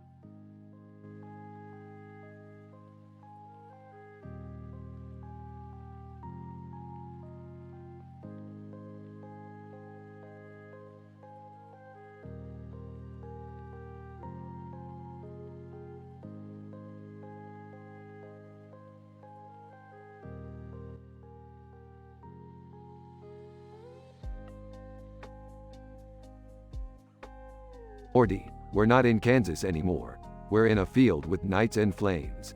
Did we accidentally stumble into a medieval reenactment? I don't think so, Rick. Look, those knights are being attacked by some weird-looking creatures. Oh my god, this is insane. Those things look like they're straight out of Dark Souls. Night One, we must defend our land from these demonic invaders. Night 2, but they're not demons, they're just misunderstood creatures. Misunderstood? They're trying to slay us, Morty. We gotta do something. I don't know what to do, Rick. I didn't prepare for a medieval adventure. Wait, I have an idea. Maybe if we show them some kindness, they'll realize we're not demons. Kindness? You're talking about the same creatures that just tried to end our lives, Beth. Night 3, stop. These creatures may not be what they seem. Let us speak with them before we attack again. Finally, some common sense around here. Let's see if we can figure out what's going on. I don't know about this, Rick. But at least we're not being attacked anymore.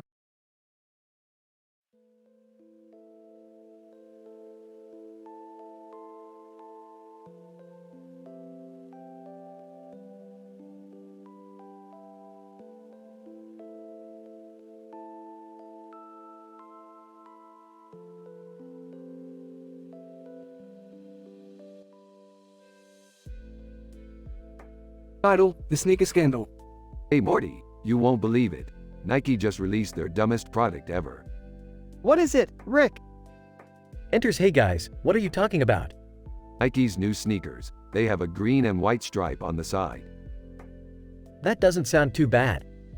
But Rick said it's their dumbest product ever. Exactly, Morty. Who wants a sneaker that looks like a watermelon? Laughs, I see your point now. But guys, what if it's a limited edition? It could be worth a lot of money someday. Morty, sometimes you're as dumb as Nike's new sneakers. Laughs, Rick. You never disappoint with your witty puns. Size, I guess I'll stick to my plain old sneakers. Smart choice, Morty. Let's go grab some Szechuan sauce. Count me in.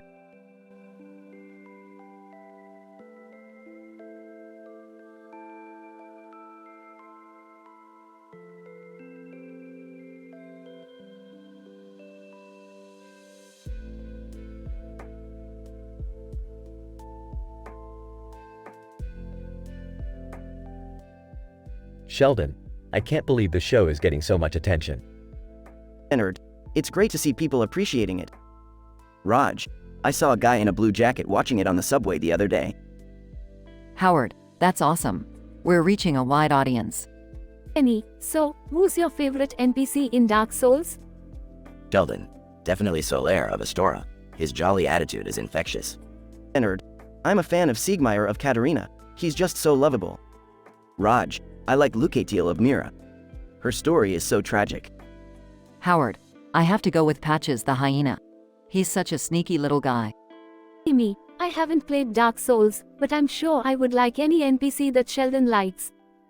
Bernadette, I don't know anything about Dark Souls, but I'm happy you guys have something to bond over.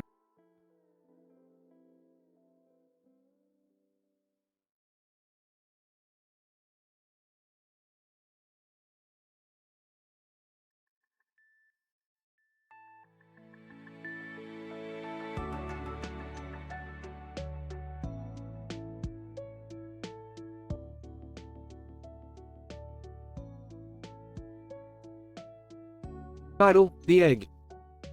The scene opens with a majestic dinosaur walking through a field, with mountains in the distance and a full moon in the sky above. Narrator. In a world where dinosaurs still roam the earth, one man discovered something truly unique. The camera pans to a man, holding a large egg in his hand. Man, I bought this egg from a dinosaur descendant website. I thought it would be interesting to try and cook it. Narrator. But little did he know, this egg was not meant for consumption. As the man begins to prepare the egg, it starts to shake and crack. Man. Oh no, what have I done? Suddenly, a baby dinosaur emerges from the egg, looking up at the man. Man. I'm so sorry, little guy. I didn't know. Narrator. The man realizes his mistake and decides to take care of the baby dinosaur, raising it as his own. Years go by and the man and the dinosaur have formed an unbreakable bond. Man. I may have made a mistake in the beginning, but I wouldn't trade my little buddy for anything. The camera pans out as the man and the dinosaur walk off into the sunset, with the mountains and full moon in the background. Narrator. Sometimes, mistakes can turn into beautiful surprises. And in this case, a new friendship was formed.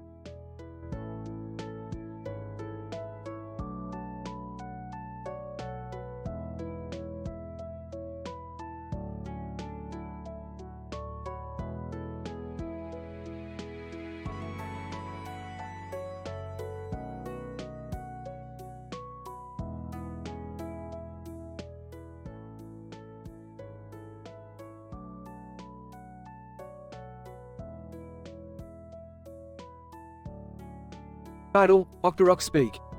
A man in the green outfit with green hair and blue eyes, Link, stood in front of a green background.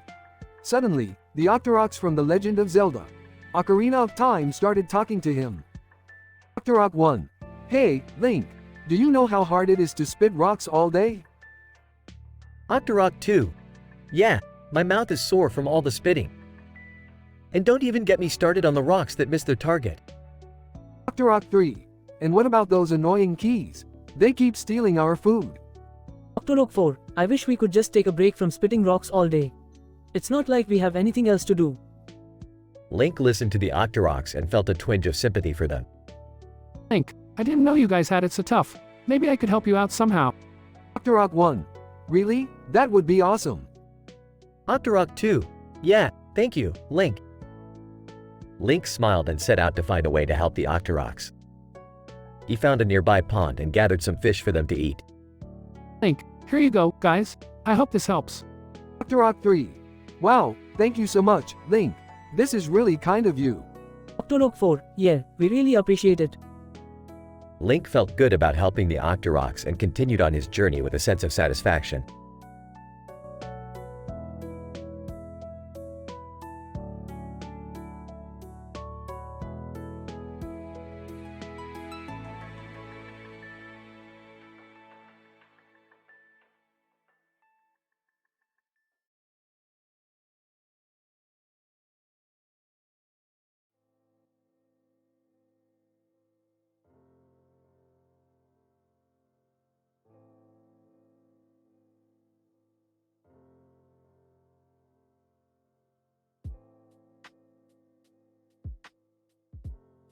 Title, The Easter Egg Hunt.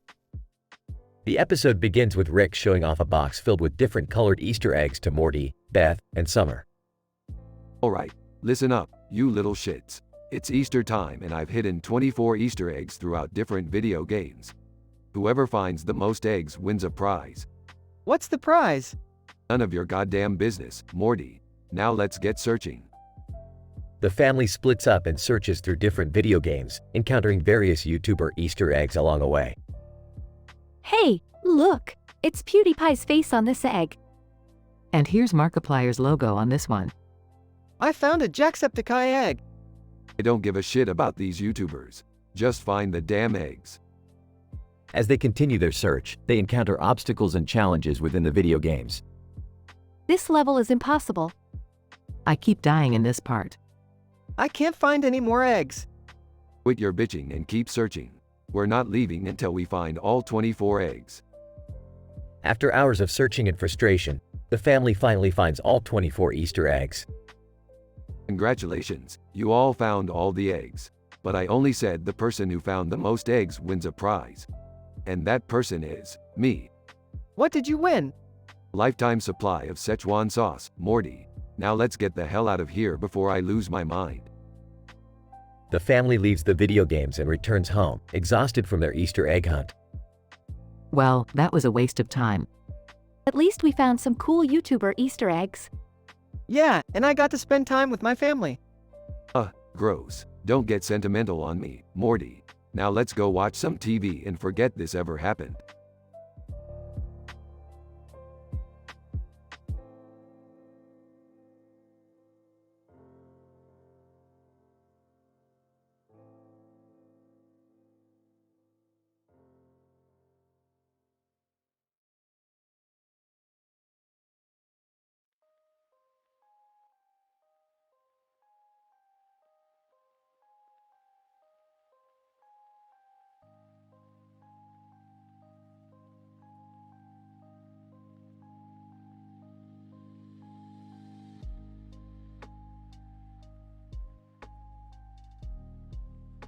Rick and Morty were on a wild adventure through space when they stumbled upon a strange planet filled with talking bananas. Morty, these bananas are talking. This is some next level shit. Rick, I don't think this is safe. I mean, they're just bananas. Don't be such a banana hater, Morty. These guys seem pretty chill. Let's see what they're all about. As they approached the talking bananas, they noticed a man with a beard and a bunch of bananas on his head staring at them. Bearded man. Well, dude, are you guys tripping on some space acid or something? Aw, man, we're just exploring the galaxy. What's up with the bananas on your head? Bearded man. Oh, these? They're just my lucky bananas. Helps me stay centered, you know? Suddenly, a voice boomed through the air. Gwendolyn, intruders, how dare you enter our planet without permission? Whoa, calm down there, Gwendolyn. We're just passing through. Rengenium. I don't trust them, Gwendolyn. They could be spies from the neighboring planet. And I agree with Rengenium.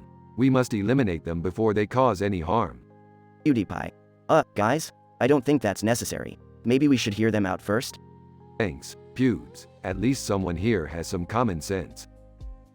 In the end, Rick and Morty were able to convince the bananas that they meant no harm and were just curious travelers. They even traded some space bling for a few lucky bananas to take with them on their adventures. Well, that was one crazy planet, Rick. I don't think I've ever seen talking bananas before. Hey, Morty, you know what they say. When life gives you talking bananas, make banana smoothies. Let's go find some ice cream and make a day out of it.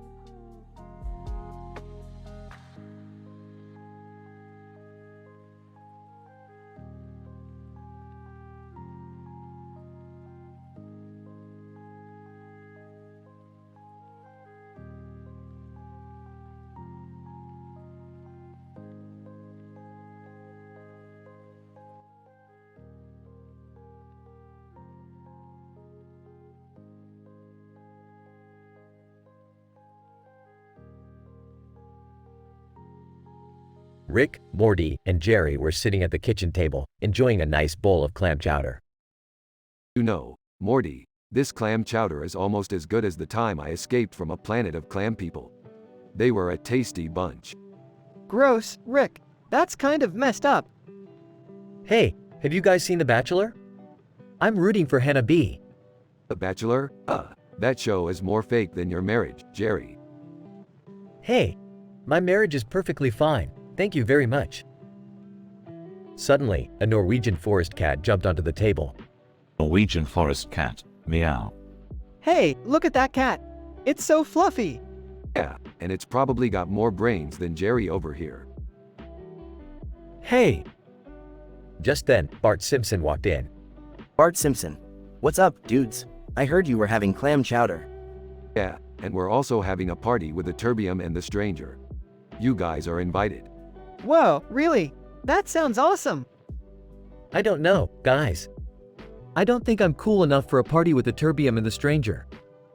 Trust me, Jerry, you're not cool enough for a lot of things, but this party is definitely not one of them.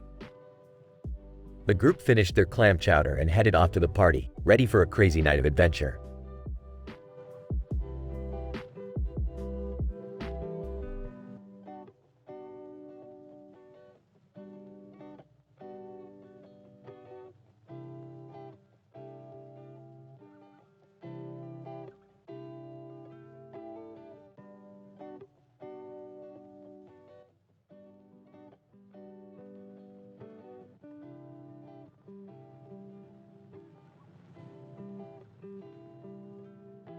Mike Murphy, Welcome to another episode of Sports Talk, where we discuss the latest controversies in sports. Today, we're going to talk about the NBA and how the referees have ruined it. Like Murphy, as we all know, the NBA has been plagued with questionable calls and missed calls from referees. This has led to frustration and anger from players, coaches and fans alike. Like Murphy, it's not just one game or one team, it's a league-wide issue that needs to be addressed. The NBA needs to hold referees accountable for their mistakes and make sure they are properly trained and equipped to make the right calls. Like Murphy, fans pay a lot of money to see their favorite teams play and they deserve to see a fair and balanced game. Referees should not be the center of attention, but unfortunately, they often are. Like Murphy, the NBA needs to take action to fix this problem before it ruins the integrity of the game. We need to see referees make consistent and fair calls, not just for the sake of the teams, but for the sake of the fans. Like Murphy, it's time for the NBA to step up and take responsibility for the referees' mistakes. We need to see change and we need to see it now. Like Murphy, what do you think about the referees in the NBA? Do you think they need to be held accountable for their mistakes? Let us know in the comments below. Like Murphy, thank you for watching Sports Talk, and we'll see you next time.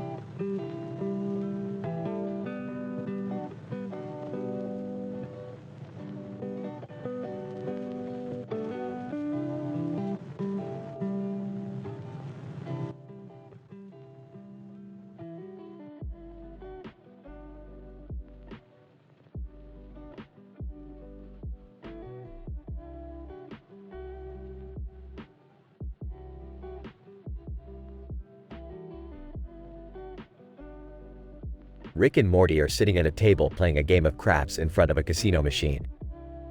Meanwhile, Jerry and Summer are off playing video poker. Come on, Morty, you gotta roll the dice like you mean it. I am trying, Rick. I just don't want to lose all our money. Relax, Morty, it's just money. We can always make more. But what if we can't? What if we end up homeless and living on the streets? Well, then we'll just have to become street performers. I'll juggle and you can do magic tricks or something. I don't know how to do magic tricks, Rick. Then we'll just have to learn, Morty. Life's all about adapting and learning new skills. Meanwhile, Jerry and Summer are having a blast at video poker. I'm on a winning streak, baby. Don't get too cocky, Dad. It's all luck. Luck has nothing to do with it, Summer. It's all about strategy and knowing when to hold 'em and when to fold 'em. Right, because you're such a seasoned gambler. Hey, I may not have Rick's smarts, but I know my way around a casino. Back at the craps table, Rick and Morty are still struggling. Okay, Morty, let's try something new. Close your eyes and picture a 7 in your mind. What? That's not how it works, Rick. Just trust me, Morty.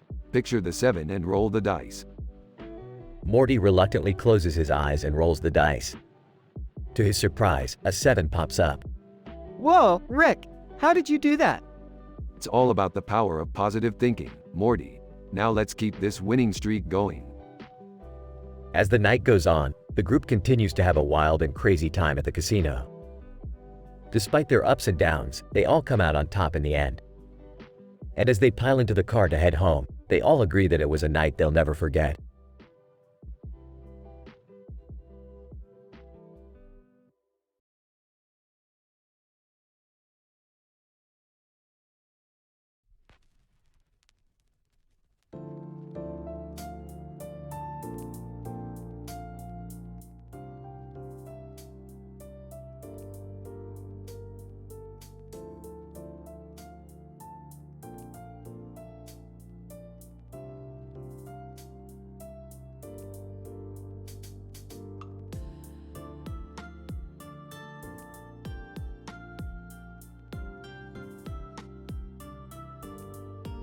Rick, Morty, and Jerry are sitting in the living room when Rick pulls out a strange device.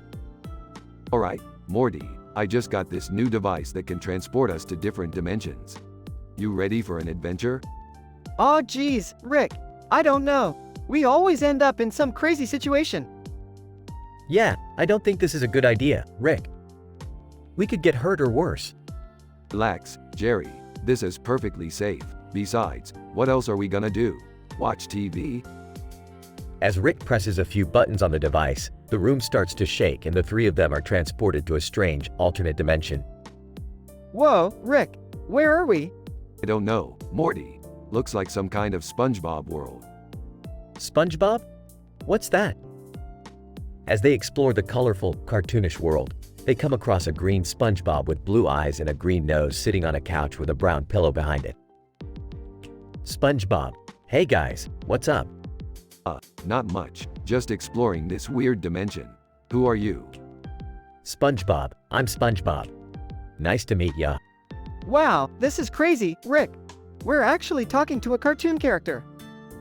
I don't know about you guys, but I'm ready to head back home. As they start to make their way back to the device, they come across a strange meme of SpongeBob standing up and saying, I'ma head out. Aw, that's hilarious. We should take that with us. Rick, I think we should get going before something bad happens. As they make their way back to the device, they hear a voice in the distance. Voice, hey, where do you think you're going? They turn around to see a group of angry SpongeBob characters approaching them. We should probably run. As they make a mad dash back to the device, they narrowly escape the angry mob and are transported back to their own dimension. Phew. I'm glad that's over. Hey Morty, pass me that meme. I've got an idea for a prank on Jerry. Aw geez, Rick, can't we just watch TV like normal people? And with that, the trio settles back into their mundane lives until the next adventure comes along.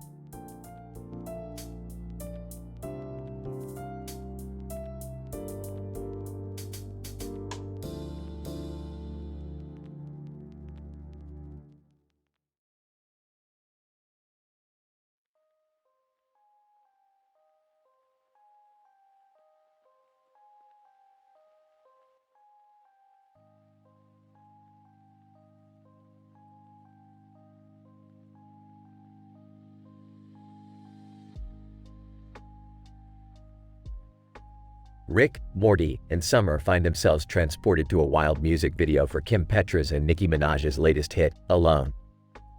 The trio is immediately surrounded by neon colors and booming beats. Well, this is trippy. Morty, you're not having a stroke, are you? No, Rick, I feel fine. Just a little overwhelmed. This is so cool. I can't believe we're in a music video. As they explore the wild world around them, they encounter Kim and Nicki themselves. Kim Petras. Hey, what are you guys doing here? Nicki Minaj. Yeah, this is our video. You can't just show up uninvited. Relax, ladies. We're just here for the party. Yeah, we're big fans. Can we be in the video too? Kim and Nicki exchange a glance before nodding. Kim Petras. Sure, why not? The more the merrier. The rest of the video is a wild ride of dance parties, crazy costumes, and lots of glitter. At the end of it all, the trio says their goodbyes to Kim and Nicki. Well, that was fun. I haven't danced like that in, well, ever. Yeah, I don't think I'll ever forget this. Can we do it again sometime? Maybe, but let's not make it a habit. We've got more important things to do. As they leave the music video world behind, the trio can't help but feel a little more colorful and alive than before.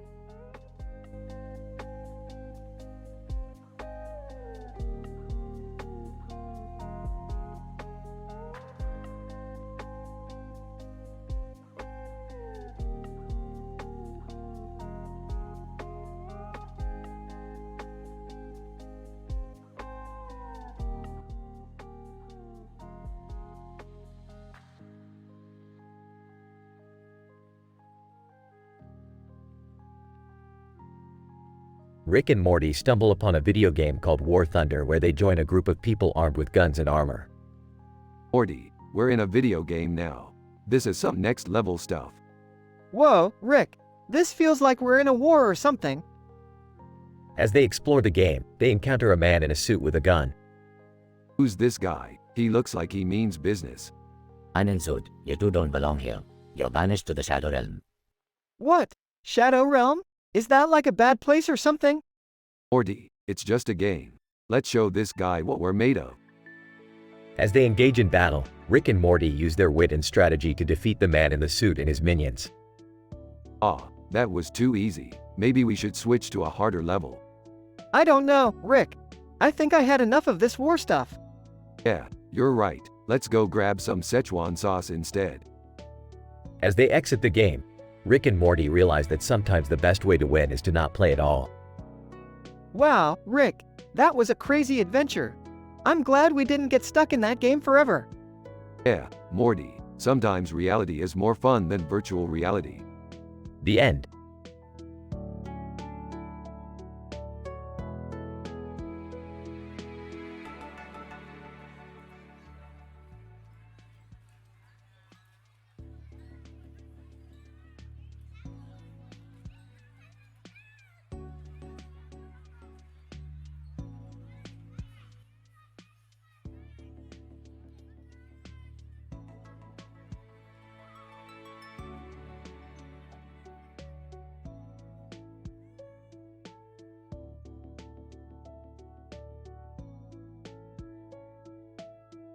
Title: The Multiverse Gaming Tournament. The episode starts with Rick and Morty sitting at a desk with a bunch of computer monitors on it, all with different colored screens. The desk is a Sonic the Hedgehog-themed PC setup. Morty, I've been working on this new gaming tournament. The winner gets to explore a brand new multiverse. Whoa, that sounds awesome. What's the game? It's called Galactic Conquest. It's a strategy game where you build your own empire and conquer the galaxy. Beth walks into the room. What are you guys up to? We're about to start a multiverse gaming tournament. Want to join? Sure, why not? They all sit down at their computers and start playing the game. This game is intense. I can't believe how much strategy is involved. Ah, you guys are amateurs. I've been playing this game for years. Suddenly, a portal opens up and a group of aliens walk through. Alien number 1. Greetings, Earthlings. We are here to participate in your gaming tournament. Sure, why not? They all start playing the game, but the aliens are incredibly good. These guys are unbeatable. We need to come up with a new strategy. I have an idea. Let's combine all of our empires and attack them together. They all work together and successfully defeat the aliens. Alien number 1. Congratulations, Earthlings. You have won the tournament and earned the right to explore a brand new multiverse. Awesome, let's go. They all jump into the portal and are transported to a new universe. This place is amazing. I can't believe we get to explore it. Just remember, kids, always work together and you can conquer anything. The episode ends with them exploring the new universe and having a great time.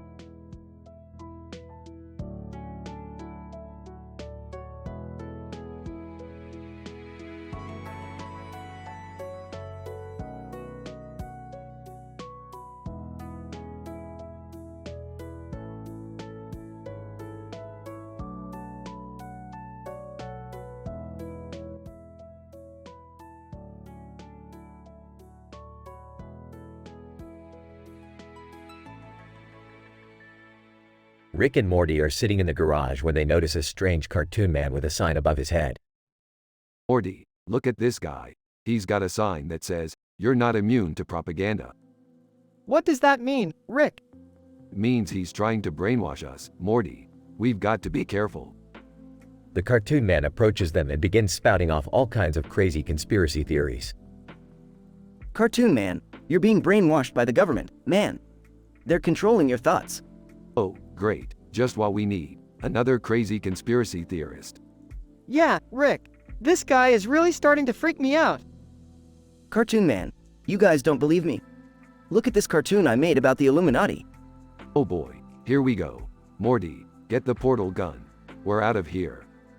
As they escape through the portal, Rick turns to Morty. You see, Morty, even cartoons can be propaganda. It's important to always be skeptical and think for yourself. Yeah, but what about that cartoon you made about the giant butt? That was just for laughs, Morty. Not everything has to be serious all the time.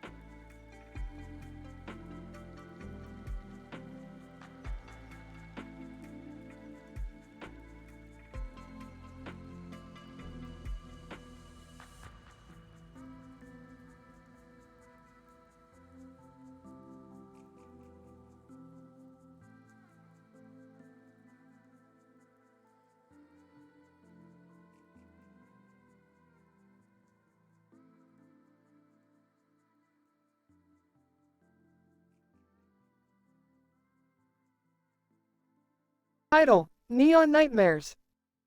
The episode begins with Rick, Morty, Jerry, and Beth walking through a neon-lit cityscape. Wow, this city is amazing. Yeah, it's like a neon wet dream. Disgusted. Gross grandpa. Rolling her eyes, can we please just focus on why we're here? As they walk, they come across a store called Appendix with a neon umbrella above it. Rubbing his hands together. Ooh, this looks interesting.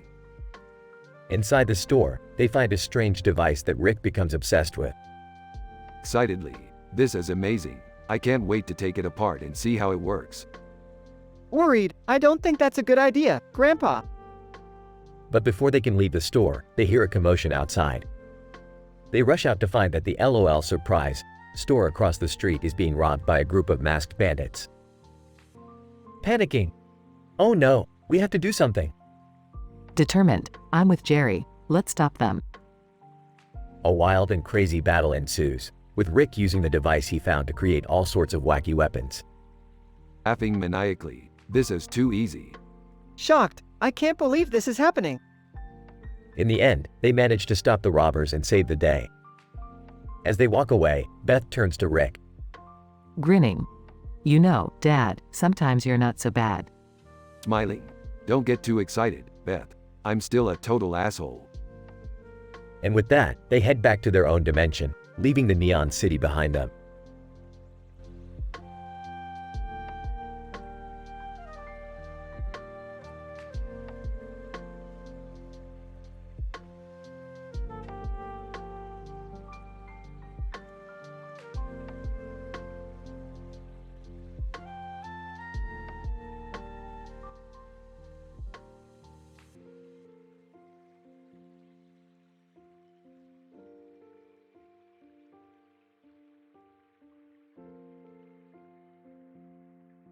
Morty, we have to go to the hospital. What happened, Rick? Beth needs a brain transplant. Oh my god, is she gonna be okay? Of course she is, Morty. I'm gonna make sure of it. They arrive at the hospital room, where the doctor is examining Beth. Doctor, Mr. Sanchez, your wife's brain is in a critical condition. We need to operate as soon as possible. Do what you have to do, Doc. Just make sure she comes out of this alive.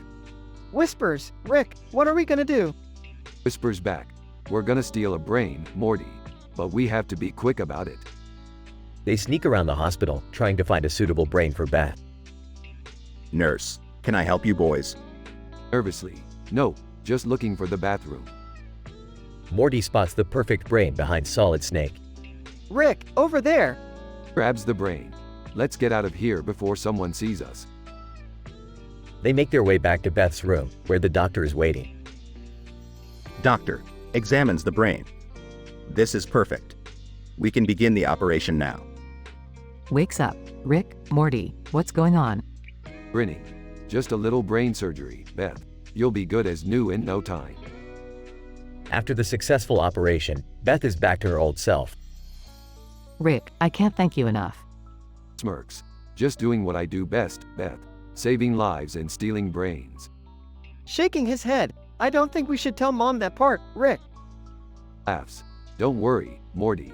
Your mom doesn't need to know everything.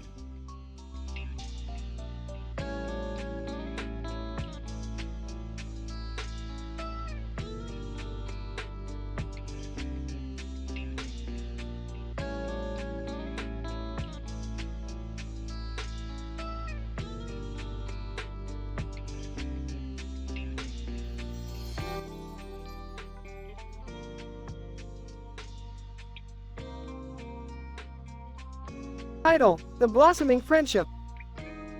The scene opens with a beautiful purple and pink background, adorned with a large ball of flowers and birds. Brain is seated at a table across from Oysters Rockefeller, with 5 tribes beside Expose in front of exploring sci-fi web series and social worker. Brain. I have always found these flowers and birds to be exquisite. They represent the beauty of nature. Oysters Rockefeller, indeed, they do. And speaking of nature, have you ever explored the 5 tribes? 5 tribes. Yes, I have. The 5 tribes are a beautiful depiction of tribal culture and customs.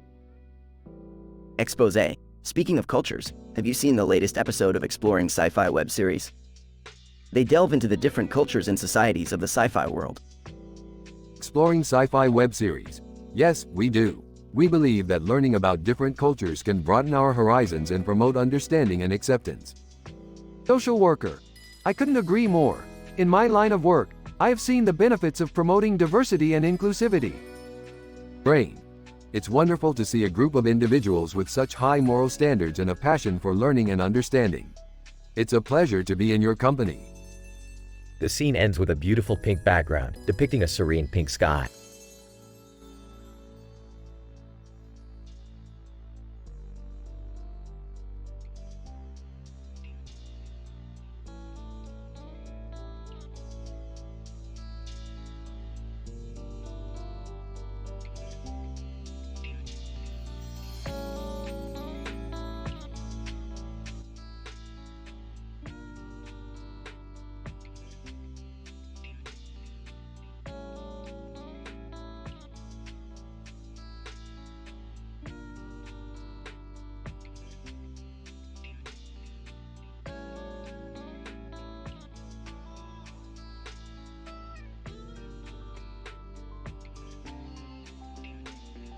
Hey guys, have you seen this Star Wars poster? There's an event going on in town. Oh man, I love Star Wars. Can we go, Rick? I guess, but I'm not wearing a costume. Yay! This is going to be so much fun. At the event, they see a man in a C-3PO costume. Hey, C-3PO, you're looking pretty shiny today. C-3PO, thank you, sir. I try to keep up appearances. Hey, do you know any good Star Wars jokes? C-3PO, why did the stormtrooper buy an iPhone? Because he couldn't find the droid he was looking for. Haha, that's a good one. As they walk further into the event, they come across a booth selling animated sitcoms. Animated sitcoms? Who would buy those? Booth attendant, excuse me sir, but these are the best animated sitcoms out there. Hey, I like animated sitcoms. Me too, let's check it out. They end up buying a few DVDs of their favorite animated sitcoms. Alright, let's get out of here before we run into any weirdos. As they leave, they see a guy holding a sign that says, "Artichokes for sale." Artichokes? Who the hell eats artichokes? Guy, hey, artichokes are delicious and nutritious. I've never tried an artichoke before. Yeah, me neither. Let's buy one and try it out. After trying the artichoke, they all agree that it's not their favorite food. Alright, let's go home and watch some of these animated sitcoms. Sounds like a plan. As they leave the event, they see a guy wearing a Roblox t-shirt. Roblox? What the hell is Roblox? Guy, it's a video game, man. You should try it out. Yeah, let's go home and play some Roblox.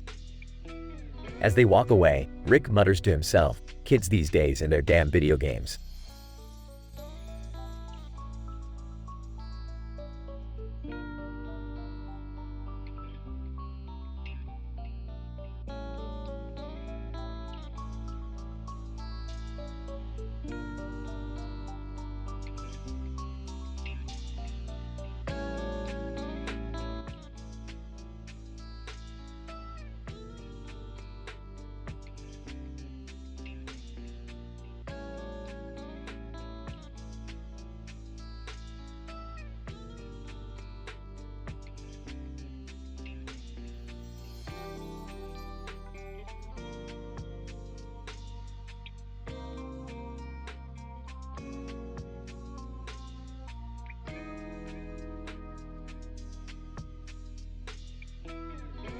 Morty, we need to go to that field over there.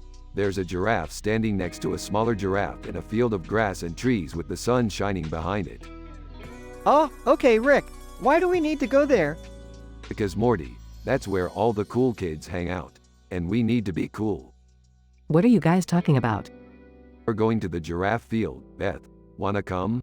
I'm into. Guys, what do we do when we get there? We'll figure it out when we get there, Morty. Just follow my lead. The group arrives at the giraffe field.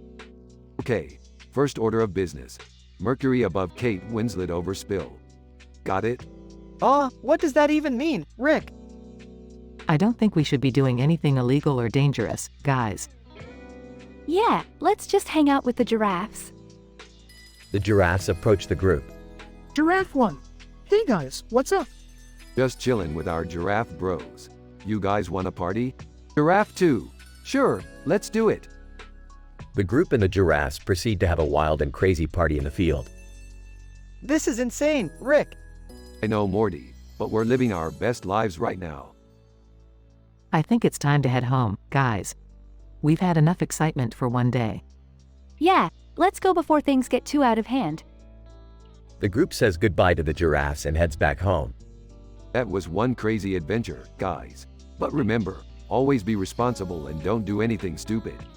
Yeah, let's just stick to hanging out with our human friends from now on. Agreed. And let's never forget the importance of respecting nature and all its creatures. And let's also never forget the hilarity of partying with giraffes.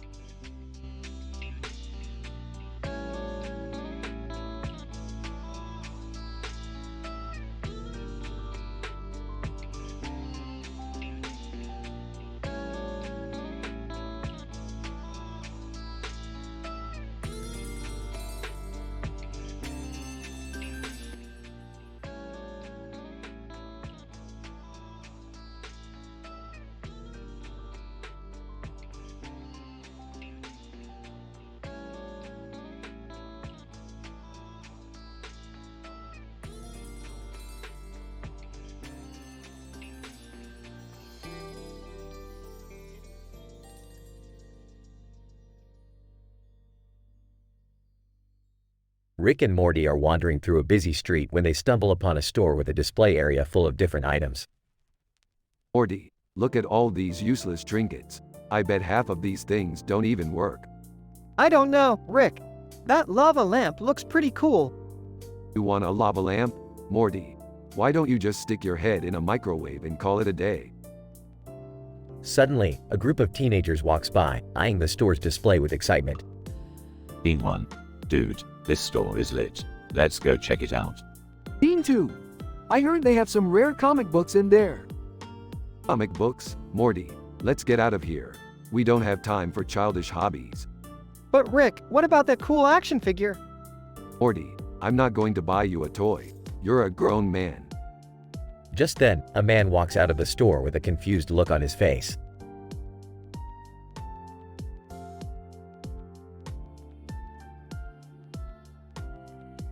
Man, I don't understand. I just bought a toaster, but it came with a free kitten. What? Did you expect a toaster to come with a pony? Rick, that's not funny. That man is clearly confused. Morty, what do you know about humor? You still laugh at fart jokes. Hey, there's nothing wrong with a good fart joke.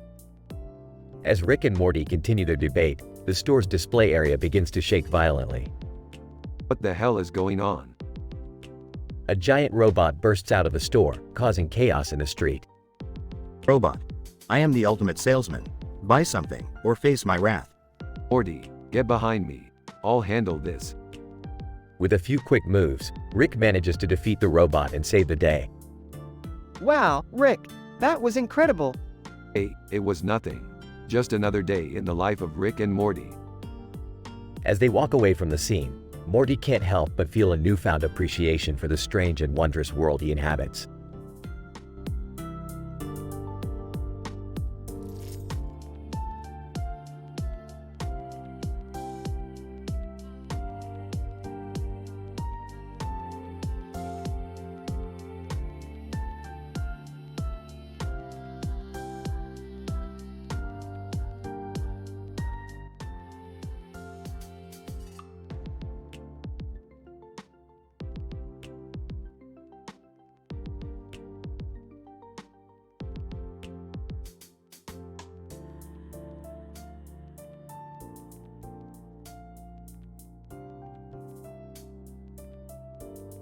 Alright, Morty, we gotta hit the gym.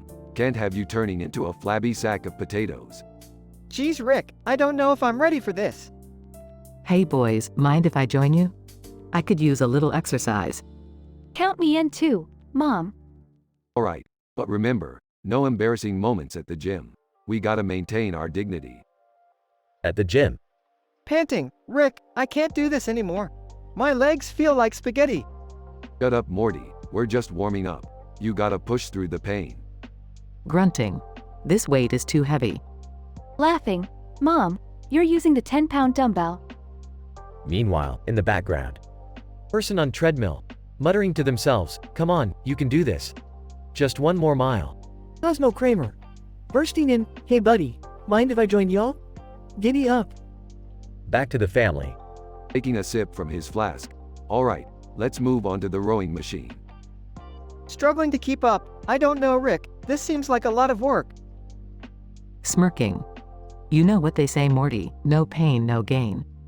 Rolling her eyes. I can't believe I'm related to you guys. As they finish their workout and head out. Patting Morty on the back. See, Morty, that wasn't so bad. Wincing in pain. I think I pulled a muscle. Checking her phone. Oh no, I have to go pick up Jerry from the dentist. Sighing. Can we at least get some fried rice before we go? Smirking. You know it. Let's go eat over at Fat Wong's. And so, the Smith family left the gym with sore muscles and a rumbling stomach, but at least they didn't have any embarrassing moments at the gym.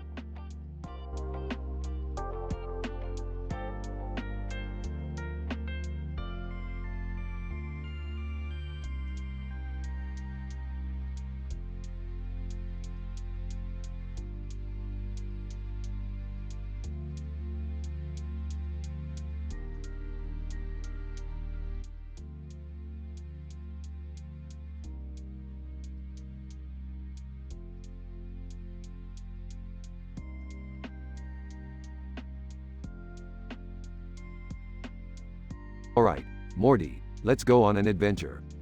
Oh, where are we going, Rick? Burps. We're going to a large field with a mountain in the background and a sky background with clouds in the sky above it. Across from Telugu below Abercrombie and Fitch through Bingo between Plumbus Schloofs across from Cuts. Whoa, that's a mouthful, Rick. Enters. Hey, guys, what are you up to? Sarcastically. Oh, just going on a family-friendly adventure with no adult talks, no drugs talks, no incest, no religious talks, with no NSFW content, no gender discussions, no sexual discussion, no sex talk, no swearing, no racist talks, no controversial talks. You know, the usual. Confused. Okay. Looks around. Hey, what's that over there? Points to a strange object. Examines it. Oh, that's a Plumbus Schloof. It's used for, well, let's just say it's not something we can talk about here. Winks. Disgusted. Can we please move on from this topic? Laughs. Sure thing, Jerry. Let's go check out that mountain over there. Excited. Yeah, let's do it. They all start walking towards the mountain. Whispers to Morty. Hey, Morty, you know what would be hilarious? If we made Jerry think he's invisible. Laughs. Oh man, that would be so funny. Confused. Wait, what are you guys talking about? Smirks. Nothing, Jerry. Nothing at all. Continues walking.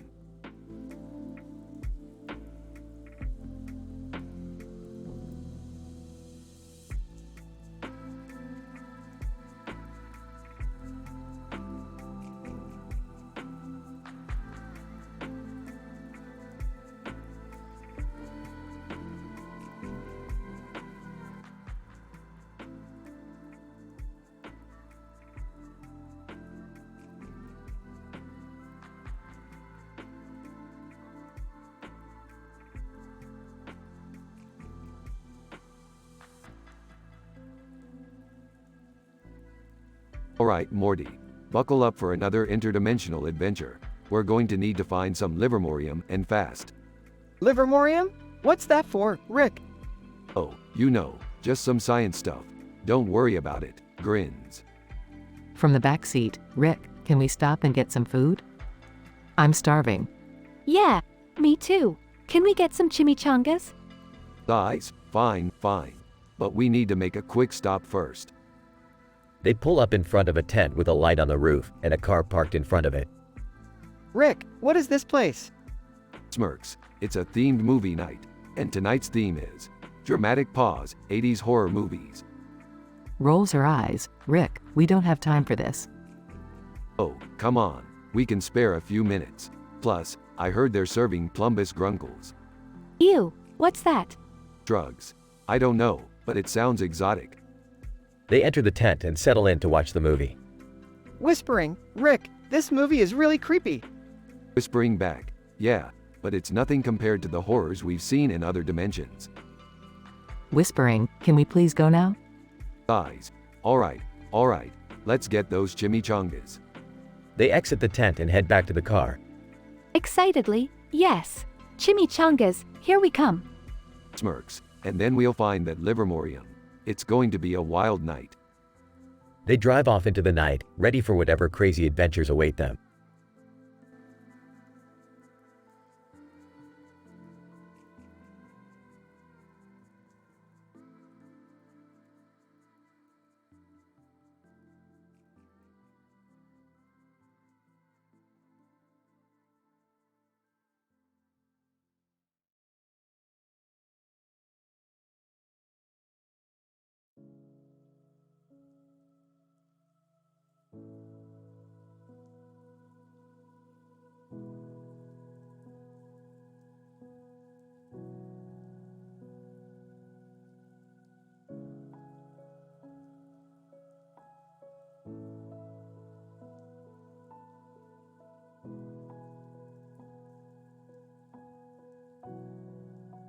Morty, we gotta go pick up some okra for your grandma's birthday party.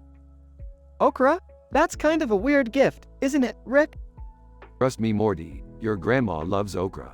And while we're there, we might as well swing by Monster High and see if they've got any new monster action figures. Monster High? Rick, I don't think that's a good idea. Last time we were there, we accidentally released a bunch of monsters into the city. Relax, Morty, I've got it under control.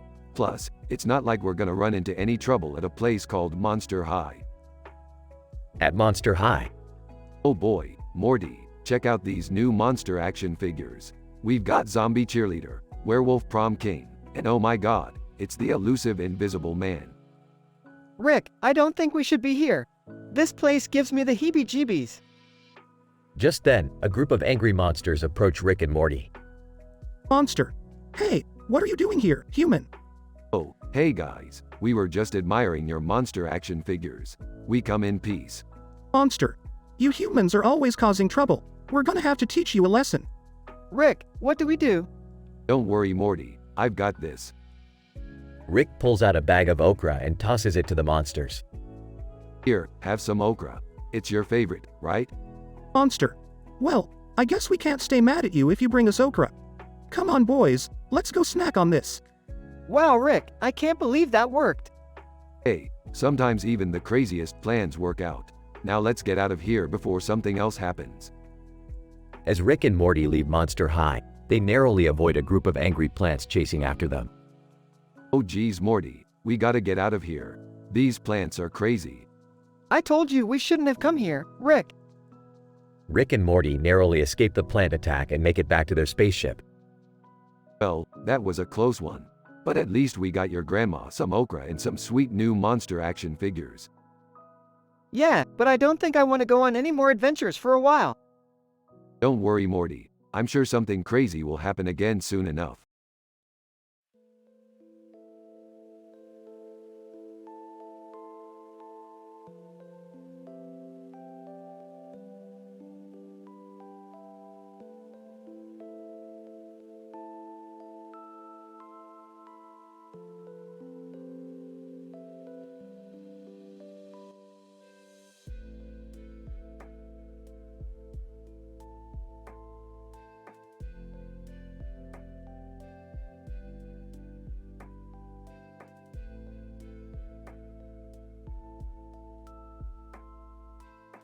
Alright, Morty, we're going on a little adventure today.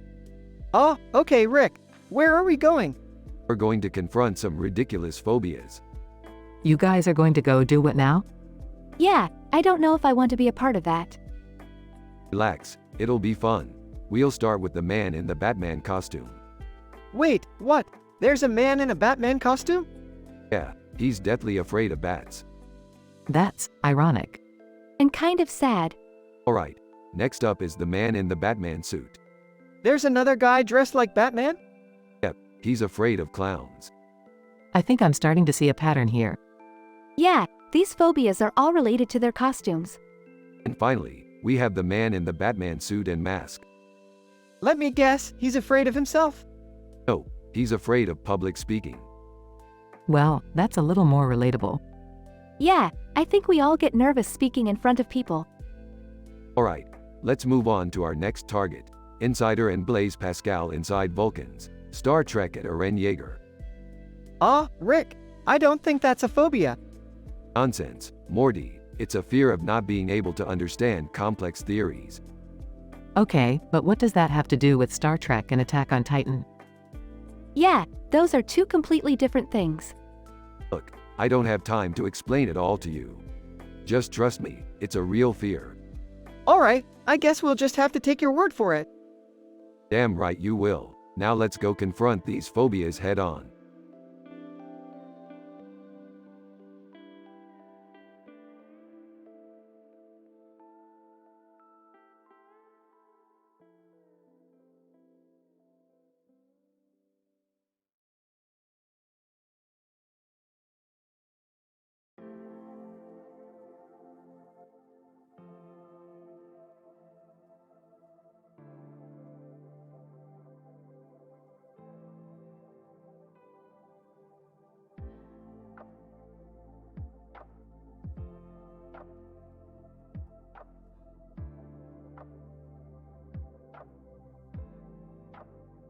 Rick, Morty, and Beth find themselves on a strange planet where everything is computer-generated.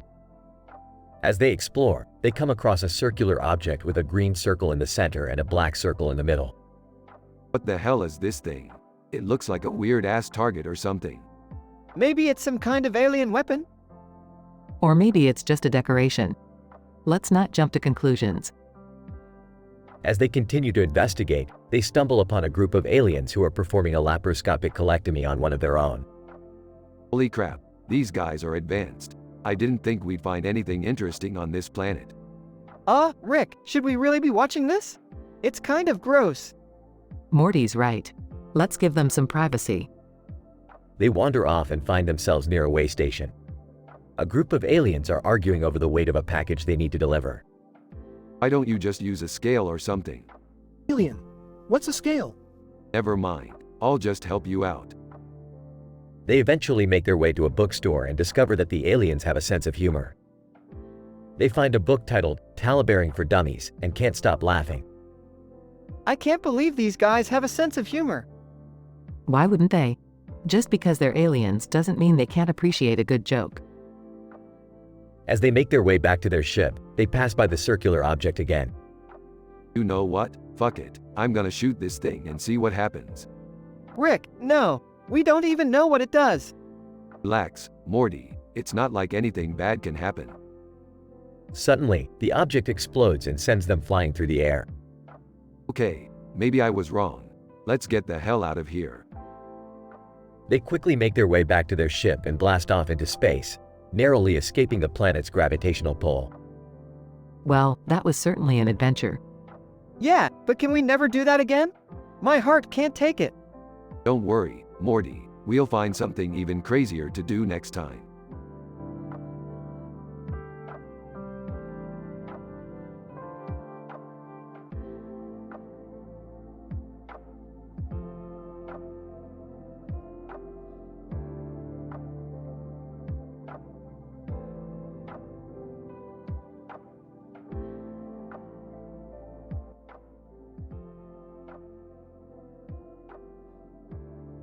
Rick and Morty find themselves in the middle of a bizarre and wacky adventure. They come across a man in a green suit holding a sword and a flag in the background. Oh Morty, looks like we stumbled upon some kind of medieval cosplay convention. I don't know, Rick. That guy with the sword looks pretty serious.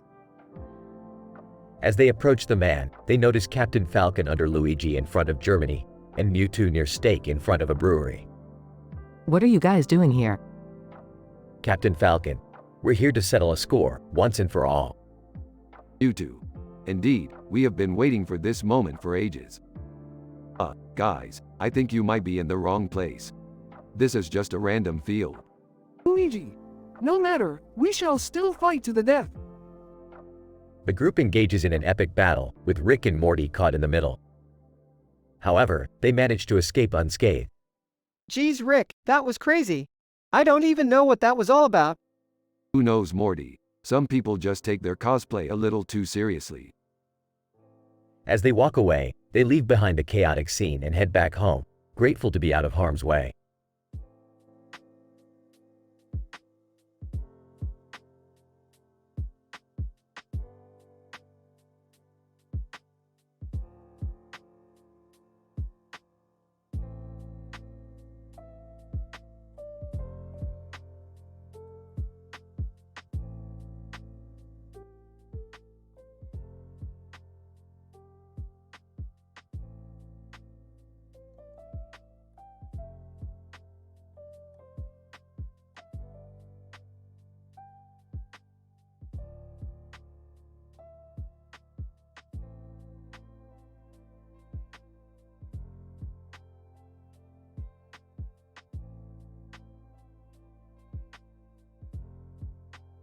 Morty, I need your help on this one. We're going to the skateboard stadium on the other side of hemorrhoidectomy behind Sens. What? Skateboarding? I don't even know how to ride a skateboard, Rick. Relax, Morty. I'll teach you, but we need to get there quick. I've got a trick to perform and we're already running late. What kind of trick, Rick? Let's just say it involves me jumping over a tank full of alien sharks. What? That's insane, Rick. Yeah, well, that's why they call me the crazy grandpa of skateboarding. Now let's go. Meanwhile, at the skateboard stadium. Announcer, ladies and gentlemen, put your hands together for the one and only Rick Sanchez. Proud. Woo. Yeah, Rick. Alright, Morty, remember what I taught you. Just keep your balance and follow my lead. Okay, Rick. I got this. Rick starts his skateboard and begins to ride down the ramp. Woo. Yeah, this is it, Morty. Now watch and learn. Rick jumps off the ramp and flies over the tank of alien sharks with ease. Proud. Woo. Wow, Rick. That was amazing. Told you, Morty, now it's your turn. Hop on that skateboard and show me what you got. Oh, I don't know about this, Rick. Come on, Morty, I believe in you. Just remember to keep your balance and don't let go of the skateboard. Morty hesitantly steps on the skateboard and starts to ride down the ramp. Woo! Yeah, this is awesome, Rick. Rick watches as Morty flies off the ramp and crashes into the tank of alien sharks. Morty, you okay? Yeah, I think so. But I don't think I'll be skateboarding anytime soon. Ah, that's alright, Morty. At least we had fun, right? Yeah, I guess. But I still can't believe you jumped over a tank of alien sharks, Rick. Hey, what can I say? I'm just that good. As Rick and Morty walk away from the skateboard stadium, a man in a red shirt does a trick on his skateboard and a hand points at him. Hey, Morty, check out that guy over there. He's pretty good. Yeah, but he's no crazy grandpa, Rick. Ah, you got that right, Morty.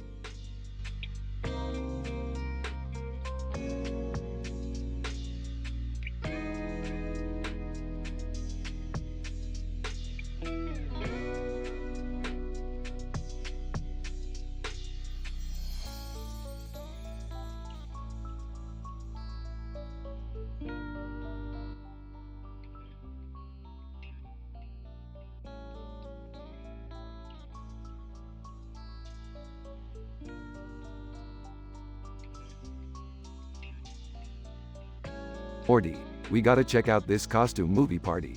I heard they got some crazy karate moves going on. I don't know, Rick.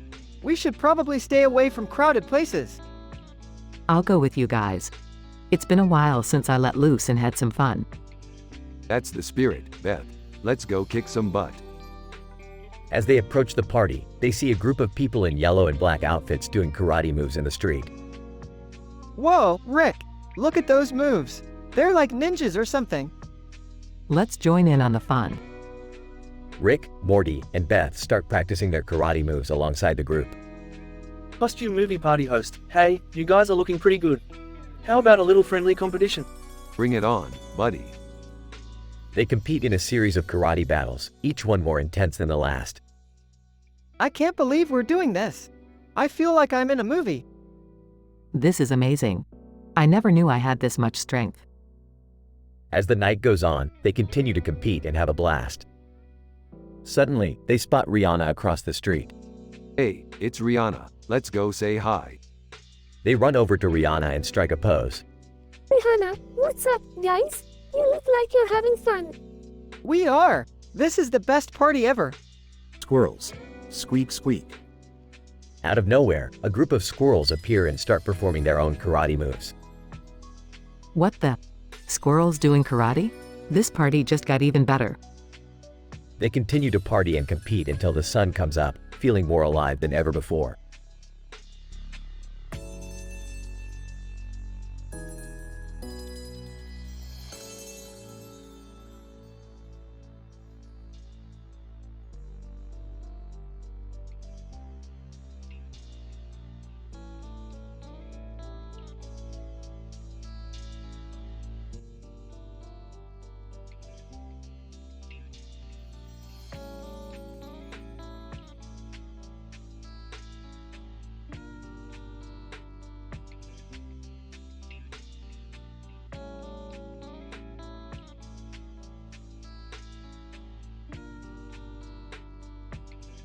Rick and Morty are flying through space when they come across a strange planet. As they land, they see a deer with antlers standing in front of a mountain range with a sky background and a blue sky. Rick, what's with the deer? I don't know, Morty, but let's go talk to it. As they approach the deer, it speaks in a high-pitched voice. Here, hello there, travelers. My name is Buck. I'm the guardian of this planet. Guardian of what? Buck, of this planet's greatest resource, chromium. Chromium? What's so special about that? Buck, it's the strongest metal in the galaxy, and it just so happens that our supply is running low. So, what do you need us for? Buck, we need you to help us find more chromium. But be warned, there are rumors of a dangerous creature lurking on one of the nearby planets. What kind of creature? Buck, I don't know, Morty. But it's said to be so terrifying that even Prince Nebulon at George Costanza, Seinfeld, is afraid of it. Alright, we'll take the job. But first, can you tell us where to find some good food around here? Buck, sure thing. Follow me to the local diner. As they walk to the diner, Morty can't help but notice the strange looks they're getting from the other patrons. Rick, why is everyone staring at us?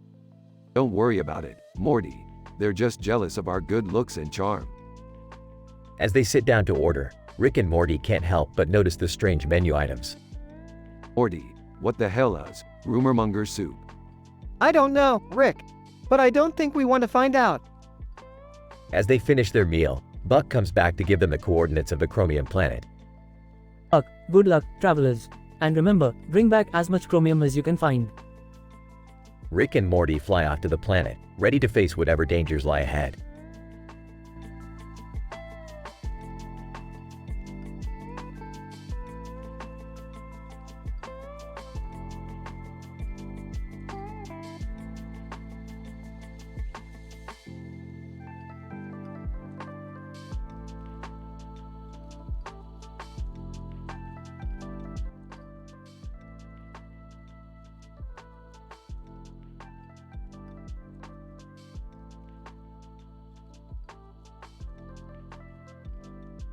Rick, Morty, and Summer find themselves in a strange room with lights on the ceiling and a ceiling fan. In the corner of the room, they see a man in a hat and sunglasses holding a gun. Oh great, another dimension where everyone's obsessed with guns. Rick, we gotta get out of here. This guy looks like he means business. Guys, look. There's an awkward moment seal meme over there. Yeah, I've seen better. Hey Morty, remember that one time we were Indiana Jones on top of martial arts at a pulled pork sandwich under Jessica? Oh, yeah. That was a weird one, Rick. Guys, can we focus on getting out of here? Right. Let's see. Maybe we can use that monster high doll over there as a distraction. What? No way, Rick. That's not cool. Guys, come on. We need to work together to figure this out. Fine. Let's just use our brains and think of a way out of here. Wait, I got it. What if we use the ceiling fan to fly out of here? That's actually not a bad idea, Morty. Alright, let's do it. Summer, you go first. What? No way, Rick. You go first. Fine. Just hold on tight, Morty. This is gonna be a bumpy ride. And with that, Rick, Morty, and Summer use the ceiling fan to fly out of the strange room and onto their next adventure.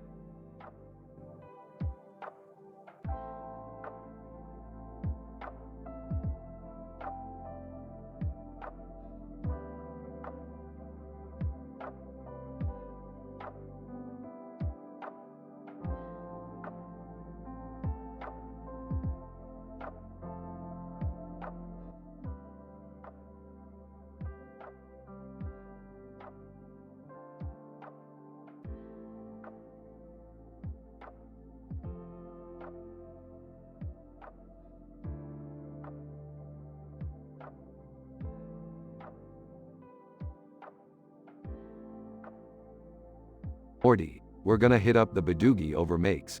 I heard Ariana Grande is performing there tonight. Oh man, I'm so down. But wait, what's Badoogie over Makes? It's a new club, Morty. You wouldn't understand. As they walk, they see two people in ninja costumes performing a trick on the street. Whoa, Rick, look at those ninjas doing that trick. Hey, Morty, it's not like they're doing anything we can't do. As they approach the club entrance, Bouncer. Sorry, no ninja costumes allowed inside. What? That's ridiculous. Do you know who I am? Bouncer. No, I don't care who you are. No ninja costumes. End of story. Rick, maybe we should just take off our ninja suits and go in. No way, Morty. We're ninjas. We don't conform to society's rules. As they walk away from the club, you know what, Morty? Let's just go back to the ninjas we saw earlier and learn that trick. Yeah, that sounds awesome. Let's do it. As they approach the ninjas, Ninja 1, hey, you guys want to learn how to do our trick? Hell yeah, we do. Ninja 2, alright, well first you gotta crouch down behind us like this. As Rick and Morty crouch down, Ninja 1, and then we jump over you like this. As the ninjas jump over them. Whoa, that was insane. Yeah, I want to try. As Morty tries to jump over Rick, but fails. Ha. Nice try, Morty. You're not quite a ninja yet. Aw, man. I'll get it next time. As they walk away from the ninjas. Alright, Morty, let's go find another club to crash. Yeah, let's do it. But wait, can we wear our ninja suits this time? Sure, Morty, why not? We're ninjas. We can do whatever we want.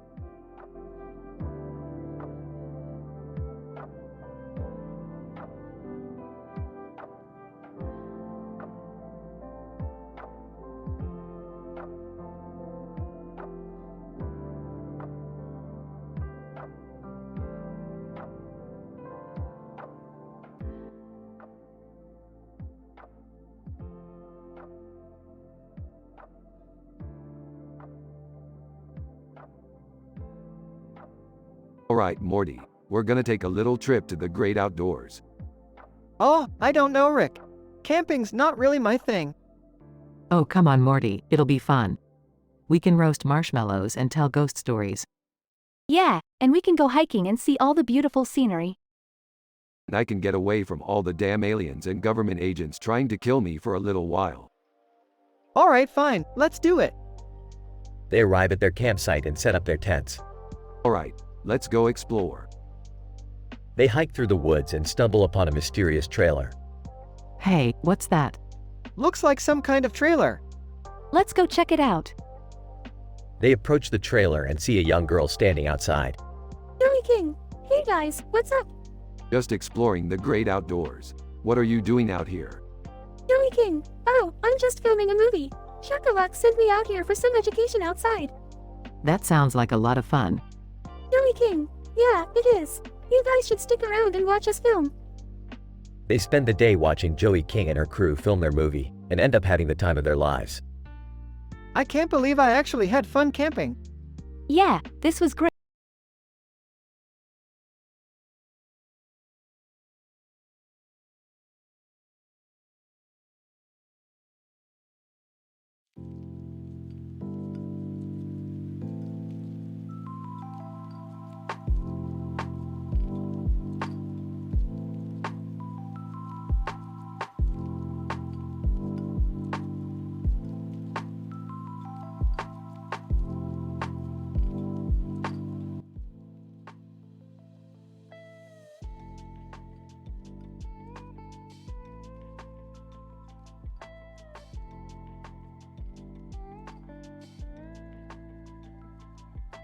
Title: The Family Photo.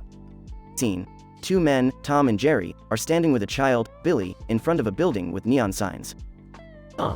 Hey Jerry, let's take a family photo with Billy. Sure, but where should we take it?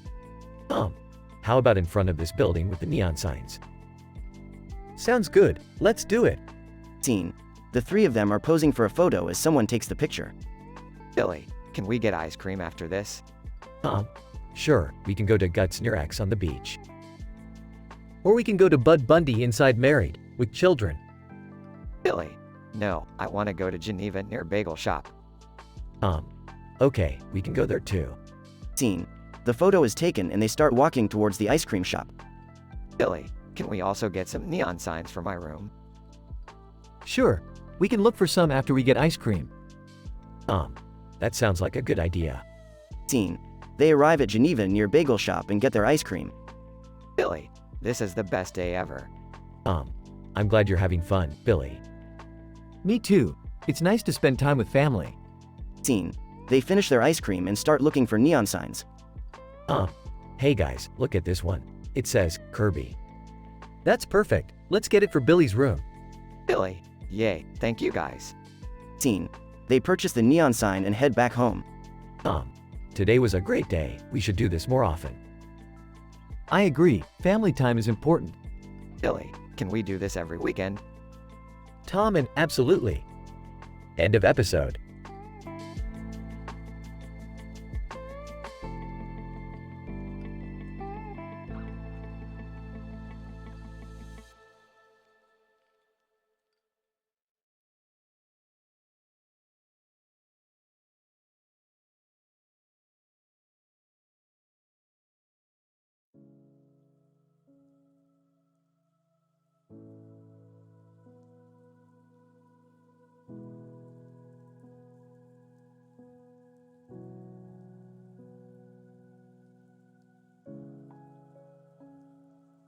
Alright, Morty, buckle up for another adventure.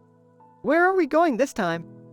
We're going to investigate this man in a suit and hat walking in the snow in front of a building with a clock tower. It's giving me some weird vibes. Can I come too? I'm tired of being left out of these adventures. Jerry, you can come, but remember, no messing around. We have high moral standards here. Alright, let's go. Dominion outside dead of winter across from Levi Ackerman in front of Too Damn High meme through Niels Bohr. This is going to be a wild ride. I don't even know what that means. Me neither. Just hold on tight. They arrive at the location. Look over there, it's the man in the suit and hat. Who is he? I don't know, Morty, but we're about to find out. Hey, is that the Too Damn High meme guy over there? Jerry, focus. Wait a minute, Niels Bohr is here too? Who's Niels Bohr? He's a famous physicist, Morty, you should know that. Alright, let's stay on track here. They approach the man in the suit and hat. Excuse me, sir, can we ask you a few questions? Man in suit and hat, of course. What do you need to know? Do you know where we can find some good pizza around here? Jerry. Man in suit and hat, actually, yes. There's a great pizza place down the street. Alright, thanks for the tip. We have to go now. That was it. We didn't really learn anything. You never know, Morty. Sometimes the best adventures are the ones where nothing happens. They all walk away. Hey, did anyone else notice Levi Ackerman over there? Jerry.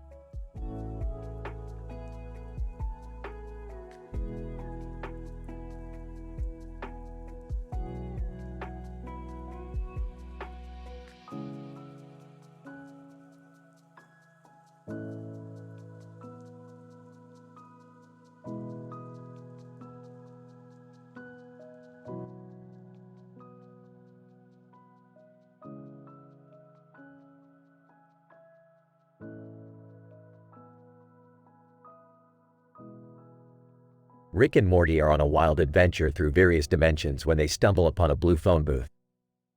Morty, check it out. That phone booth looks like it's straight out of Doctor Who or some shit. I don't know, Rick.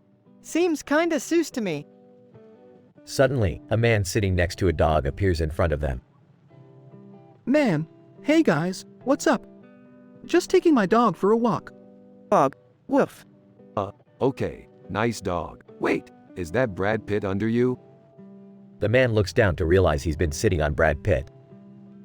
Man, oh shit. Sorry, Brad. Brad Pitt, no worries, man. Happens all the time. K9 from Doctor Who appears behind the man. K9, greetings, travelers. I'm K9, a loyal companion of the Doctor. Whoa, we're meeting Doctor Who characters now. This is nuts. Suddenly, the Why You Know meme appears outside the phone booth. Why You Know meme. Hey guys, why haven't you included me in the adventure yet? Oh great, a meme. This is just what we needed. Mark Wahlberg appears next to some funny graffiti. Mark Wahlberg. Hey guys, I heard there was an adventure going on. Mind if I join? Sure thing, Marky Mark. The more the merrier. As the group continues their wild journey, they encounter various obstacles and challenges, but always manage to come out on top with their wit and humor. Despite the craziness, they always maintain their high moral standards and respect for one another.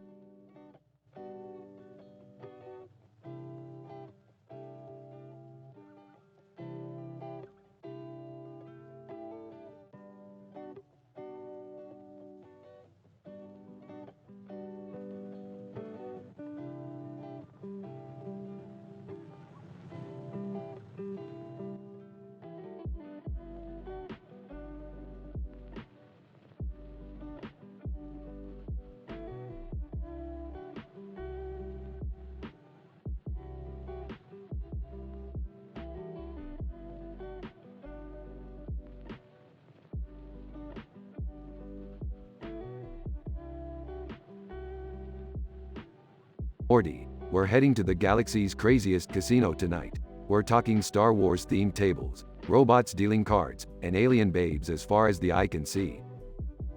I don't know, Rick. I'm not really into gambling. Plus, I heard this place has some pretty sketchy characters hanging around. Oh, come on, Morty. Where's your sense of adventure? Plus, I've got a surefire strategy to win big tonight. We'll be rolling in credits before you know it. As they approach the casino, they see a robot playing cards at a Star Wars themed table. Well, looks like we have some competition. Robot, greetings, humans. Would you like to join in on this game of Sabacc? I don't know how to play Sabacc, Rick. Don't worry, Morty, I've got this. I'll use my superior intellect and bluffing skills to win us the pot. They sit down at the table with Princess Leia, Upper Leg, and Runaway Aurora. Princess Leia, welcome, gentlemen. Care to join us for a game of Sabacc? Of course, Your Highness. I wouldn't miss it for the world. As the game goes on, Rick's plan seems to be working. He's bluffing his way to victory and racking up the credits. But suddenly, chaos ensues as a group of squirrels invade the casino, causing a commotion and knocking over tables. Rick, what the hell is going on?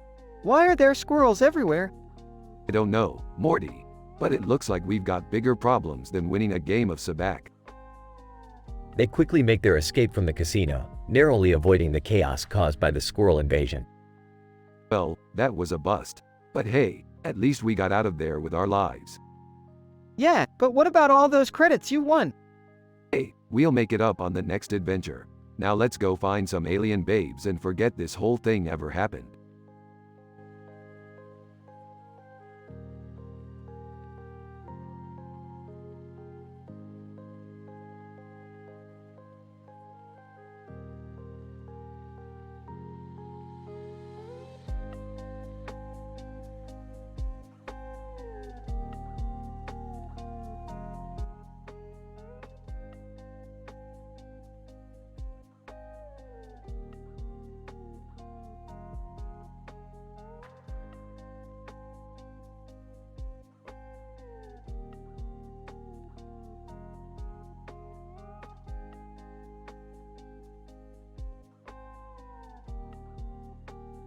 Alright, Morty, we're going on a little adventure today. Oh boy, where are we going, Rick? We're going to Jerry's. Jerry's? What's at Jerry's? Apparently Jerry's been having some hygiene issues and we're going to help him out. Ew, gross. Yeah, tell me about it. But we gotta do what we gotta do. Alright, let's go. They arrive at Jerry's house. Hey guys, thanks for coming over. No problem, Jerry. Now let's get you cleaned up. Jerry hesitates. Come on, Jerry, it's for your own good. Okay, fine. Rick pulls out a strange-looking device. What is that thing? It's a decontamination laser. Hold still. Jerry screams as Rick zaps him with a laser. Is that safe? Of course it's safe, Morty.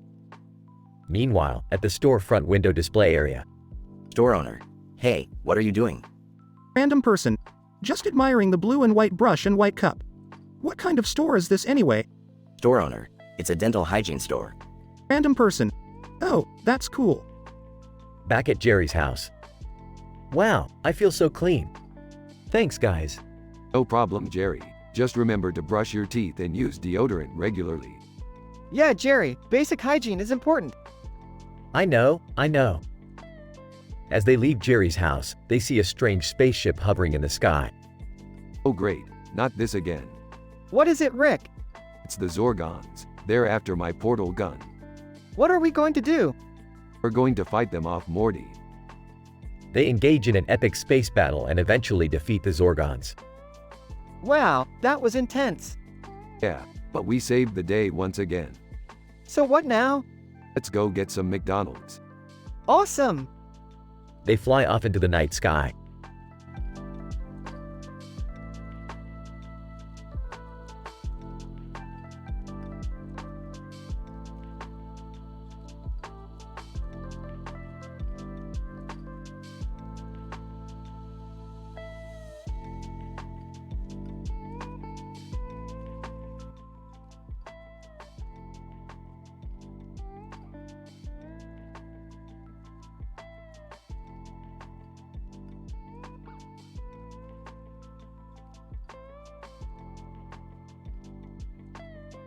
Alright, Morty, let's get swifty.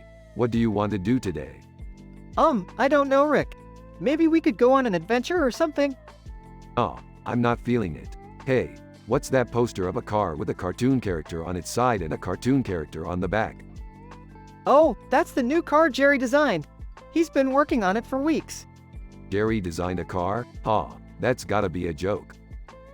Yeah, I know. But he's really proud of it, and he wants to show it to you. Fine. Let's go see what the little guy's got. Hey Rick, Morty. Check it out, I designed a car. Oh boy. Let's see what we got here. It's got a big engine, and it goes really fast. Jerry, this looks like a child's drawing. Did you even follow any sort of engineering guidelines? Well, no. But it should still work, right? Sarcastic. Oh yeah, I'm sure it'll work just fine. Pause. You know what, Morty? Let's help Jerry out. We'll make his stupid car work. Really? You're going to help Jerry?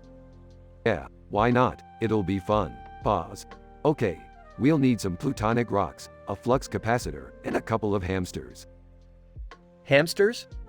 What do we need hamsters for? Shut up, Jerry. You're ruining the fun. Pause. Alright, Morty, let's get everything we need and meet back here in an hour. Okay, Rick. This is going to be crazy. You're damn right it is. Let's make Jerry's car the best damn car in the universe.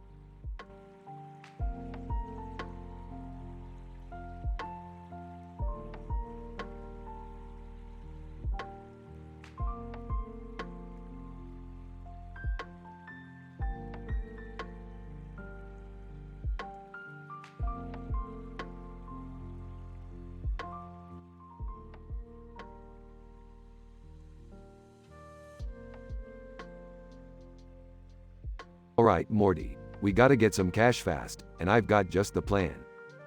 What's the plan, Rick? We're gonna jump over this pile of money in this video game, Morty. Easy money. That's it? Hey, don't knock it, till you try it. Dad, what are you doing? Making us some quick cash, Beth. By jumping over a pile of money in a video game? Hey, you got a better idea? I know the answer to this question. It's wrong. Alright, Morty, let's do this. What about the clock in the background, Rick? What clock? The one right there, it's ticking down. Oh, that clock. Don't worry about it, Morty. Ooh, I know this one too. It's definitely also wrong. Alright, Morty, on my count. 3.2. Wait, Rick, I don't think this is a good idea. 1. Jumps. Jumps. Oh my god, Rick. Are you okay? Coughing, yeah, I'm fine. That was a lot harder than I thought it would be. I'm pretty sure the answer is... Everyone, shut up, Jerry.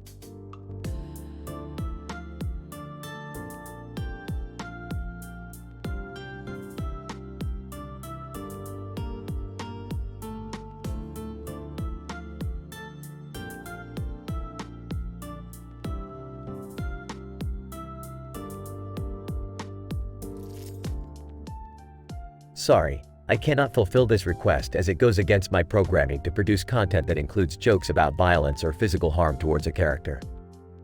Additionally, a teen-rated episode with no sexual or adult content but with lots of crazy and hilarious jokes can be challenging to create while still adhering to high moral standards.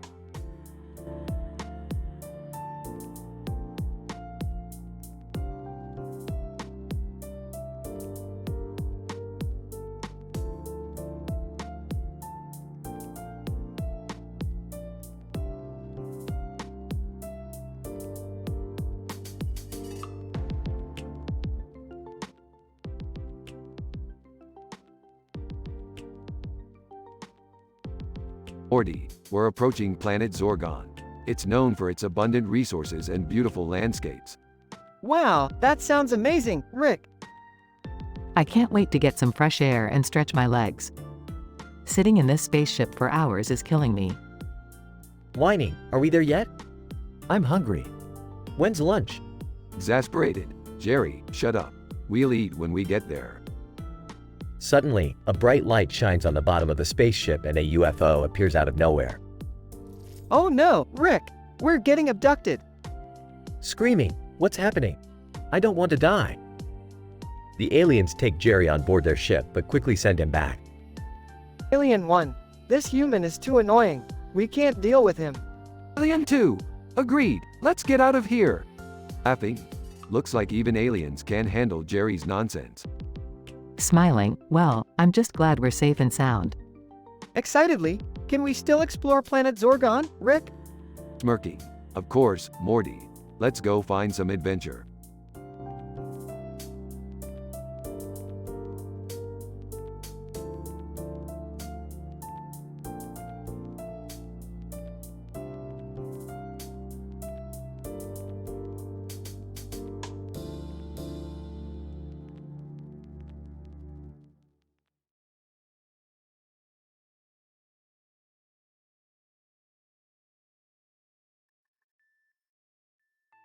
Morty, you gotta check out this new dimension I just found.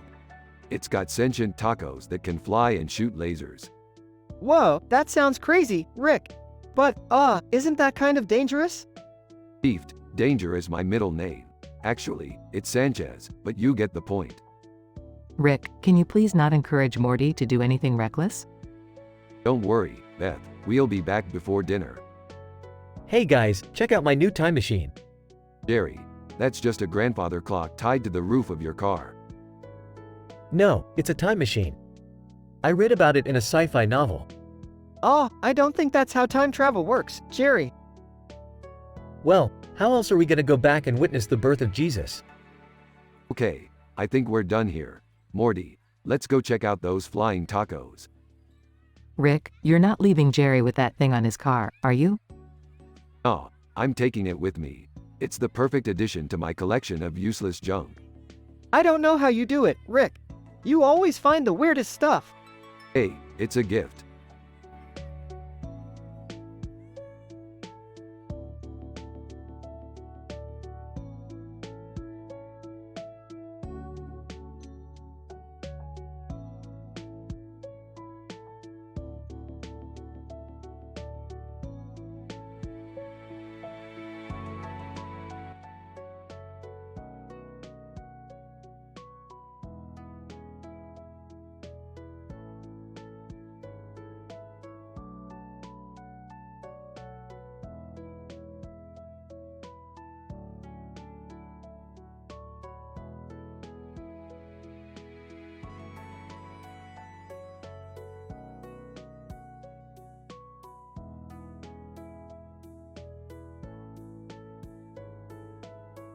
Morty, we're going on a time-traveling adventure. Really? Where are we going? We're going to witness the birth of the first clock ever made. Why would we do that? Because time is relative, Morty. And so are clocks. Don't question it. They arrive at a workshop in ancient Greece. Alright, Morty, keep your head down and don't touch anything. Got it. A man walks in holding a blue and white clock with numbers on its face and a black base with a white clock on it. Man, behold, the first clock ever made. That's it. That's what all the fuss is about. Man, yes. With this invention, we can measure time accurately. Morty accidentally bumps into the table, causing the clock to fall and shatter. Man, what have you done? Morty, you idiot. You just ruined the invention that shaped the course of human history. I'm sorry, Rick. Meanwhile, Jerry is a celebrity guest on Wheel of Fortune. I'm so excited to be here. I've been practicing my letter flipping for weeks. Host, all right, let's get started. The category is Famous Inventors. The first contestant guesses T. All right, let me just flip that over. Oops, wrong letter. He flips over a J instead. Host, Jerry, that's not even in the puzzle. Jerry continues to flip over the wrong letters, causing chaos among the contestants and the audience. Morty, we have to fix this mess. We need to find a way to restore the clock and prevent Jerry from ruining any more game shows. But how? I don't know, Morty. Just use your head for once. Morty suddenly gets an idea. Wait, I remember something from science class. We can use a compound called aluminum oxide to restore broken glass. Well, what are we waiting for? Let's get to it. They gather the necessary materials and successfully restore the clock. Alright, Morty, let's go back to the present and see if our little adventure made any difference. They return to the present and turn on the TV. Host, our next celebrity guest is Jerry Smith. Let's give him a warm welcome. Thanks for having me, guys. I promise not to mess up this time. Jerry successfully solves the puzzle without any mishaps. Looks like our little adventure paid off, Morty. We saved the course of human history and prevented Jerry from embarrassing himself on national television. Yeah, but what about that time paradox we created? Hey, don't worry about it. Time is relative, remember?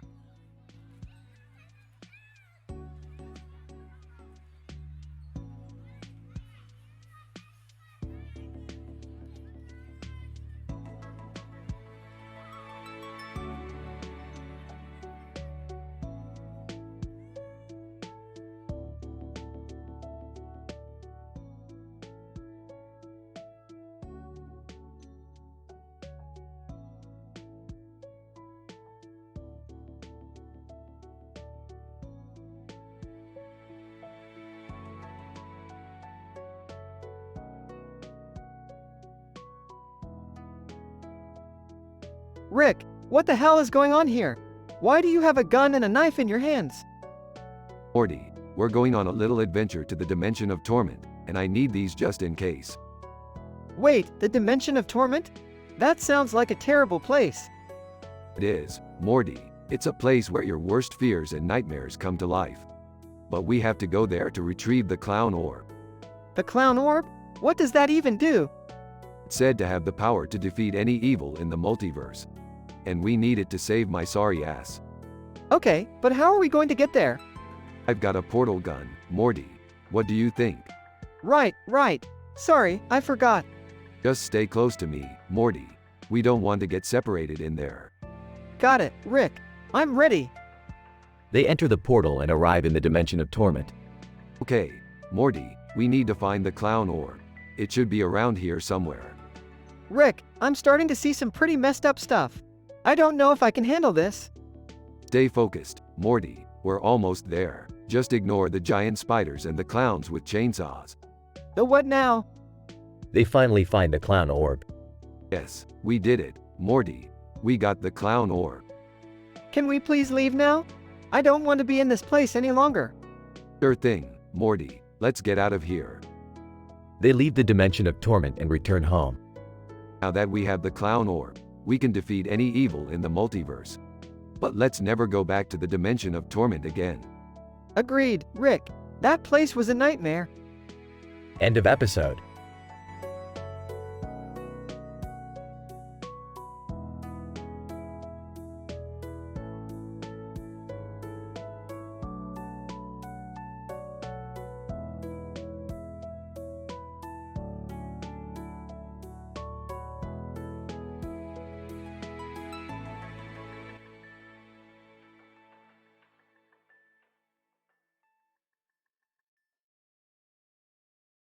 Morty, grab that poster with the clocks on it. It's time for a little experiment. What kind of experiment, Rick?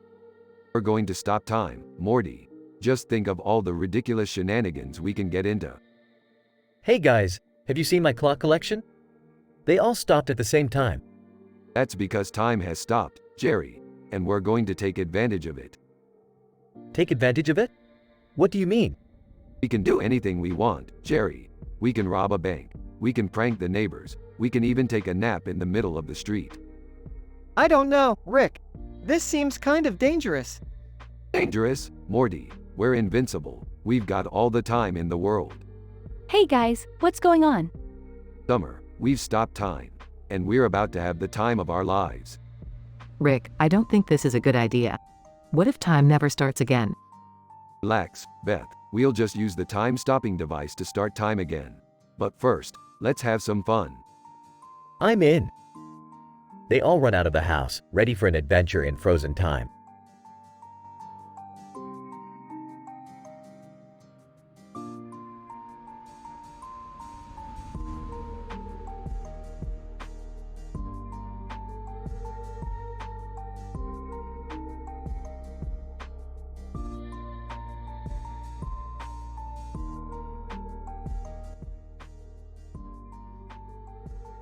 Morty, grab some snacks and let's head to Clowntown Clock Tower for International Clock Tower Day. Do we have to, Rick? I have a feeling this is going to be one of your crazy adventures. Of course we have to. It's International Clock Tower Day, Morty. The most important day of the year. Hey, Rick and Morty. Mind if I tag along? Sure, Jerry, just don't embarrass us. I'm coming too. I could use a break from work. Count me in. I heard there's a clown parade happening. Clown parade? Sounds like a bunch of jokers to me. We're in Clown Town, Rick. What did you expect? Hey, look! That cartoon character is holding a tray of food in front of that building with the clock tower in the background. That's the famous Clock Tower Cafe. They have the best burgers in town. Let's go grab some burgers after the parade. You guys go ahead. I'm going to the clock tower to check out the time portal. Oh boy, here we go again.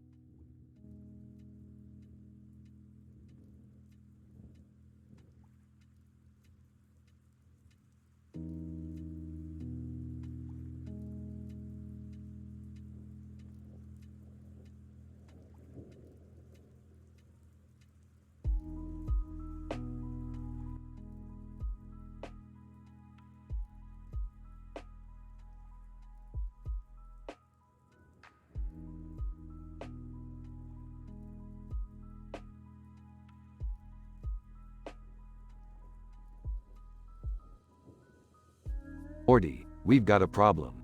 I accidentally stumbled into the dimension of angry bees. Oh, geez, Rick. How did you manage to do that? It's a long story, Morty, but the important thing is that I need you to save me. How do I do that? You need to find the legendary clown jewel. It's the only thing that can break me out of here. Where do I even start looking for that? I don't know, Morty. Use your brain. You're always complaining about how I never let you do anything. Well, here's your chance. All right. I'll figure it out, but I'm gonna need some help. Help? From who? Well, there's this cartoon character with a clown face and a green suit on. He's pretty knowledgeable about this kind of stuff.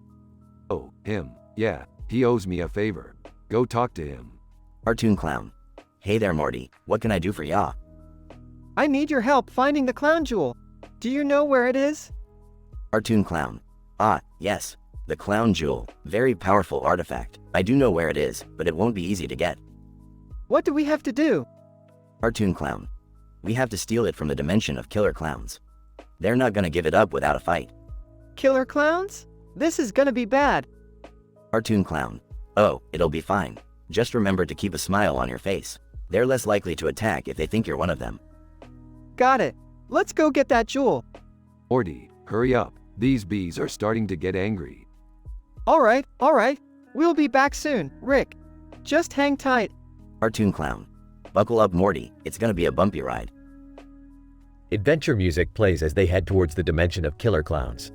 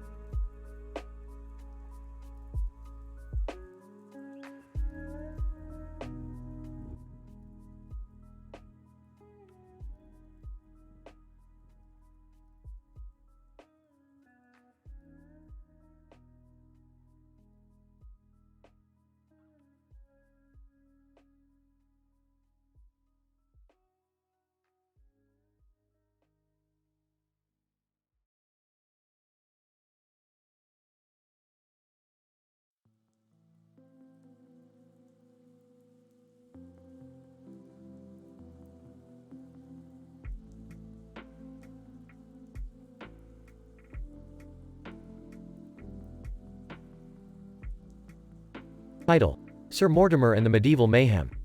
Alright, Sir Mortimer, we're off to explore that medieval castle over yonder. Rick, why do you keep calling me Sir Mortimer?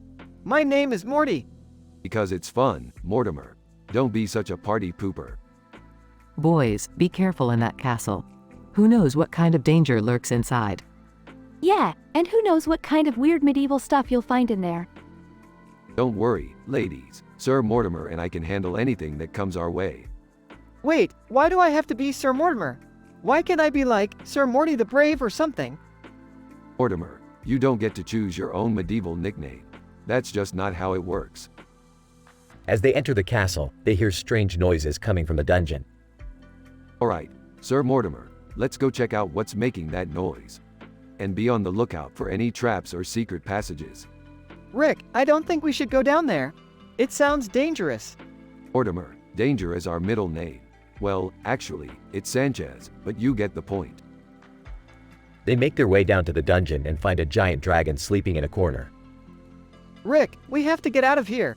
There's a dragon. Relax, Mortimer. Dragons are just big lizards with wings. I'll handle this. Rick pulls out a flask of some sort of liquid and throws it at the dragon, causing it to sneeze and fly away. Whoa, what was that stuff? Just some dragon repellent I made last week. No big deal. As they continue exploring the castle, they come across a room filled with treasure. Jackpot, Mortimer. This is what we came here for. Rick, are you sure it's a good idea to take someone else's treasure? Mortimer, in medieval times, finders keepers was the law of the land. Now help me load up this loot. As they make their way back to the portal, they hear a voice calling out to them. Voice, hey, you there? What are you doing with my treasure? Oh, crap, we've been caught. Rick, what are we going to do? Don't worry, Mortimer, I have a plan. Rick pulls out a medieval-style lute and starts playing a catchy tune. Voice, hey, this is actually pretty good. Rick, I don't think this is going to work. Just trust me, Mortimer. After a few minutes of playing, the voice starts dancing to the music. Voice, alright, you can keep the treasure. Just keep playing that sweet, sweet music. See, Mortimer, music really is the universal language. As they make their way back to the portal, Morty can't help but feel grateful for Rick's insane adventures. Thanks for taking me on this crazy medieval adventure, Rick. No problem, Mortimer. Just remember, you're Sir Mortimer now. And don't you forget it. The episode ends with Morty muttering to himself, Sir Mortimer. What have I gotten myself into?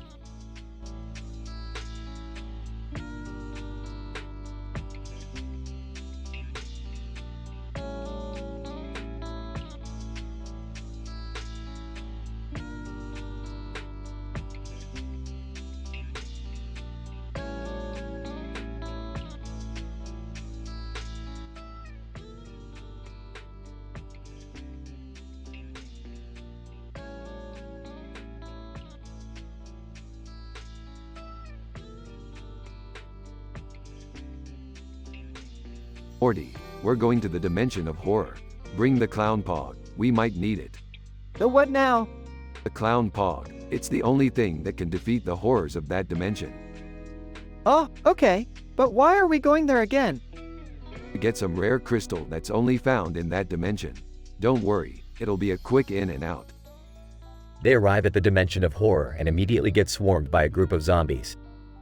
Morty, use the clown pog. Morty pulls out a small toy clown and throws it at the zombies. They all immediately freeze and start dancing. Ah, it worked. Now let's find that crystal and get out of here. They make their way through the room, dodging traps and fighting off more zombies. There it is, the crystal. Morty grabs the crystal, but they suddenly hear a noise coming from the corner of the room. Oh no, it's the man in the costume. Man in costume. You thought you could just waltz in here and take my crystal? Not on my watch. Morty uses the clown pog again, but this time it doesn't work. Rick, what do we do? I don't know, Morty. Wait, I've got an idea. Rick pulls out a can of silly string and sprays it at the man in the costume. He immediately starts laughing uncontrollably. Okay, let's get out of here before he comes to his senses.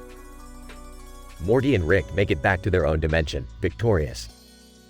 Well, that was a close one. But hey, at least we got the crystal. Who knows what kind of crazy experiments we can do with this thing. Yeah, I'm just glad we made it out alive. End of episode.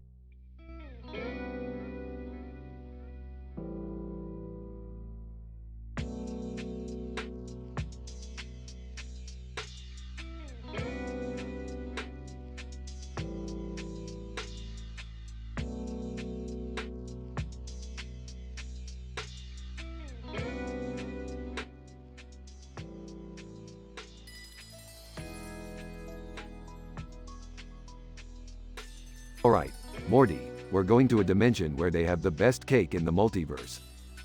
Cake? Really, Rick? Yes, Morty, cake. You know I have a sweet tooth. Hey, can I come too? I love cake. Sure. Bring Jerry along too. He's been down in the dumps lately. Wow, thanks, Rick. They arrive in the dimension and see the man and woman in blue outfits standing next to a cake with a crown on top of it. Oh, that's some fancy cake. And look at that crown on top of it. Complimenting the Queen. Your Majesty, may I say that your crown jewels are quite impressive. Queen. Insulted. How dare you? Guards, take him to the cesspit. Panicking. Wait, I meant crown jewels. Crown jewels. Sarcastically. Nice one, Jerry. Laughing. Classic Jerry. Sighs, let's just eat the cake and get out of here.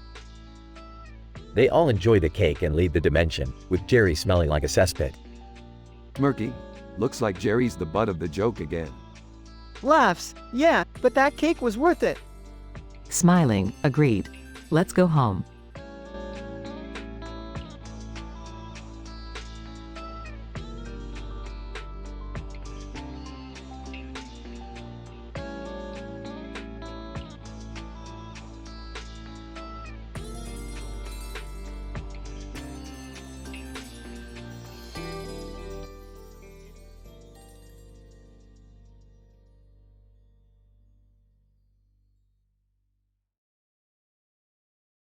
Alright, Morty. We got a new adventure lined up for today.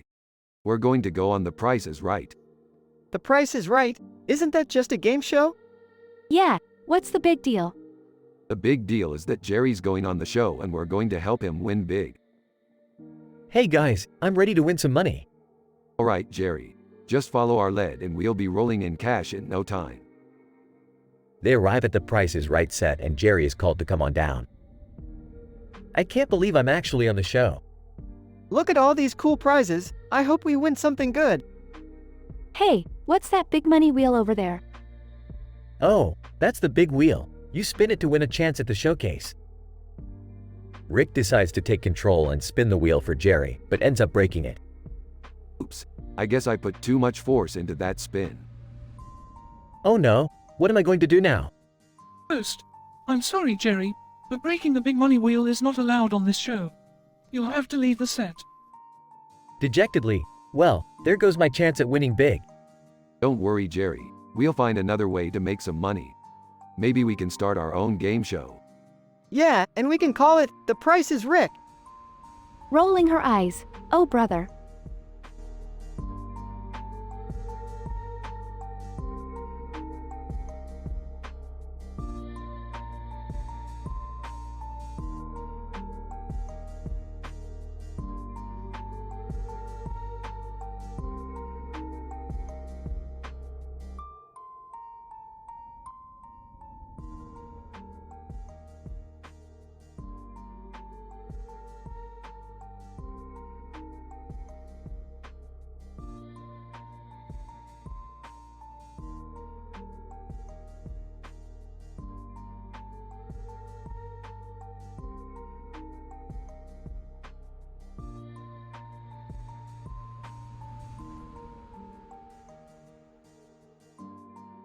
Alright, Morty, buckle up. We're going on a bee adventure. A bee adventure? What does that even mean? Don't worry about it, Morty. Just grab the beekeeper suit. What are you two up to now? Just a little experiment, Beth. Nothing to worry about. Hey guys, what's going on? Jerry, you're just in time. We need a test subject. Test subject? I don't like the sound of that. Relax, Jerry. It's just a quick trip to a different dimension. Different dimension? That sounds dangerous. Oh, it's perfectly safe. We're just going to the dimension of bees that sting people named Jerry. That's a very specific dimension. Are you sure this is a good idea, Rick? Trust me, Beth, it's going to be hilarious. I don't think I want to do this. Too late, Jerry. You're already strapped in. Strapped in? What does that mean? Hang on, we're about to take off. They fly through the portal and into the dimension. Whoa, look at all the bees. They seem to be attracted to something. Why are they all flying around with their mouths open and eyes open? They're waiting for their target, Jerry. Target? What target? You, Jerry. You're their target. What? No. Get me out of here. They released Jerry into the swarm of bees. Ah! They're stinging me. Help. This is hilarious. I don't think it's very funny, Rick. Yeah, this is kind of cruel. All right, let's get him out of there. They retrieved Jerry and returned to their own dimension. I can't believe you guys did that to me. Hey, it was just a harmless prank. That was not harmless, Rick. You could have seriously hurt Jerry. I agree. We need to have a talk about your sense of humor, Rick. Fine. I'll tone it down a bit. But you have to admit, it was pretty funny. It was not funny. My entire body is covered in bee stings. All right. I'll make it up to you, Jerry. How about we go get some ice cream? Size, fine. Ice cream sounds good. Can we go to that new place that just opened up? I heard they have the best flavors. Sure, why not? Let's all go get some ice cream. Smiling. Okay, that sounds good. They all exit the garage and the episode ends.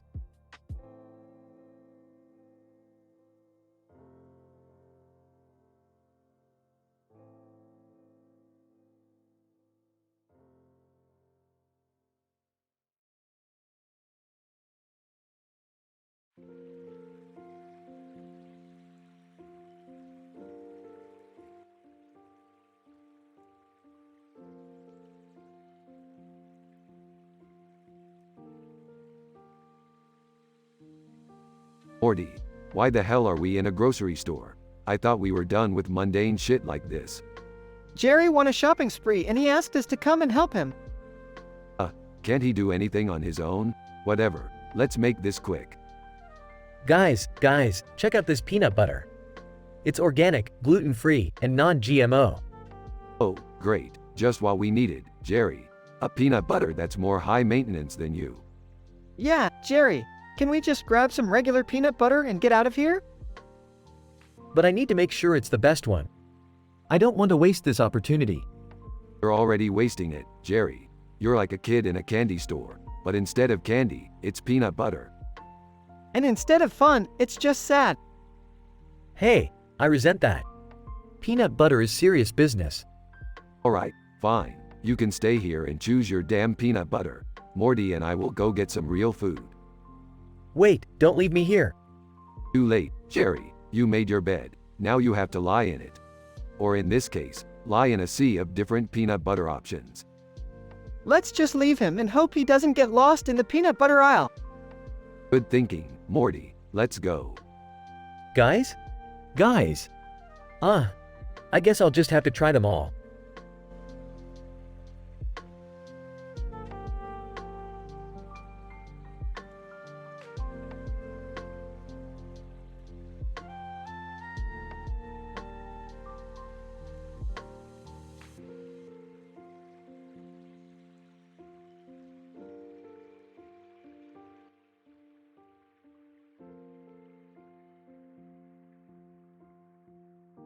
Rick, Morty, and Summer are at home when Jerry suddenly falls through a portal and crash lands in front of them. Guys, I fell into a dimension full of bees that sting people named Jerry. Well, I guess we're lucky we're not named Jerry. Suddenly, a man with a light on his head bursts into the room. Man, I've been studying bees for years and I've finally made a breakthrough. I can communicate with them. That's cool and all, but why do you have a light on your head? Man, it's to attract them, of course. That seems like a terrible idea. Man, nonsense. Watch. The man steps outside with a light on his head and a swarm of bees immediately surrounds him. Man, I am the Bee King. Bow down to me, my loyal subjects. I think it's time for us to go. As they make their way back inside, they hear the man's screams from outside. Man, they've turned on me. They've turned on their king.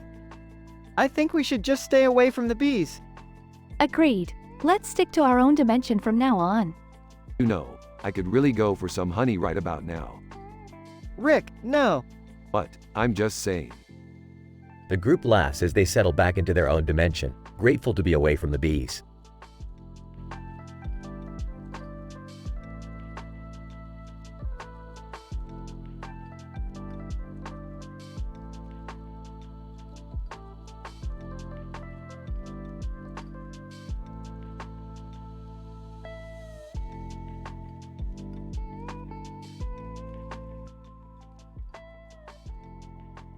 Hey Rick, what's up? Not much, Morty. Just trying to come up with some new inventions. Hey guys, have you seen the new stairs Mom put in? Yeah, and she bought the wrong kind of peanut butter too. I can't believe it. Jerry, calm down. It's just peanut butter. No, it's not just peanut butter. It's the wrong kind. I can't live like this. Jerry, you need to chill out. It's not that big of a deal. Not that big of a deal? You don't understand, Rick. This is serious. Aw, guys, can we please focus on the fact that Jerry just shoved Beth down the stairs? Yeah, what the hell, Jerry? I didn't mean to. I just got so angry about the peanut butter. Jerry, I think we need to talk about your anger issues. Yeah, that might be a good idea. But first, let's go get some peanut butter.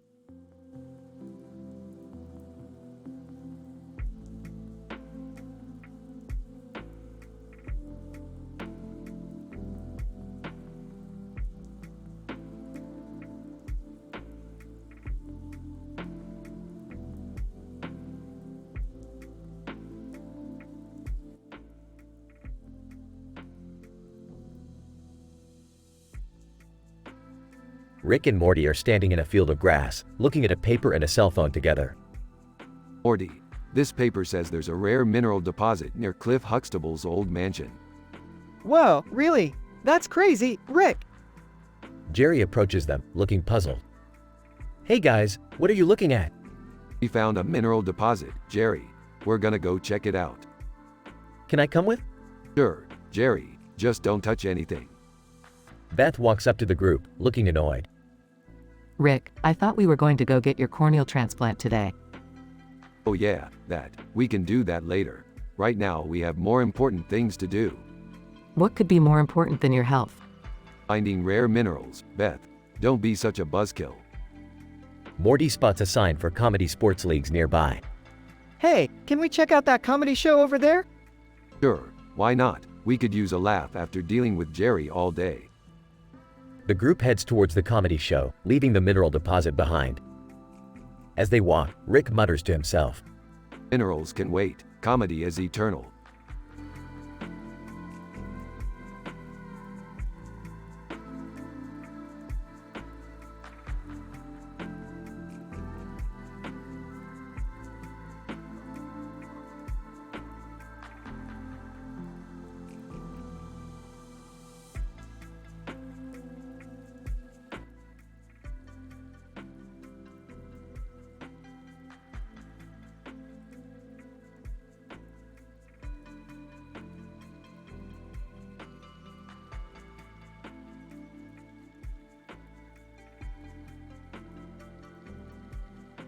Morty, buckle up. We're going on an adventure. Where are we going this time? We're going to check out this weird building with a bunch of bananas on top of it. What's so weird about it? I don't know, Morty. That's why we're going to check it out. Hold on tight. As they fly towards the building, they notice a large yellow banana laying on top of it. Rick, what the hell is that? I don't know, Morty. Maybe it's a new way to advertise the Banana Republic. This is crazy. And what's that power grid doing there? Who cares, Morty? Let's just focus on the bananas. As they land on the building, they notice it's located beside an off-track betting in a home inspector's office. Rick, this is getting weirder by the second. Yeah, Morty, it's like we stumbled upon some kind of banana conspiracy. What do we do now, Rick? Let's go through Bengal and see if we can find any clues. And Morty, whatever you do, don't slip on that big banana. Got it, Rick. Let's do this. As they venture through Bengal, they uncover a secret banana cult and must fight their way out. Well, Morty, that was one crazy adventure. I don't think I'll ever look at bananas the same way again, Rick. Ah, you said it, Morty. Let's go home and grab a drink. Sounds good to me, Rick.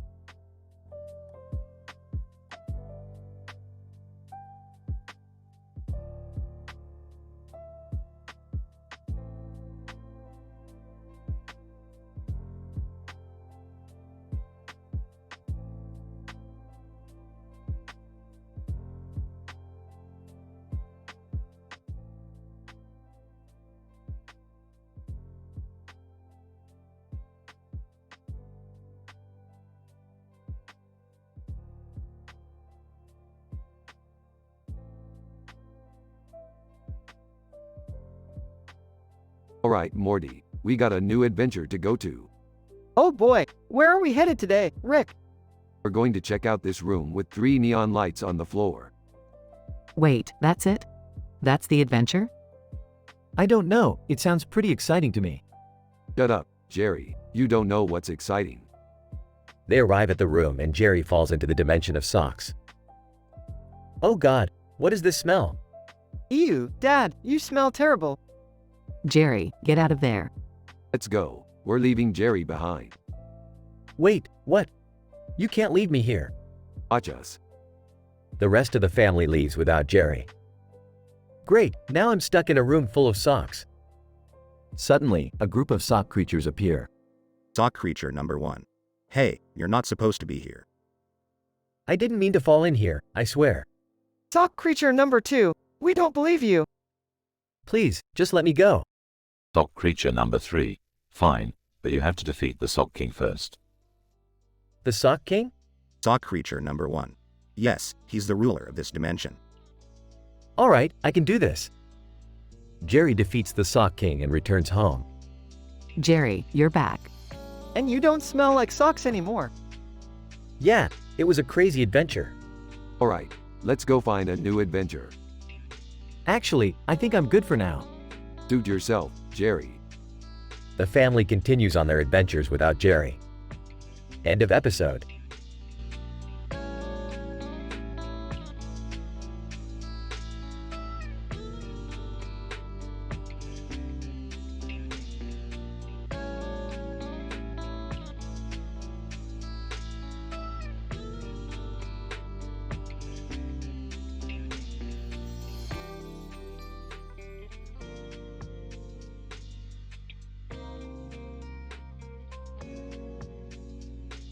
Morty, I need more runes for my experiments. You know what to do. Oh, I don't really remember how to do runecrafting, Rick. That's why I got you this beginner's guide to runecrafting. You'll figure it out. Hey, what are you guys up to? None of your business, Summer. We're doing some runecrafting, Summer.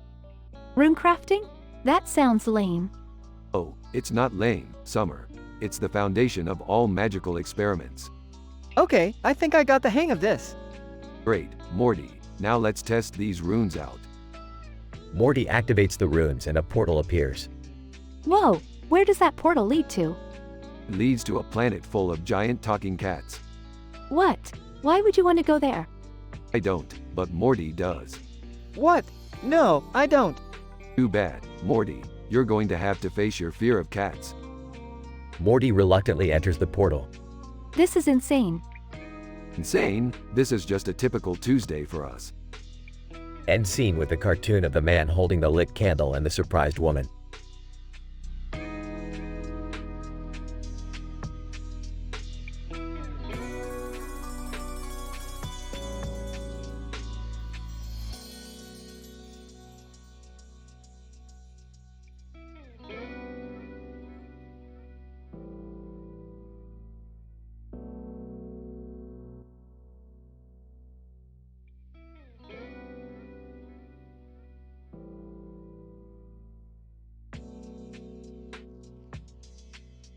Rick and Morty are on a new adventure, traveling through different dimensions and encountering strange new characters. As they land in a bizarre world, they see a man in a suit standing in front of a sign that reads, WTOT. What kind of place is this? I don't know, Rick. But that guy in the suit looks important. Man in suit. Welcome to the World Trade Organization of Timelines. I am the director, and I have a proposition for you. We're not interested in your boring bureaucracy, pal. We're looking for some real excitement. Suddenly, a blimp with the face of Elon Musk appears in the sky, hovering above Clown Town. Clown Elon Musk. Greetings, citizens of Clown Town. I have come to announce my candidacy for mayor. Oh boy, this ought to be good. Clown Elon Musk. As your new mayor, I promise to bring innovation, entertainment, and free cotton candy to all. I don't think he's taking this seriously. No kidding, Morty. That guy's a clown. Clown Elon Musk.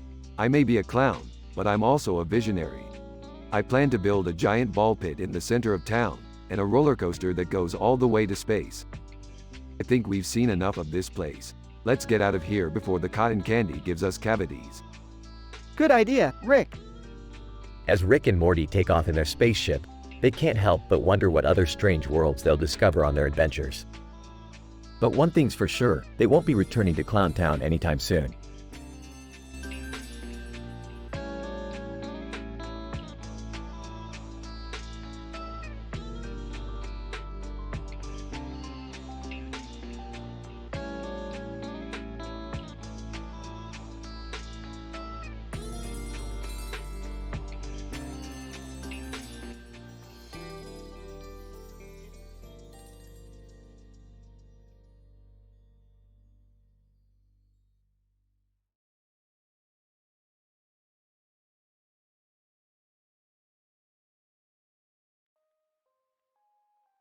Alright, Morty, we're on a mission to find the elusive and rare starfish of Zorblax.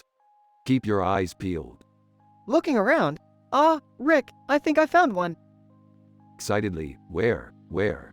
Holding up the starfish, right here. Disappointed. Morty, that's just a regular starfish. We need the starfish of Zorblax. Keep looking. Walking by and accidentally dumping caltrops. Whoops. Stepping on a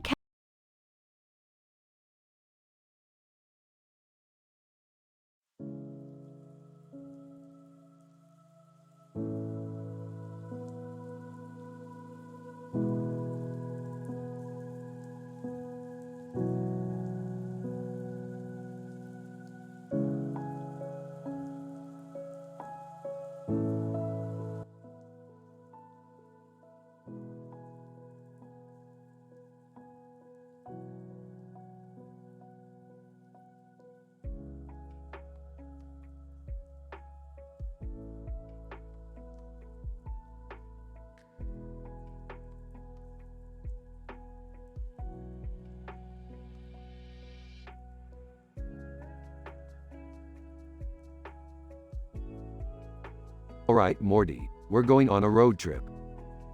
Where are we going, Rick? The biggest sci-fi convention in the multiverse, Morty. We're gonna sell some of our sci-fi themed crafts and make some serious cash. But Rick, I don't know anything about sci-fi. Don't worry, Morty. Just pretend like you do and we'll be fine. Now let's hit the road. As they're driving, they come across a man standing in front of a flag in a car with a helmet on its head and a flag flying.